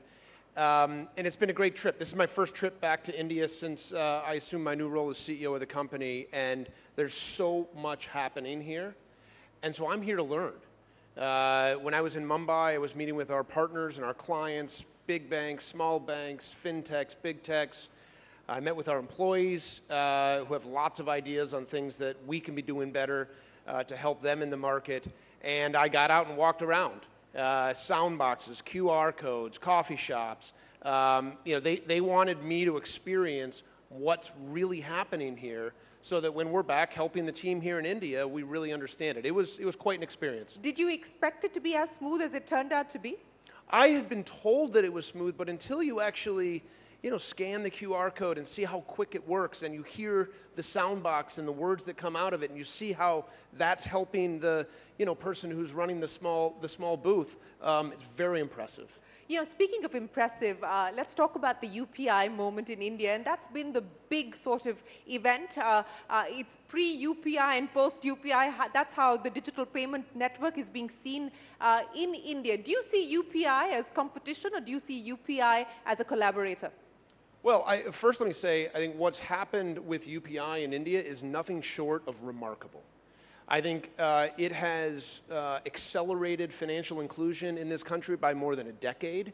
The speed, the growth, the adoption, the user experiences that I was talking about, they're nothing short of remarkable. We see it as an opportunity for Visa.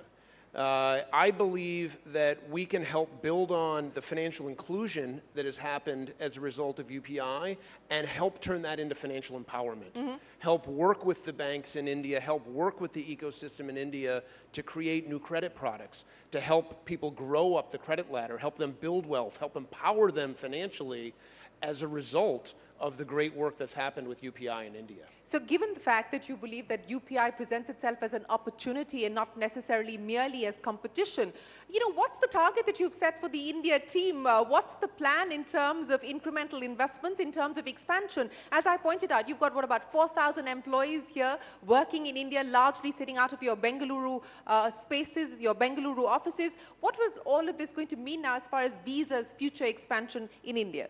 Yeah, well, first, I'm so proud of our team here.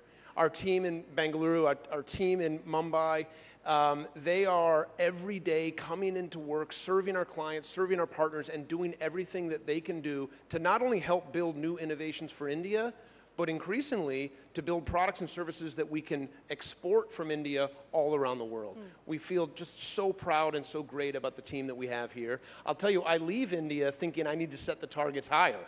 set the targets higher, not for just the investment that we make as a company, but also the results that we expect of our team here. So I'll definitely take that back from my trip. And you know, we have been in this country for 40 years. Yeah. When we're thinking about the opportunities in this country, we're thinking about the next 40 years and the next 40 years after that. Those are the time frames we're thinking about in terms of the investments that we're making in the country. Well, let's talk about the next 5 years, not the next 40 years, because we don't know what's going to happen in the next 40 years. So over the next 5 years, in terms of the opportunities that you spoke of, and in terms of focus areas that you intend to double down on, remittances, cross-border, you know, how is Visa going to operate in those spaces? How do you intend to leverage the advantages there? Yeah, first of all, if you step back, for all of the success that you and I have been talking about with the digitization of payments in India, there's still more than $1 trillion in cash. So we're not a cashless economy by any measure. So we still have an opportunity to partner and to work to help digitize that cash.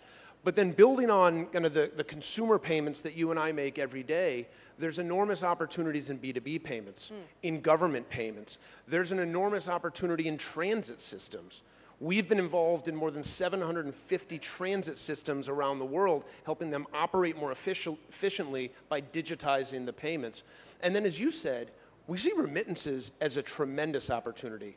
We've built out a platform, we call it Visa Direct, where we have 8.5 billion endpoints, cards, accounts, digital wallets all around the world.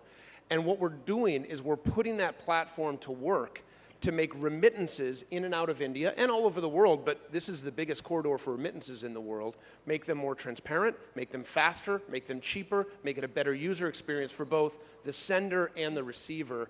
And we think that's a tremendous opportunity for us to continue to help and add value here in India.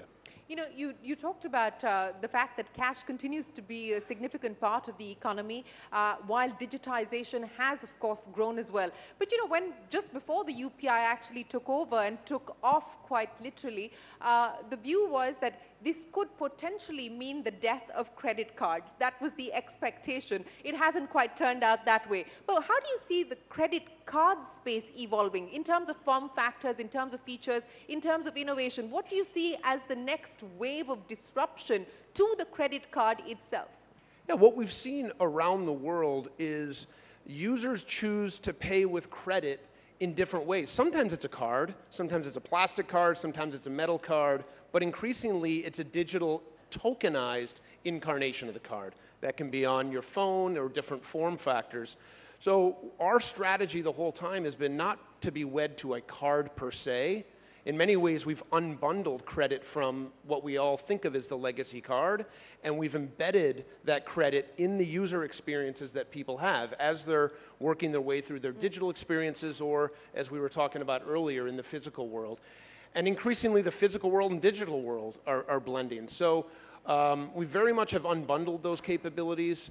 And we do think that there's a lot we can bring to India in terms of innovative products and services in credit specifically that we've seen in different parts of the world. You know, in many ways, the credit product itself has melded and evolved in ways that it's embedded in people's lives in ways that it almost becomes invisible. And that's when you start to really empower that purchasing power in a way that's great for small businesses and merchants. You know, you talked about financial empowerment, and you also brought up the issue of the credit gaps, and the credit gaps exist in many spaces in different degrees. What will be the focus as far as bridging the credit gap specifically from an Indian consumer or an Indian market's perspective? Bringing new solutions to help underwrite near prime credit, new to credit, young credit customers, working with banks to provide different types of line management services, different types of ways to segment credit and make them applicable in certain use cases. All of this type of innovation is happening around the world, and I think is going to be a great opportunity to build on, as we were saying earlier, the momentum that's happened with UPI. And, you know, in 5 years, to come back to the question from a few moments ago, maybe we don't even call it a credit card per se. Maybe we call it Visa credit, or maybe we call it, you know, who knows what we call it. The word card may drop from our lexicon in India, given the enormous progress that's happened here.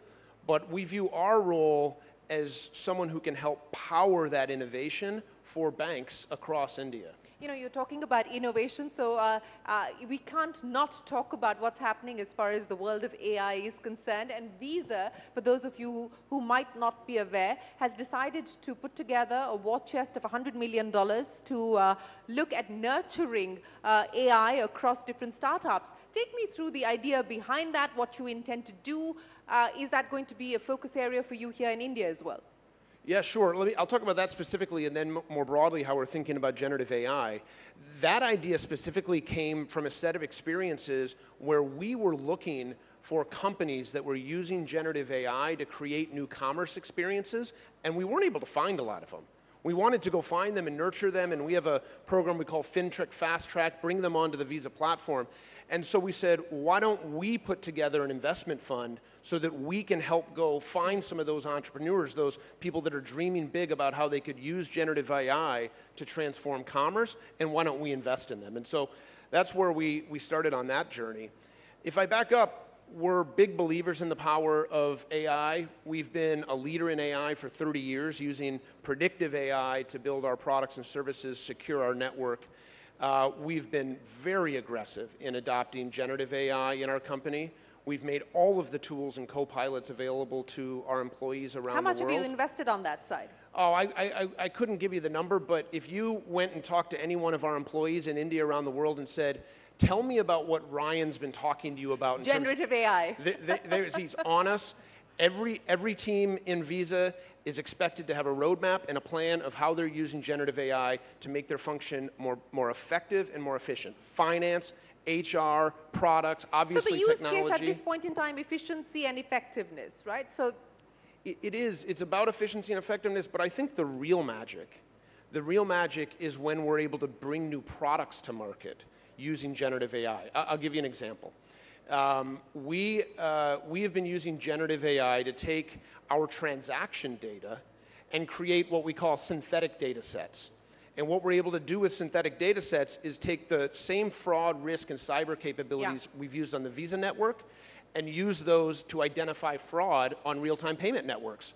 And we found that we can identify scams and fraud using the same data and analytics from our experience in card payments and apply that to account-to-account payments and real-time payments, all because we have generative AI to create these new synthetic data sets and these new analytic tools. You know, let me just stick with that. Given what's happening in the Indian fintech space, specifically on the startup side, is that something that you're looking at closely? Does anything excite you there? Are we likely to see you fund anything on that side? Yeah, we've been, first of all, what's happened in India in the fintechs and startup space is extraordinary. We partner with most, if not all of them, to help them. We've invested in several of them here in India. I'm looking for more generative AI commerce companies, so if you find any as part of this conference, please let me know. We're looking to invest in them. That's the pitch. So if anyone's watching this, the global CEO of Visa is on the lookout for Indian fintechs who are focused on the generative AI space. Hopefully you'll start to get a lot of people writing into you, Ryan. That would make me extremely happy. Well, you know, since we're talking about fintech, let's talk about regulation in India. The regulator has done many things, including data localization, which was brought in a couple of years ago. Of course, all of you need to be compliant with that. There have been some recent changes for credit cards specifically. How do you see the regulatory environment in India at this point in time? Is it challenging? Does it add friction? Or is it making you feel that it is securing the digital payment ecosystem? Of course it can be challenging at times, but it makes us better. That's how we view it. We want to be in compliance as effective and faster than any company in our space. We want the regulators to look at Visa as a leader, and we lean into this regulation because we do believe that it makes us better. I also give enormous credit to the regulators in India for leading the charge on innovations that not only make the system more safe, they help drive commerce. I would use tokenization as an example. I think the regulators in India leaned into tokenization, they mandated tokenization, and as a result, e-commerce is going to be adopted even faster in India. It's going to be safer, it's going to be more secure, it's going to have higher authorization rates. So you're saying that the regulator in India was ahead of the curve on tokenization? Absolutely. They were an innovator in that way of leading, as far as all the regulators in the world, by mandating tokenization for e-commerce in India. So what would you say are the key risks today? What keeps you up at night? You were talking about cyber safety, cyber security, and in general, what we've seen with the momentum of digital transactions going up, that we've also seen the risks of digital fraud, of cyber risks, and so on and so forth. How are you, within Visa, trying to fortify yourself, and how much of this is a risk that you're factoring in? It's an enormous priority for us. I think it's a very big risk. At the core of digital payments, at the core of the success of digital payments is trust. All of us are very comfortable engaging in digital payments, whether it's with a Visa card or anything else, because we trust that it's going to be safe. And we take the responsibility to safeguard our network and ensure that it's the safest and most reliable network very seriously. As you might expect, we're a very big target for the bad guys that are out there. We have somewhere between... Average, how much do you get attacked in a day? I was just about to say, we are attacked somewhere between 400 and 500 million times a month. Attack vectors that come from all different parts of the world. I'll give you another example. We have about 30,000 employees. Every month, we stop 20 million emails that were meant to be sent to our employees, and we stop them before they get to them.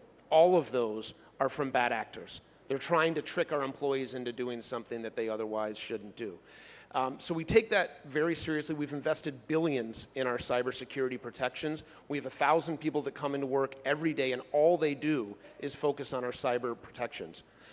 But beyond that, we're also creating tools for our bank partners to help them stop fraud. Yeah. Every year, through those tools, we stop more than $30 billion of fraud that otherwise would have been perpetrated on our network and with our customers' clients. So this is going to be an arms race. It's going to continue to be an arms race, and we are going to invest, and we're going to work as hard as we possibly can to stay one step, if not 5 steps ahead of the bad actors, to ensure that the network is as safe and as secure as it possibly can be. When you say that this is going to be an arms race, explain to me how you're going about it. I mean, putting money at the problem or throwing money at the problem is just one aspect, but how are you thinking about this strategically? And more importantly, how do you look at this from your partner's perspective as well, who may not have the ability to throw money at the problem? Well, first on the second part of your question, this is something I've been talking to everyone that I've had a chance to meet with while I've been in India. We want to protect our network, the Visa network, with all of the tools and security that I mentioned, but we also want to make these tools available to all networks. We want to make our services available to any network that's out there, because let's be honest, like all of the network of networks that we operate in across the world, and on this particular topic, we're all in this together. We need to be investing in the safety and security of digital payments so that everybody across the world continues to trust. So MasterCard and you are aligned on this one. Listen, I think cyber protection is existential for digital payments, and so I want to make sure that we're making our products, our services, our talent, we're sharing information, we're sharing our services to anyone that's interested in putting them to work, and we feel like we have great products and services that we can be helpful with. Yeah, I want to go back to something that you said right at the very beginning. You said that you're here in India to learn. And in the context of the digital public infrastructure and what India's been able to do with the India stack, it was a big part of our pitch to the world through our G20 presidency as well. What do you see as the opportunities to export the India stack to the world? Yeah, first of all, I think the world is paying very close attention to it. I think there is a meaningful opportunity to export the stack. I mean, you go through it.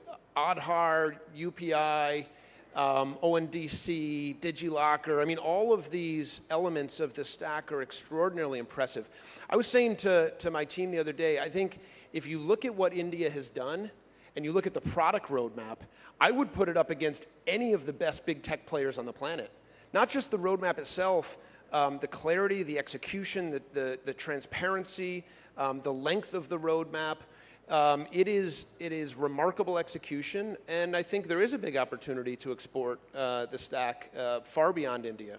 What do you think it will take for us to be able to do that in terms of prioritization, in terms of strategic choices? You know, if you were to sort of put together a roadmap of how we take it forward, what would that entail?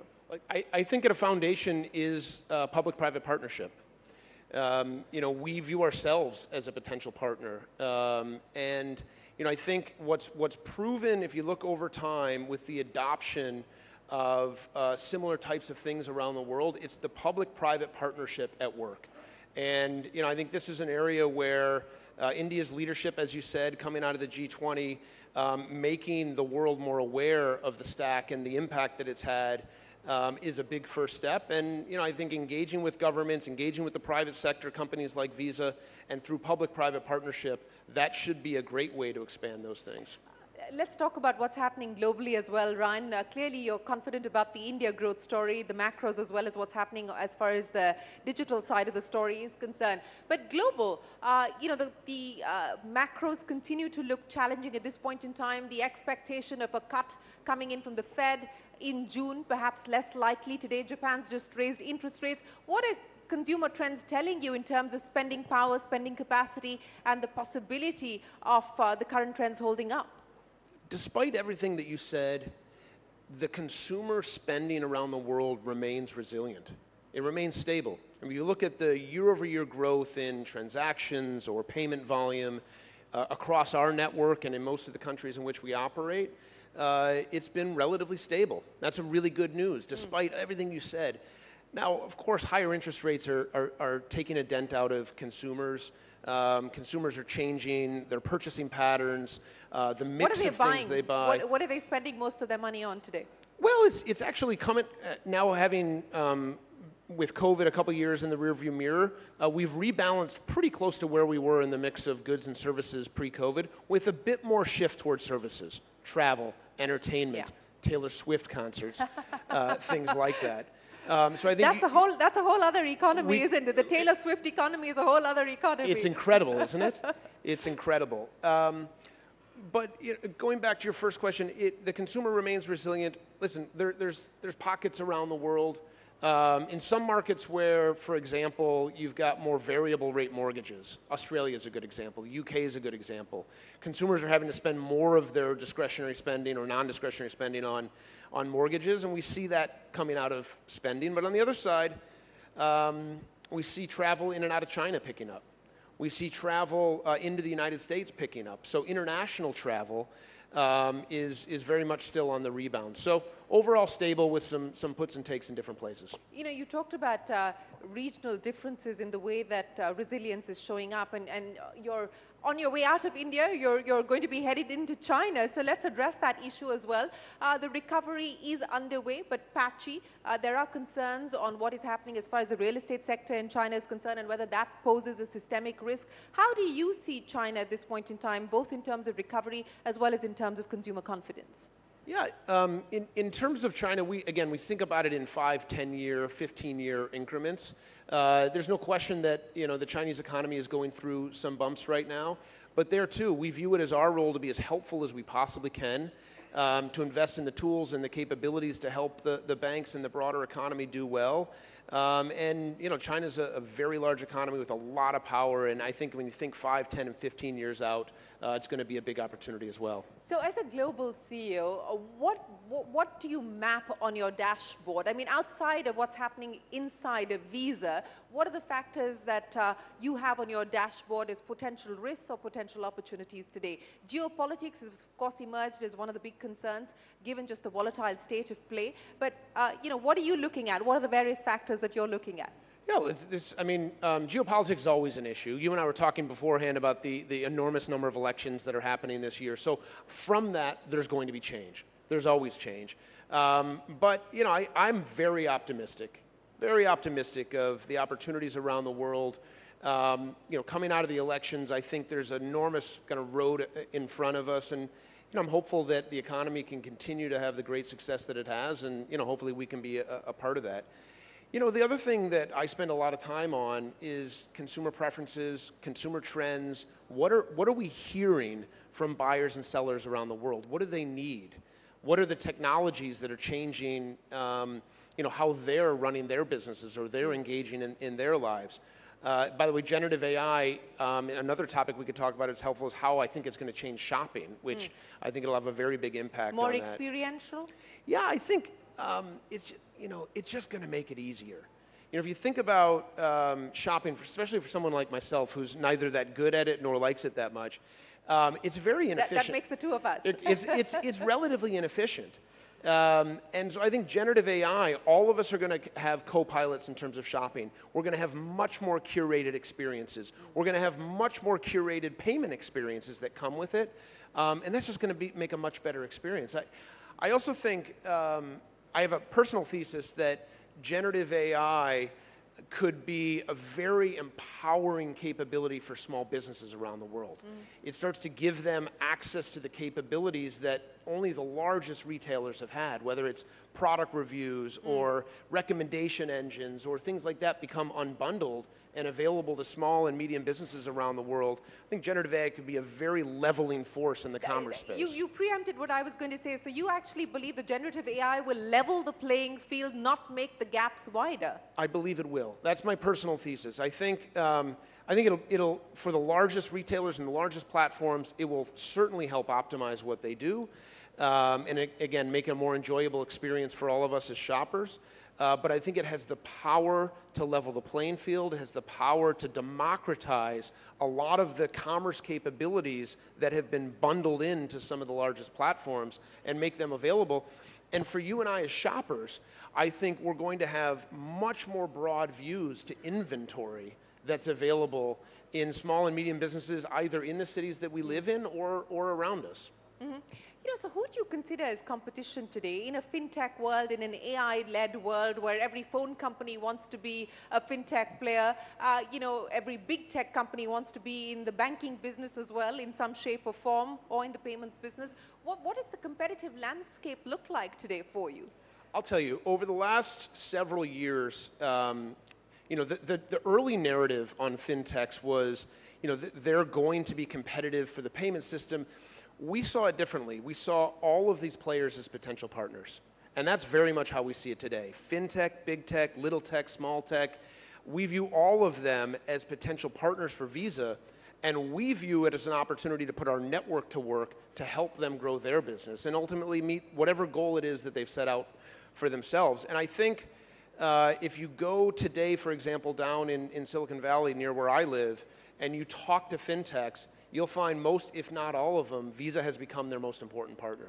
And so that's how we see the world. We see the world in terms of partners and people that we can put our network to work, open our network, make it available, and help them achieve whatever it is the goal that they're trying to achieve. You said that you see fintechs as potential collaborators, potential partners as well. You also said earlier on that perhaps in the future at some point you may just drop card altogether as part of the sort of proposition that you offer to consumers because you're digital in many ways. So what do you see Visa being? I mean, in terms of your core DNA, how do you see that core DNA evolving and changing given the many changes that we are seeing in the ecosystem? What could that potentially mean over the next 5 to 10 years? Yeah, at our core, we're a network. We're the safest, most secure, most reliable, largest payment network on the planet with the largest reach. And the way we're evolving that is building out from not just being the Visa network to being a network of networks. And that's what we want to do. We want to be able to enable money movement across all networks around the world. We were talking about remittances, and that Visa Direct platform that I mentioned to you earlier, we move money across ACH systems, we move money across RTP systems, we move money across other card networks, again, all in service of giving our clients the biggest, most reliable, safest, most secure money movement platform on the planet. So that's how we think about our role. And we very much are an open network. We want anyone to build on us. Whatever they can dream up, the products, the services that they can dream up, they know that they have the Visa network available to them to put their products and services to work. So do you see India then being an incubator of some of the innovations that you would hope for Visa to focus on in the future? an innovator, an exporter. There's no question about it. I mean, the fintech community here has had a very profound impact on Visa. And you know, we've collaborated, we've worked with them. How has it changed Visa? How have Indian fintechs changed Visa? Yeah, Indian fintechs have opened up our mind to the power of QR payments. So now we're looking at other markets around the world where QR might be the form factor that users prefer, buyers and sellers. So, well, okay, we don't need cards, we'll use QR, and that'll be the form factor that will then allow people to tap into the Visa network, as an example. And that very much came from the inspiration of what we've seen happen here in India. So, you know, speaking of inspiration, again, Brian, of course, has been with Visa for about 11 years now, held many jobs before that, but has been CEO for almost a year now. Feb is when you completed a year as CEO. You know, as CEO, managing people is, of course, an important aspect of your job as well, and especially when you manage people across 200 different countries. It's a complex job as well. How do you make sure that there is an alignment of purpose, that there is an alignment of vision as you operate across 200 different jurisdictions? Yeah, in terms of alignment, I find it's about clear communication, always on communication, and just being able to listen and learn from our employees around the world about what's working well, what's not working well, and how we can help them do their jobs better. You know, when I get back to the US in a week or so, we're going to move into a new office. We actually call it our Market Support Center, not corporate headquarters. We call it the Visa Market Support Center. So if you ever come visit, you'll see that on the building. And I want people, when they come into work every day, to remember that we are serving our markets around the world. We're serving India. We're serving Brazil. We're serving England and Germany. And I want our employees to just remember that is our job every day, to listen, to learn, and to ultimately be in service of our markets around the world so that they can serve their clients and they can do the great things that they need to do here in India and around the world. So is there a Ryan-specific way of A, getting feedback, and B, incorporating feedback into driving change? Yeah, I try to be as approachable and open as I possibly can. For example, I just, actually on the flight over here, I just launched a new internal social media platform. Think about it that way. And I regularly am now going to start posting what I'm thinking, my ideas. I actually posted some pictures from my experience in Mumbai to all of our employees around the world. I showed them how the soundbox works. I showed them how the QR code works. And I encourage them to ask me questions on the platform, give me feedback on the platform.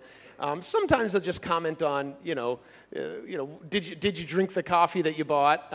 But I've started to get really good feedback on that channel, even just a week in. So I just try to be as approachable as I possibly can, as open as I possibly can to our team members, to ask them for feedback, to encourage them for feedback, to reward them when they give me feedback, and then do our best to incorporate that into our strategy, what we're doing, and then back to your original question, just be as clear and concise in communicating that out to our team as I possibly can be. So since you said that one of the things that you focus on is being clear and concise and communicating your message to the team, I'm going to end by asking you the message that you're sending or leaving your India team with. You said that you're going to probably up the targets given the opportunities and the potential that you see in India. What's the message to the India team on how they should leverage the India opportunity?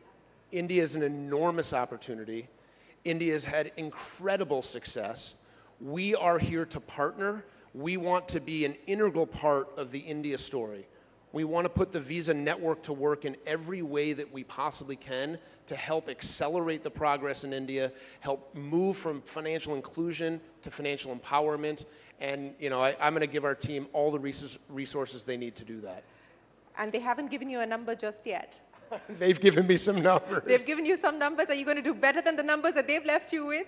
We're going to give them everything they need to be successful. Well, Ryan, thank you very, very much for joining us here. Ladies and gentlemen, the global CEO of Visa on their outlook for India, as well as the opportunities that it presents for the Visa network. Appreciate you joining us. We hope you have a fabulous trip back, and we look forward to seeing you back in India soon. It was fun talking to you. Thank you very much. Thank you so much. Thank you, Ryan. Thank you once again, Brian. Thank you, Shireen. That was indeed a fascinating conversation.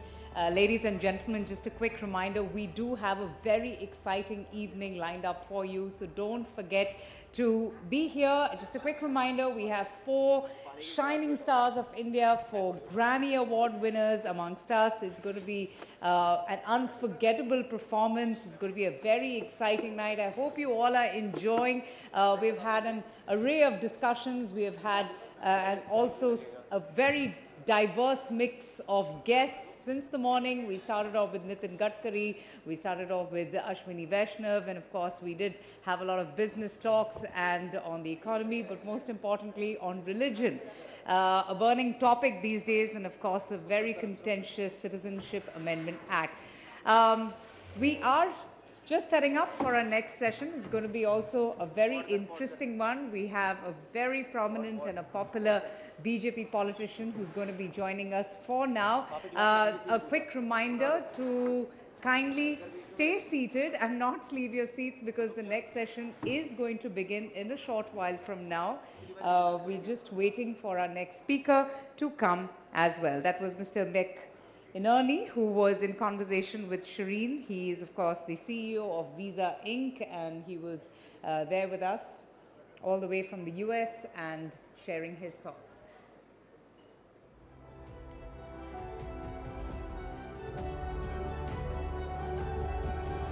Well, we have had some power-packed sessions. I hope you all have enjoyed yourselves thus far. We have a scintillating performance that has been lined up as well, and I personally am looking forward to that as well. We have a very renowned and noticed musician and artist who will be here gracing the stage in a short while from now. So be seated. We will just begin a session in a short while from now.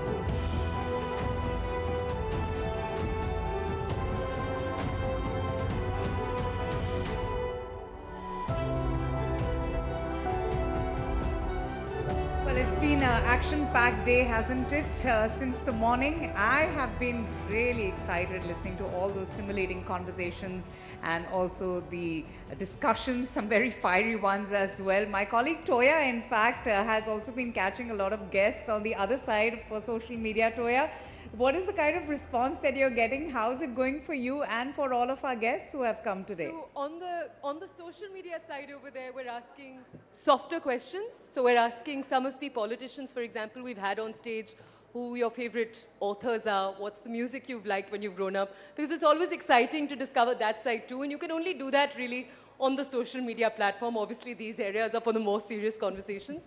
But ladies and gentlemen, as we wait for our next speaker, we're going to come to each of you. I don't obviously mean each of you. We'll try to come to whichever one of you can.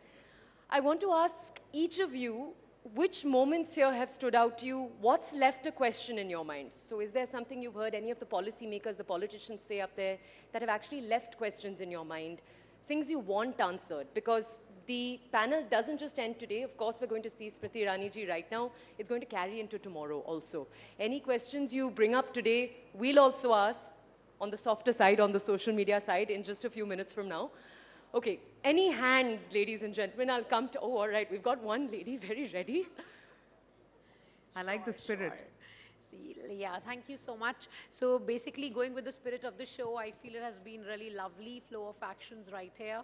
And there were many standing, I guess, landmark moments of the conferences.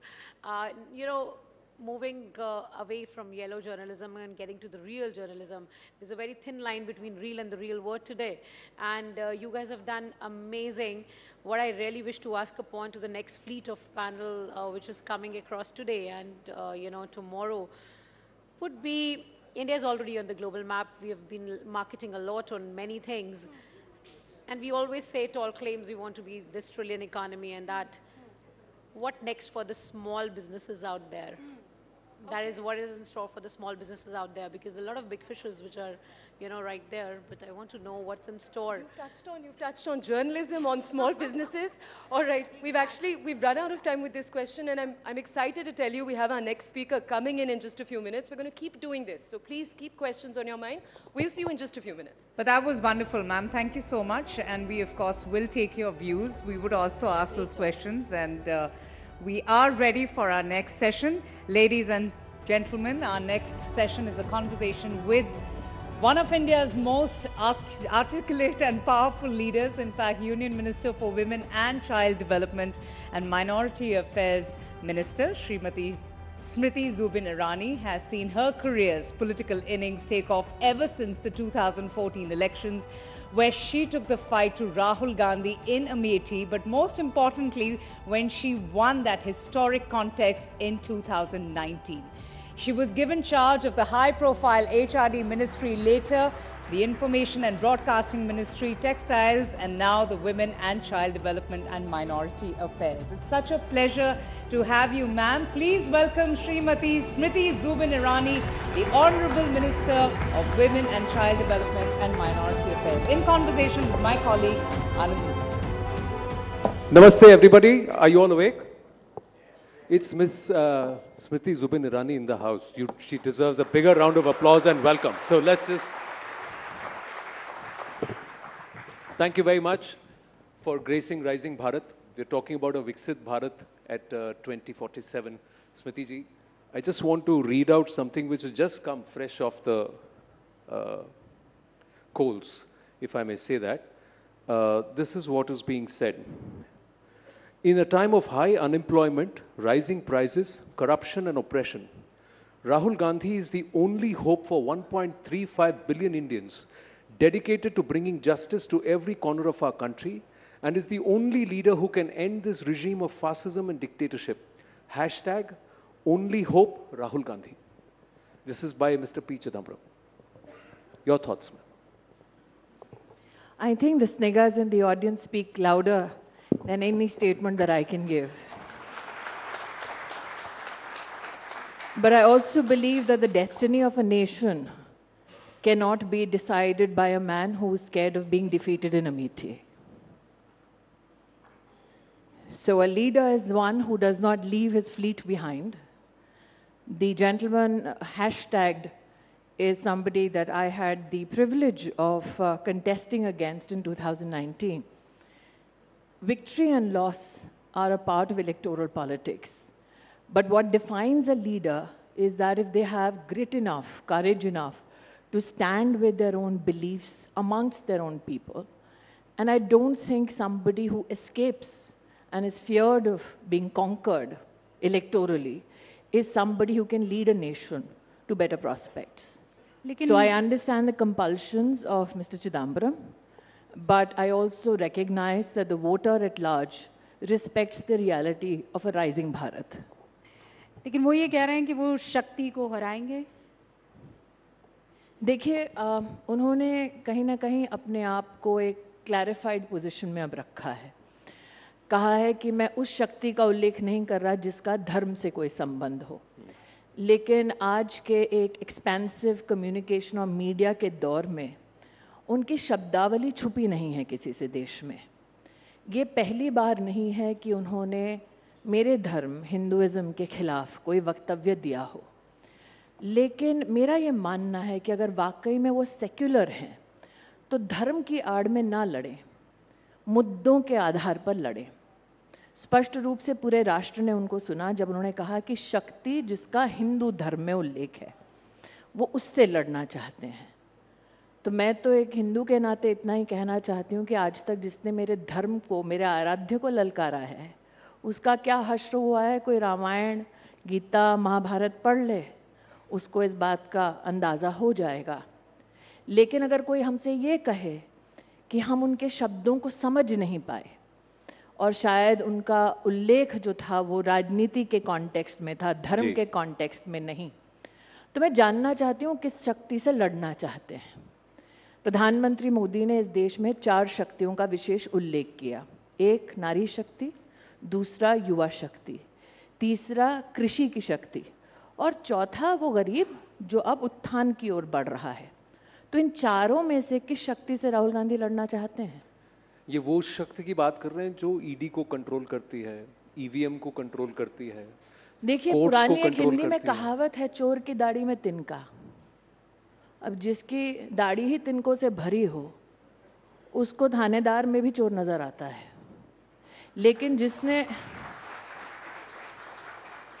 चौकीदार शब्द के इस्तेमाल के लिए supreme court में माफ़ी मांग ली हो उसको ये फॉल्स ब्रवाडो शोभा नहीं देता। वो इलेक्टोरल बॉन्ड्स का जिक्र कर रहे हैं। वो ये कह रहे हैं कि बीजेपी उगाही पार्टी है। सीबीआई अमित शाह जी ने एक स्पष्ट रूप से रुबिका जी कहा है सार्वजनिक मंच पर कि 303 सांसदों की पार्टी को इलेक्टोरल बॉन्ड्स के माध्यम से ट्रांसपेरेंटली बैंकिंग सिस्टम के माध्यम से 6000 करोड़ का बॉन्ड मिला, लेकिन जिनकी ताकत 200 की भी नहीं है स्पष्ट रूप से, उनको 14,000 करोड़ रुपया मिला।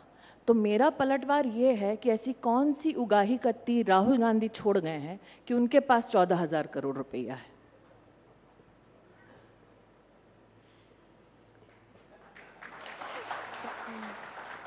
ये आप लोग रिएक्ट करिए, ऐसा नहीं है कि मत करिए। वो लोग चुनाव के दिन रिएक्ट करेंगे बटन कमल का दबा के, चिंता ना करें।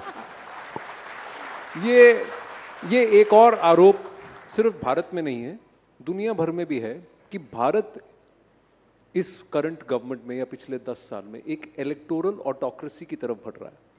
अगर हम एक स्टेटस को स्मैश करने की बात कर रहे हैं तो यहाँ पर how do you respond to this कि हम धीरे धीरे एक इलेक्टोरल ऑटोक्रेसी बन रहे हैं, यानी कि जनमत तो है लेकिन सब कुछ एक पर्टिकुलर डायरेक्शन में कंट्रोल के साथ आगे बढ़ाया जा रहा है। जिस देश ने अंग्रेजी हुकूमत को उखाड़ फेंका, जिस देश में आज 940 मिलियन वोटर आइडेंटिफिकेशन और ऑथेंटिक आइडेंटिफिकेशन के साथ अपना वोट देंगे, उस इलेक्टोरेट का इतना बड़ा अपमान मैंने आज तक नहीं सुना। To say that you are wiser than the voter just because you're an analyst overseas is one of the biggest hypocritical positions taken by anybody who tries to analyze our democracy, especially from countries which don't have such a large voting populace. What they cannot fathom is why the average Indian today is buoyant about their future prospects. What they cannot possibly come to terms with is why India and Indians are so blatant about their ambitions and their pursuits of excellence. And possibly that is why this is the same voice which when COVID came said, how will India survive with 6 lakh plus villages? How will Indians eat? How will Indians receive pharmacological support? How will Indians get a vaccine? I think the mettle of a country and a leadership is best tested when your back is to the wall. India not only made vaccines, delivered it to 1.4 billion citizens, it also gave vaccines and pharmaceuticals to 160 countries.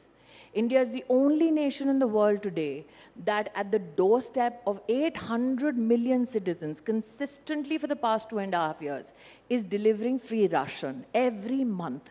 No country in the world today has an expansive health coverage system like Ayushman Bharat, where 100 million people receive 5 lakh rupees worth of medical support across 28,000 hospitals, with not a single human being who's covered missing a treatment in any hospital in the country. So I think that those people who sit in these analogies and analysis possibly cannot come to terms with the fact that India has a functional government, which is tested every time we go to polls, and that you have a leadership that responds to the people's needs and people who appreciate that leader. I also believe, Anand, when we go to vote, for too long and for too many years in our country, we have seen people vote on the basis of an emotion. Narendra Modi and before him Atal Bihari Vajpayee, I'm very proud, were two leaders who said, judge us by our development performance. What you see on the opposite are people who are pliant and depending on negative rhetoric. But Modi is the only leader right now who has given you a national ambition. Remember, after the independence freedom movement, we've never had a national ambition and a clarion call like 2047. So while Modi says for 2047, we need to create more opportunities for education, for enterprise, for skill, for manufacturing, what does Rahul Gandhi offer you? Division on the basis of religion, division on the basis of class, division on the basis of caste. While Modi says, let's talk about Atmanirbhar Bharat. What is Atmanirbhar Bharat? It is economic sovereignty of this country. What does Rahul Gandhi tell you? Atmanirbhar mat bano. While Modi says, let's pull 25 crore Indians out of poverty, and today the World Poverty Clock, forget anybody else, says that less than 3% people in India now live under the line of poverty. What does Rahul Gandhi tell you? He glorifies poverty. He glorifies a martyrdom at the altar of lost opportunities. So why should any informed voter then vote for Rahul Gandhi or an alliance which is barely together? लेकिन वो ये कहते हैं कि voter तो हमें vote करता है, लेकिन राजा की जान ईवीएम में है। देखिए, जो राजघराने में पैदा हुआ हो, जिसने उपहास उड़ाया हो एक ऐसे व्यक्ति का जो एक ज़माने में चाय वाला हुआ करता था, ये तो राजनीति की कैसी माया है कि अब उसको वो चाय वाला राजा दिखता है।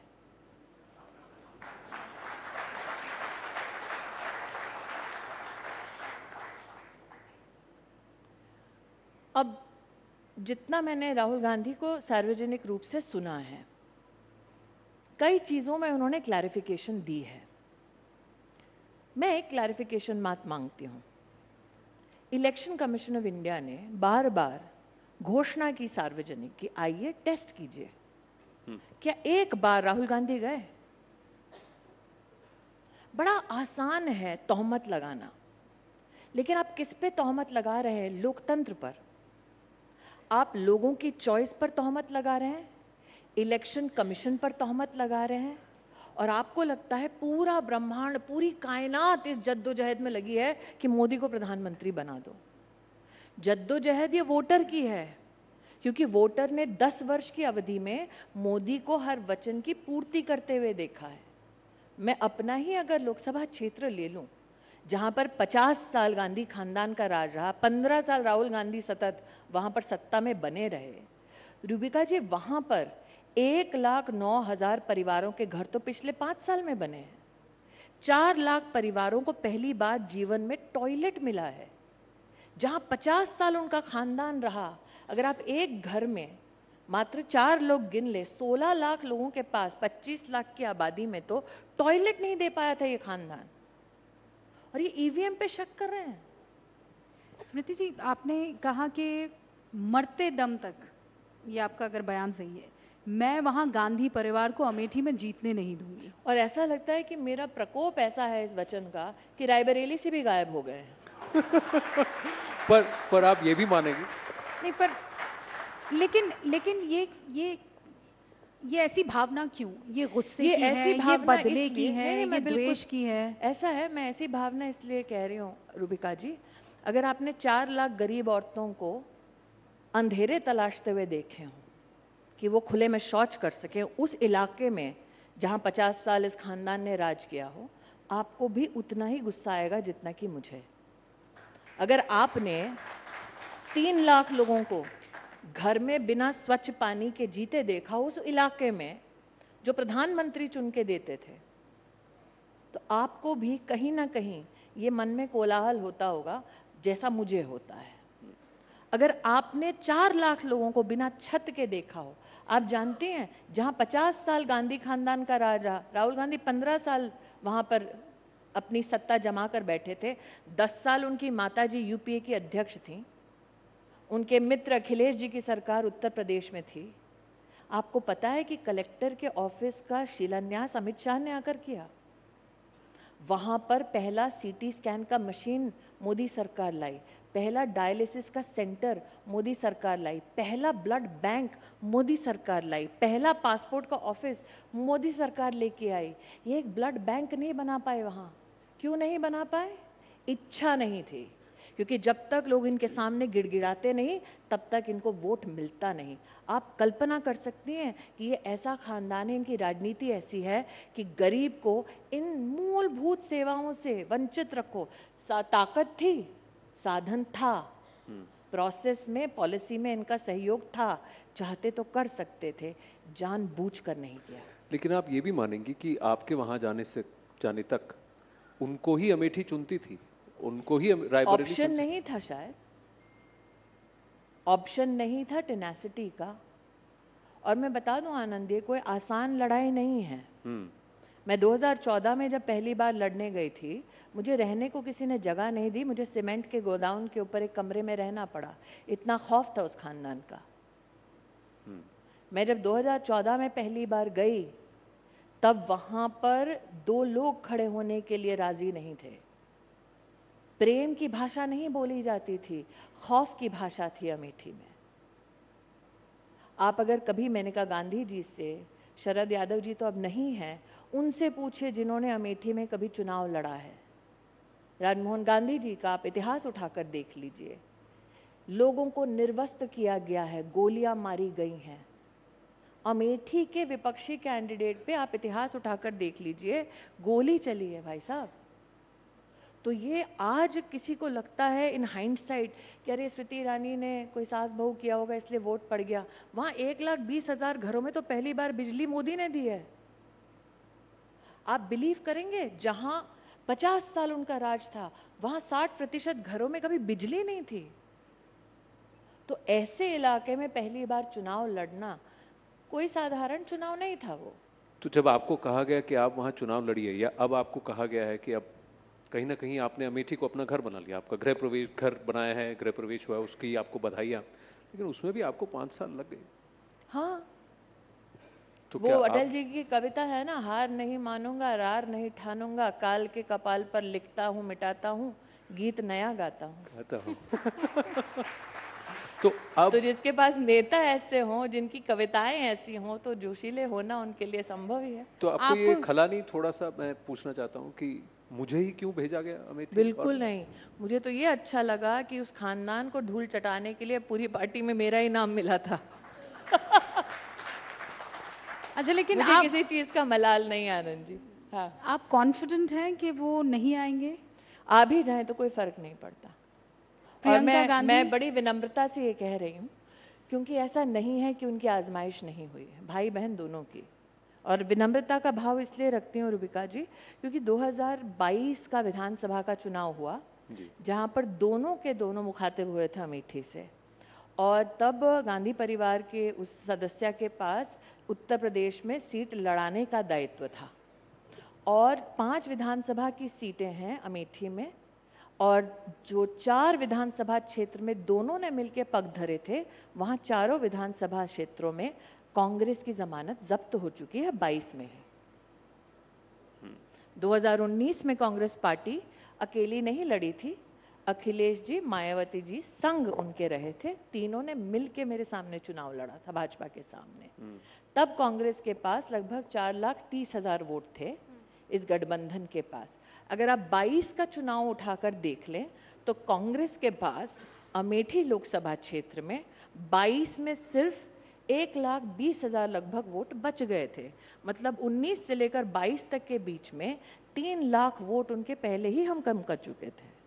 अब सोचे, जब 2 सालों में या 3 सालों की अवधि में 3 लाख वोट कम हो गया, 22 से लेकर 24 तक अब क्या हश्र हो रहा होगा।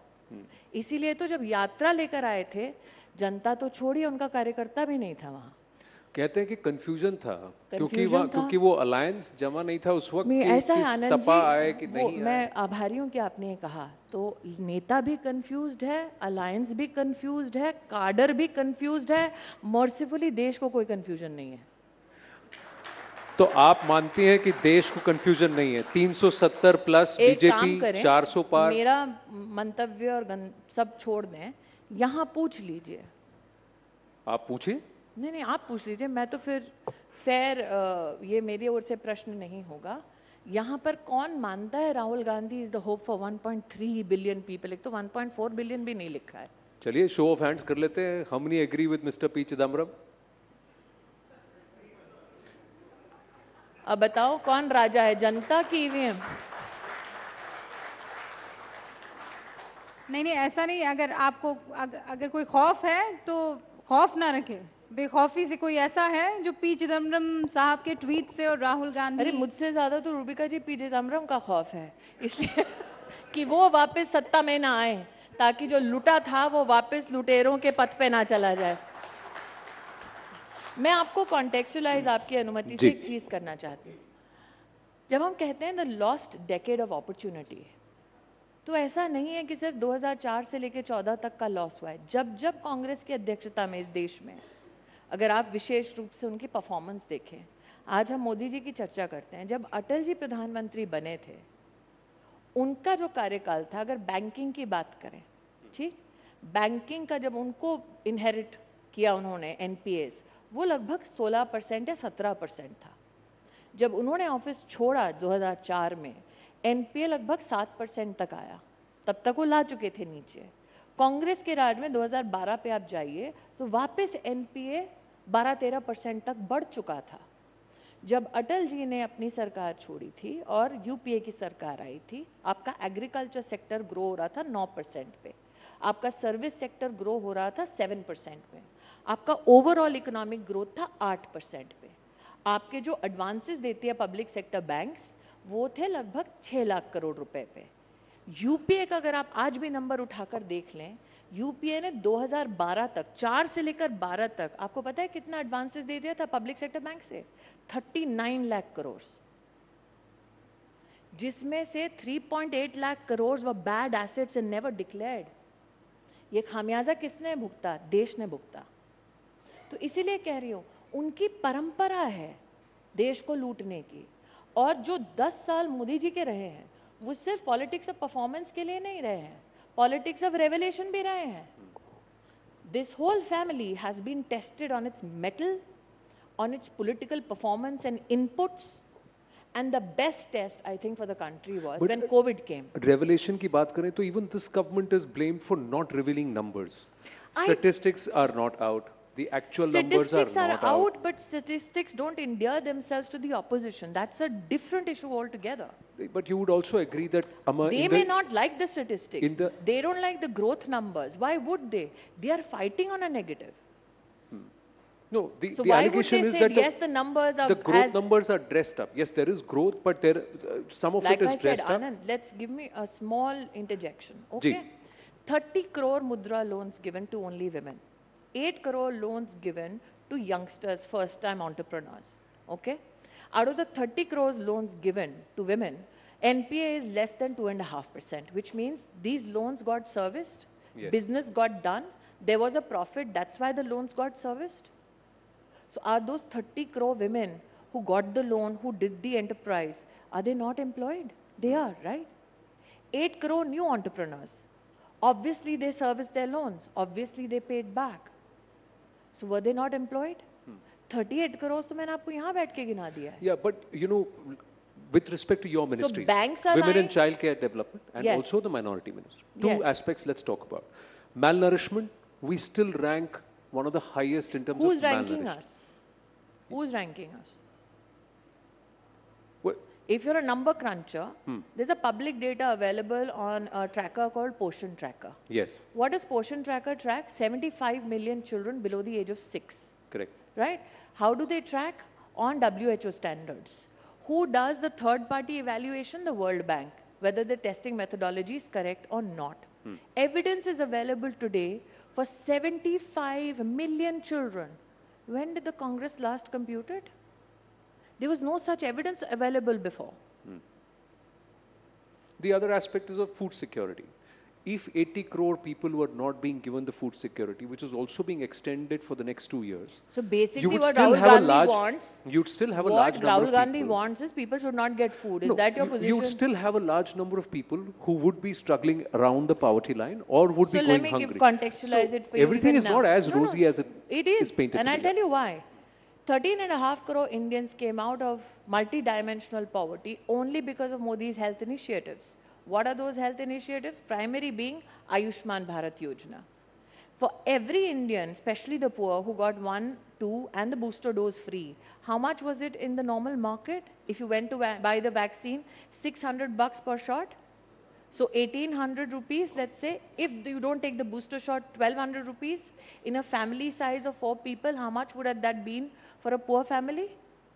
Second, if you look only at the Ayushman Bharat numbers from October 2023, 5 crore 70 lakh hospital admissions worth 70,000 crore rupees done. Do you compute the cost of the burden on the GDP if this health support was not given to these people? For instance, when we talk about sanitation, we talk about 11 crore toilets built. Yes. I will take you back to this very channel. In the year 2010-12 के बीच में, this channel has carried a report about what? 6% negative impact on India's GDP because of lack of sanitation. So when Modi gives a sanitation facility, it has a positive impact on the growth numbers. When Modi gives ration free to poor, it not only helps them come out of multidimensional poverty, it sustains them out of multidimensional poverty. It also fires up rural consumption, hence keeping industry and manufacturing alive. स्मृति जी, ये जो confidence आपका है, आप यकीन के साथ कह सकती हैं कि नंबर्स में भी झलकेगा, और अगर हाँ तो उत्तर प्रदेश में आप 80 में से कितनी सीटें लाएंगी इस बार? देखिए, मैं ना योगेंद्र यादव जैसी कोई सेफोलॉजिस्ट हूँ, ना मैं राहुल गांधी जैसी कोई बुद्धिजीवी हूँ. मैं आपको इतना ही अश्योर कर सकती हूँ कि जो मोदी ने कहा है वो पत्थर की लकीर है. एनडीए अब की बार 400 पार.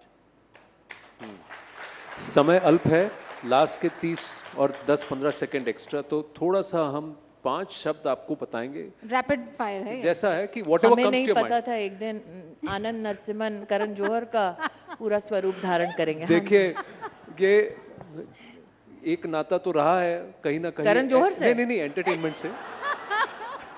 और करण जौहर अच्छे मित्र हैं, ऐसा नहीं है, पर मैं आपसे मित्र भी हैं. हाँ? अच्छा. तो You see your journalist friends, all their eyebrows are going up. Yes. तो हम आपके सामने शब्द रखेंगे. आपके मन में जो पहला विचार आएगा वो आप 1 या 2 शब्दों में या 1 लाइन में खत्म करेंगे. तो हम शुरू करते हैं. हाँ, पहले ओके. शक्ति. दुर्गा. देश. राहुल, नाम तो सुना होगा. ये तो आपको उनसे कहना चाहिए था. स्मृति हूँ. अगर आप वो शब्द कहें तो मर्यादा विहीन. मोदी. शक्ति के उपासक. 370. 400 पार. और आखिरी स्मृति. माँ. Ladies and gentlemen, Smriti Irani ji. How lovely. A huge round of applause once again for Minister Smriti Irani at her oratorical best, and also daring Rahul Gandhi. Thank you so much, ma'am. Really lovely. Thank you. Anand, Rubika, thank you so much as well. Well, she is known for a fine oratory. Smriti Irani there also daring Rahul Gandhi to contest from his old battleground of Amethi. Clearly, politics is heating ahead of the Lok Sabha polls. She also said that the Prime Minister is an emotion. He's someone who has given a national ambition to the people of the country. That was Smriti Irani speaking to my colleagues Anand and Rubina. We have another very, very interesting session coming up, more on geopolitics, foreign policy. I'd request everyone to be kindly seated, please. We're just about to begin our next session for the evening.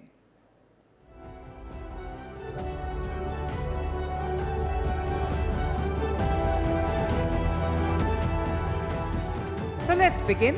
Without further ado, ladies and gentlemen, it's a conversation that we're going to be having with a scholar, an expert, who is often described as one of the most influential realists of his generation. He has also been one of the most famous critics of American foreign policy since the end of the Cold War. His stand of thought, which is sometimes described as quote-unquote defensive realism, holds that the need for security and ultimately for survival makes states to be aggressive power maximizers. States do not cooperate except during temporary alliances, but constantly seek to diminish their competitors' power and to enhance their very own. He has also spread no punches in arguing just why Ukraine crisis is the West's fault and why the United States and its European allies actually share most of the responsibility for the ongoing crisis. Please welcome John Joseph Mearsheimer, political scientist, international relations scholar, and also the R. Wendell Harrison Distinguished Service Professor at the University of Chicago.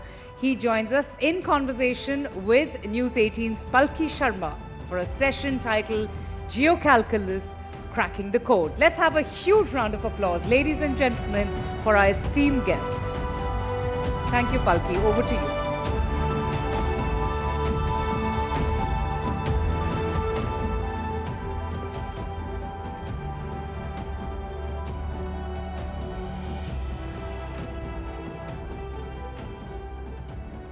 Thank you, and good evening to all of you. We live in exciting but dangerous times geopolitically. There are two wars and many internal conflicts that are going on across the world. There are new alliances being forged and old ones being dismantled. And in this context, we're exploring a very important and complex question. What is the driving force of decision-making today? Is it realism? Is it power? Is it morals? Or is it a mix of everything? Also, where does India stand in this mix? What role will India play in the looming conflicts of this century? We look forward to exploring all of this with you, Professor Mearsheimer. Welcome to Bharat Rising. My first question to you is, what would you call the current world order? How would you describe it? Would you say it's still unipolar, with America in the lead? Would you say it's truly multipolar? How would you see this? I believe that the world today is multipolar. Most of you in the audience came of age during the unipolar moment, which ran from roughly 1991, when the Soviet Union collapsed, up until about 2017. And the United States was, of course, the most powerful state on the planet by far during the unipolar moment. But by 2017, roughly 2017, Vladimir Putin had rescued Russia from the dead, and Russia was back as a great power. And China, because of all of the economic growth that had taken place during the 1990s and the first 17 years of the 21st century, was also a great power.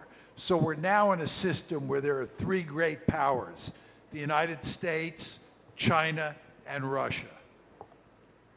What about India? Where do you see India standing in this? And do you see India then as a bridging power, trying to bridge different ideological camps? Or is India just tilting things in the direction that's suited?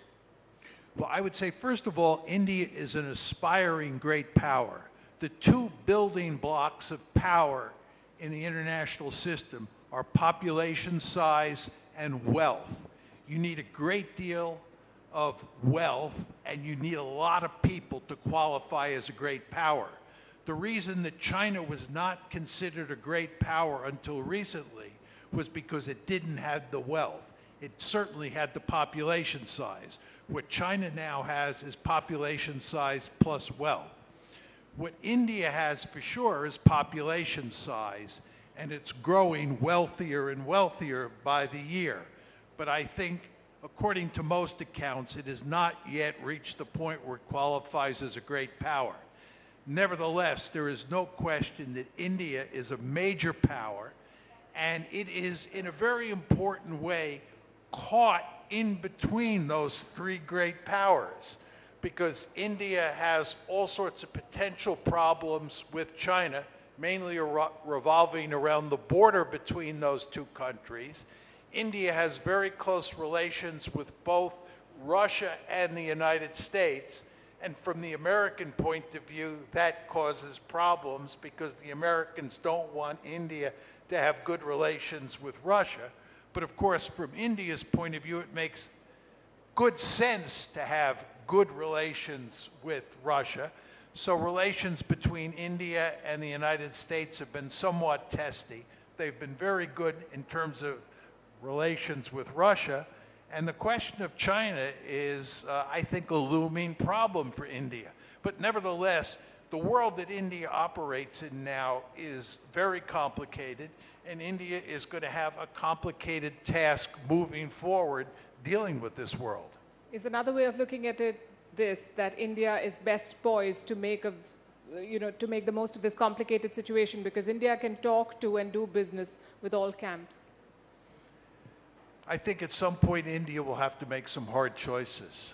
I think the most interesting question is what happens between India, China, and the United States. My sense is that China will continue to grow more powerful, that it will build a potent blue water navy, and it will try to project power into the Persian Gulf, and it will therefore move through the Indian Ocean, and this will not make the Indians happy and will push the Americans and the Indians closer together. In the event of a conflict between India and China, do you think Russia will be forced to take a side? I think if there were a conflict between India and China, the Russians would do everything they could to sit on the fence and to not get committed. The Russians have no interest in having bad relations with either China or India. So if there was, and hopefully there will not be, a conflict between India and China, I think the Russians would do everything they could to stay far away. You've said in the past that great powers will always seek hegemony or dominance over others. You say that India is an aspiring great power. When it does become a great power, do you think I would do the same? Because I've seen any or any of the rhetoric that comes with these hegemonic tendencies? My basic view of international politics is that the ideal situation is to be a hegemon in your region of the world and to make sure that there's no other hegemon on the planet. And I basically argue that the United States is the only regional hegemon in the world. It's a hegemon in the Western Hemisphere. And the United States goes to great lengths to make sure that no other country dominates its region the way we dominate the Western Hemisphere. And that's why in the 20th century, we played a key role in putting Imperial Germany, Imperial Japan, Nazi Germany, and the Soviet Union on the scrap heap of history. The United States does not tolerate peer competitors. At the same time, I believe it makes eminently good sense for China to dominate Asia. I think that as China grows more powerful economically, it will try to dominate Asia. And I think from China's point of view, that makes good sense. From America's point of view, it does not make good sense. And certainly from India's point of view, it does not make good sense for China to dominate Asia. Just one final point. I would argue that if India were to grow more powerful than China, and the Chinese economy were to falter, and India's economy was to take off, and India looked like it could dominate Asia, it would try to dominate Asia.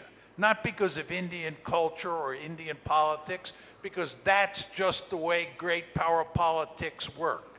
The best way to survive in the international system is to be really powerful. Interesting.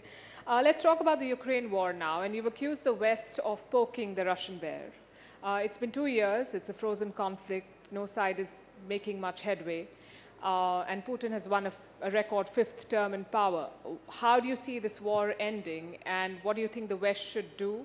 Should they stop military aid to Ukraine? I believe that it's actually not a frozen conflict. I believe that the Russians are winning the war and that the Russians will end up with an ugly victory. I believe the Russians now control about 20% of Ukrainian territory. The balance of power has shifted decisively in Russia's favor in terms of both weaponry and manpower, which are of great importance in a war of attrition like the one you see taking place in Ukraine. And what I think is going to happen is that the Russians will end up conquering about 40% of Ukrainian territory. I think they now have annexed 4 oblasts plus the Crimea. My guess is, and I want to underline that this is just my guess, is that they will end up annexing 4 more oblasts, and they will end up with 40%, roughly 40% of Ukrainian territory. And what will be left is a dysfunctional rump state. Ukraine, in other words, will be a dysfunctional rump state that the Russians will go to great lengths over time to make sure is politically and economically weak so that it cannot become a part of NATO. But that, I think, is the likely outcome. That's the military end that you're talking about. What about the political end? Do you think Ukraine will end up joining the NATO? No, I think politically the Russians will go to great lengths to make sure Ukraine doesn't join NATO. And I think that the West will not bring a dysfunctional Ukraine into the alliance. So I think that it will not, Ukraine will not become part of NATO. Do you then think the West should stop the military aid to Ukraine? Because the American aid is tied in the Congress and the Europeans are still struggling to find the money to fund this war. Yes, this is a great question. I believe that it is best for Ukraine, and I want to underline that. I believe it is best for Ukraine to now end the war, to reach a settlement with the Russians. And that means 2 things. One, Ukraine must sever all of its security relations with the West, not just give up entering NATO. Ukraine should become a truly neutral state by severing its military or security ties with the West, because Russia's principal concern is the possibility of Ukraine joining NATO. That, the Russians say, to a person is an existential threat, and they do not accept that. So I think it's imperative that Ukraine become a neutral state. And then the other thing is, I think it's very important that the United States cut off all assistance to Ukraine and that the Europeans collectively provide aid, economic aid, not military aid, to Ukraine moving forward until it gets on its feet. I'll come to the question of the aid in a bit, but you've said that Ukraine should become a neutral state, and you've argued in the past against NATO expansion to the east. The argument from the other side is that that's not a choice for Russia to make, which side Ukraine should go to. That's not something that Moscow gets to decide. Plus, recent polls have said that close to 70% Ukrainians want to be part of the NATO. So there is realism, and then there is public opinion. And in most quote-unquote democracies, leaders are swayed by public opinion. So if Ukrainians want to join the NATO, what should the leadership do? Well, the thing is that Ukraine, for obvious reasons, at this point, would like to join NATO. But this would be a fundamental mistake, because if they join or try to join NATO, their country is going to be wrecked. If Ukraine had never made any attempt to join NATO, Ukraine would be intact today. Crimea would be part of Ukraine. Those 4 oblasts that have been already annexed to Russia would still be part of Ukraine. This war is all about NATO expansion into Ukraine. If the West had not pushed hard to bring Ukraine into NATO, starting in 2008, there would have been no major crisis in 2014, there would have been no war in 2022, and Ukraine would be intact. So the argument that Ukraine has a right as a sovereign democracy to join NATO makes people feel good when they hear that, because we love to talk about rights in the West. But the fact is, talking about the right to join NATO and pushing Ukraine to join NATO has led to the destruction of NATO. And in my personal opinion, that is a horrendous disaster. Yes, and Russia's war has also led to the expansion of NATO. In the last 2 years, we've seen 2 countries join. But you talked about the West stopping military aid, America stopping military aid to Ukraine. If and when that happens, what message would it send to other players, for instance, a Xi Jinping? What would stop him from seeing a Ukraine in Taiwan? There's this argument that if the United States cuts and runs or loses in Ukraine, that this will have significant effects in East Asia, because Xi Jinping will think that the United States won't fight in East Asia if China behaves aggressively. I do not believe for 1 second that Xi Jinping or the Chinese elite thinks that the United States, for example, will not fight over Taiwan. Joe Biden has said on 4 separate occasions that the United States will fight for Taiwan. There is no doubt in my mind that the United States will fight for Taiwan, because Taiwan is of great strategic importance to the United States, and the United States, as I said earlier in my comments, is determined to contain China. So I do not believe that losing in Ukraine, and I want to be clear here, I do think the United States is in the process of losing in Ukraine. I do not think it will weaken our deterrent position in East Asia vis-a-vis the Chinese. The thing is that we do not know for sure that Joe Biden will be around until the end of this year to make that decision vis-a-vis Taiwan. Having said that, do you think that Xi Jinping is going to attack Taiwan in this decade?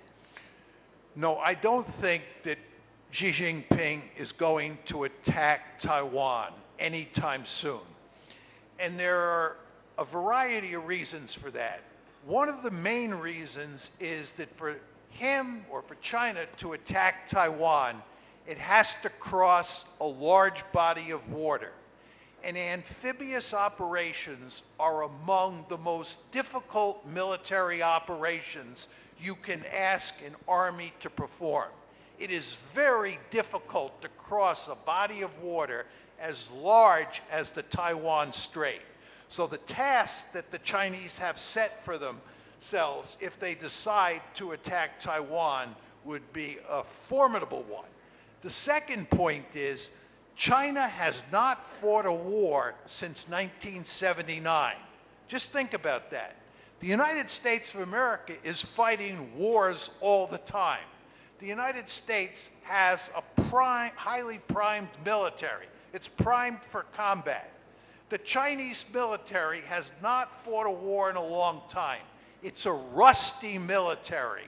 And we know from watching how the Russians performed in Ukraine in the early stages of that war, armies take time to get used to fighting wars, to fighting battles.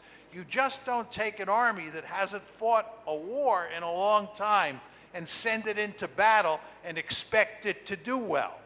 So what I'm telling you here is that the Chinese would have to perform an extremely difficult military task, launching an amphibious operation across the Taiwan Strait, number one. And number two, they don't have a highly tuned military that can perform that difficult task. So logic says that China will not attack, but leaders do not always operate on logic, and the region is a powder keg, so there's always the possibility of conflict breaking out. If that happens, my question is, what role do you see India playing there? Because India controls the entry to the Malacca Strait. India has an agreement with the US to allow the aircraft to refuel at Indian bases. Do you think India will have a role, and will it support America militarily in a Taiwan conflict? My sense is that if a conflict were to break out, it would not break out over Taiwan for the reasons that I just stipulated. I think the most dangerous area in East Asia is the South China Sea. And I would not be surprised if a conflict broke out between the Philippines and China and the United States got dragged in, which then goes to your question, what would India do? I think that India in that event would provide indirect support for the United States. I don't think that India would get involved in the fighting.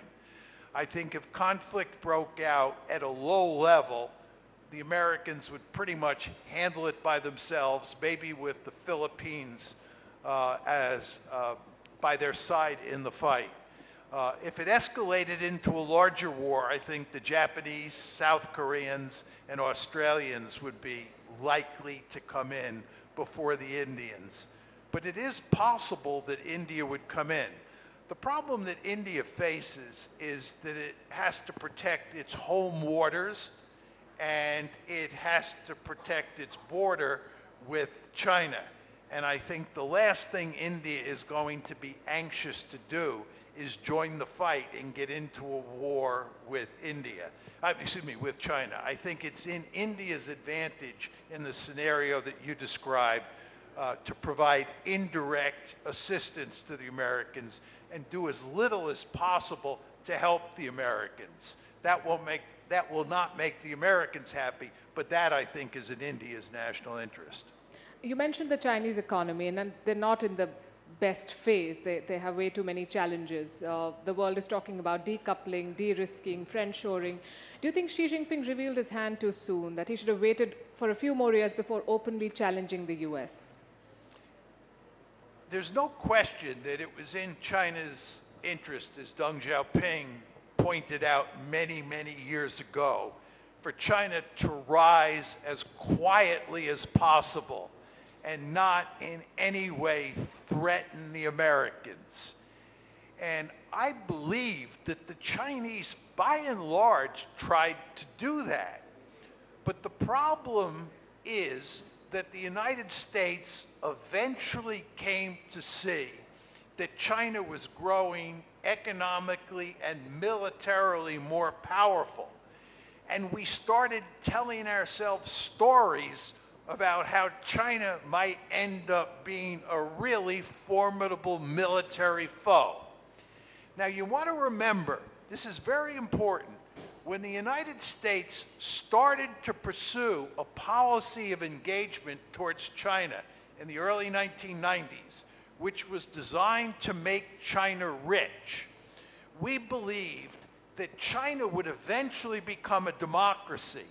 And when it became a democracy, it would get along very well with other democracies, like the United States, like India, like Japan, because democracies never fight against each other in the story that we told ourselves. Now, I want to be clear. I don't believe that story, but the vast majority of foreign policy experts in the West do believe that story. But the problem in that story is that China did not become a democracy. So what happened here is it got richer and richer. It began to build larger military forces. And even though it didn't, in my opinion, do much to provoke the Americans, the mere fact that it wasn't a democracy, combined with all that military might that it was developing, forced the Americans to abandon engagement and move to a containment policy. The funny thing is that China does call itself a democracy with Chinese characteristics. But you've said in the past that the US foolishly fed the economic rise of China. The US is now working very closely with India. Do you foresee a potential rivalry with India in the future? No, just to go back to the Chinese-American case, as some of you remember, in the early Cold War, China and the Soviet Union were on one side and the Americans were on the other. And then starting with Nixon and Kissinger in the early 70s, we brought the Chinese over to our side.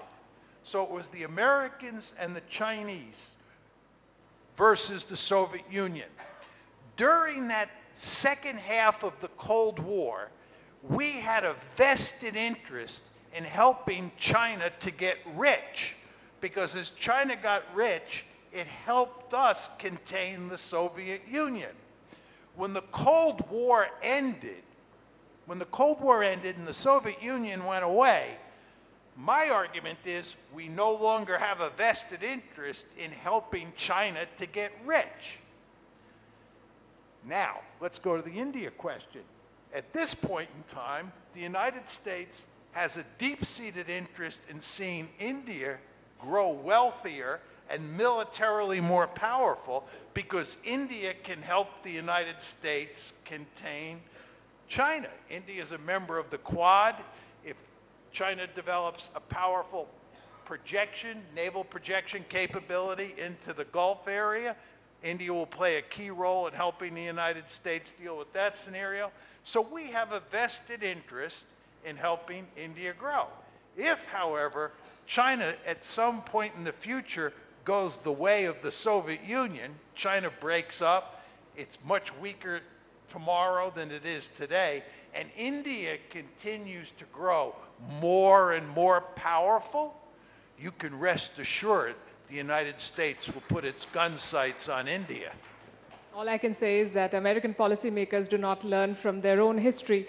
They also supported the rise of Pakistan to counterbalance India, and that did not go very well.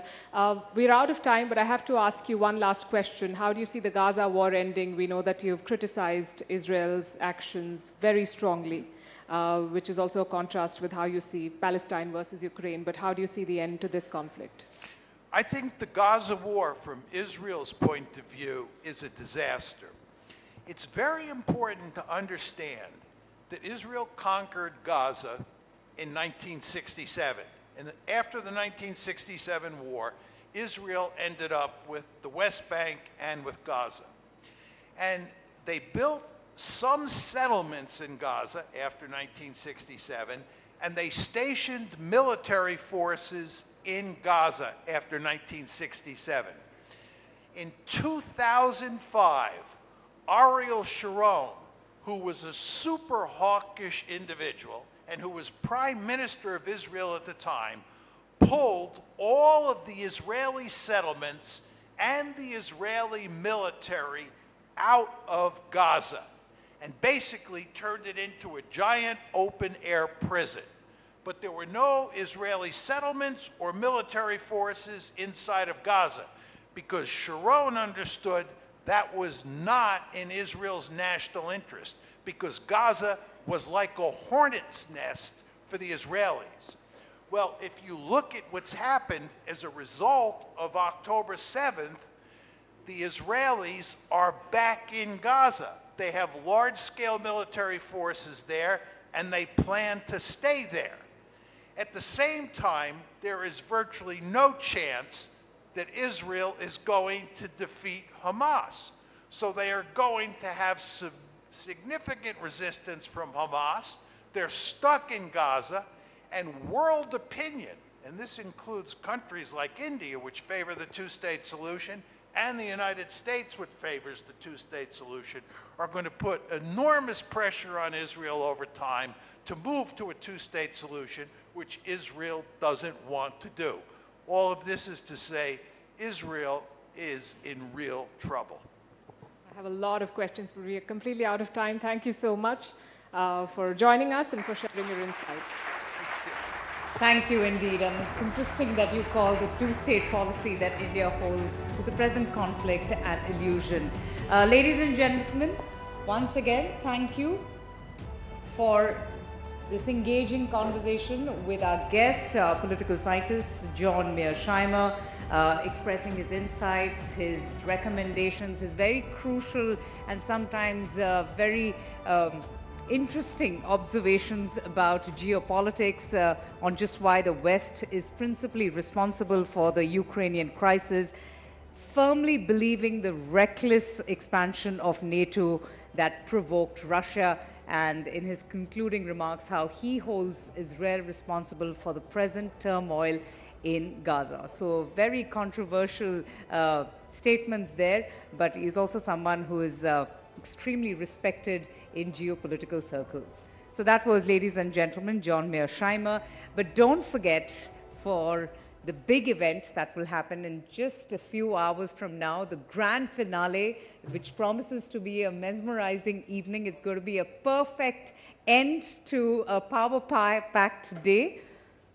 We also have our guest ready for the next session.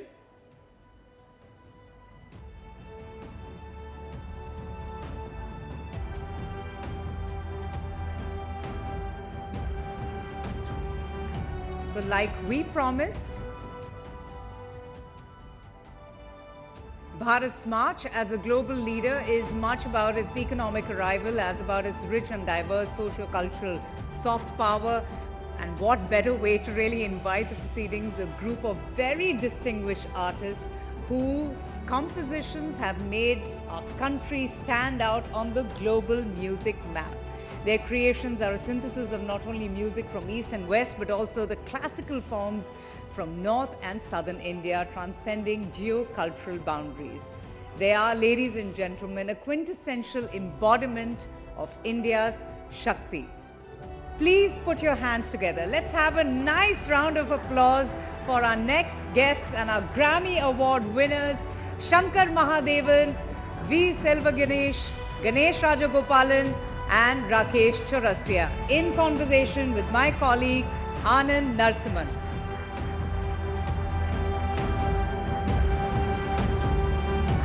A warm welcome. Wonderful to have you today evening amongst us. Let's have a huge, loud round of applause, ladies and gentlemen.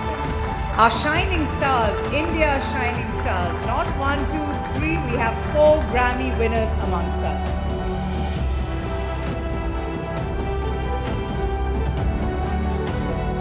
Anand, over to you. Thank you. Thank you so much.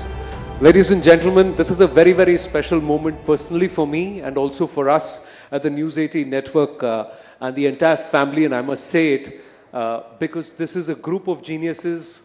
To get them together on a platform like Rising Bharat is a historic moment. It's a phenomenal moment to get 4 Grammy winners who amongst them have actually won 3 of them with Shakti, and Rakesh Chaurasia ji has won 2 Grammys this year, 2024.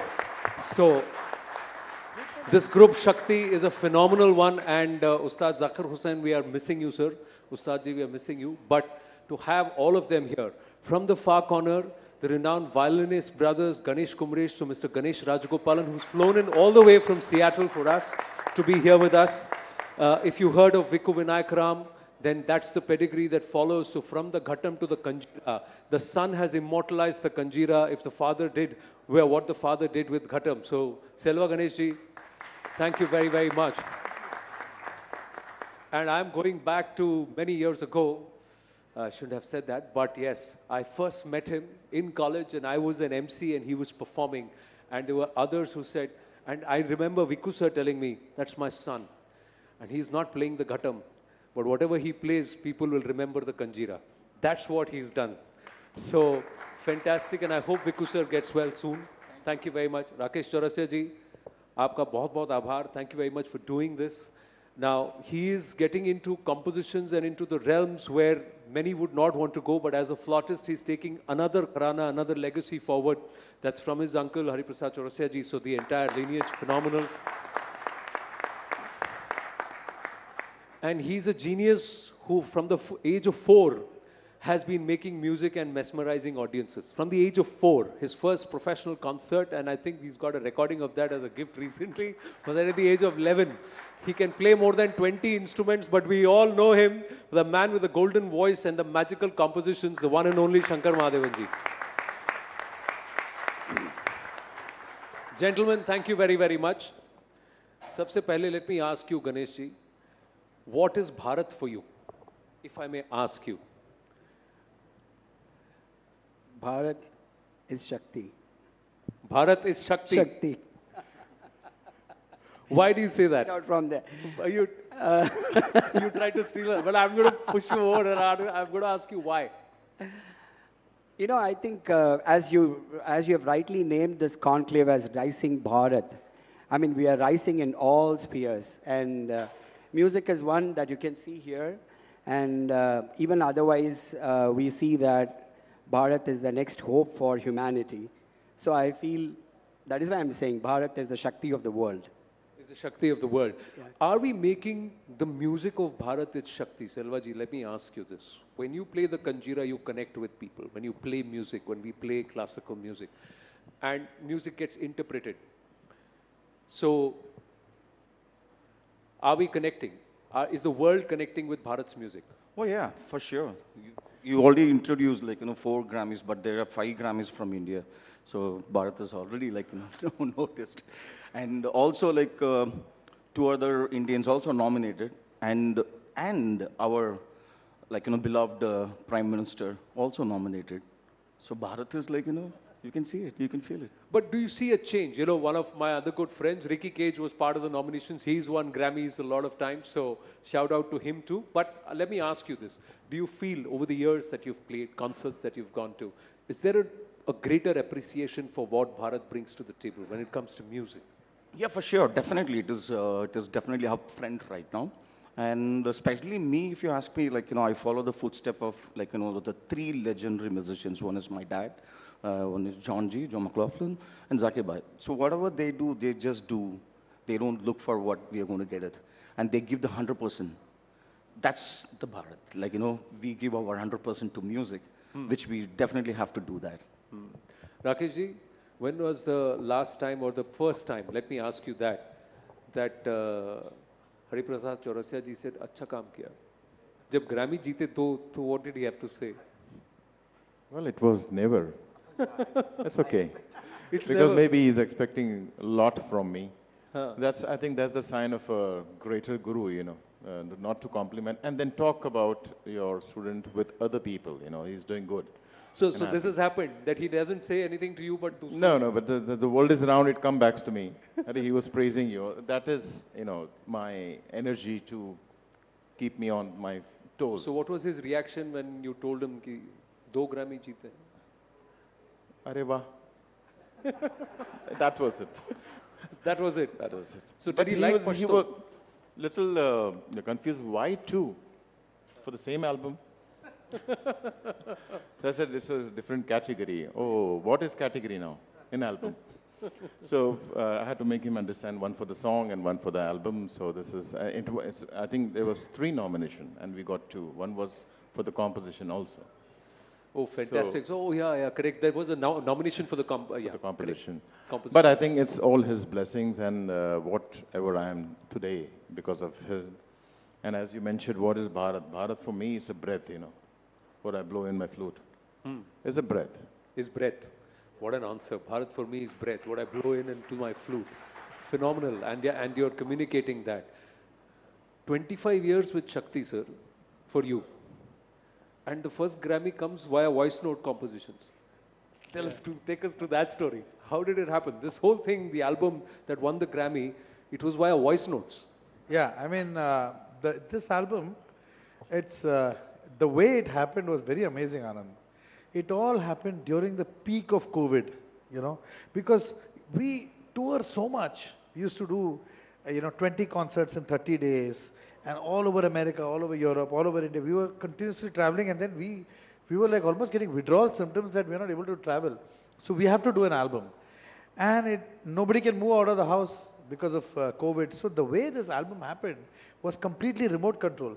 Zakir Bhai was from San Francisco, Selvaji Ganeshji from Chennai, Seattle, I was from Mumbai, and Johnji from Monaco. All of us recording files going up and down on a server, bars being exchanged, comments, emails, mixes. Oh my God, by the time the mix got over, it was what a process it was. But when we heard it, we said, yeah, we've cracked something that is, almost next to impossible. So this was your studio album for Shakti after how long? 46 years. After 46 years. This band is 50 years old, by the way. We jumped into the bandwagon about 25 years back, and we are lucky to be the ones who got the Grammy. Okay, now I'm going to put all of you in the spot a little. Malum hi tha. By the way, I'll tell you all that if this guy wouldn't have been a television anchor, he would have definitely been a musician. Or dil ka musician hi hai wo. That is what Anand Ral. Sir, वो note मेरा ठीक से लगता ही नहीं है, इसीलिए कभी गाने की तरफ गया ही नहीं. Sir, कोई तो नोट लग रहा है ना, तो that's fine. Okay, now what I'm going to ask you is, tell me something special about Ganeshji's music. Why is he who he is? And why is he part of Shakti? Okay, I'll tell you something. We are in the middle of Europe in a completely non-Indian atmosphere, complete foreigners in the audience. This gentleman, only one tanpura is playing, no other instrument. He plays Abhogi Rag for about a good 10-12 minutes, nothing else. We are all sitting quiet. He plays that, just his instrument and the tanpura, that's all, and he gets a standing ovation. So that is what Ganeshji is all about. So these are, these are musicians, melodic musicians, who don't need too many notes to prove themselves. One note, and it goes straight into your heart. It's like that. You like that? I cannot talk like that. You better talk Nor some nice can I things about sing. me, when you ask it. I cannot talk like that, nor can I sing, but thank you, Shankarji. So now from a person who's a maestro at string, now do you talk about somebody who's a maestro at percussion? Oh, yeah. Oh, now I know the game. Okay, Zakir Bhai is more like a brother and mentor, guide, friend. He's lots of that, and I'm very lucky to be, even partnering with Zakir Bhai. And I just interrupt all of us over here because of this man called Ustad Zakir Hussain. Let's have a loud round of applause for Ustad Zakir Hussain. Sorry, continue. Yeah, it's true, actually. So that's what Zakir Bhai is for me, and as he said, for all of us. And Selvaji, we have been childhood friends. We know each other from when we were like this. You have to hold the mic. You are older, huh? Yeah, we're not the same age. You're not the same age, no? Yeah, he's older. Okay, he's older. Yeah, I'll tell you for what. I'm a grandfather. In that case, I'm older. Okay. We have played together, and I've been fortunate to be playing with his dad, Vikku Mama, and toured quite a lot. And both of them have played together, and Vikku Mama and him, myself and Kumaresh, we have toured a lot. And it's always a pleasure because he's my go-to guy. So it's just fun just being with him because he's very, very affectionate and a very lovely person to be with. So. Oh, fantastic.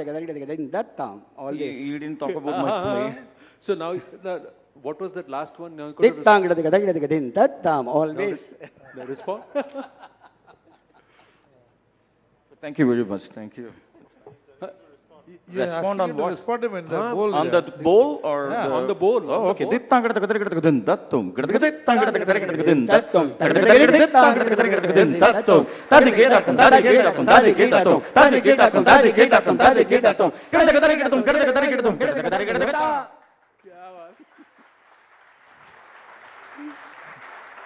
कहना क्या चाह रहे हो?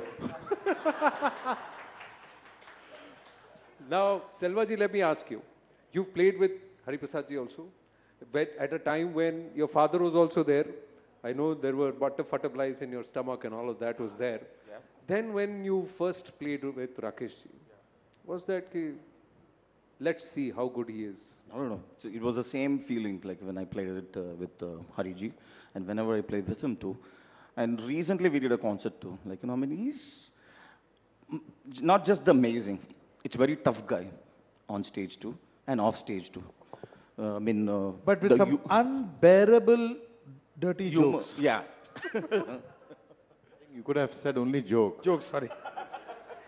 Dirty तो picture भी होती है. Okay. ये देखा, वो joke का नमूना भी आ गया सामने. But yeah. No, the thing is not just the classical music. Even if it is a fusion, and if it is even one of the Shakti, I would say one of the best Lotus Feet. I think this man can definitely play that tune without lagging, or because it's very tough. It sounds easy, but to form with the chord formation and everything, I've heard him so many times, like, playing Lotus Feet, and I said, like, oh my gosh, this guy is amazing. And of course, Ariji also played the same tune in Remember Shakti first album in 1999, if I'm not wrong. So that was the first Remember Shakti when they started. So Ariji and my dad played. And the same tune in Bangalore, like, we both played it. So father, son, whatever you call it. So this guy is amazing, seriously. And I was lucky enough to, with Zakir Bhai and Ganeshji was performing in Ajivasan with John G. And I was sitting in the audience and suddenly he told me to come on stage and play this piece in Lotus Feet. They suddenly asked you to come out and play? Yeah. So if he were to suddenly ask you कि sir आपके flutes अगर यहाँ आ जाएं तो आप कुछ हमें बजा के सुनाएंगे तो आप सुना सकते हैं? हाँ, क्यों नहीं, वही आता है मुझे. वही आता है मुझे. आप सुनना चाहते हैं? अरे, हाँ? So you have to cheer him. You have to. Sir आपके flutes कहाँ हैं? वहाँ हैं. तो मैं हमारी टीम में से किसी को या मैम है यहाँ पर अगर आप हेल्प कर दें क्योंकि मैं जानता हूँ कि हर कोई By the way, she's Mrs. Rakesh Chaurasia. उनके लिए भी जोरदार तालियां. So ma'am, you've got to help us out. ये suddenly मैंने सोचा कि क्योंकि ये लोग तो सब हाथ और बोल से कर लेते हैं. आपका तो सांस है. तो जब तक बांसुरी हाथ में नहीं आएगी तो मुरली बोलेंगे कैसे? हाँ, वैसे घर में भी बजाना ही पड़ता है. उगले शादीशुदा हो बोलती बंद रहती है तो it's better to practice ही कर लो इस बहाने. Okay, by then please tell me why something special about this person here. He's a monster. Huh? Why? When it comes for singing, when it comes to finding cuisine, मतलब Google में जाके कौन ढूंढता है कि इस शहर का सबसे अच्छा cuisine कौन सा है? And then he takes everybody there. चलो उधर मैं ढूंढा है, ये बहुत बढ़िया खाना है. But it's very difficult for this kind of combination. Amazing artist and amazing human being. Very friendly, very friendly. Everybody wants to say something about He was saying about like, वो छोड़ेगा नहीं इनको. Yeah. No, Shankarji was saying about Ganeshji playing just the, Rag Abogi with the tambura. Just imagine, most of the concert, not too many notes. He will do one top note, sustained. Like, this happens like, every concert when he does that. Before he finishes it, he gets the standing ovation. Before he stops, that one tone which stays for more than, I don't know, we can't even count it, like how long he's sustaining, like, that's enough. Sir, he's the man who's done Breathless. So to sustain it at one breath is not going to be difficult. I do agree that, but it's all different notes, right? People correct. can, like, so many notes, but one note sustained and he gets a standing ovation. So let's listen to Rakesh ji, and then, and then we'll ask Rakesh ji to sustain, give him the note that he has to sustain. But I'm enjoying this mutual admiration club, huh? Chaliye, I'll hold it. Bataiye. No, please tell me where to. अरे मैं hold करता हूँ ना. हाँ. अरे आपको क्या सोचने का क्या जरूरत है कुछ भी. पश्तो ही बजाइए. आप लोग बताइए क्या बजाओ. Lotus feet या पश्तो. दोनों में से whatever you choose. हाँ. पश्तो तो he won the Grammy this year.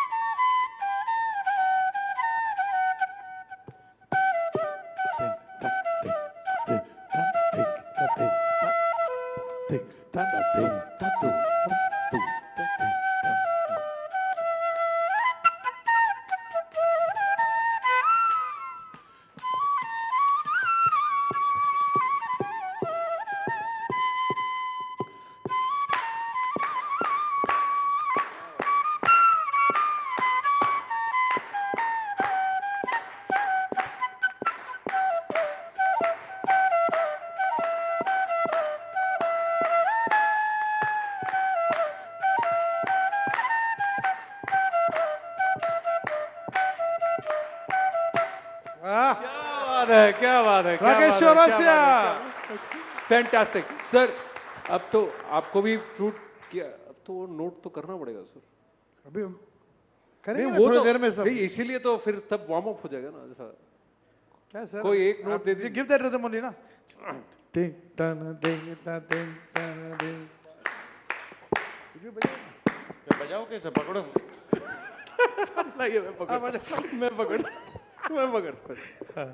अभी just on national network, it's okay, no problem.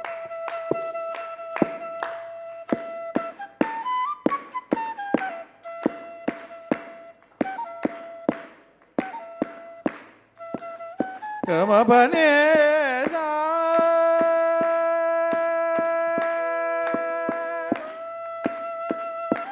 bane sa ga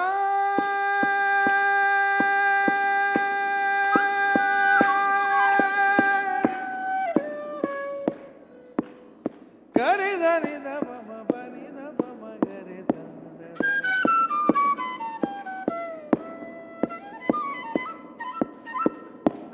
क्या बात है। Ladies and gentlemen, put your hands together for the one and only Shankar Mahadevan, Rakesh Chaurasia, Selva Ganesh, Ganesh Rajagopalan. Do you want to hear more of them? Do you want to hear more of them? Ladies and gentlemen, if I remove this, their instruments are ready. It's going to be a grand Grammy winners performance right here on the Rising Bharat Summit.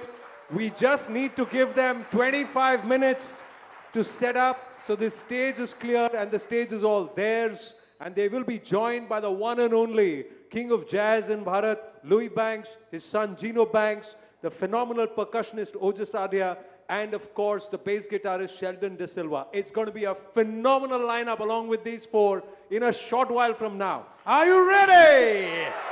I love the spirit. Let's go. Big round of applause for them. Thank you so much. तो हम क्या अभी घर जाके आए वापस है?